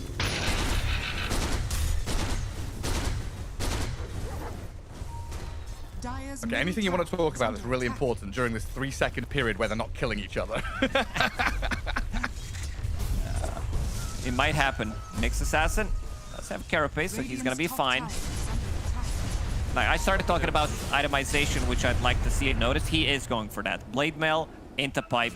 Just be as tanky as possible. There is a lot of magic damage, but there's also a lot of uncontrollable damage. So if he gets the Blade Mail off, crit against Jaro, Shadow Fiend, even Earthshaker, and then we'll be tanking up. I think Natus needs to pop off in this game. So far, he's doing good. 1-0 and 2. I feel like usually we see like a Terrorblade, you know, 6k I just network cursed him, Gary. Yeah, he's dead. No one's getting a tremendous amount of farm here. It's just non-stop run at you, killing action. As Malady will try and snowball a little bit of distance away. Arme, with the help of the Thunderstrike, picks up another kill. 4, 2, and 2 on this Gyrocopter. I think Arme, having his hero first picked, has lit a fire in him. Okay, first pick my Gyro, and I'm just gonna roam, run at you, kill you over and over again. This is the type of game where you need to do it. Like, even though he died twice, he's still keeping up with Terrorblade, who is 1-0 and 1. He killed the tower as well. But the moves that they did make, that was a pretty genius move. They bought themselves so much time. So many levels. Now we're looking at FY, almost level 7. You'll have this Vendetta to scout people out and start off team fights. But Yandex, looking to make a move of their own. He got the Blitz Dagger. He needs to buy it, though. DK. He did it. Okay, all good. No gold lost. Maybe they can make something happen in the mid lane. X-Nova, Static Storm is ready. Arme's here again. Arme is the mid lane player for Extreme Gaming. And it's very important that he's getting those last hits because definitely worth it for him. And now Salami is going to be online. 15 seconds until Earthshaker is up. This could be pretty massive. Alasso going to catch the Disruptor as Yandex taking the Ancient Stealing personally, coming to clear out the opponent's ones, but nothing to stay with Ame. Have blown up Shira Jr. X-Nova buys back, and Sax is feeling the burn here. Dead though to the neutrals as they deny him. A catch though on the Terrorblade. Watson, he's been brought back in here with Echo Slam of the Glimpse to kill him off, and Ame picks up another kill. Oh, I can't believe what's going on in this game. 22 kills, 12 minutes in. They invade the enemy triangle now, but they are respawning. X-Nova did use his buyback in the previous fight. This is exactly the fight that Extreme Gaming, they need to get. I think they are through the toughest time so far, and things are looking cool for them, because what they were mostly worried about is, will the supports be able to match the aggression of the supports on Yandex? And they are. They are getting those level 6s, like level 8 on Nyx Assassin right now, level 7 about to be on Disruptor. But this is no longer like a regulation boxing match. Gloves are off. I don't know, you're living in Snatch. You're playing some bare knuckle boxing in absolute madness. No rules, no holds barred. Everyone just gunning for it. Look at FY and Melody. The Nyx Assassin and Tusk is like, okay, where's the next move? It's here. D-Ward over there. Scout this place out. Move on to the Timbersaw now. Notice, using that information now, runs away. But Extreme Gaming are just inching forward, finding more and more space. Shadow Fiend is about to get to his Yashakaya. Super important item for him. The Blink will follow naturally after. And 40 seconds, they'll have another Blink Echo Slam here from XXS. I think Ame needs to stop farming and go do something on the map. He hasn't made a move in the last 30 seconds. He's been super active on this Gyrocounter. One of the most active Gyrocounters I've seen in a while. Just playing like everyone's really itchy. Everyone's got to pee. A little bit of breathing room for Yandex now, though. A Terrorblade, 700 gold behind the Gyro, but well able to catch up as he farms these outer jungle camps. Holding onto the wave through his illusions as well. I think looking at Chiro Jr., he's the one they're trying to bring back in and recover. Blink Dagger was a good reveal. Now working on this armlet. They'll smoke up together. They're scanning their own ancients there to make sure there's no one lurking in the shadows. But they're playing into a vacant area. There's nobody down here. Ame has rotated yet again. Needs to connect with the rest of the team. Reads the situation really well. Will be dodging the gank. They're scanning, but they're not successful. They also have this Observer Ward, just placed by Maladich, which could potentially reveal one of them. Seems like Ame pinging it out. Feels a little bit timid coming in here. FY will do the scouting for him. He sure will. Yeah, sees the sentry over there. Likely, yeah, going to be able to de-ward that high ground with X-Nova. So neither team able to connect on anything. FY is not quite done, though. He wants to keep tabs on the Timber. They didn't see him fall back by the tier 1 where that lane ward is about to expire. So FY will come in. A good zap and bit of damage onto Noticed. Not enough to find the kill, but enough to send him packing. Dire's top tower is under attack. And we've got past the... Yeah, we've passed that time where it's gonna be so much action. Now we're gonna be seeing mostly team fights. But this is one of the few games where we might actually see double Yashakaya on the same team. It's Shaker, it is Shadow Fiend. We haven't seen too much of a Shaker after the nerfs here and there, but nothing too crazy. NTS thinking about maybe going in. Static Storm is ready. Straight onto Melody. Raised off the mark for the first one, I think. And a Requiem to dodge the snowball. But this will drag the Tusk in towards the Fissure of XXS. And that will finish him off. Not perfectly executed combo. Still gets them the kill. But I was going to say, we're now past the point, the scary point for Extreme Gaming. Yeah. The first 10 minutes was really what we worried about with this Extreme draft. And they just fought their way through it. Not getting stuck in this trench warfare, just running across the open field into machine guns. And it's The Yandex boys, Radiant's top tower is we're under trying to find attack. these openings, but struggling to really connect on any enemy heroes. Saxa looking for the Wisdom Shrine on the left. He's to open up the area for himself. Oh, he stunned the Dragon Knight. Saxa's still gonna be able to catch him here. No response. XXS looks very... I'm just thinking who has better late game. Because we have Dragon Knight going for the scaling item build. Link Dagger into Armlet into BKB. But again, you have potentially, if we're talking about some super late game refreshers on your Shadow Fiend, refresher on your Earthshaker, that's a lot of team fight. I mean, I've been banking on this Gyro though. I'm still betting the house on Gyro to pull it out. The amount of times we've seen this hero hit that mid-game timing with BKB's Satanic Daedalus and just looked absolutely monstrous. The fact it's in Arme's hands here, I'm kind of looking at this one thinking, yeah, Extreme, just build up, and look good heading into late game. Now you have the 1-2 combo. Nothing to say with FY. Blink Dagger on nothing to say. You can start with a stun into Requiem. Couple of raises. And Malady again dead in that middle lane. Immediately smoked up. They want more. Ame drawing on a minimap. I will go through the twin gates. Maybe we can find enemy carry. Chira Jr. is here. Blink Dagger ready. Oh. Jumps through the river. Immediately out of vision. Yandex do have this little trick up their sleeve with the Terrorblade though.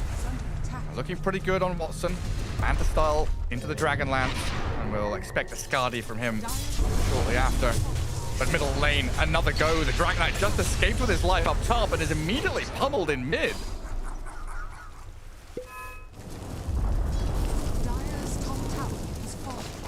Everywhere you look, everywhere you go, there's an Extreme Gaming hero set up. There's FY Nyx Assassin, kind of laughing at the hero being picked up because it is so rare, hasn't looked very good the past couple of months because he had such a long period of being an incredibly strong hero.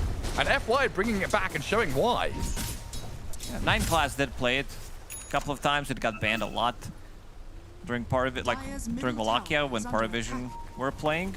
But it shows the strength of the hero. Like, it's very difficult to survive through the first, like, 10 minutes. If you're, like Panel was talking about, potentially getting some Enigma, which does allow Nyx Assassin to have a much better overall game.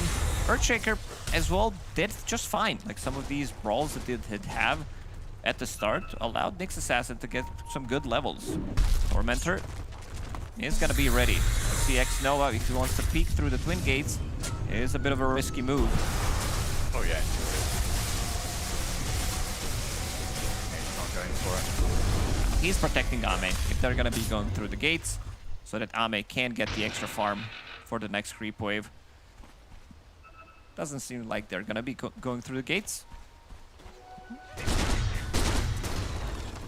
Now that leaves Ame, nothing to say, and FY. Just to push one additional wave. Come back and join the Disruptor for a smoke. And now it's time to go through the gate. A little delayed move here. Look at Chira Jr., what he has. BKB. He bought gloves straight into BKB. He's like, I don't want to die to Nyx Assassin, Shaker, or Shadow Fiend. In terms of right-click damage, there still isn't that much, so BKB is going to be very good protection for him. Ame, teeping on the other side of the map. XXS looking for something. Dire saw this one They're coming. making 2 moves at the same time. A full evacuation. Timbersaw. He's going to get scouted here.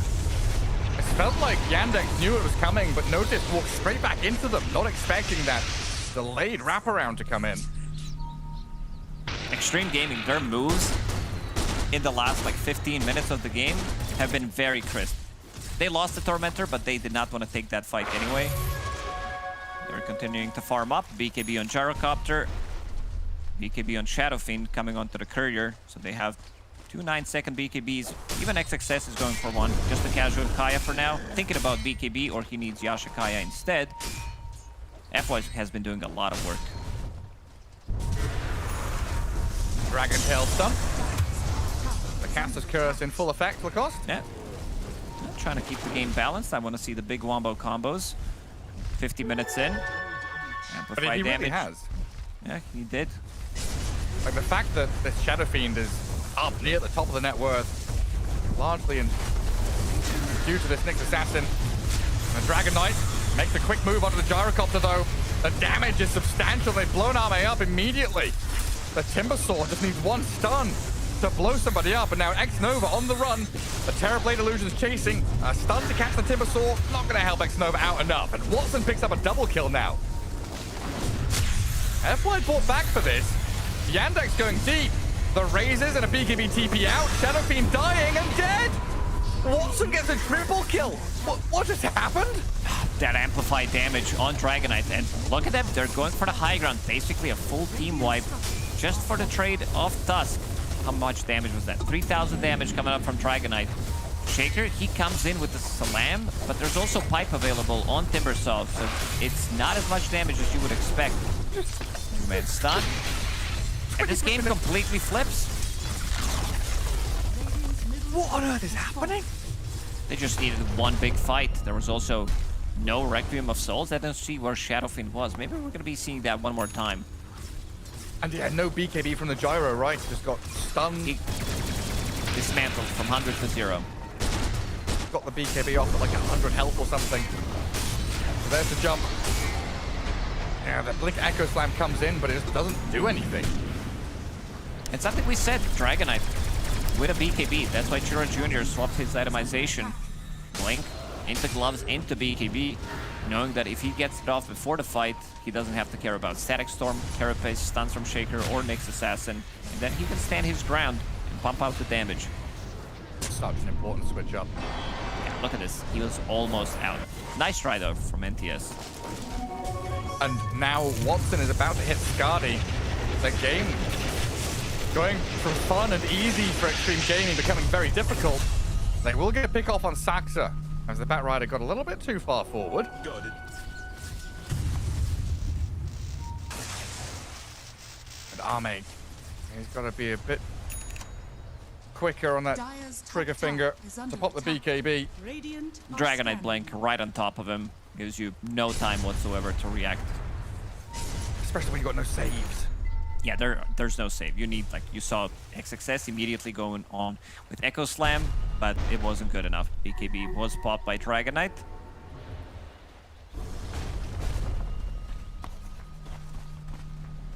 This Skadi timing is going to be pretty big. Playing against Gyrocopter, playing against Shadow Fiend, gives you just enough tankiness, but also a lot of slow against range heroes. Slow them by 50%. Yeah, that's why Arme is rushing towards Butterfly. Needs another 2 grand to get there.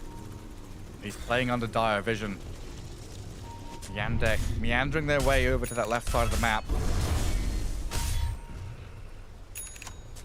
Not able to close the gap in onto the Gyro fast enough, but still keeping these wards up. FY will de-ward one of them. But the important one looking over the Roche pit is still there.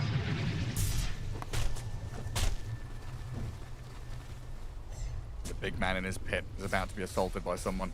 Just need a team fight to happen before it. And both teams feel like they want to hold position for now. Nyx can scout in front. Yandex thinking about smoking. It's all auras. Ford noticed. Pipe plus Crimson Guard. And he also has Blade Mail of his own. He wants to be able to reduce the damage from all these magical sources, plus Gyrocopter's Slack Cannon. Gonna be very tough to fight into those 2 auras. Now Butterfly is ready. Arme going in.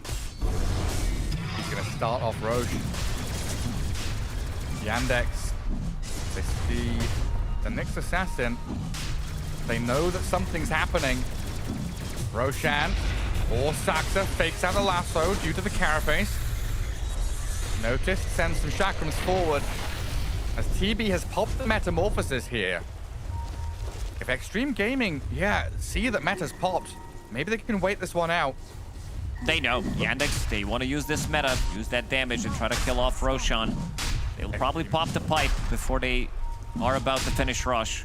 They need to find the angle. Ame, can he deal the damage?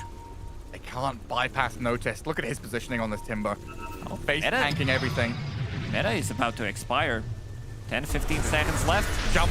Kira, he's in. BKB's up from Ame though as Execration turns with a Fissure and Echo Slam on the Tusk, stopping a snowball and delaying it. But they've lost the Earthshaker first. And Ame with the BKB expiring runs back. Lasso will drag the Gyro in towards the TB and DK. In comes the Shadow Fiend though with some massive damage, forcing Yandex back. They've defended Ame, but now they have to contend with Natus Timbersaw. The big man gonna chain forward, try and chakram through FY. With another move from Chira Jr., they find a kill on him. These two auras from Natus, very difficult to fight into. Immediately they pop it, and they are getting the jump on Shaker, so the Echo Slam damage isn't really there. You see the damage number from Shaker? It still looks high, but it's not the damage that you want. Like, you want to be jumping onto Terrorblade with his illusions, because he doesn't even have BKB yet, so you could potentially try to blow him up with the Shaker and Shadow Fiend combo, but it's just not happening. I'd say Chira Jr. is having a blast of a game on this Dragon Knight. Really like the itemization, something that already did start a bit of a newer trend. Instead of going for Blink Dagger from the mid lane and then maybe a Mage Slayer or Hurricane Pike, these items don't deal as much damage. Instead, he's just playing carry from the mid lane. Yeah. Scaling himself. And now Yandex with a 5k lead with Aegis on your TB. Feeling way more confident about their moves. Playing through bottom lane, looking at this tier 2 tower. Very natural place for Dire to play into, this southern jungle. Playing into two lanes at the same time with TB illusions, maybe cutting a third even.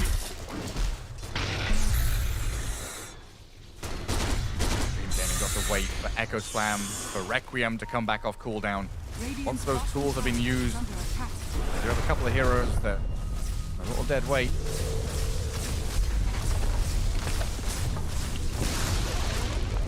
Something we've been talking about time and time again.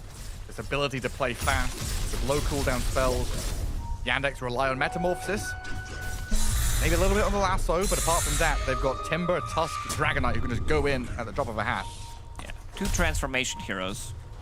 So you're still gonna be able to get like some value even if you don't have Dragon Form. The stun, damage reduction from Breathe Fire, pretty good against Gyrocopter with Crimson Guard as well. Only one dispel mechanic on Gyrocopter at the moment, and that's BKB. Trying to get the second one. Needs extra bit of survivability in that fight. Damage is still not there for Gyro. And now Timber picked up his Kaya. This has been Timber with the aura items, without his damage items.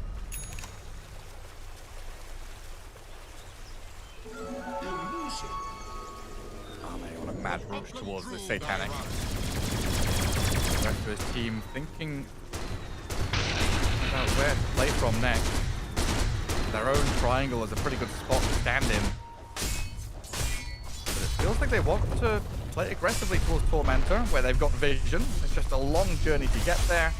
And if Ame's not joining you, the speed at which Yandex take it, there's no chance to get there. Big upgrade for Shadow Fiend. Getting level 20, getting Aghanim Scepter as well, and now going into Refresher. We did talk about potentially some late game scenarios with Refreshers available on Shaker, on Shadow Fiend. Watson. Got Aladich, can he get the save? Yes, he can. Maybe the Sunder. BKB, he doesn't get it off.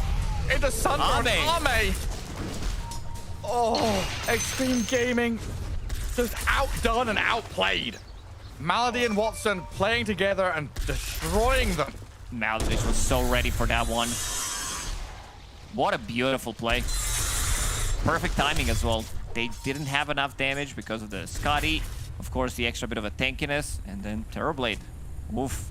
That's a bit of a rough one. They're off to the high ground. Meta is ready. Dragon Form up and running for a good 20 seconds. We don't want to buy back to defend. We don't. We really do not want to use that, but this is one side. 40 seconds, unless they find some really good opportunity with the big salami. But the problem is there's still Aegis for another minute. And mid lane is already open. There's a dire creep wave there starting on the Barret, while PB makes short work of the bottom melee. Extreme Gaming here just sitting back by their throne, watching as the foundations of their base crumble in front of them. Yandex very swiftly move into that second lane.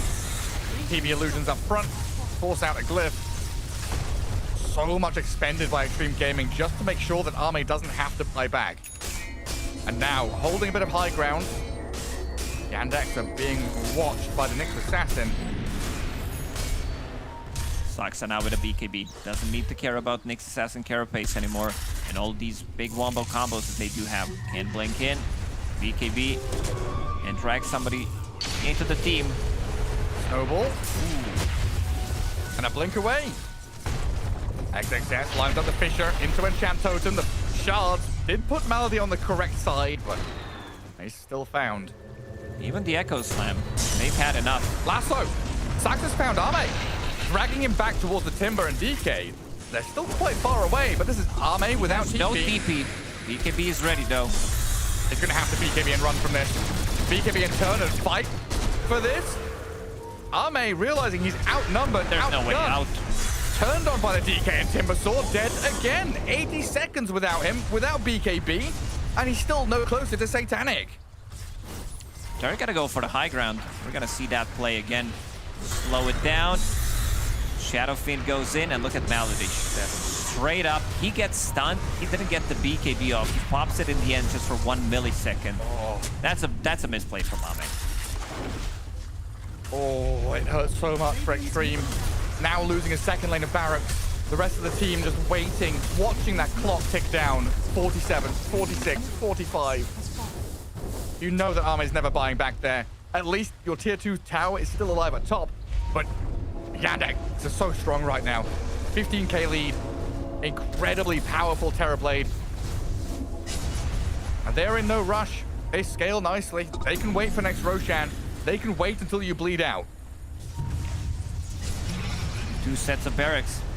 Pretty big, 34 minutes in. Meta on cooldown. Like, they also have very good sieging heroes, especially if they have Aegis. Even though these are transformation heroes, you're still gonna be fighting for the last set of barracks, so you need to commit. Extreme Gaming, I see Ame does have Divine Rapier in his quick buy. I think he needs to risk it. You've got to. And I think at this point, Yandex can taste victory. This is game 3 in an elimination match or a qualification match.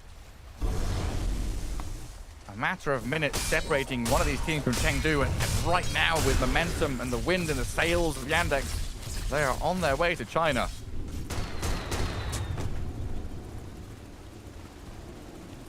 Extreme will come out of their base. Difficult to find any wiggle room with bottom lane shoved in. Terrorblade Illusions starting to press towards mid. You want to find a play somewhere, but it is very telegraphed when there's only one lane you can play towards. Your vision is also very limited. You can't get out there on the map. You are gonna get punished. Two supports of Yandex, BKBs are online. And we talked about the physical damage output, where they don't have as much. Most of the damage is just Gyrocopter with his right clicks. So you can get in, blink in, save people. Saxa can get a free blink dagger in, BKB, and then try to drag people out with the Force Staff. Because there is no save. There is no save for that kind of a play. Unless you are getting them before the BKB with some big Echo Slam, some Requiem, or you need to wait out until the BKBs are out. Most likely you will need to have BKBs for this kind of a play, because they will try to snipe you.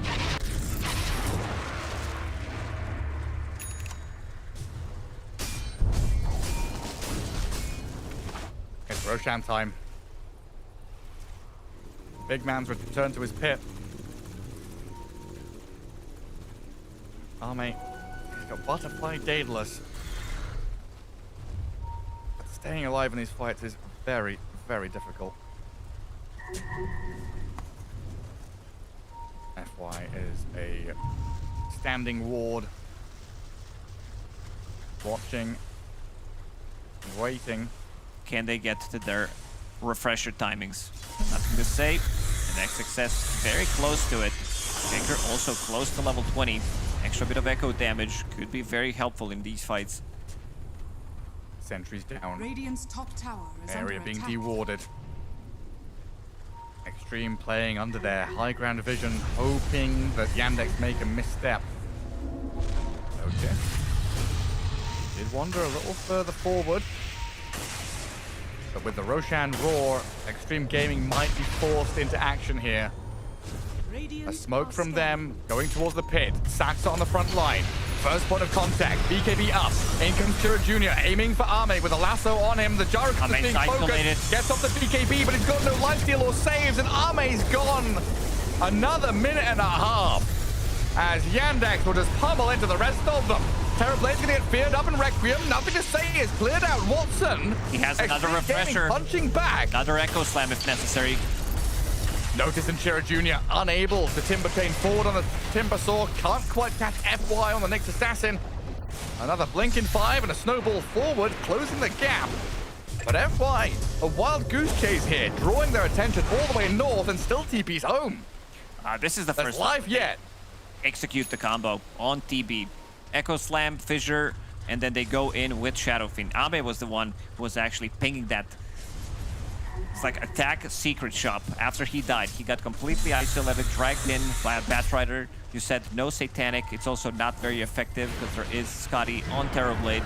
He gets the first jump immediately with the 2 BKBs and Watson from the low ground. Just enough damage to be able to kill him. And you can see Shura Jr. also with all these auras being the front line, trying to provide vision. And then Static Storm. Next success, he was ready. He was ready to jump in. Natus got feared. He was definitely ready to potentially cancel a Blink Dagger, but it didn't happen. Saxa again. A quick lasso and punch. Kills off FY. A glimpse, though, drags the bat back into the razors of NTS. Extreme Gaming still playing at a deficit, though, with 2 lanes down. Roshan, a hard objective to move towards. And Yandex just waiting for Terrorblade to respawn and reposition himself closer to the pit. If they can somehow get to X Nova, getting Aghanim's Scepter, this could be pretty massive. He's sitting on 2,000 gold, no GPM enchantment, unfortunately, for him. For now, saving a buyback, of course. 3 Pyrrhic Cloaks on Dire's side. If they don't have BKBs, Earthshaker doesn't have a BKB, so he might just kill himself in some of these engagements with Echo Slam. A lot of return damage. It really is. Ame, first hit bash from Roshan. I mean, that's a signal. He's still going to walk into the pit, though. A couple of chakrams come his way. Ame's of his health HP almost. already gone. No Satanic on him. Has some piercing enchantment, so that's something. Getting passed by Rogue. Here they go. Shira Jr. makes the jump. There's a Fisher to block. Ame still standing and fighting, but the damage is coming through thick and fast. Shira Jr. with Malady brought Ame down another time. Save. Nothing to say is in there as well, but the snowball save, and the age is picked up by XXS. Earthshaker grabs in, steals it. Will die the first time. Ready. And Yandex still running this fight. They've got the turnaround with an Echo Slam and a refresh up, but he doesn't get the second one off. And a lasso there to catch the Shadow Fiend. Drags him towards doom, despair, destruction for Extreme as Yandex clear through another team fight. The Radiant base about to be cracked wide open. Let's check the buybacks. They don't have any. All 3 cores do not have buybacks available. Oh, what a crazy fight. Ame being used as a bait. Like, there's nothing that can... Like, maybe a Force Snap from FY. That's the only play to get him out of there. But he can't stand his ground. He doesn't have the Satanic, so he's not really life-stealing off of that. In the middle of a fight, being used as a bait, potentially for setup, for Echo Slam, for some big double Requiem. And that's the Glyph. Nothing to say with the buyback. Can FY maybe set something up? 5 seconds until Vendetta. Let's notice Timbersaw doesn't have a care in the world. Just chains forward, puts his body in harm's way. 15 seconds for your Gyro and Earthshaker to respawn, but now you've lost all the buildings in your base.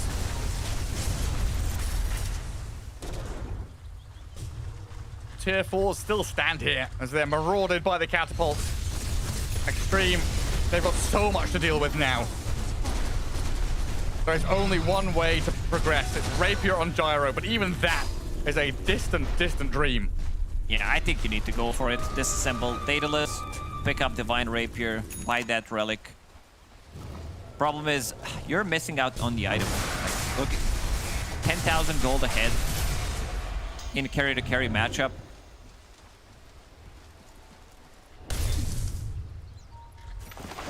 This is not the way Extreme Gaming wanted to head back to China.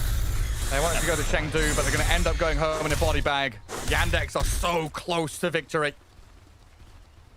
They can feel it. They have this tri-core scaling into the late game. Watson, pretty much fully slotted, sitting at 6,000 gold. Can, of course, get the Blink Dagger upgrade.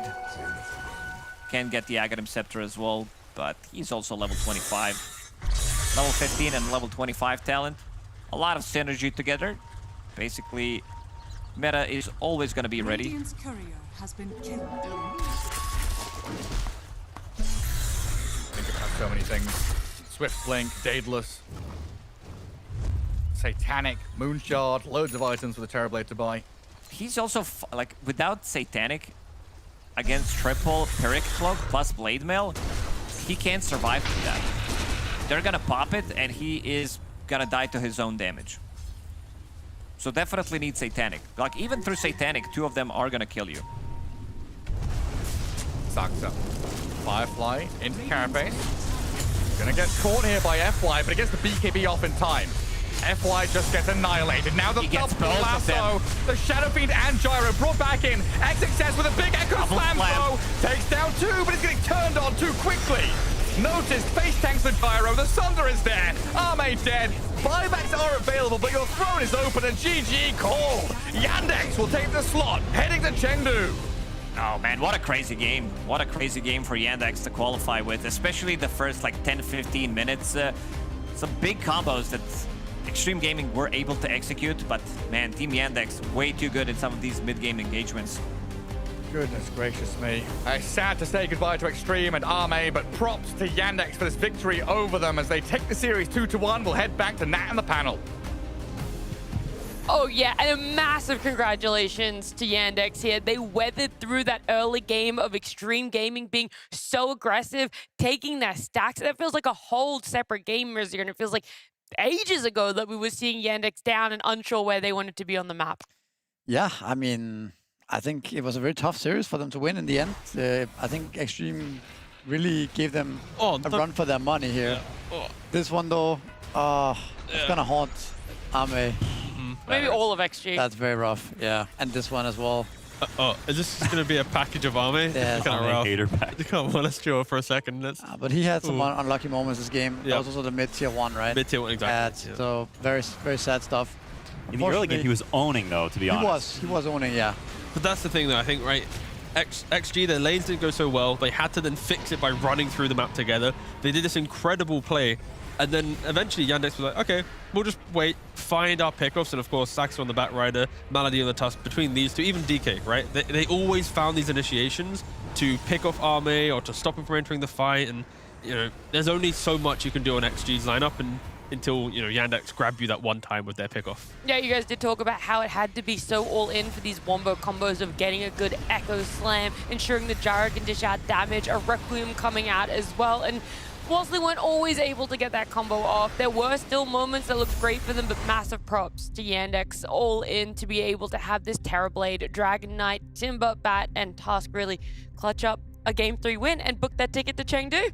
Yeah, it's huge. I think for a couple of these players, it's probably their first time playing in China, and I think for Soxa, it's his first time playing there in quite some time, so I'm sure they're all very excited about it. It's really fun whenever you form this sort of new roster and you first start qualifying to LANs. It feels very, cool to get to play with new players and start to learn how to, sort of go through that LAN experience together. So I'm really happy for them. I think it's well deserved. They were, I think, 4th or 3rd in the group, so they showed 3rd, I think it was. So they showed that they were, very capable and well deserved victory. Yeah, I mean, for Yandex as an organization, I think they've only been to 2 LANs where they've had like fans in the arena. So for them, it really is just getting another one under the belt, right? So yeah, massive props to them to be able to secure themselves into an arena. Yeah, the last time they were on a LAN, they came 3rd. So this team has everything it takes to be able to go through the the bracket to make it to that very end for themselves. We'll see just how far they end up going when it does come to Chengdu.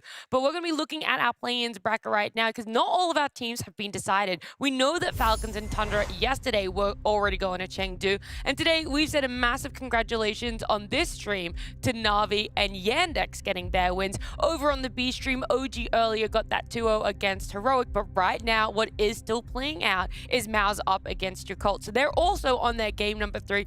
And a little bit of a spoiler here. We are going to check in with it, but Yandex, bloody hell. Yakult let through the Timbersaw as well. So they're also picking a gyro into a Timbersaw. And is it going a little bit better for them?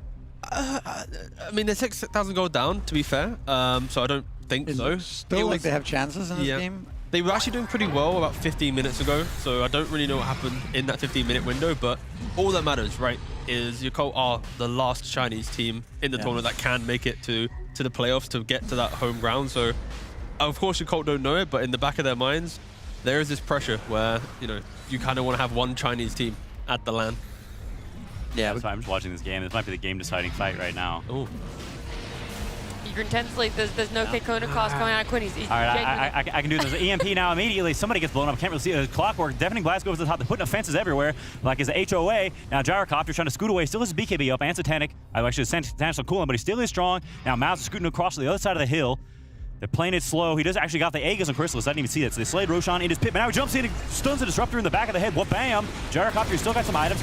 Mid one jumps in the middle of the fight. He actually gets Pudge eaten. He's getting really low, super low. It kills him off. Fly, zooming up to the skies. Big EMP burning lots of mana. Crystal stuck in the middle of that ice wall like he's stuck in the Tundra, but Tundra's already qualified as he does lose his Aegis. And Doom moving over to the side. He's still got that AC Aura going strong. So here we see Chrysalis in the middle of a bunch of dudes. He's still got the BKB. Lotus on Gyrocopter so he can reflect some stuff. I don't know what exactly. I don't know. He does have Satanic. Can he get it off? No, it gets bursted. Huge for Mouse. So they kill somebody else as well. Pudge is eating some dude. It's sort of his average Tuesday, but he will go down as well. As it looks like it's a good fight for Mouse, but not maybe as bad as it could have had. A couple of buybacks out from mid one and also from Yamich.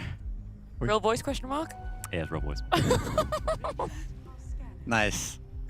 I don't even know. Look, that was great casting, Quinn. Anything else you guys want to quickly say about this game? Because we're going to check in with the actual casters. We're going to give you guys fully that game. So any words, predictions before we get into it and see it play out? Prediction, Mouse look like gonna win. A lot of pressure on Yakult. Go Yakult, pretty scared. Go Yakult. Go. Go Yakult, go. We are rooting for Yakult. Yes. Want to see a Chinese team? One team, China, home please. soil. Yes. One team. All right, we're all in on the Yakult basketball. Yeah, we're going to check in. You guys can head over to B-Stream as well if you want, but we're going to catch up with what is going to be our very last game here in the studio with Mouse and Yakult. They see everything with the rocket flare out and ready to put the hurt to him. That's a swift blink done now. DK is enormous. They do not have the damage they need. Gyrocopter back up in 20 seconds. Zeal has BKB, no Doom for 30.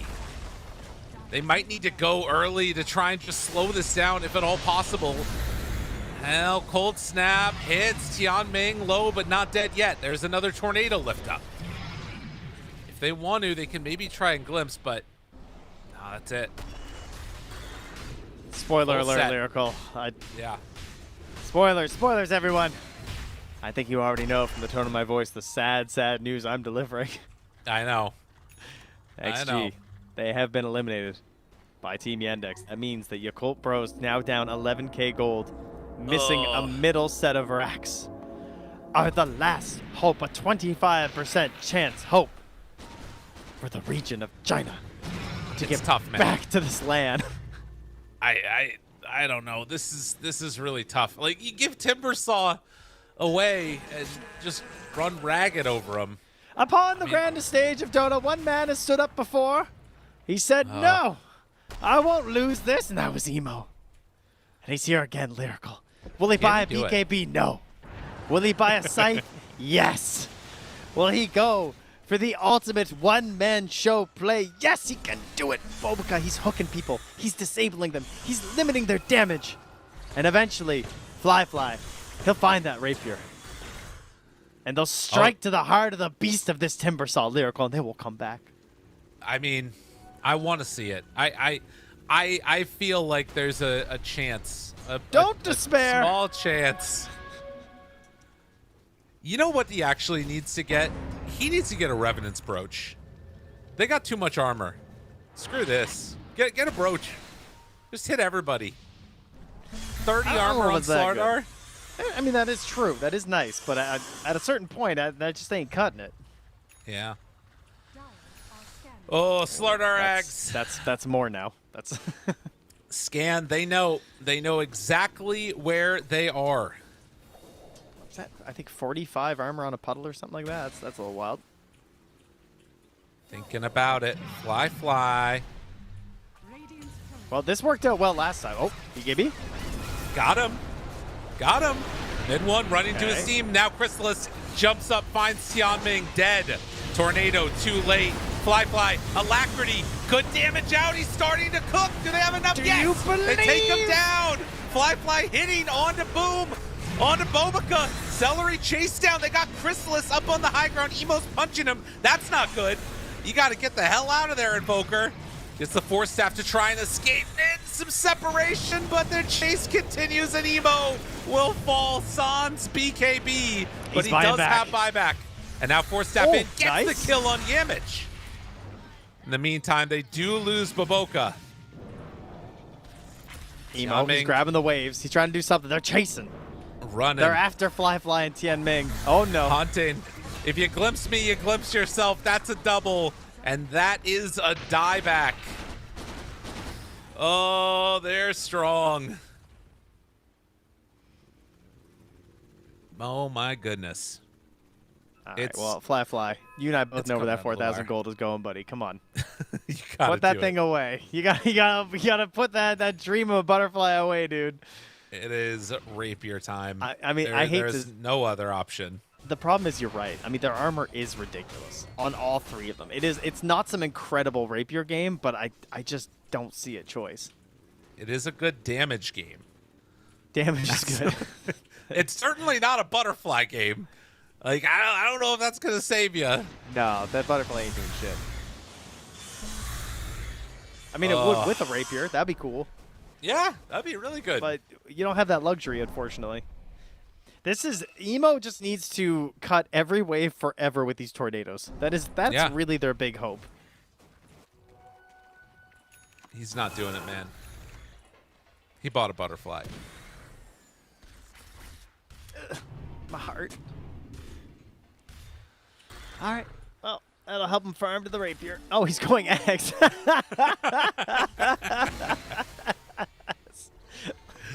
That's awesome. I love that. Backwards gyro build. Yamich also going Ags. That's good. Yeah. Oh, man. Well, Mouse. One team fight. Oh, God. He bought an MKB immediately.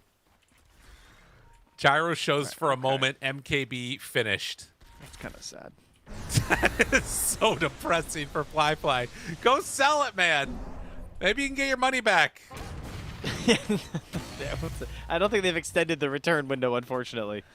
Oh. Maybe if he passes off to Zeal, he could bargain for him with the Devil's Bargain. I don't know. Yeah. Do a little haggling.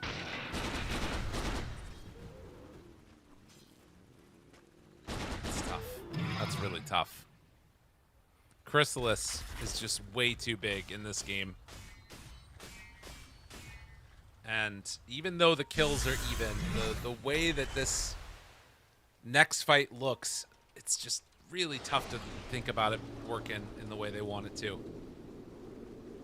Don't have the damage. Oh! Gyro queuing up Rapier.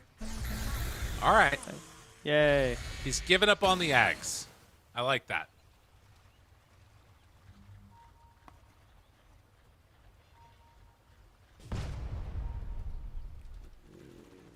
So 20,000 gold lead for Mouse.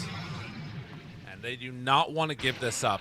All it takes is one bad initiation, one bad fight, and all of a sudden you have a potentially one game lost if they're not careful. Dota Plus is still giving them 77%. That's it. Refresher Doom. Okay. He bought some mangoes too. Oh, that is I okay. like that. That's a thinker. And ice armor. Ice armor for Fly.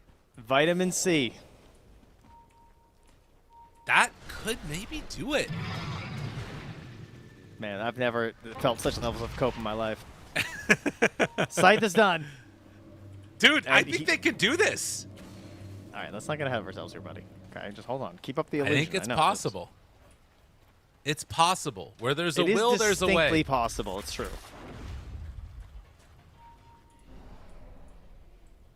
Meanwhile, a smoke up as 5. Will they get caught unawares? Stepping forward is Emo. Force Staff, Hex, Lotus, down, Doom, second round Doom. They need it immediately. Backing away on Emo. Emo's dead. Emo's in trouble. Bobica has control. The second Doom is out. Fly doing the damage. Chrysalis is gone. All right, that's a good trade. Oh man. Wait, and what if he buys got back? the godlike streak. What if he buys back? What if he buys back though? No. Dude, that's rapier. Is it? Sell something, yeah. We're there. Okay. Does he sell Manta? YOLO? They don't have another Doom now, though. They don't have more mangoes. Boom. Jumps into all of them. No static storm. No answer. He fenced him, but there's nothing there. Although control now on the mid one from Bobica. Fly trying to hit away. Ends up getting stunned. The control, the damage. Bobica is gone. The Timber Saw. He is unanswered. Oh, no. He is unanswered. They got him. No, Chrysalis is gone, but it doesn't matter. They go for the all-in play. Everybody is dead. Gyrocopter does not have the damage needed. He's getting a missile on him after a buyback. How is that fair? They had moments in this group stage where people ask, are MOUZ washed? Have they been solved? Yeah, they won one tournament. Oh, they're looking pretty good in this game, Lyrical. They might be back. Unreal stuff coming out. Dragon form back up in 7 seconds. Boom will not be dissuaded. They are taking the tier 4 towers. They are going to take the throne. You have Invoker in a couple seconds. They got to run out and do something here. Jump in from Gyro. Start hitting. You need everything, and you need a little bit more because this Chrysalis DK is way too big. The hits, they keep on coming, but Gyro is gone. Invoker doesn't have the damage. Chrysalis remains supreme as they hit the throne. GG is called. China is out. In a shocking turn of events, Timbersaw has managed to win 2 best-of-3 Game 3 games to send 2 teams to China today. Wow. Brave drafting from both of our Chinese squads here of XG and Yakult, and both fell to their own hubris of attempting. Oh, it was tough, but we got to watch out the last few moments of that series there. And, I mean, look, massive congratulations to MOUZ, but it does make you wonder. Timber getting let through, bit of a question mark from Yakult, but MOUZ back on land. We get to see him there at another Blast Slam. Yeah, they get to prove if that, that first land that they won about a week ago was a fluke, or if they can do it again, if they continue to contend. The big dogs are going to be there, not just one. Tundra was at the last one, but Falcons will be there too, and you're going to have to beat through both of them to win the tournament. So they'll have to put their money where their mouth is. I mean, on top of that, right, for Slam 5, we've got, OG, SEA Stat getting to play in front of an arena. We've got Na'Vi, their return to some form. I think the group stage was a bit shaky, but 2-0 Tidebound to get there as well. Like, yeah, I know Falcons and Tundra are so dominant, but I think the storylines and some of these newer qualified teams are going to make it a potential interesting underdog story if they are able to, knock down one of those Goliaths that are in the top 2 spots. Yeah, it feels, almost impossible, but I just wanted to say congratulations again. Like, I know it quickly came up there, but we had to say goodbye to 6 teams today, and we got to say, welcome to Chengdu, essentially, for OG, Na'Vi, Yandex, and MOUZ there. And then, unfortunately, Teal Elements, Tide, Extreme Gaming, Yakult, Heroic, and Execration are just the teams that couldn't get it done, whether in that last chance qualifiers or that play-ins bracket there. I guess the biggest surprise maybe is the Heroic one. Yeah, Heroic, we didn't even get to cover that one. Pretty cleanly 2-0ing Heroic, right? Mm-hmm. Did they also? I guess they also lost yesterday to Na'Vi. Yes. I mean, also Na'Vi, I guess, coming back. But I think the main thing for me is the OG Heroic. That's the biggest upset. Yeah, definitely. With all the other teams, it felt very similar. I mean, we saw it with these last two series, the fact that it went to a game number 3. But T, I know you're itching over there, and it isn't just to get a word in, it's to have a look at our playoffs bracket. He's a little bit stunned there. But it's ready. We get to see what exactly our Chengdu days are going to bring us. It's going to be a couple more days before we do get there, but it's going to start off with Yandex and OG on that Friday. Mouse and Navi will be soon to follow. And then on the Saturday, we're going to see the winners go up against either Falcons or Tundra, and our grand final best of 5 for that Sunday. Yeah, I think the thing is with the quarterfinals is no team in the quarterfinals looks to be like the #1 team. All 4 of them, depending on how they do when they fly, they're dealing with the jet lag, the new ideas, right? How they kind of process the group stage playoffs. I think all 4 easily can get to that next step. I'm not looking at one going, yeah, they're automatically meant to be in that semifinals. Top 6 for a reason. Yeah, that's right. I think it'll be very close, and I love that the grand finals has its own day, letting both teams be fresh. We saw what an amazing grand final that did before, and not many other tournaments are doing that. So I like getting to see what the best of both teams can bring is, because I think last time was just honestly awesome, and I really hope for another amazing final like that. Yeah, I also think it was such a messy group stage, but I think now everyone's kind of on an even foot. Sure, Tundra and Falcons are ahead in the bracket, but it's like a fresh start for everyone, right? They also have a few days now to think about the group stage and the meta and what heroes are actually better and what heroes are on the downfall. So Yeah, it's going to be interesting. The teams are going to have 4 days to do that, but you guys get about 4 seconds to think about it, because I'm going to ask you guys what you thought was either one of the most surprising heroes, matchups, games, anything like that that still sticks in your brain after 6 days of a lot of Dota. I mean, do teams count? Teams count? Okay, then I think I'm honestly super. I did say teams, did I not? Maybe. Maybe I said heroes. I might have just said heroes. Anyway, I'm really impressed by OG. Kind of stealing someone else's answer. I can't remember who said it, but I think OG is been super impressive, and I think Natsumi in particular has really wowed me. I wasn't really sure what to think. I was an OG doubter at Wallachia, but they've really showed up here, and they've honestly, I think they were the 3rd best team in this group stage, and I honestly don't even know if it was that close between them and the 4th/5th best team. Huge props to them and to Natsumi for honestly stepping up. Now, 2 days ago, you said, OG, you're starting to believe, but you weren't a fan just then. Are you going to look down that camera and say you're a fan now? You're a full believer in OG? No. Okay. No. Got him. But we're getting there. Fan isn't a word that I throw around. What do they have easily. to do for you to be a fan then? Come If on. they win a LAN. Yeah, lift the trophy. Win a LAN, and I'll be a man, fan. moving on. It rhymes too, so it has to be true. Me? Simple. Heroes. Today, we got Execration play Witch Doctor. We had Telements play Crystal Maiden. We had XG pick Lich. What the fuck was happening? Nyx as well? Yeah, none of them obviously got to the next stage, but cool ideas. Love it. I love the fact that we are seeing fresh ideas. And again, not great success, but think about it, boys. Think about it. Late in the patch, great ideas. And to top it all off, Misery? I think teams should ban Timbersaw. I mean, this hero looks completely broken. It's too much damage. You see the Timbersaw whirling there, the Doom, he loses half his HP. It's not okay. Don't give this hero away. It's a mistake. That's all. Okay, man. Don't worry. Thank you. It'll be banned in Chengdu, okay? Thank you. Don't worry. I hope so. That's right. That's right. I did say this verbatim. I said it when I was looking like this too. You want to say it now? I owe you an apology, OG. I wasn't really familiar with your game. That's good. I feel like that is a really nice way to close out our group stage, because a lot of people might not have had faith in them, but OG did end up qualifying along with Navi, Yandex, Mouse, Falcons, and Tundra. And we'll see you guys back on December 5th. That's a Friday at 2 p.m. China Central Time, all right? You got a little bit of time between here and now, and we'll see you in Chengdu, China.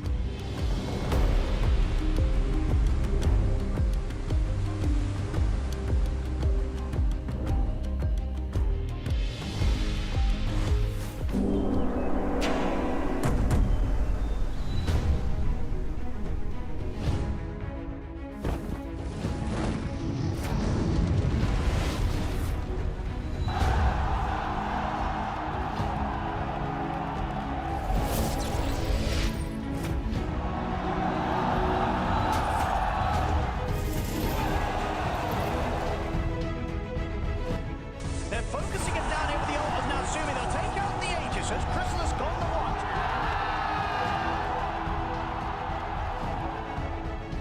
He's really trying to throw everything at the